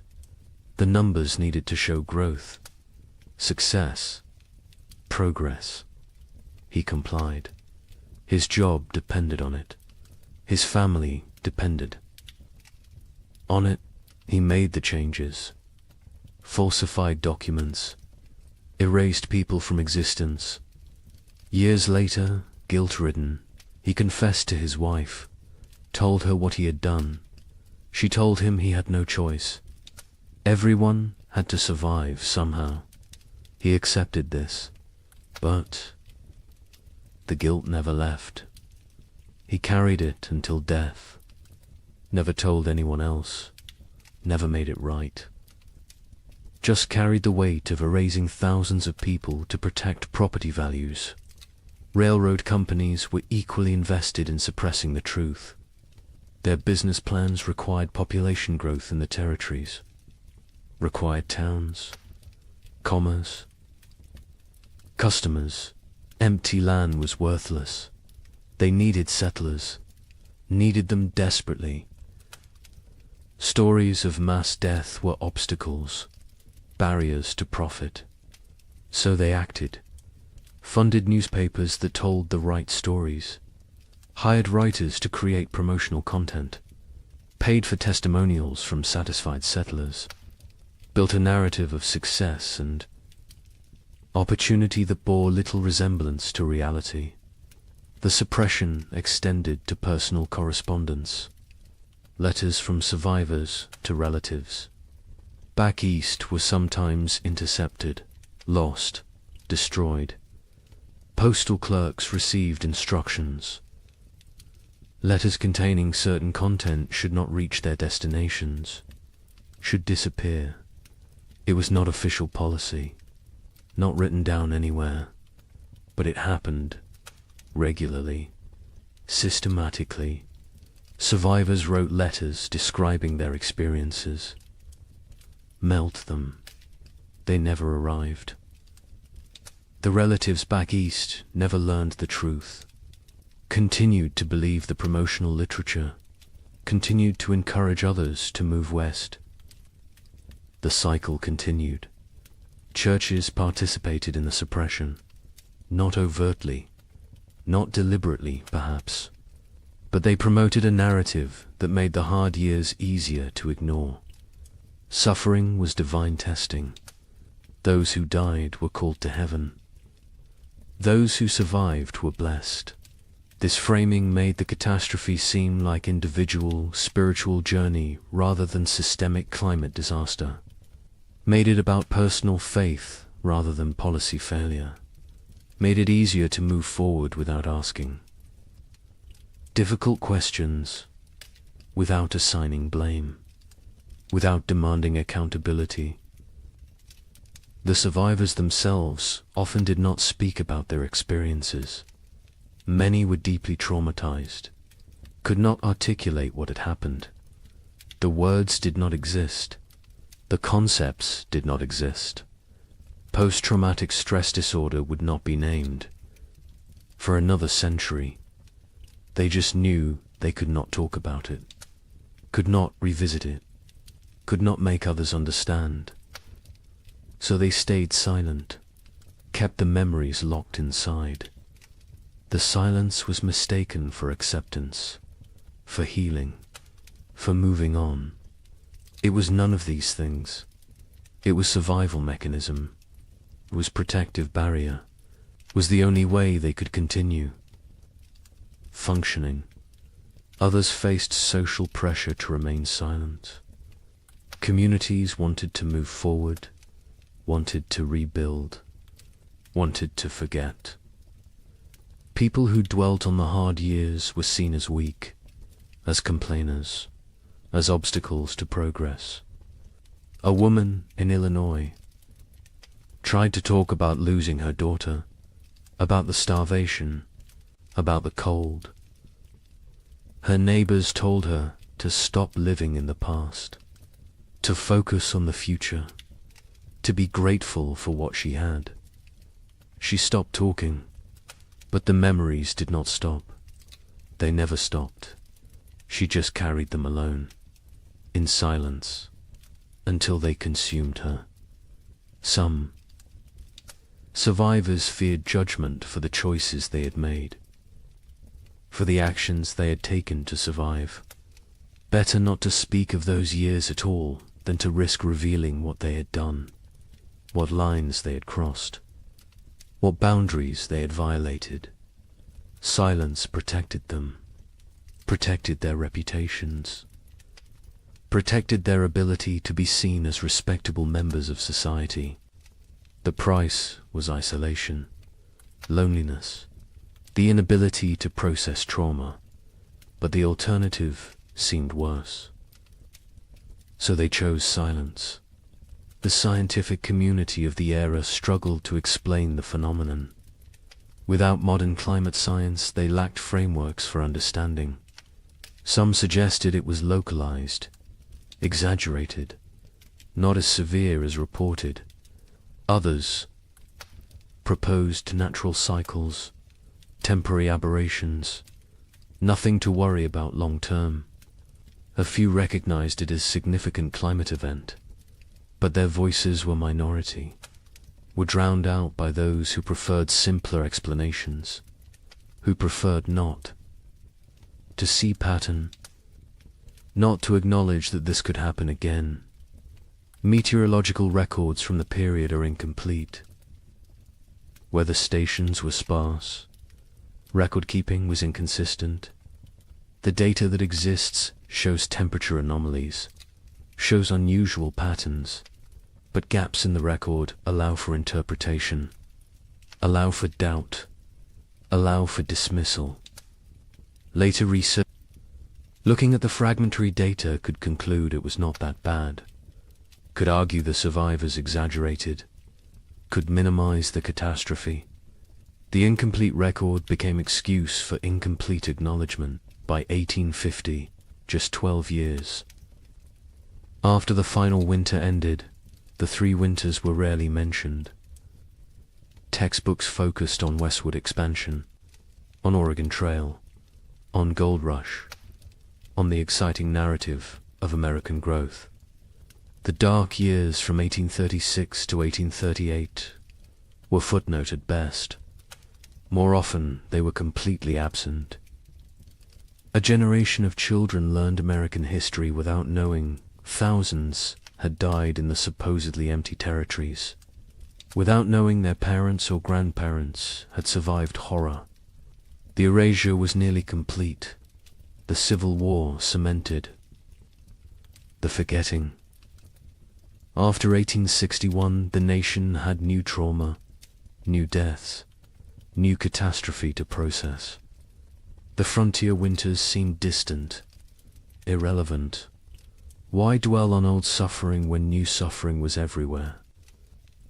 The few survivors who tried to tell their stories found no audience, found a nation consumed by present crisis. Unwilling to hear about past pain, they gave up, accepted that their experience would die with them, that no one would remember, that no one cared. The American mythology of the frontier required triumph, required success, required the narrative of bold pioneers conquering wilderness, building civilization, creating something from nothing. The three winters did not fit this mythology, could not be incorporated, so they were excluded. The myth was more important than history. The story was more important than truth. America needed heroes, needed victories, needed to believe in manifest destiny, needed to believe that will and work were enough, that nature could be tamed, that progress was inevitable. The erasure served another purpose. It protected those in power, politicians who had encouraged westward expansion, who had promoted territorial development, who had promised safety and opportunity. Acknowledging the winters meant acknowledging failure, meant admitting they had. Sent people into danger, had promised what they could not deliver, had prioritized expansion over safety. This admission was politically unacceptable, so the winters were forgotten. And the politicians continued promoting westward movement, continued making promises, continued prioritizing growth over caution. Survivors who tried to speak faced ridicule, disbelief, accusations of exaggeration, of hysteria, of attention-seeking. The young man in Michigan attempted to tell his story to a traveling writer in 1845. The writer listened politely, then suggested perhaps the cold had not been quite as severe as remembered. Perhaps trauma had distorted memory. Perhaps things had been difficult but not impossible. The young man stopped talking mid-sentence, realized there was no point. People would believe what they chose to believe. Truth was irrelevant. He never tried to tell his story again. The conspiracy of silence was not organized. No one coordinated. The suppression, no central authority dictated what could be said. But the incentives aligned perfectly. Land speculators needed silence. Railroads needed silence. Governments needed silence. Churches preferred silence. Survivors chose silence. The result was comprehensive, effective, devastating. Within 20 years, the three winters had been nearly erased from collective memory. Within 50 years, they were completely forgotten. A climate catastrophe that killed thousands and destroyed. Hundreds of settlements simply disappeared from history, vanished, as if it never happened.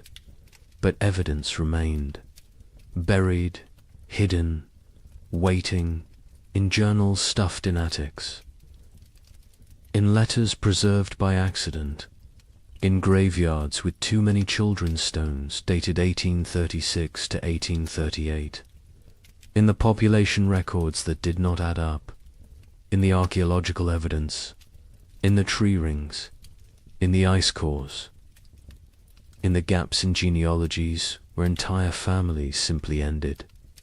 The evidence was there, scattered, fragmentary, ignored, but there, waiting for someone to look, someone to ask questions, someone to remember.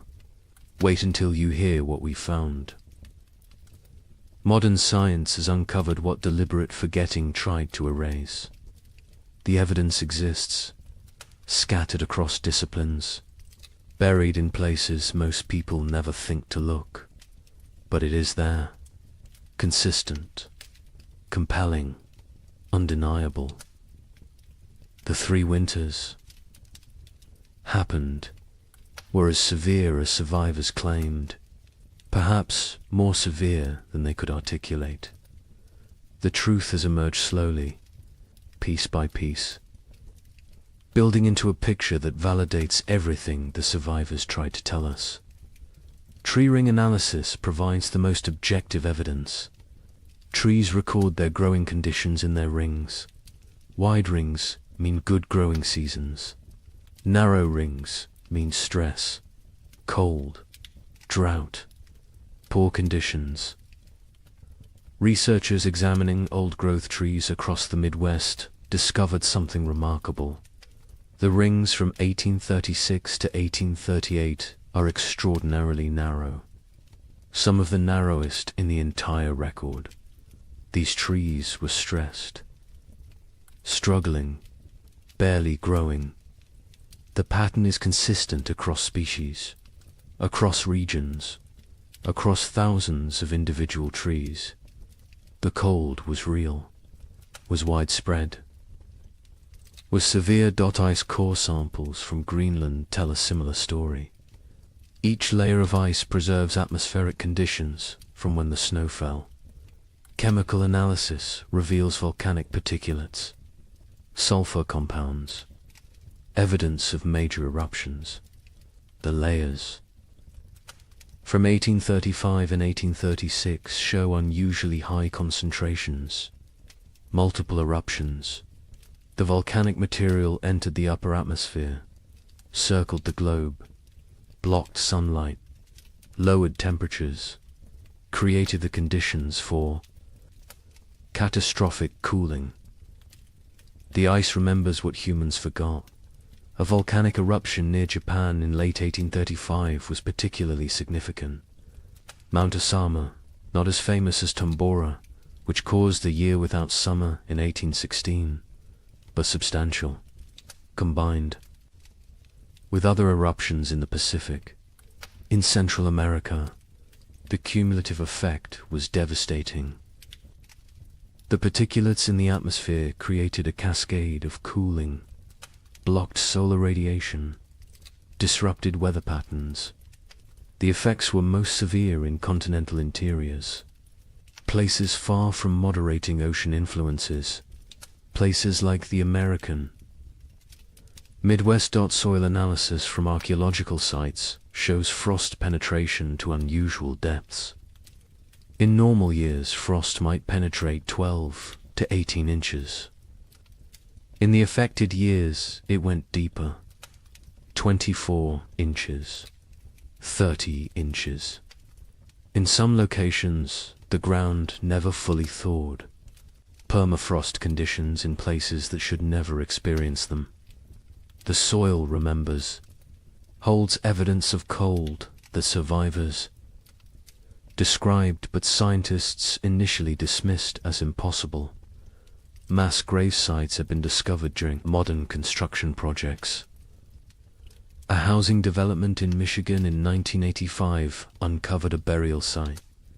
47 bodies, men, women, children, no markers, no records. Carbon dating placed them in the late 1830s.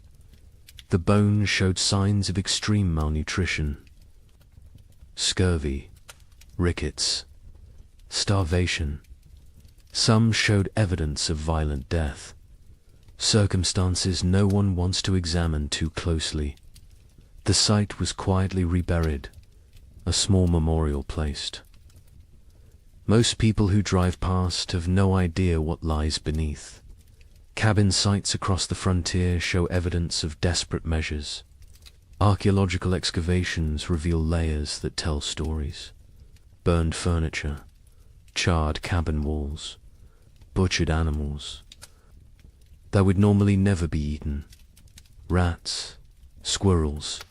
In one site in Indiana, researchers found evidence suggesting the inhabitants had eaten leather, boot leather, harness leather, anything that might contain nutrition. The desperation is written in the debris, in what people consumed, in what they burned, in how they died. Historical Society archives contain survivor accounts, journals that sat ignored for over a century. A diary from a woman in Illinois was donated in 1923, filed away, not examined until 1998. It documented day-by-day survival through all 3 winters, the declining food stores, the deaths of neighbors, the choices she made to keep her family alive, the guilt she carried. The final entry was in March 1838. It said simply that spring had come, that they had survived, that she did not know if survival was blessing or curse. The journal was published in 2005. 90 academics read it. The general public remained unaware. More journals continued to surface, in estate sales, in attics, in old trunks, in historical societies. Each one adds detail, adds confirmation, adds validation to what survivors tried to tell anyone who would. Listen. A journal from Ohio described November 1836. The cold that went beyond anything imaginable. The wind that never stopped. The children asking when they could go outside again. Being told maybe spring. Knowing spring might never come. The journal, as a matter of fact, unemotional, which makes it more powerful. The horror is in what is not said, in the gaps, in the things too terrible to write. Census records show the truth when examined carefully.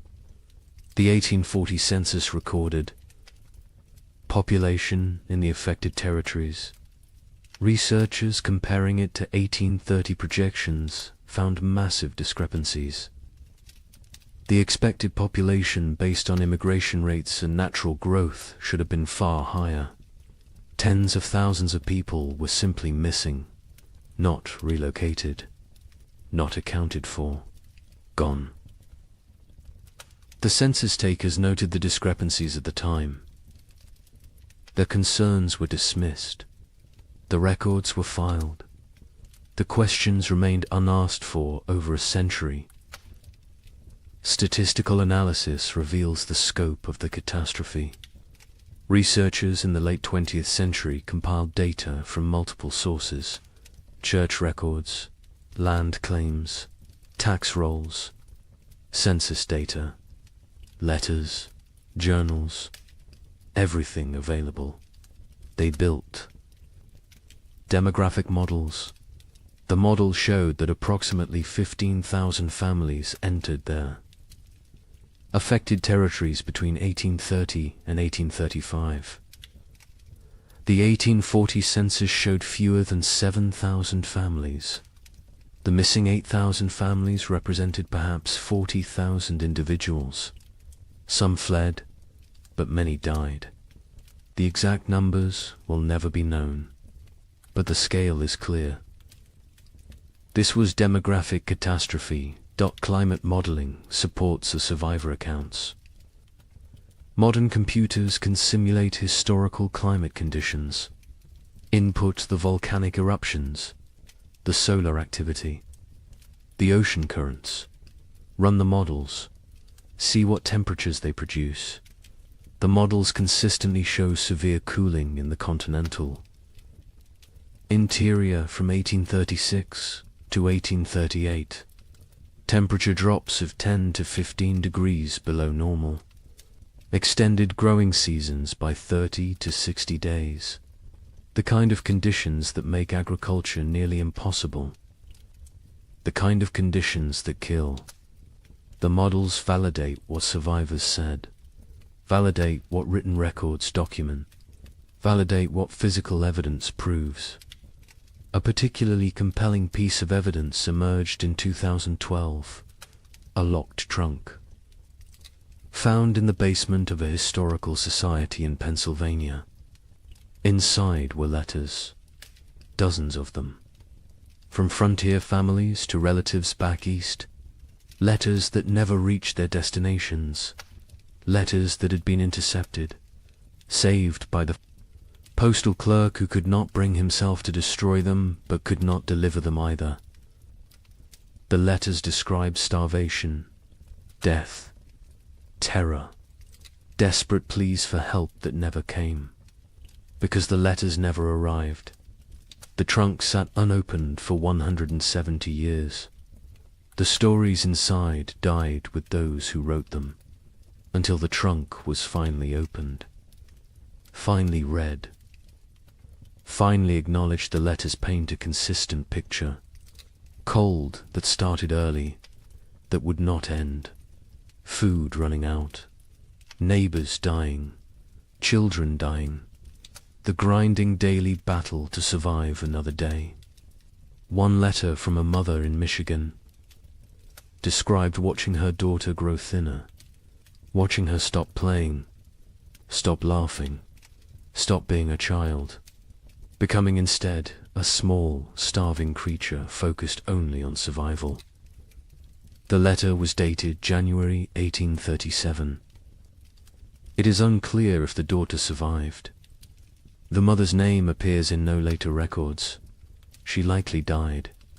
The letter is her memorial, her testimony, her proof that she existed, that she suffered, that she tried. Genetic evidence provides another layer of confirmation. Population geneticists studying Midwest families found bottleneck events in the late 1830s. Sudden reductions in genetic diversity, indicating that populations declined rapidly, that only certain family lines continued, that many lines ended completely. The genetic record shows what historical records obscured, shows the true impact, shows that entire family trees simply stop, branch after branch ending in the same narrow window. 1836 to 1838. Native American oral histories mention the hard years. Tribes in the affected regions have stories of the time when winter would not end, when buffalo disappeared, when people starved. The stories were not prominent, were overshadowed by other traumas, removal, disease, war, but the stories exist. Another source of validation, another voice confirming what happened, confirming that the cold was real, was widespread, was catastrophic for everyone in its path. European records provide external confirmation. Observers in England and France noted unusual weather patterns in North America, received reports from travelers, from ships, from traders. The reports described severe cold, crop failures, humanitarian disaster. These reports were published in European scientific journals, were discussed in academic circles, were known at the time, but were forgotten in America, were not incorporated into American historical narrative, were treated as foreign observations of foreign problems, not as documentation of American catastrophe. The evidence is overwhelming, undeniable, consistent across every discipline, every source, every method of inquiry. The 3 winters happened, were as bad as survivors claimed, killed thousands, destroyed hundreds of settlements, set back westward expansion by years, changed the trajectory of American development, and was systematically erased from memory, deliberately forgotten, buried under more palatable narratives. But the evidence remained, waiting, and now it speaks, loudly, clearly, demanding that we remember, demanding that we acknowledge, demanding that we ask why this was forgotten, and what else we have chosen to forget. Societies choose what to remember, what to forget, what stories to tell about themselves. America chose to remember triumph, chose to remember westward expansion as inevitable, as heroic as the march of civilization across wilderness. The 3 winters did not fit that story, so they were exploded, erased, forgotten, not through conspiracy exactly, but through collective decision that some truths are inconvenient, some realities undermine necessary myths, some histories are better left buried, but forgetting comes with costs. Modern Americans facing climate uncertainty have no cultural memory of how quickly weather can turn catastrophic, how fragile our systems truly are, how thin the line between civilization and survival. We believe we are insulated, protected, that technology and infrastructure make us safe. The pioneers believed they were prepared to. They had survived winters before, had skills, had experience, had confidence. They were wrong. Confidence is not armor. Preparation has limits. And nature does not care about human expectations. The pioneers who survived demonstrated extraordinary resilience. But resilience came at prices we can barely fathom. Psychological trauma that lasted lifetimes. Physical damage that shortened lives. Moral compromises that haunted until death. Relationships destroyed. Innocence shattered. Futures altered. They survived, but survival was not triumph, was not victory, was simply continuing to breathe, to move, to exist. Some days that was enough. Other days it was not. The Illinois family that lost their daughter eventually prospered. Their farm became successful. They appeared to outside observers as model frontier family, hard-working, productive, respectable. But the father never spoke of the hard years, not to his children, not to his neighbors, not to anyone. When he died in 1871, his wife burned his journal. She said it contained nothing anyone needed to know. The children did not question her, did not push. The family maintained silence until the last of them died. The story died with them. As so many stories did, the young couple in Michigan who nearly starved in February 1837 lived into old age.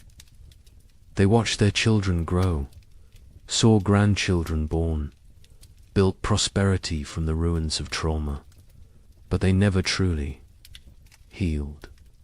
The wife developed hoarding behaviors, stored food obsessively, could not throw anything away, could not trust that abundance would continue. The fear never left. The husband, startled at sudden noises, had nightmares until he died, woke, screaming about cold, about hunger, about his daughter dying. They lived together for 40 years after the winters ended. But part of them never left those years, never fully returned to the present, always remained trapped in the cold, in the fear, in the desperate fight for survival.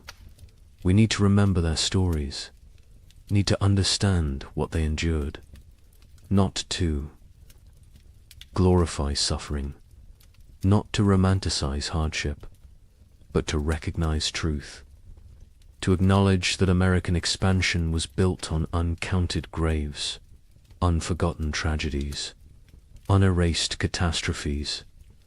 The triumphant narrative is incomplete, is dishonest, is disrespectful to those who suffered, who died, who survived but carried wounds forever.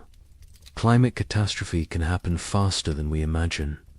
The pioneers of 1835 had no warning, no time to prepare.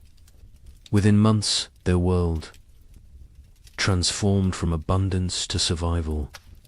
They believed they were equipped for anything, believed their skills and determination were sufficient.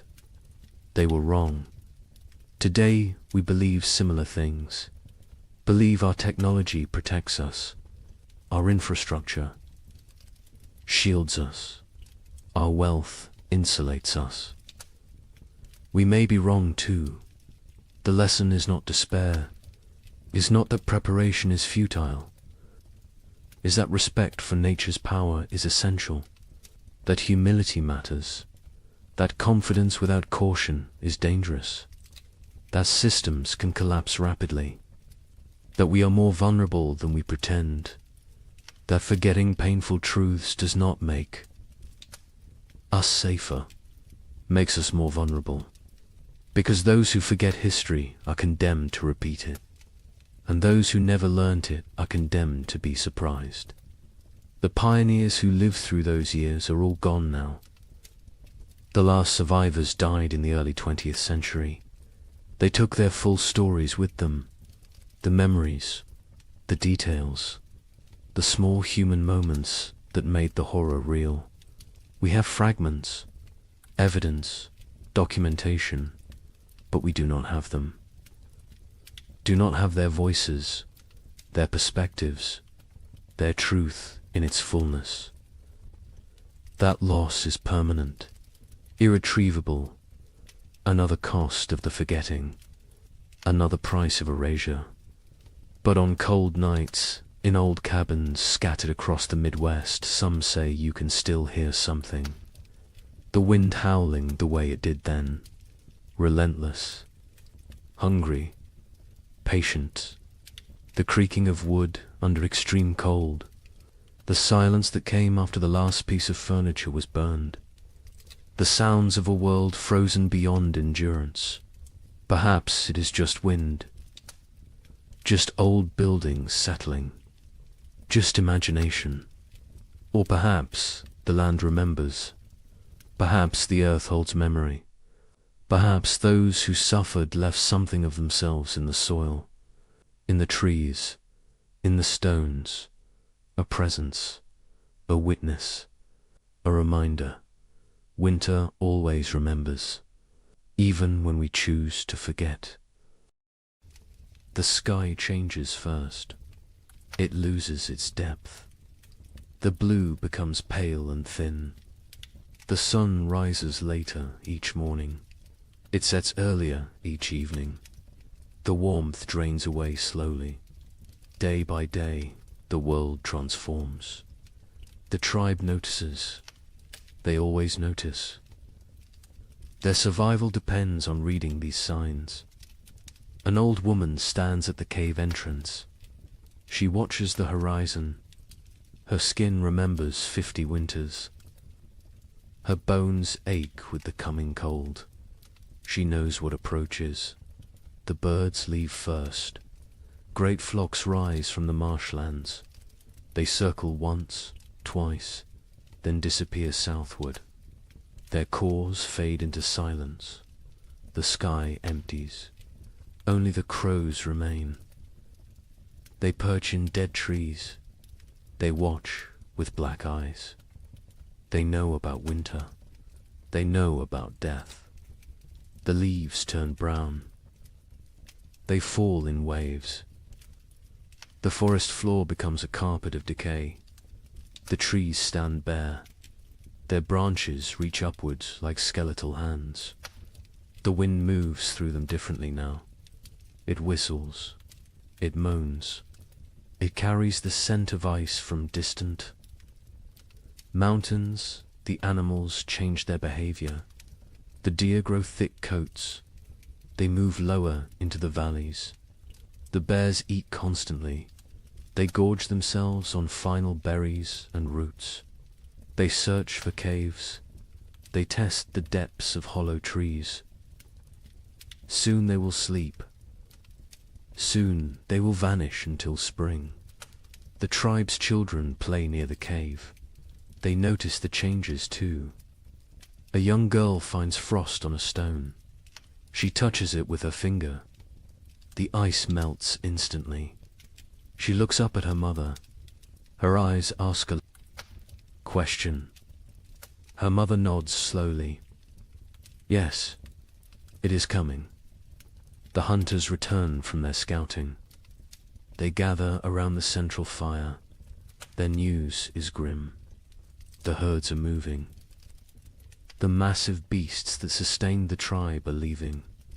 They migrate to warmer lands. The hunters saw their tracks leading south. Hundreds of prints in the soft earth. All heading away, the chief stands. He is a broad man with greying hair. Scars cross his chest and arms. Each one tells a story of survival. He speaks slowly. His voice carries weight. The tribe must prepare. They must gather. They must hunt. Winter shows no mercy to the unprepared. The women begin their work immediately. They repair the leather hides that cover the cave entrance. They check every seam. They patch every hole. Cold air finds the smallest gaps. It sneaks in like a predator. It steals warmth. It steals life. The children are sent to gather firewood. They work in groups. They drag dead branches back to the cave. They pile them high against the rock walls. Never enough. There is never enough wood. The fires must burn for months. The fires are life itself. An elder man sits working stone. He shapes a new blade. His hands move with practiced skill. The flint chips away in precise flakes. This blade will skin animals. It will cut meat. It will help the tribe survive. Tools matter. In winter, everything matters. The temperature drops. Further, morning brings white breath. Puddles freeze overnight. They crack under footsteps. The ground hardens. Digging becomes difficult. The tribe works faster. Urgency replaces the lazy pace of summer. A young hunter climbs the high ridge. He looks north. Dark clouds gather on the horizon. They build like mountains. They promise snow. He returns quickly. He reports what he saw.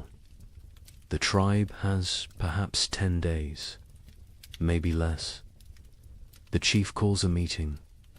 Every adult attends. They discuss strategy. Who will hunt? Who will gather? Who will fortify the shelter? Who will watch the children? Roles are assigned. Arguments are brief. Survival requires cooperation. Personal disputes wait for spring. The women process the last of the autumn harvest. They pound roots into paste. They dry strips of meat over smoky fires. They collect every edible plant within walking distance. Nothing is wasted. A handful of seeds might mean the difference between hunger and starvation. Night falls earlier now. The darkness lasts longer. The tribe sits closer to the fire. They eat their evening meal in silence. They think about the months ahead. They remember previous winters. Some were mild, some were brutal. No one knows what this winter will bring. A baby cries. Its mother holds it close. She wraps it in soft rabbit fur. The infant is barely 2 months old. This will be its first winter. The mother's face shows worry. The other women gather around. They offer reassurance. They share wisdom. They have kept babies alive through cold before. The old woman who watches the sky speaks. She tells of a winter. From her youth, snow fell for 20 days without stopping. The drifts rose higher than a man. 3 members of the tribe died. They ran out of food. They grew weak. The cold took them in their sleep. She tells this story as warning, as motivation. As truth, the fire crackles. Sparks rise into the darkness. They dance like orange stars before fading. The tribe sits in a circle. They feel the bond between them. They are family. They are survival partners. They will face the cold together. They will endure together. Or they will perish together. The wind picks up. It blows from the north. It carries the smell of snow. It carries the promise of winter. The tribe feels it. Every man, woman, and child knows what approaches. The season of death has begun its descent. The time of testing is here. Tomorrow, the real work begins. The hunters wake before dawn. 6 men rise from their sleeping places. They move quietly. They do not wake the others. The air inside the cave is cold. Their breath makes small clouds. They gather their weapons in silence. The chief hunter is called Kra. He has seen 30 winters. His body is lean and strong. Scars mark his arms and legs. Each scar tells a story. Each one represents survival. He checks his spear. The stone point is sharp. The binding is tight. This weapon has killed. Many times before, the other hunters prepare. They wear thick furs. They tie leather wraps around their legs. They carry stone blades at their waists. They bring rope made from twisted plant fibers. They will need everything they carry. There are no second chances in winter. The sky begins to lighten. Grey replaces black. The hunters step outside. The cold hits them immediately. It takes their breath. Their eyes water. They blink away the moisture. Their bodies adjust slowly. Frost covers everything. The rocks glisten white.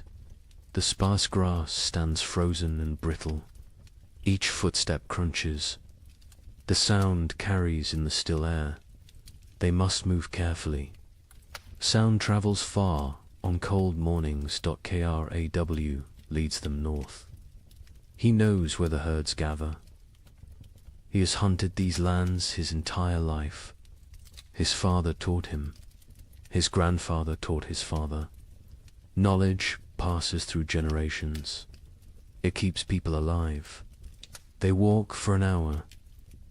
The sun rises behind them. It provides no warmth. It is a pale circle in the grey sky.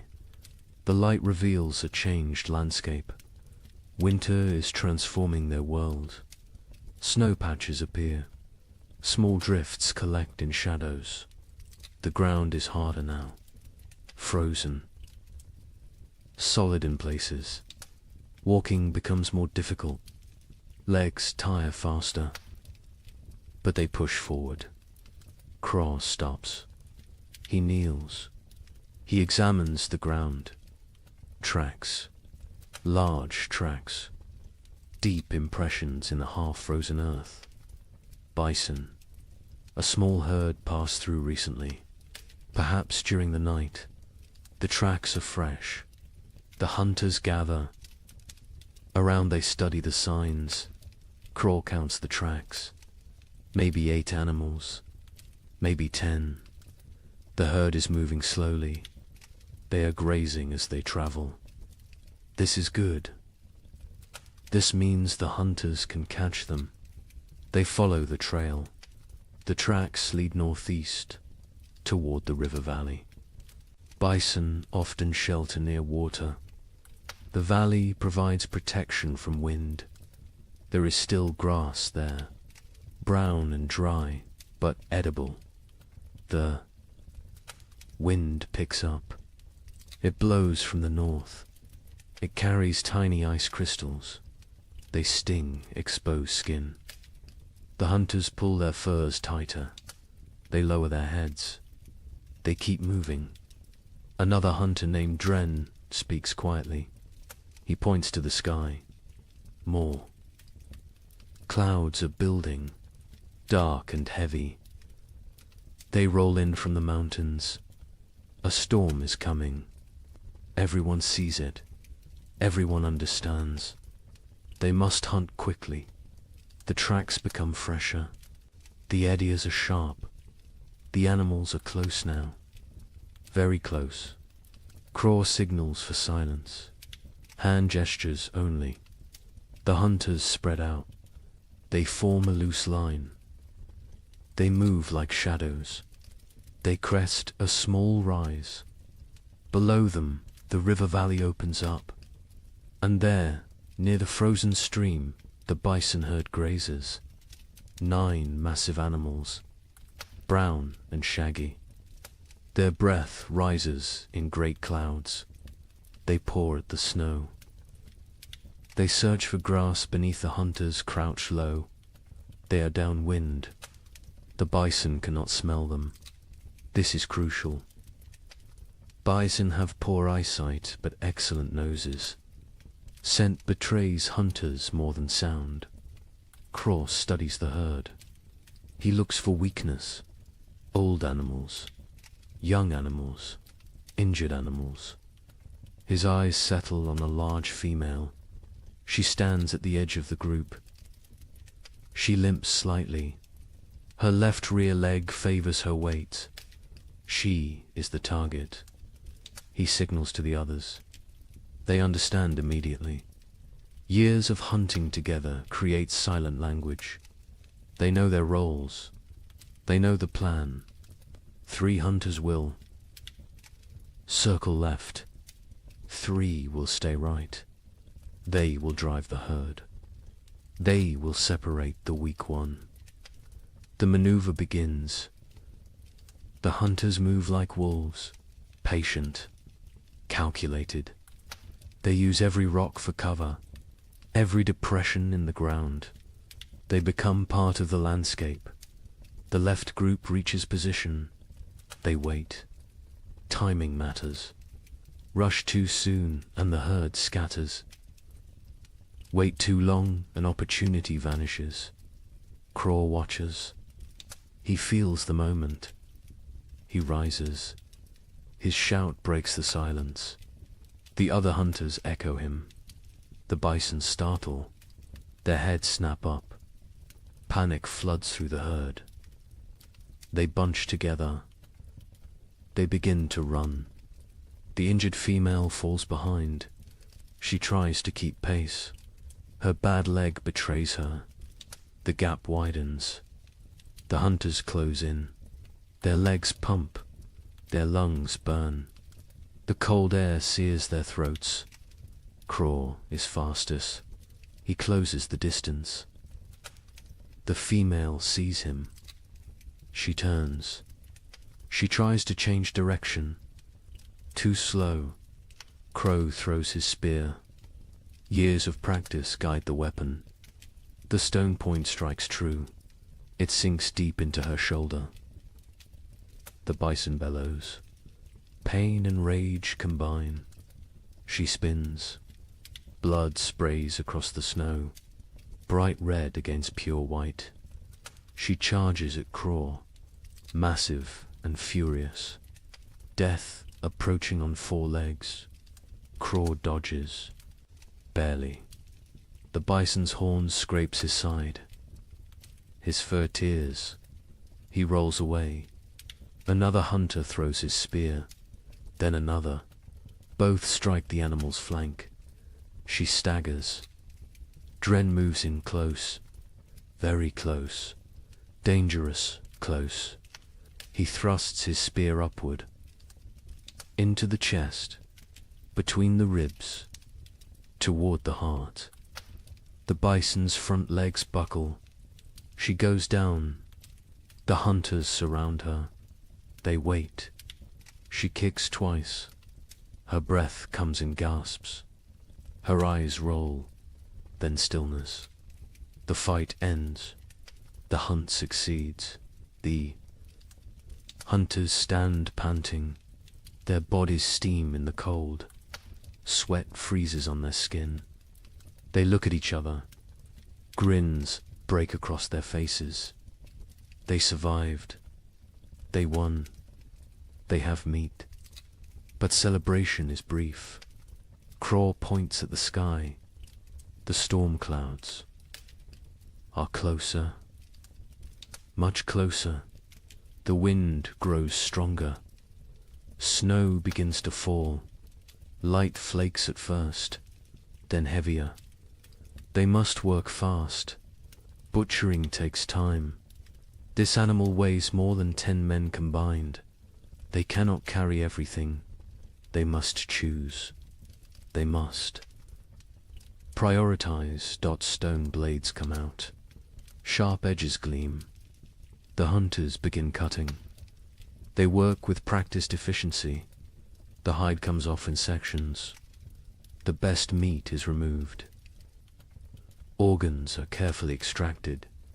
The liver, the heart, the kidneys. These provide vital nutrition. Blood stains the snow. It pulls and freezes. The hunter's hands go numb. They ignore the pain. They keep cutting, keep working. Their survival depends on speed. They bundle the meat in the animal's own hide. They create packs they can carry. Each hunter takes a load. Heavy loads, impossibly heavy. But fear provides strength. The storm provides motivation.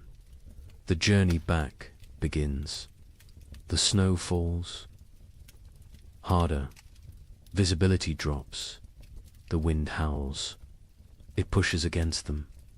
Every step requires effort. The meat weighs them down. Their legs shake. Kraw leads by memory. He knows these lands, but the snow obscures landmarks. Everything looks the same, white and grey and endless. He trusts his instincts. He walks steadily south. One hunter falls. The weight and exhaustion combine. The others help him up. They redistribute his load. No one is left behind. This is the unspoken rule, the absolute law. Hours pass. Terrible, grinding hours. Cold seeps through their furs. Their fingers lose feeling. Their faces go numb. Frostbite threatens, but stopping means death. They push forward. Dren sees it first. A dark shape in the swirling snow. The cave. Home. Relief floods through them. They stumble faster. The last 100 paces feel like miles. They enter the cave. Warmth hits them. The central fire burns bright. The tribe has kept it strong. Faces turn toward them. Eyes widen. They see the meat. They see success. The hunters drop their loads. They collapse. Their bodies give out. Women rush forward. Children crowd around. Everyone wants to see. Everyone wants to touch the meat. The chief comes forward. He examines the kill. He nods at Craw. Approval in that single gesture. Pride in that simple nod. The tribe will eat. The tribe will survive another week. Maybe two. The women take over. They hang the meat from the cave ceiling. Away from scavengers, they begin processing it. Some for immediate eating, some for preservation. Every part will be used. Nothing wasted. The hunters sit by the fire. They warm their frozen hands. They drink hot broth. The feeling returns too. Their fingers and toes. Pain comes with it. Sharp and burning. They endure it silently. Outside, the storm intensifies. Wind screams past the cave entrance. Snow piles against the rocks. The leather hide covering the entrance flaps and strains. But inside, there is warmth. There is food. There is safety. Child approaches Craw. A small boy. He stares with wide eyes. He touches Craw's torn fur. He sees the scrape from the bison's horn. His mouth forms an O of wonder. Craw smiles. He ruffles the boy's hair. This is why they hunt. This is why they risk death. For the children. For the old ones. For the tribe. Individual survival means nothing. The group is everything. The meat roasts over the fire. Fat drips and sizzles. The smell fills the cave. Mouths water. Stomachs growl. Soon they will feast. Soon they will celebrate. But first they rest. Craw closes his eyes. His body aches. Every muscle protests. But satisfaction fills him. They succeeded. They brought food home. They completed the last great hunt before the deep winter. The storm rages outside. Let it rage. Let the snow fall. Let the cold descend. The tribe is ready. They have meat. They have fire. They have each other. This hunt might sustain them for weeks. It might mean the difference between survival and starvation. No one knows what the winter will bring. No one can predict the future. But today they won. Today they live. And in the primitive world, today is all that matters. The storm passes after 3 days. The snow stops falling. The wind dies down. The tribe emerges cautiously. They squint against the brightness. Snow covers everything. The world looks different now. Transformed. Dangerous. The work begins immediately. Winter preparation cannot wait. Every day matters. Every hour counts. The tribe divides into groups. Each group has specific tasks. Organization means survival. The women examine the cave entrance. The leather hide covering took damage in the storm. Wind tore several seams. Snow forced its way through gaps. Cold air invaded their shelter. This cannot happen again. An older woman named Mira leads this work. She has repaired shelters for 20 winters. Her hands know the work. Her eyes spot every weakness. She directs the younger women. They listen carefully. They learn by doing. They take down the damaged hide. It is stiff with ice. They carry it to the fire. The heat makes the leather pliable again. They can work with it now. They can repair the tears bone needles come out. Thread made from animal sinew, the women sit in a circle. They stitch the tears closed. Their fingers move quickly. They push. Needles through tough leather. They pull thread tight. Each stitch must be perfect. Weak stitching means cold air. Cold air means death. While they work, others gather moss. They find it on the north side of rocks. They peel it away carefully. Moss provides insulation. They stuff it into cracks in the cave walls. Every tiny gap gets filled. The cave must become a sealed chamber. The men focus on firewood. They need mountains of it. What they have is not enough. It is never enough. They venture into the forest. They search for dead trees. Dead wood burns best. Green wood smokes and sputters. A young man named Torg swings a stone axe. He strikes a dead trunk repeatedly. The impacts echo through the forest. Chips of wood fly. His arms burn with effort. Sweat forms despite the cold. He ignores the discomfort. The work must continue. Other men drag fallen branches. They create trails through the snow. Long paths marked by dragged wood. Back and forth. Trip after trip. Their backs ache. Their hands blister. They keep working. Children help too. Even the smallest ones. They gather kindling, dry twigs and bark, pine cones that will catch fire easily. They fill baskets. They carry them back to the cave. Everyone contributes. Everyone has value. By afternoon, wood piles grow. They stack it along the cave walls, high stacks that reach toward the ceiling. The cave begins to shrink. Storage takes space, but space is less important than fuel. Inside the cave, women organize food storage. The meat from the hunt hangs from the ceiling. They wrap it in bark. This protects it from insects, from moisture, from mold. Preserved meat can last months if stored correctly. Dried roots go into leather pouches.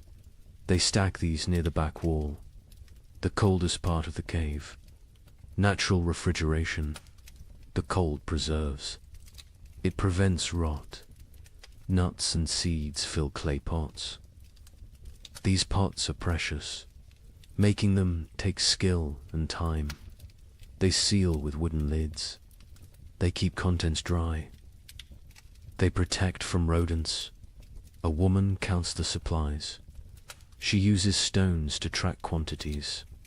1 stone for each pouch of roots. 1 for each bundle of dried fish. The counting is important. They need to know what they have. They need to ration carefully. The chief watches this inventory. His face shows concern. They have food, but is it enough? 6 months of winter stretch ahead, maybe 7. No one knows how harsh this winter will be. He makes a decision. Starting tomorrow, 1 meal per day, not 2. Rationing begins now, while they still have surplus. Better to be cautious early. Starvation at winter's end kills many tribes. The sleeping areas need attention.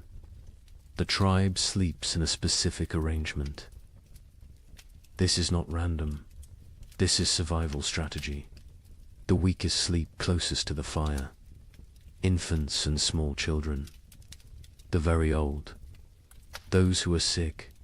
Adults sleep in the middle ring. They provide a barrier. Their bodies block drafts. They generate warmth. They protect the vulnerable. The strongest hunters sleep near the entrance. They endure the coldest positions. They wake first if danger approaches. They are the first defense. This hierarchy never changes. Women spread fresh pine boughs on the ground. These create mattresses. They provide insulation from the cold stone floor. They replace old bows that have compressed and lost their cushioning. Furs are distributed. Each family gets a share. Thick bear hides for the children, wolf pelts for the adults, rabbit skins sewn together for extra layers. Everyone must stay warm through the night. The fire pit requires work. It sits in the center of the cave. Stones ring it. These stones were carefully chosen. They hold heat. They radiate warmth long after flames die down. But some stones have cracked.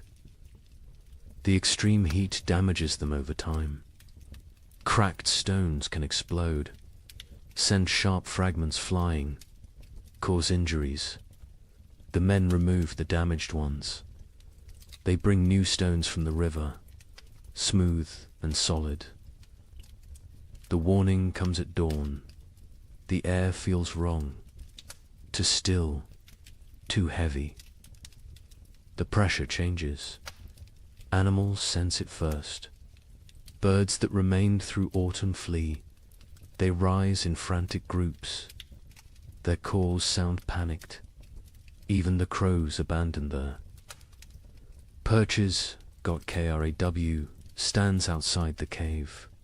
He tastes the air, metal on his tongue, the taste of coming snow. His joints ache. Old injuries throb. His body predicts weather better than his eyes.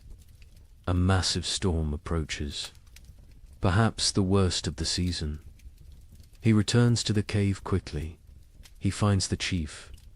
They speak in low tones. The chief's face hardens. He knows what this means. He has survived 40 winters. He recognizes the signs. This storm will trap them inside. For days, maybe a week. The chief raises his voice. Everyone stops. Everyone listens. The blizzard comes. They must secure everything. Now, immediately. No delays. The tribe erupts into controlled chaos. Everyone knows their emergency roles. They have practiced this, prepared for this moment. Speed matters now. Organization matters. Men rush to bring in final wood loads. They grab everything nearby. Dead branches, split logs, even greenwood. Anything that burns. They pile it inside until the cave floor disappears beneath fuel. Women grab the drying meat. Some pieces are not ready, still moist, still vulnerable to spoilage. But leaving them outside means losing them. Animals will steal them. Snow will ruin them. Everything comes inside. Children are sent to fill water containers. They run to the stream. They use hollowed gourds, clay pots, animal bladders, anything that holds liquid. Once the storm hits, leaving the cave becomes impossible. They need water for days.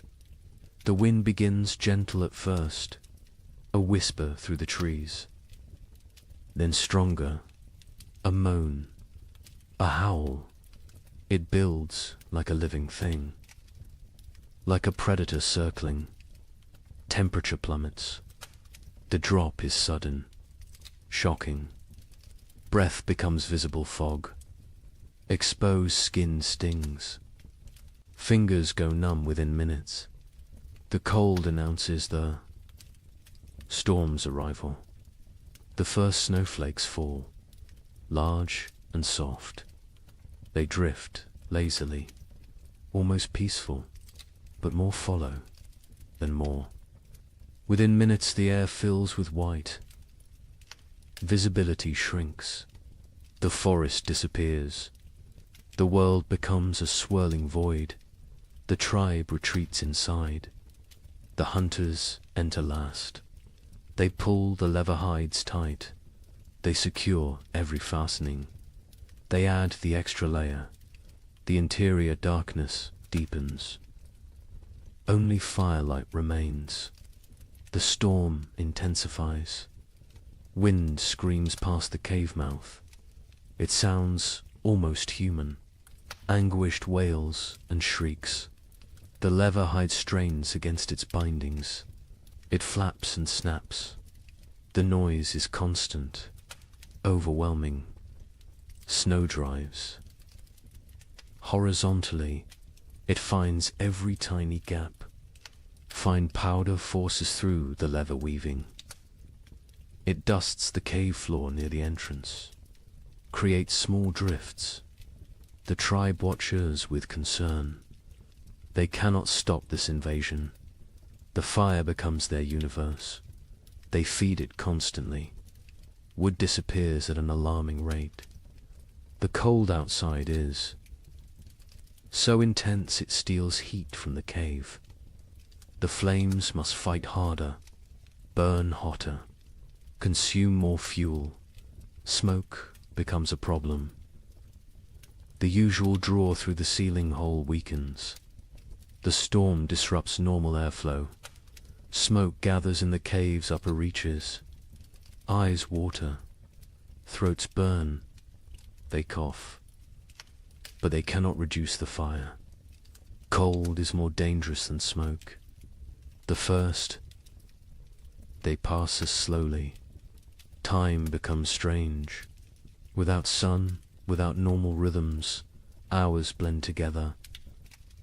The tribe sits in their designated areas. They wait. Patience is a survival skill. Children grow restless first. They are used to running, playing, exploring. Now they must sit still, stay quiet, conserve energy. This is torture for young bodies. They squirm and fidget. A little girl begins to cry. She wants to go outside. She does not understand. Her mother holds her, rocks her, sings softly, old songs, wordless melodies. The girl eventually quiets. She falls into fitful sleep.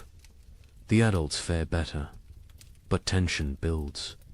Too many people. In too small a space, personal conflicts simmer. Old grievances resurface. A young hunter glares at another. Some past dispute, some imagined slight. The chief notices. He moves between them. His presence prevents escalation. Mira tells stories. Her voice cuts through the wind's howl.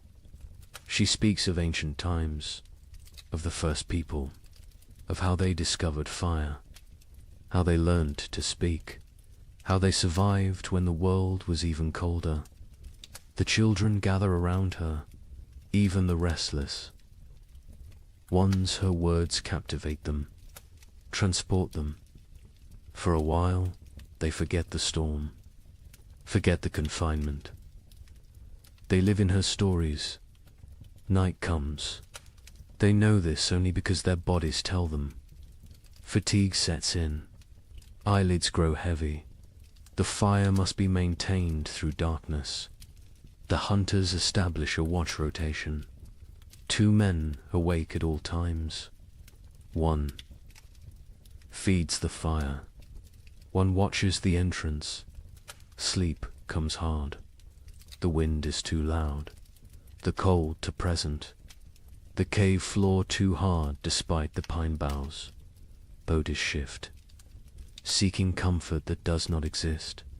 Seeking warmth that is scarce. The baby wakes crying. Hungry. Always hungry. Its mother nurses it. But her own hunger makes her milk weak. Thin. The baby feeds but does not satisfy. It cries again. Other children wake. The mother's face shows exhaustion, desperation. An older woman brings warm broth. made from bones and snow water. She encourages the mother to drink. Liquid helps produce milk. The mother drinks. The broth is barely warm, barely flavored, but it is something. The second day brings no relief. If anything, the storm worsens. The wind reaches new levels of fury. It sounds like raging beasts, like angry spirits. The entire cave vibrates. Small stones fall from the ceiling. Dust rains down. Fear creeps in. What if the storm never stops? What if they run out of wood? What if the cave collapses? These thoughts spread silently, visible in worried eyes, in tense shoulders, in clenched jaws. The chief sits straight. Projects. Confidence. But privately he worries. The woodpiles shrink rapidly. Too rapidly, he calculates. 3 more days, maybe 4. Then they burn sleeping firs. Then they face choices. Terrible choices. Food rationing becomes stricter. 1 small meal, barely enough to sustain. Stomachs growl constantly. Children whimper. Adults endure silently. Hunger is familiar. Hunger is survivable. For a while, Torg's hands have healed from the axe work. Now they crack from the dry cold. Blood seeps from split skin. He wraps them in leather strips. The bleeding stops, but the pain remains. He says nothing. Complaining helps no one. A hunter notices moisture on the cave walls, condensation from their breath, from their bodies. This moisture freezes, creates a thin layer of ice. The cave becomes a frozen chamber. Beauty and danger combined. Mira leads. The women in work. They cannot hunt, cannot gather, but they can prepare. They sort through supplies. They repair torn clothing. They sharpen stone blades. Idle hands create despair. Work provides purpose. The women sit together. They speak quietly. They share memories of other winters. Some worse than this, some better. They draw strength from survival stories. From knowing others endured. One woman speaks of losing her first child to cold 10 winters ago. The baby simply did not wake one morning, frozen in sleep. Her voice breaks. Others reach out, touch her shoulder, her arm. Physical. Connection matters. They grieve together. They heal together. The third day breaks their spirits slightly. The storm continues unabated. White chaos outside. Grey despair inside. Hope becomes harder to maintain. Faith in survival wavers. A young child develops a cough, deep and wet. The sound echoes in the cave. His mother's face shows terror. Winter. Coughs kill. They start small. They grow. They steal breath. They take lives. The healer examines the child. An old woman with knowledge of plants, of remedies. She has dried herbs, stored carefully. She makes a tea, bitter and strong. The child refuses it. She forces him. He must drink. He must fight. The child drinks. He gags. He sputters. But the liquid enters his body. The healer wraps him in extra furs, keeps him near the fire. She monitors his breathing, his color. She has saved children before. She has lost children before. She does what she can. The fire burns lower. Fuel supplies deplete. The chief makes a decision. Smaller fire, colder cave, extended resources, survival over comfort. The tribe huddles closer. They share body heat. They become one organism, one survival unit. Stories continue, but energy for telling wanes. Voices grow hoarse. Throats hurt from smoke and dryness. Still they persist. Stories are medicine. Stories are hope. Stories are memory. Kraw dreams fitfully. He dreams of the hunt, of running through snow, of warm blood on cold ground, of meat and plenty. He wakes to cold and hunger. Reality disappoints. But reality is what they have. The fourth day brings a subtle change. The wind decreases slightly. Not much, but enough to notice. Enough to spark hope. Ears strain, listening for further improvement. Praying for silence. By afternoon, the wind drops to a steady roar instead of a scream. The leather hide stops its violent flapping. Stillness seems possible, seems real. The tribe exchanges glances, cautious optimism. The chief crawls to the entrance. He carefully lifts the hide edge, a tiny gap. Snow immediately blows in, but he can see outside. Barely. The world is still white, still falling, but less violent, less deadly. He drops the hide. He turns to face the tribe. His expression gives them their answer before he speaks. The storm weakens, not over, but weakening. They will survive. They will see the end. Relief flows through the cave, visible, tangible. Shoulders relax. Faces soften. Tears form in some eyes. The trial continues, but the worst has passed. That evening, the coughing child breathes easier. The healer's tea worked, or luck worked, or sheer will worked. The reason does not matter. The child will live. This small victory lifts everyone. The tribe eats their meager ration with less complaint. The end approaches. They can endure. They can last. The wood will suffice. The food will suffice. They are strong enough. The fifth morning brings silence. Actual silence. The wind has stopped. The storm has ended. The sudden quiet feels strange, wrong. Ears ring in the absence of noise.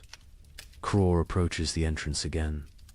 This time he fully opens the hide. Daylight floods in, blinding and beautiful. The tribe shields their eyes, adjusts slowly. The world outside has transformed. Snow everywhere. Drifts higher than a man. The landscape is unrecognizable. Every familiar feature buried, erased. They look upon an alien world, white and pristine and deadly. But the sky shows blue, clear blue. The storm has truly passed. The tribe survived. Every member, every child, every elder. They made it through together. They do not celebrate loudly. They have no energy for celebration. But quiet satisfaction fills the cave. They endured. They protected each other. They remained human in inhuman conditions. The first blizzard has ended. Many more will come, but this one is done, and they are alive. Cold, hungry, exhausted, but alive. That is enough. That is everything. The days after the blizzard bring cruel clarity. The tribe emerges to assess their world. Snow covers everything in impossible depths. Walking is exhausting. Each step sinks to the knee, sometimes to the waist. Movement becomes a brutal task. The hunters try to venture out. They search for game, for any sign of life. But the animals have vanished, gone deep into dens, hibernating, or dead, or fled to distant warmer lands. The forest stands empty, silent as a grave. They check their trap. Lines, the snares they set before winter. Snow has buried them all. Invisible, useless. Days of work erased by one storm. They dig frantically. They find 3 traps, all empty. All sprung by falling snow. The tribe returns to the cave. Their faces tell the story. No food, no prospects, only what they stored. Only what hangs from the ceiling. Only what sits in clay pots. They must make it last. They must ration carefully. The chief counts the supplies again. He uses his stones. He moves them slowly. His count confirms his fears. Not enough. Even with strict rationing, even with 1 meal per day, they will run out before spring arrives. Weeks before, he does not share this calculation. Not yet. Fear helps no one. Panic kills faster than hunger. He will wait. He will hope. Perhaps another opportunity will come. Perhaps luck will shift. The moon rises full and bright. It illuminates the frozen landscape. Everything glows silver, beautiful and deadly. This moon marks the deepest part of winter, the coldest nights, the longest darkness. The tribe calls it the moon of hunger. Every winter it appears. Every winter it tests them. Food becomes an obsession. Stomachs growl constantly. Sleep brings dreams of feasting, of plenty, of meat dripping fat. People wake disappointed, wake to cold reality, wake to emptiness. The single daily meal shrinks. Further, what filled a palm now fits in fingers, barely enough to taste, never enough to satisfy. Children cry after eating, still hungry, always hungry. Mothers have nothing more to give. The baby suffers most. Its mother's milk dries up. Her body has nothing left to convert. She tries to nurse. The infant sucks desperately, gets nothing. Its cries become weaker, more pitiful, more heartbreaking. The women try to help. They chew dried meat until soft. They feed this paste to the baby, tiny amounts. The baby takes it, swallows. But infant bodies need milk, need fat, need nutrients this paste cannot provide. Mira grows weaker. Her old body has few reserves. Age makes winter harder. She sleeps more, moves less. Her skin seems to hang on her bones. Her eyes sink into her skull. She knows what is happening. She accepts it. This is the way of things, but she still tells stories. Her voice is thin now, barely audible. The children lean close to hear. She speaks of abundance, of spring, of flowers and green grass, of warm sun on skin. She gives them hope. She gives them something beyond hunger. A hunter named Breck volunteers to venture far, to search for game in distant valleys. Perhaps the herd's sheltered somewhere. Perhaps hunting is possible. The chief considers this. The risk is enormous. But starvation is certain. He agrees. Breck leaves at dawn. He carries a spear, a stone blade, nothing else. Weight would slow him. He must move fast, cover distance, return quickly, or not return. At all, the tribe watches him go. A small figure against vast white. He grows smaller, smaller, then disappears over a ridge. They pray to spirits, to ancestors, to anything that might listen. Bring him back with food. Days pass. Breck does not return. Hope fades. The tribe assumes the worst. The cold took him, or hunger, or predators, or simple bad luck. They mourn silently. They cannot waste energy on elaborate grief. The fire burns lower, with supplies critical now. They cannot gather more easily. The snow is too deep, the cold too intense. They burn less. The cave grows colder. Ice forms on interior walls. Breath becomes visible even inside. People huddle together constantly. Sharing warmth is survival. Personal space disappears. Bodies press against bodies, creating human walls against cold, creating collective heat. It helps. Barely, but barely is enough. Torgs. Mother develops a fever. Her body shakes. Her teeth chatter. She cannot get warm despite the furs, despite the proximity to fire. The fever burns from within, consumes her remaining strength, consumes her remaining fat. The healer examines her. She recognizes the signs. Starvation, fever, the body eating itself, trying to generate heat, trying to survive. But without food, the body destroys itself. Muscles become fuel. Organs become fuel. Death approaches. The healer makes another tea. Her herbs are nearly gone. Only a few precious leaves remain. She must choose. Who gets treatment? Who goes without? These choices haunt her, but she must make them. She gives the tea to Torg's mother. A chance. A small chance. The woman drinks. The liquid burns her throat. She coughs violently, but she keeps it down.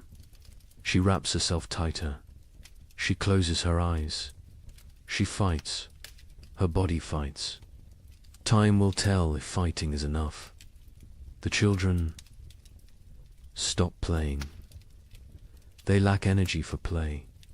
They sit quietly, stare at nothing. Childhood vitality drains away. They become small, old people, serious, silent, waiting. One boy asks his father when they will eat more. The father has no answer.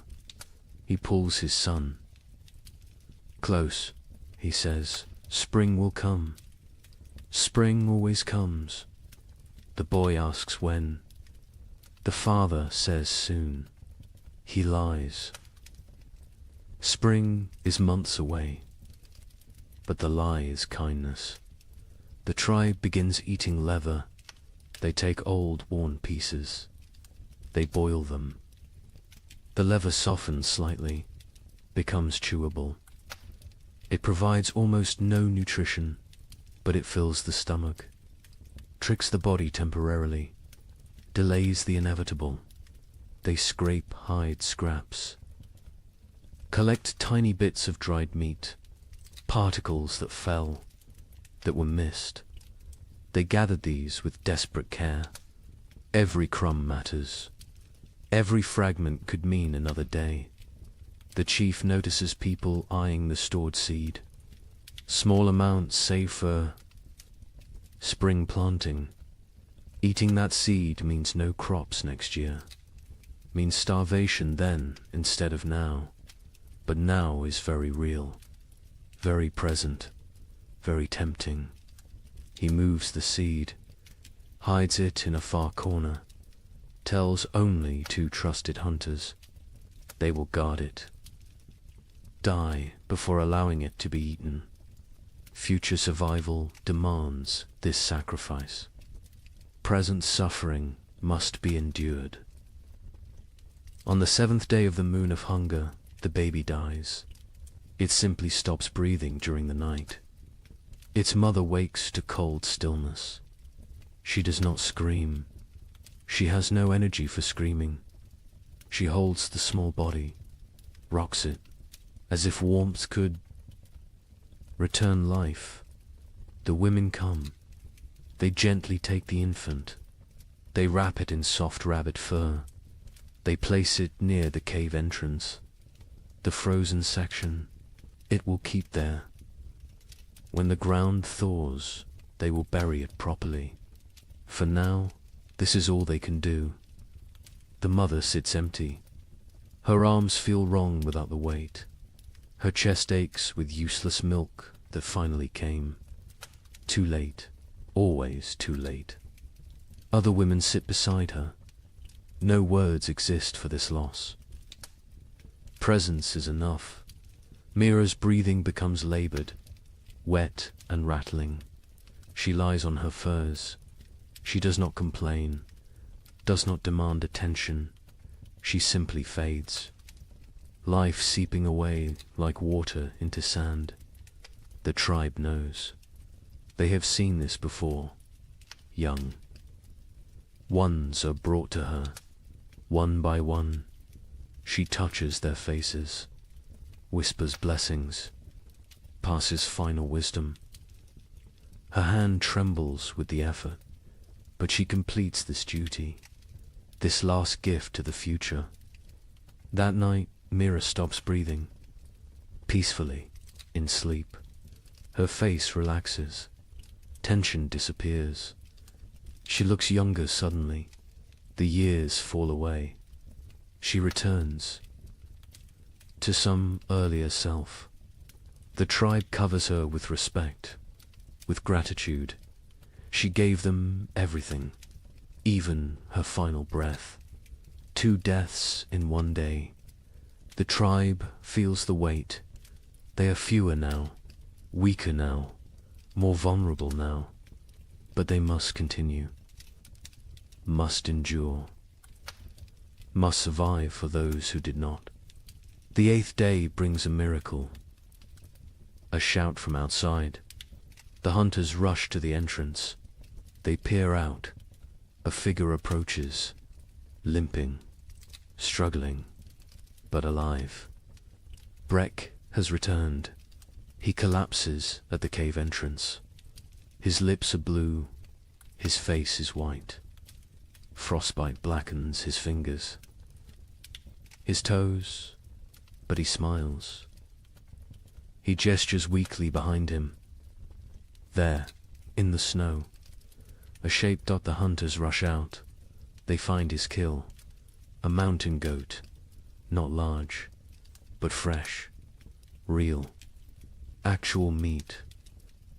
Breck tracked it for days, followed it to high cliffs, killed it with a desperate throw, then dragged it back. Somehow, against all odds, they bring the goat inside. They bring Breck inside. The tribe crowds around. They cannot believe it. Food, real food, hope made flesh. Tears flow freely. Relief, gratitude, joy. The women butcher immediately. They work with trembling hands. Blood flows. Precious blood. They catch it. Blood soup will feed many. Nothing wastes. Nothing spares. They roast small pieces. The smell fills the cave, mouths water, stomachs cramp with anticipation. The wait is agony, but the meat must cook. Raw meat brings sickness. Patience is required. Finally, the meat is ready. The chief distributes it. Tiny portions, barely a bite each. But that bite is everything. Rich, warm, nourishing. People chew slowly, savor every second. Some cry while eating. Breck receives his portion, receives gratitude, receives respect. He risked everything.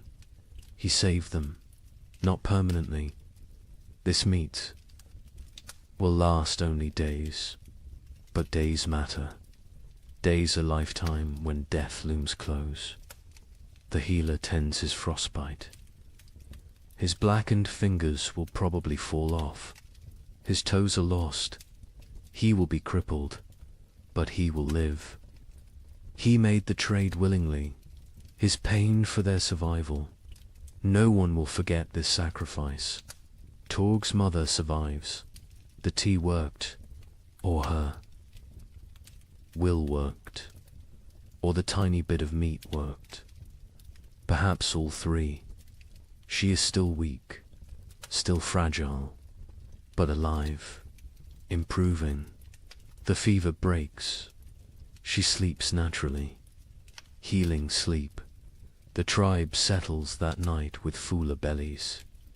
Not full, but fuller. The difference is profound. Mood lifts. Energy returns slightly. Conversation resumes. Small jokes are made. Laughter sounds strange, foreign, but welcome. The moon of hunger continues. It will continue for weeks more. They are not saved, but they are not finished. They endure. They adapt. They survive. More storms will come. More hunger will come. More death might come. But tonight, they have meat. They have hope. They have each other. The fire burns a bit brighter. Wood is still rationed. But they allow a slightly larger flame. Warmth spreads. Bodies relax marginally. Sleep will come easier tonight. Outside, the moon hangs cold and distant, indifferent to human suffering, indifferent to human triumph. It simply shines, marking time, marking the season. The moon of hunger watches all, judges none. The tribe learned to gain what they already knew. Survival requires sacrifice, requires courage, requires the few to risk for the many. Breck proved this. Mira proved this. The baby's mother proved this. They carried these lessons. They teach these lessons. They live these lessons. This is how humans persist. This is how they conquer impossible odds. Not through strength alone, but through sacrifice, through love, through unwillingness to surrender. The moon of hunger is not over, but they will face it together. They will face it standing. They will face it human. And that makes all the difference. They step onto the plain. The wind hits immediately. Ferocious, brutal.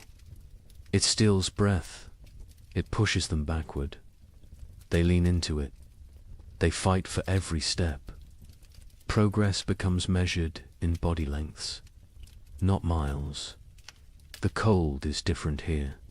Worse. It penetrates every layer, finds every gap in clothing, numbs exposed skin within seconds. Their eyes water. The tears freeze on their cheeks. Ice crystals form on their wrappings. They walk in a tight group, close together, sharing body heat, creating a mobile shelter. the strongest on the outside, taking the worst of the wind, rotating positions regularly, sharing the burden, sharing the pain. Hours pass. Time loses meaning. There is only the next step, the next breath, the next moment of survival. Nothing beyond that, nothing behind that. Just the eternal present of suffering. Sira stumbles. She catches herself. But barely. Her legs shake. Exhaustion shows. Others are the same. Everyone reaches their limits, but limits must be exceeded, must be pushed beyond reason. Survival demands the impossible. They come to a frozen river. Ice covers it completely. Thick. Ice. Strong ice. Probably safe. Probably. But ice is treacherous. Currents flow underneath. Weak spots form. One wrong step means freezing water, means death. Crawl tests the edge. He stamps hard. The ice holds. He ventures further, still solid. He waves the others forward. They cross one at a time, spreading out, distributing weight. Every step careful, every movement calculated. Halfway across, the ice groans. A deep, ominous sound. Everyone freezes. They wait. The groaning continues, but no cracking, no breaking. They breathe again. They continue, faster now. Urgency overcoming caution. They reach the far side. Relief is brief. More walking awaits. More suffering. The plain continues endlessly. Horizon meets horizon in white emptiness. No landmarks, no reference points. Only Craw's memory guides them. Only faith in his knowledge. Afternoon brings no warmth. The sun is visible but distant, cold. Its light provides no comfort, no heat, just illumination of their misery. Of the vast emptiness surrounding them, Ren falls. He does not get up immediately. Others stop. They help him, pull him upright. His face is white, his lips blue. Hypothermia begins. They force him to walk. Movement generates heat. Stopping means dying. He walks, stumbling, barely conscious. But walking, they find a small depression, a slight dip in the endless plain. It blocks some wind, not much, but some, enough. They stop briefly. They need rest, need water, need to check their bodies. They huddle together. They share warmth. They drink from water skins. The water is partially frozen. They break ice with their teeth. The cold liquid burns going down. But hydration matters. Dehydration kills in cold. Silently, quickly, Sura checks everyone's extremities. Fingers, toes, noses, ears. Looking for white patches, for frozen flesh. She finds some on Ren. His fingers are too pale. She rubs them vigorously, trying to restore circulation, trying to save his digits. Pain shoots through Ren's hands as feeling returns.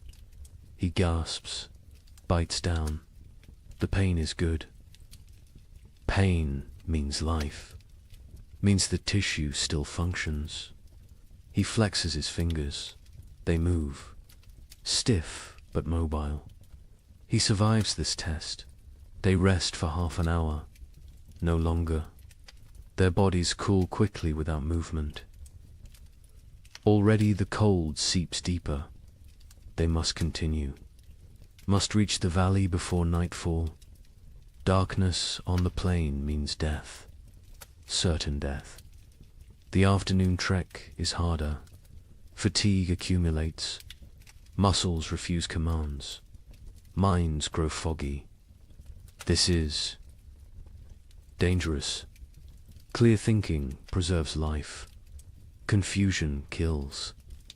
They focus on simple goals. Next 100 steps. Then next 100. Then next, they see shapes ahead. Dark forms against white. Rocks. Trees. Hope. Surges, but distance deceives. The shapes are far. So far. What looked like minutes away takes hours to reach. The plain plays tricks, tests sanity. Finally, they arrive. Not trees, just large boulders. But boulders provide shelter. Wind breaks around them, creates calm pockets. They can rest here. They can survive the night here. Relief is overwhelming. They collapse against the rocks. Their bodies give out. They have nothing left. They walked for 14 hours, maybe 15, through impossible conditions. They should be proud, but they are too tired for pride, too exhausted for emotion. They must make fire, must create warmth, but they have no wood. The plain offers nothing, just snow and rock and ice. Craw searches desperately. He finds dried grass, small amounts poking through snow. He gathers every strand, every piece. They pile the grass.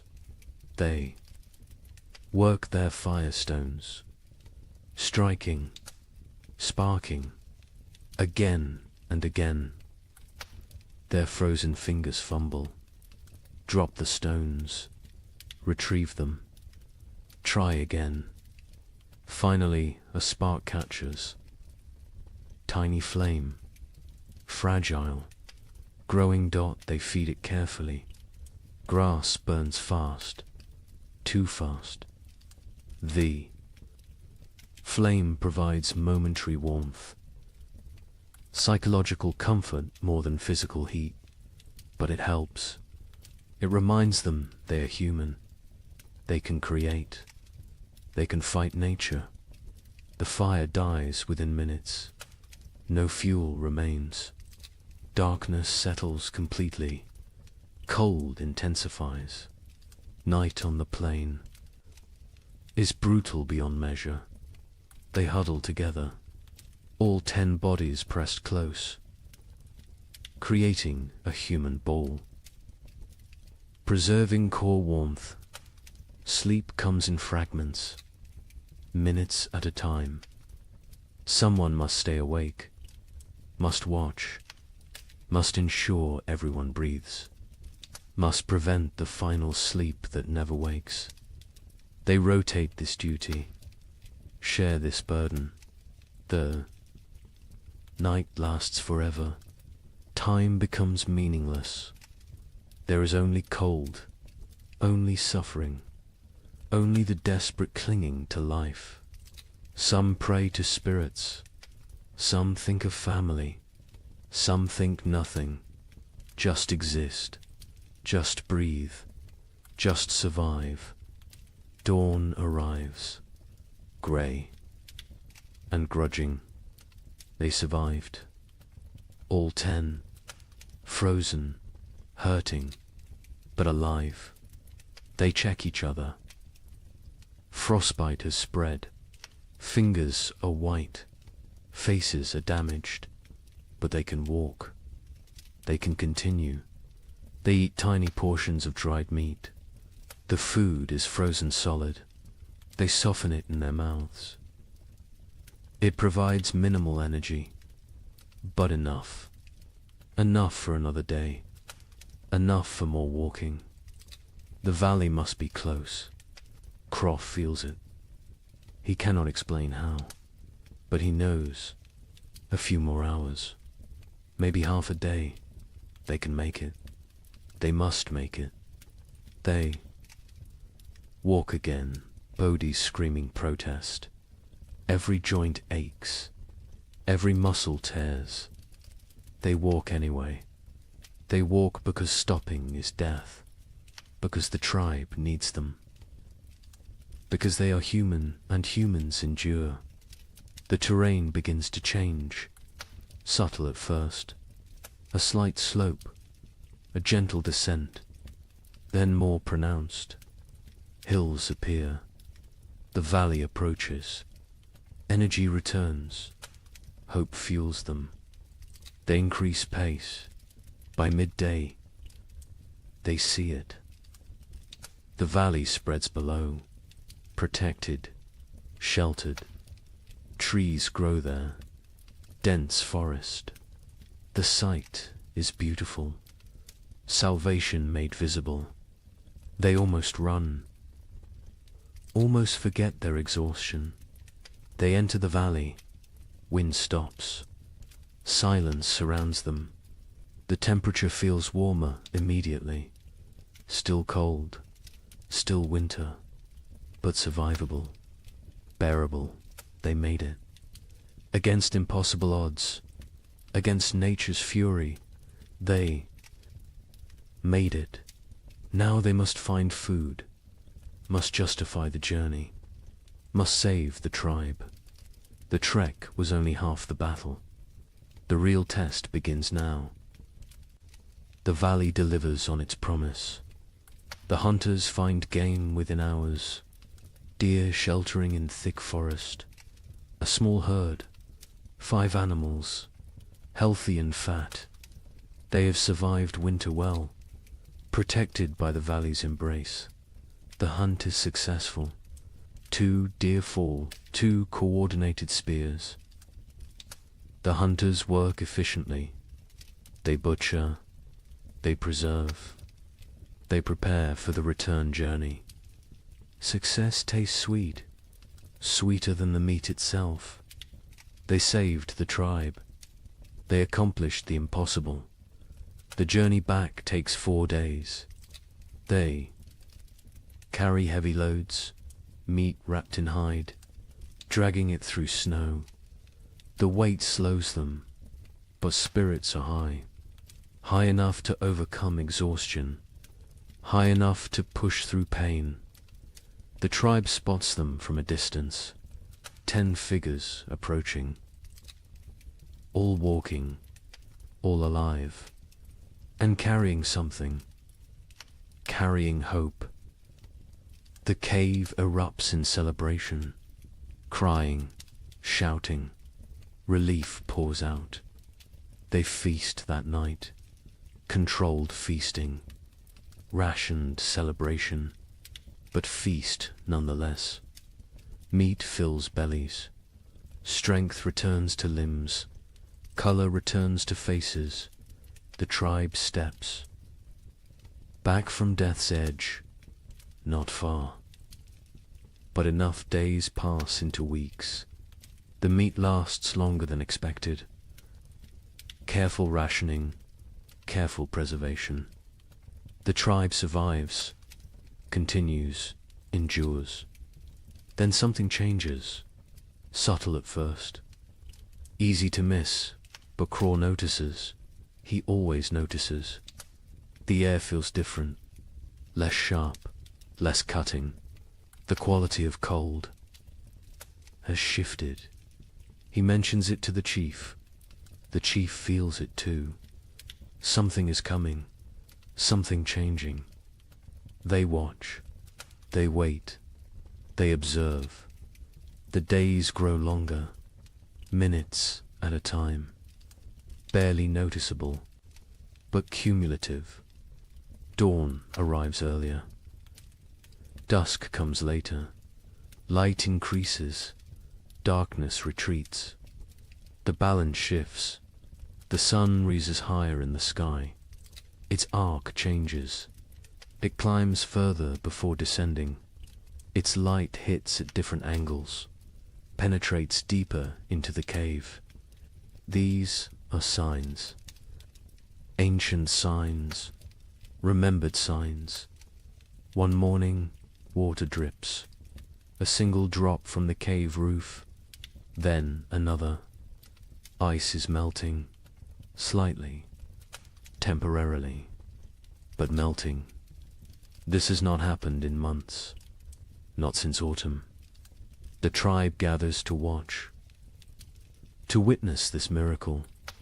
Liquid water, life returning. The dripping stops when temperatures drop again. But the message was sent. Winter weakens. Its grip loosens. Imperceptibly, gradually, but definitely. Birds return. Not many, just a few scouts. Ravens first. Always ravens. They circle overhead. They call to each other. Their voices break the silence of months. The sound is jarring, almost forgotten, but welcome. So welcome. The snow begins to change. Its texture alters. Morning crust forms. The surface freezes hard overnight. Supports weight. Walking becomes easier. No more sinking to the thighs. Progress quickens. Movement improves, but afternoons bring different snow. Soft, wet, heavy. The snow absorbs sunlight, converts it to water. Slowly, drop by drop, the snow level decreases. Patches of ground appear, brown and dead, but ground, actual earth. The hunters venture out more frequently. They find tracks, fresh tracks. Animals emerge from dens, from hibernation, from wherever they sheltered. Life stirs again, cautiously, tentatively, but undeniably. A child sees something green, a tiny shoot, pushing through melting snow. Green, the color is shocking. Alien after months of white and brown and grey. The child calls others. They gather around this small miracle, this proof of continuation, this promise. The tribe's energy shifts. Desperation eases. Not gone, but reduced. They can see the end now. Not tomorrow, not next week. But eventually, spring will come. They will survive. They endured the worst. They can endure the rest. Mira's death is honored properly now. The ground softens enough to dig. Not deep, but enough. They bury her with ceremony, with gratitude, with love. They mark her place with stones. She will rest among her people, among the land she knew. The baby is buried beside her, grandmother and infant. Together, the mother stands silent. She has no tears left, but she has survived. She will continue. She will have other children. This is not comfort, but it is truth. It is the way. The tribe expands their range. They explore further from the cave, finding what winter destroyed, what winter spared. They assess damage, plan repairs, think ahead. Survival mode shifts to recovery mode. They find a frozen stream beginning to flow. Ice breaks apart. Water moves underneath. Clear, cold, but flowing. They drink fresh water, not melted snow, not stale. Fresh the taste is incredible, pure, clean, alive. Fish will return soon. With flowing water comes fish. The tribe prepares nets, repairs traps, sharpened spears. The river will provide. It always has. It will again. The wind changes direction, no longer from the north, now from the south. Warmer air pushes in, not warm, but warmer. Relative warmth, comparative warmth, enough to matter. Ice on the cave walls melts. Water runs down stone faces. The cave becomes damp, almost humid. This creates new problems. Mold threatens. Furs must be dried, arid, maintained. But these are problems of living, not problems of dying. The tribe welcomes them. Sero spots deer tracks. Many tracks. A large herd pass nearby, moving north, following some ancient instinct. Following the thaw, the hunters follow. They track for miles. They find the herd. The hunt succeeds again. 3 deer this time. The tribe has surplus. Actual. Surplus. They smoke meat. They preserve it. But they also eat fully. They allow themselves satisfaction. Bellies fill completely. Children laugh. The sound is strange, foreign, forgotten, but it returns. Slowly it returns. Young ones play outside again, running, shouting, burning energy stored through winter. Parents watch with emotion. These children survived. Against odds, against nature, they live. They thrive. They play. Breck's frostbite healed as well as possible. He lost 3 fingers, 2 toes. He walks with a limp. His hands cannot grip spear properly. But he lives. He survived his sacrifice. The tribe honors him daily, through respect, through care. Through memory, he teaches young hunters. Passes knowledge, cannot hunt himself, but can create hunters. This is valuable. This is contribution. This is purpose. He has worth beyond physical ability. The tribe ensures he knows this. Torg's mother recovered fully. The fever broke. Strength returned. She works alongside other women. She processes new hides. She gathers early plants. She lives. Her son watches her with gratitude, with relief, with love. The nights grow shorter. Darkness retreats further. The tribe sleeps less, needs less sleep. Energy returns with light, with warmth, with hope. They begin projects, repairs, improvements, planning for next winter. Learning from this one, they discuss what worked, what failed, how to improve. Knowledge is survival. Experience is wisdom.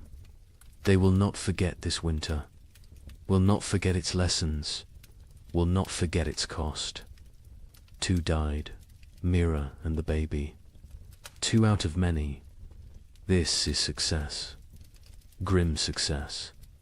But success nonetheless. Other winters killed more, much more. This winter was survived. This winter was conquered. The chief ageth visibly. The stress wore him. Carved lines deeper. Grayed his hair further. But he stands straight. He led well. He made hard choices. He saved the tribe. Leadership exacted its price. He paid willingly. Cross joins ache more. The track damaged him. Pushed. His aging body beyond limits. He knows his hunting days near their end. Soon he will teach only, lead only. hunt vicariously through younger men. This is natural. This is right. This is the cycle, but not yet. This spring he will hunt. This summer he will provide. He has a few good seasons left. He will use them fully, will extract every last contribution. This is his way. This has always been his way. The tribe ventures to high ground. They look north, the direction of the killing cold, the direction of death. Snow still covers distant mountains. Ice still gleams on peaks. Winter remains there, will remain for months. But here, in the valley, in their home, spring approaches, green spreads, slowly, gradually, but visibly. Grass emerges, leaves bud, flowers prepare to bloom. Color returns to the world. The monochrome existence ends. Life reasserts itself. Birds return in waves, small ones first, then larger. They sing, they call, they mate, they build nests. They choose to live here, choose to raise young here. The tribe takes this as blessing, as approval, as sin. Children collect eggs, carefully, leaving some, taking some. The birds can spare them. The birds will lay more. This is balance. This is sustainable. This is how it works.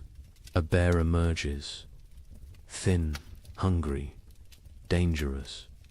It approaches the cave. The hunters drive it away. They cannot kill it. Too dangerous, too large. But they make their presence known, establish dominance, protect their territory. The bear leaves, seeks easier prey.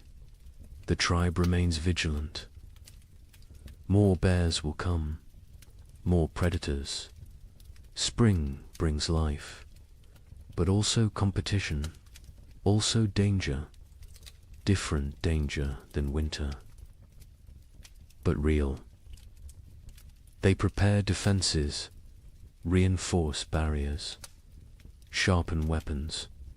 Spring is not safety. Spring is different challenge. Different tests, but they survived winter. They can handle spring. The elderly who remained in the cave through the trek are recovering. They endured. They kept fire burning. They maintained hope. They held the center. Their contribution was essential, unrecognized during the crisis, acknowledged now. The tribe holds council. All adults attend. They discuss summer plans. Where to hunt, where to gather, what to store, how to prepare for next winter. Always next winter.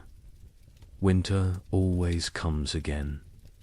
But between now and then, between this moment and that future threat, there is spring.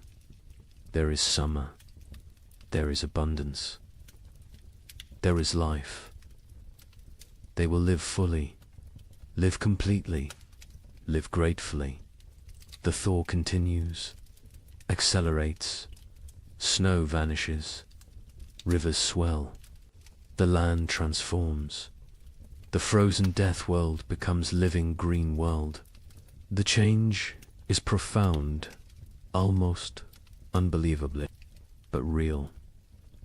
Witnessed, experienced. The tribe survived. All but two. They endured when winter meant death. They outlasted the brutal cold. They conquered the primitive darkness.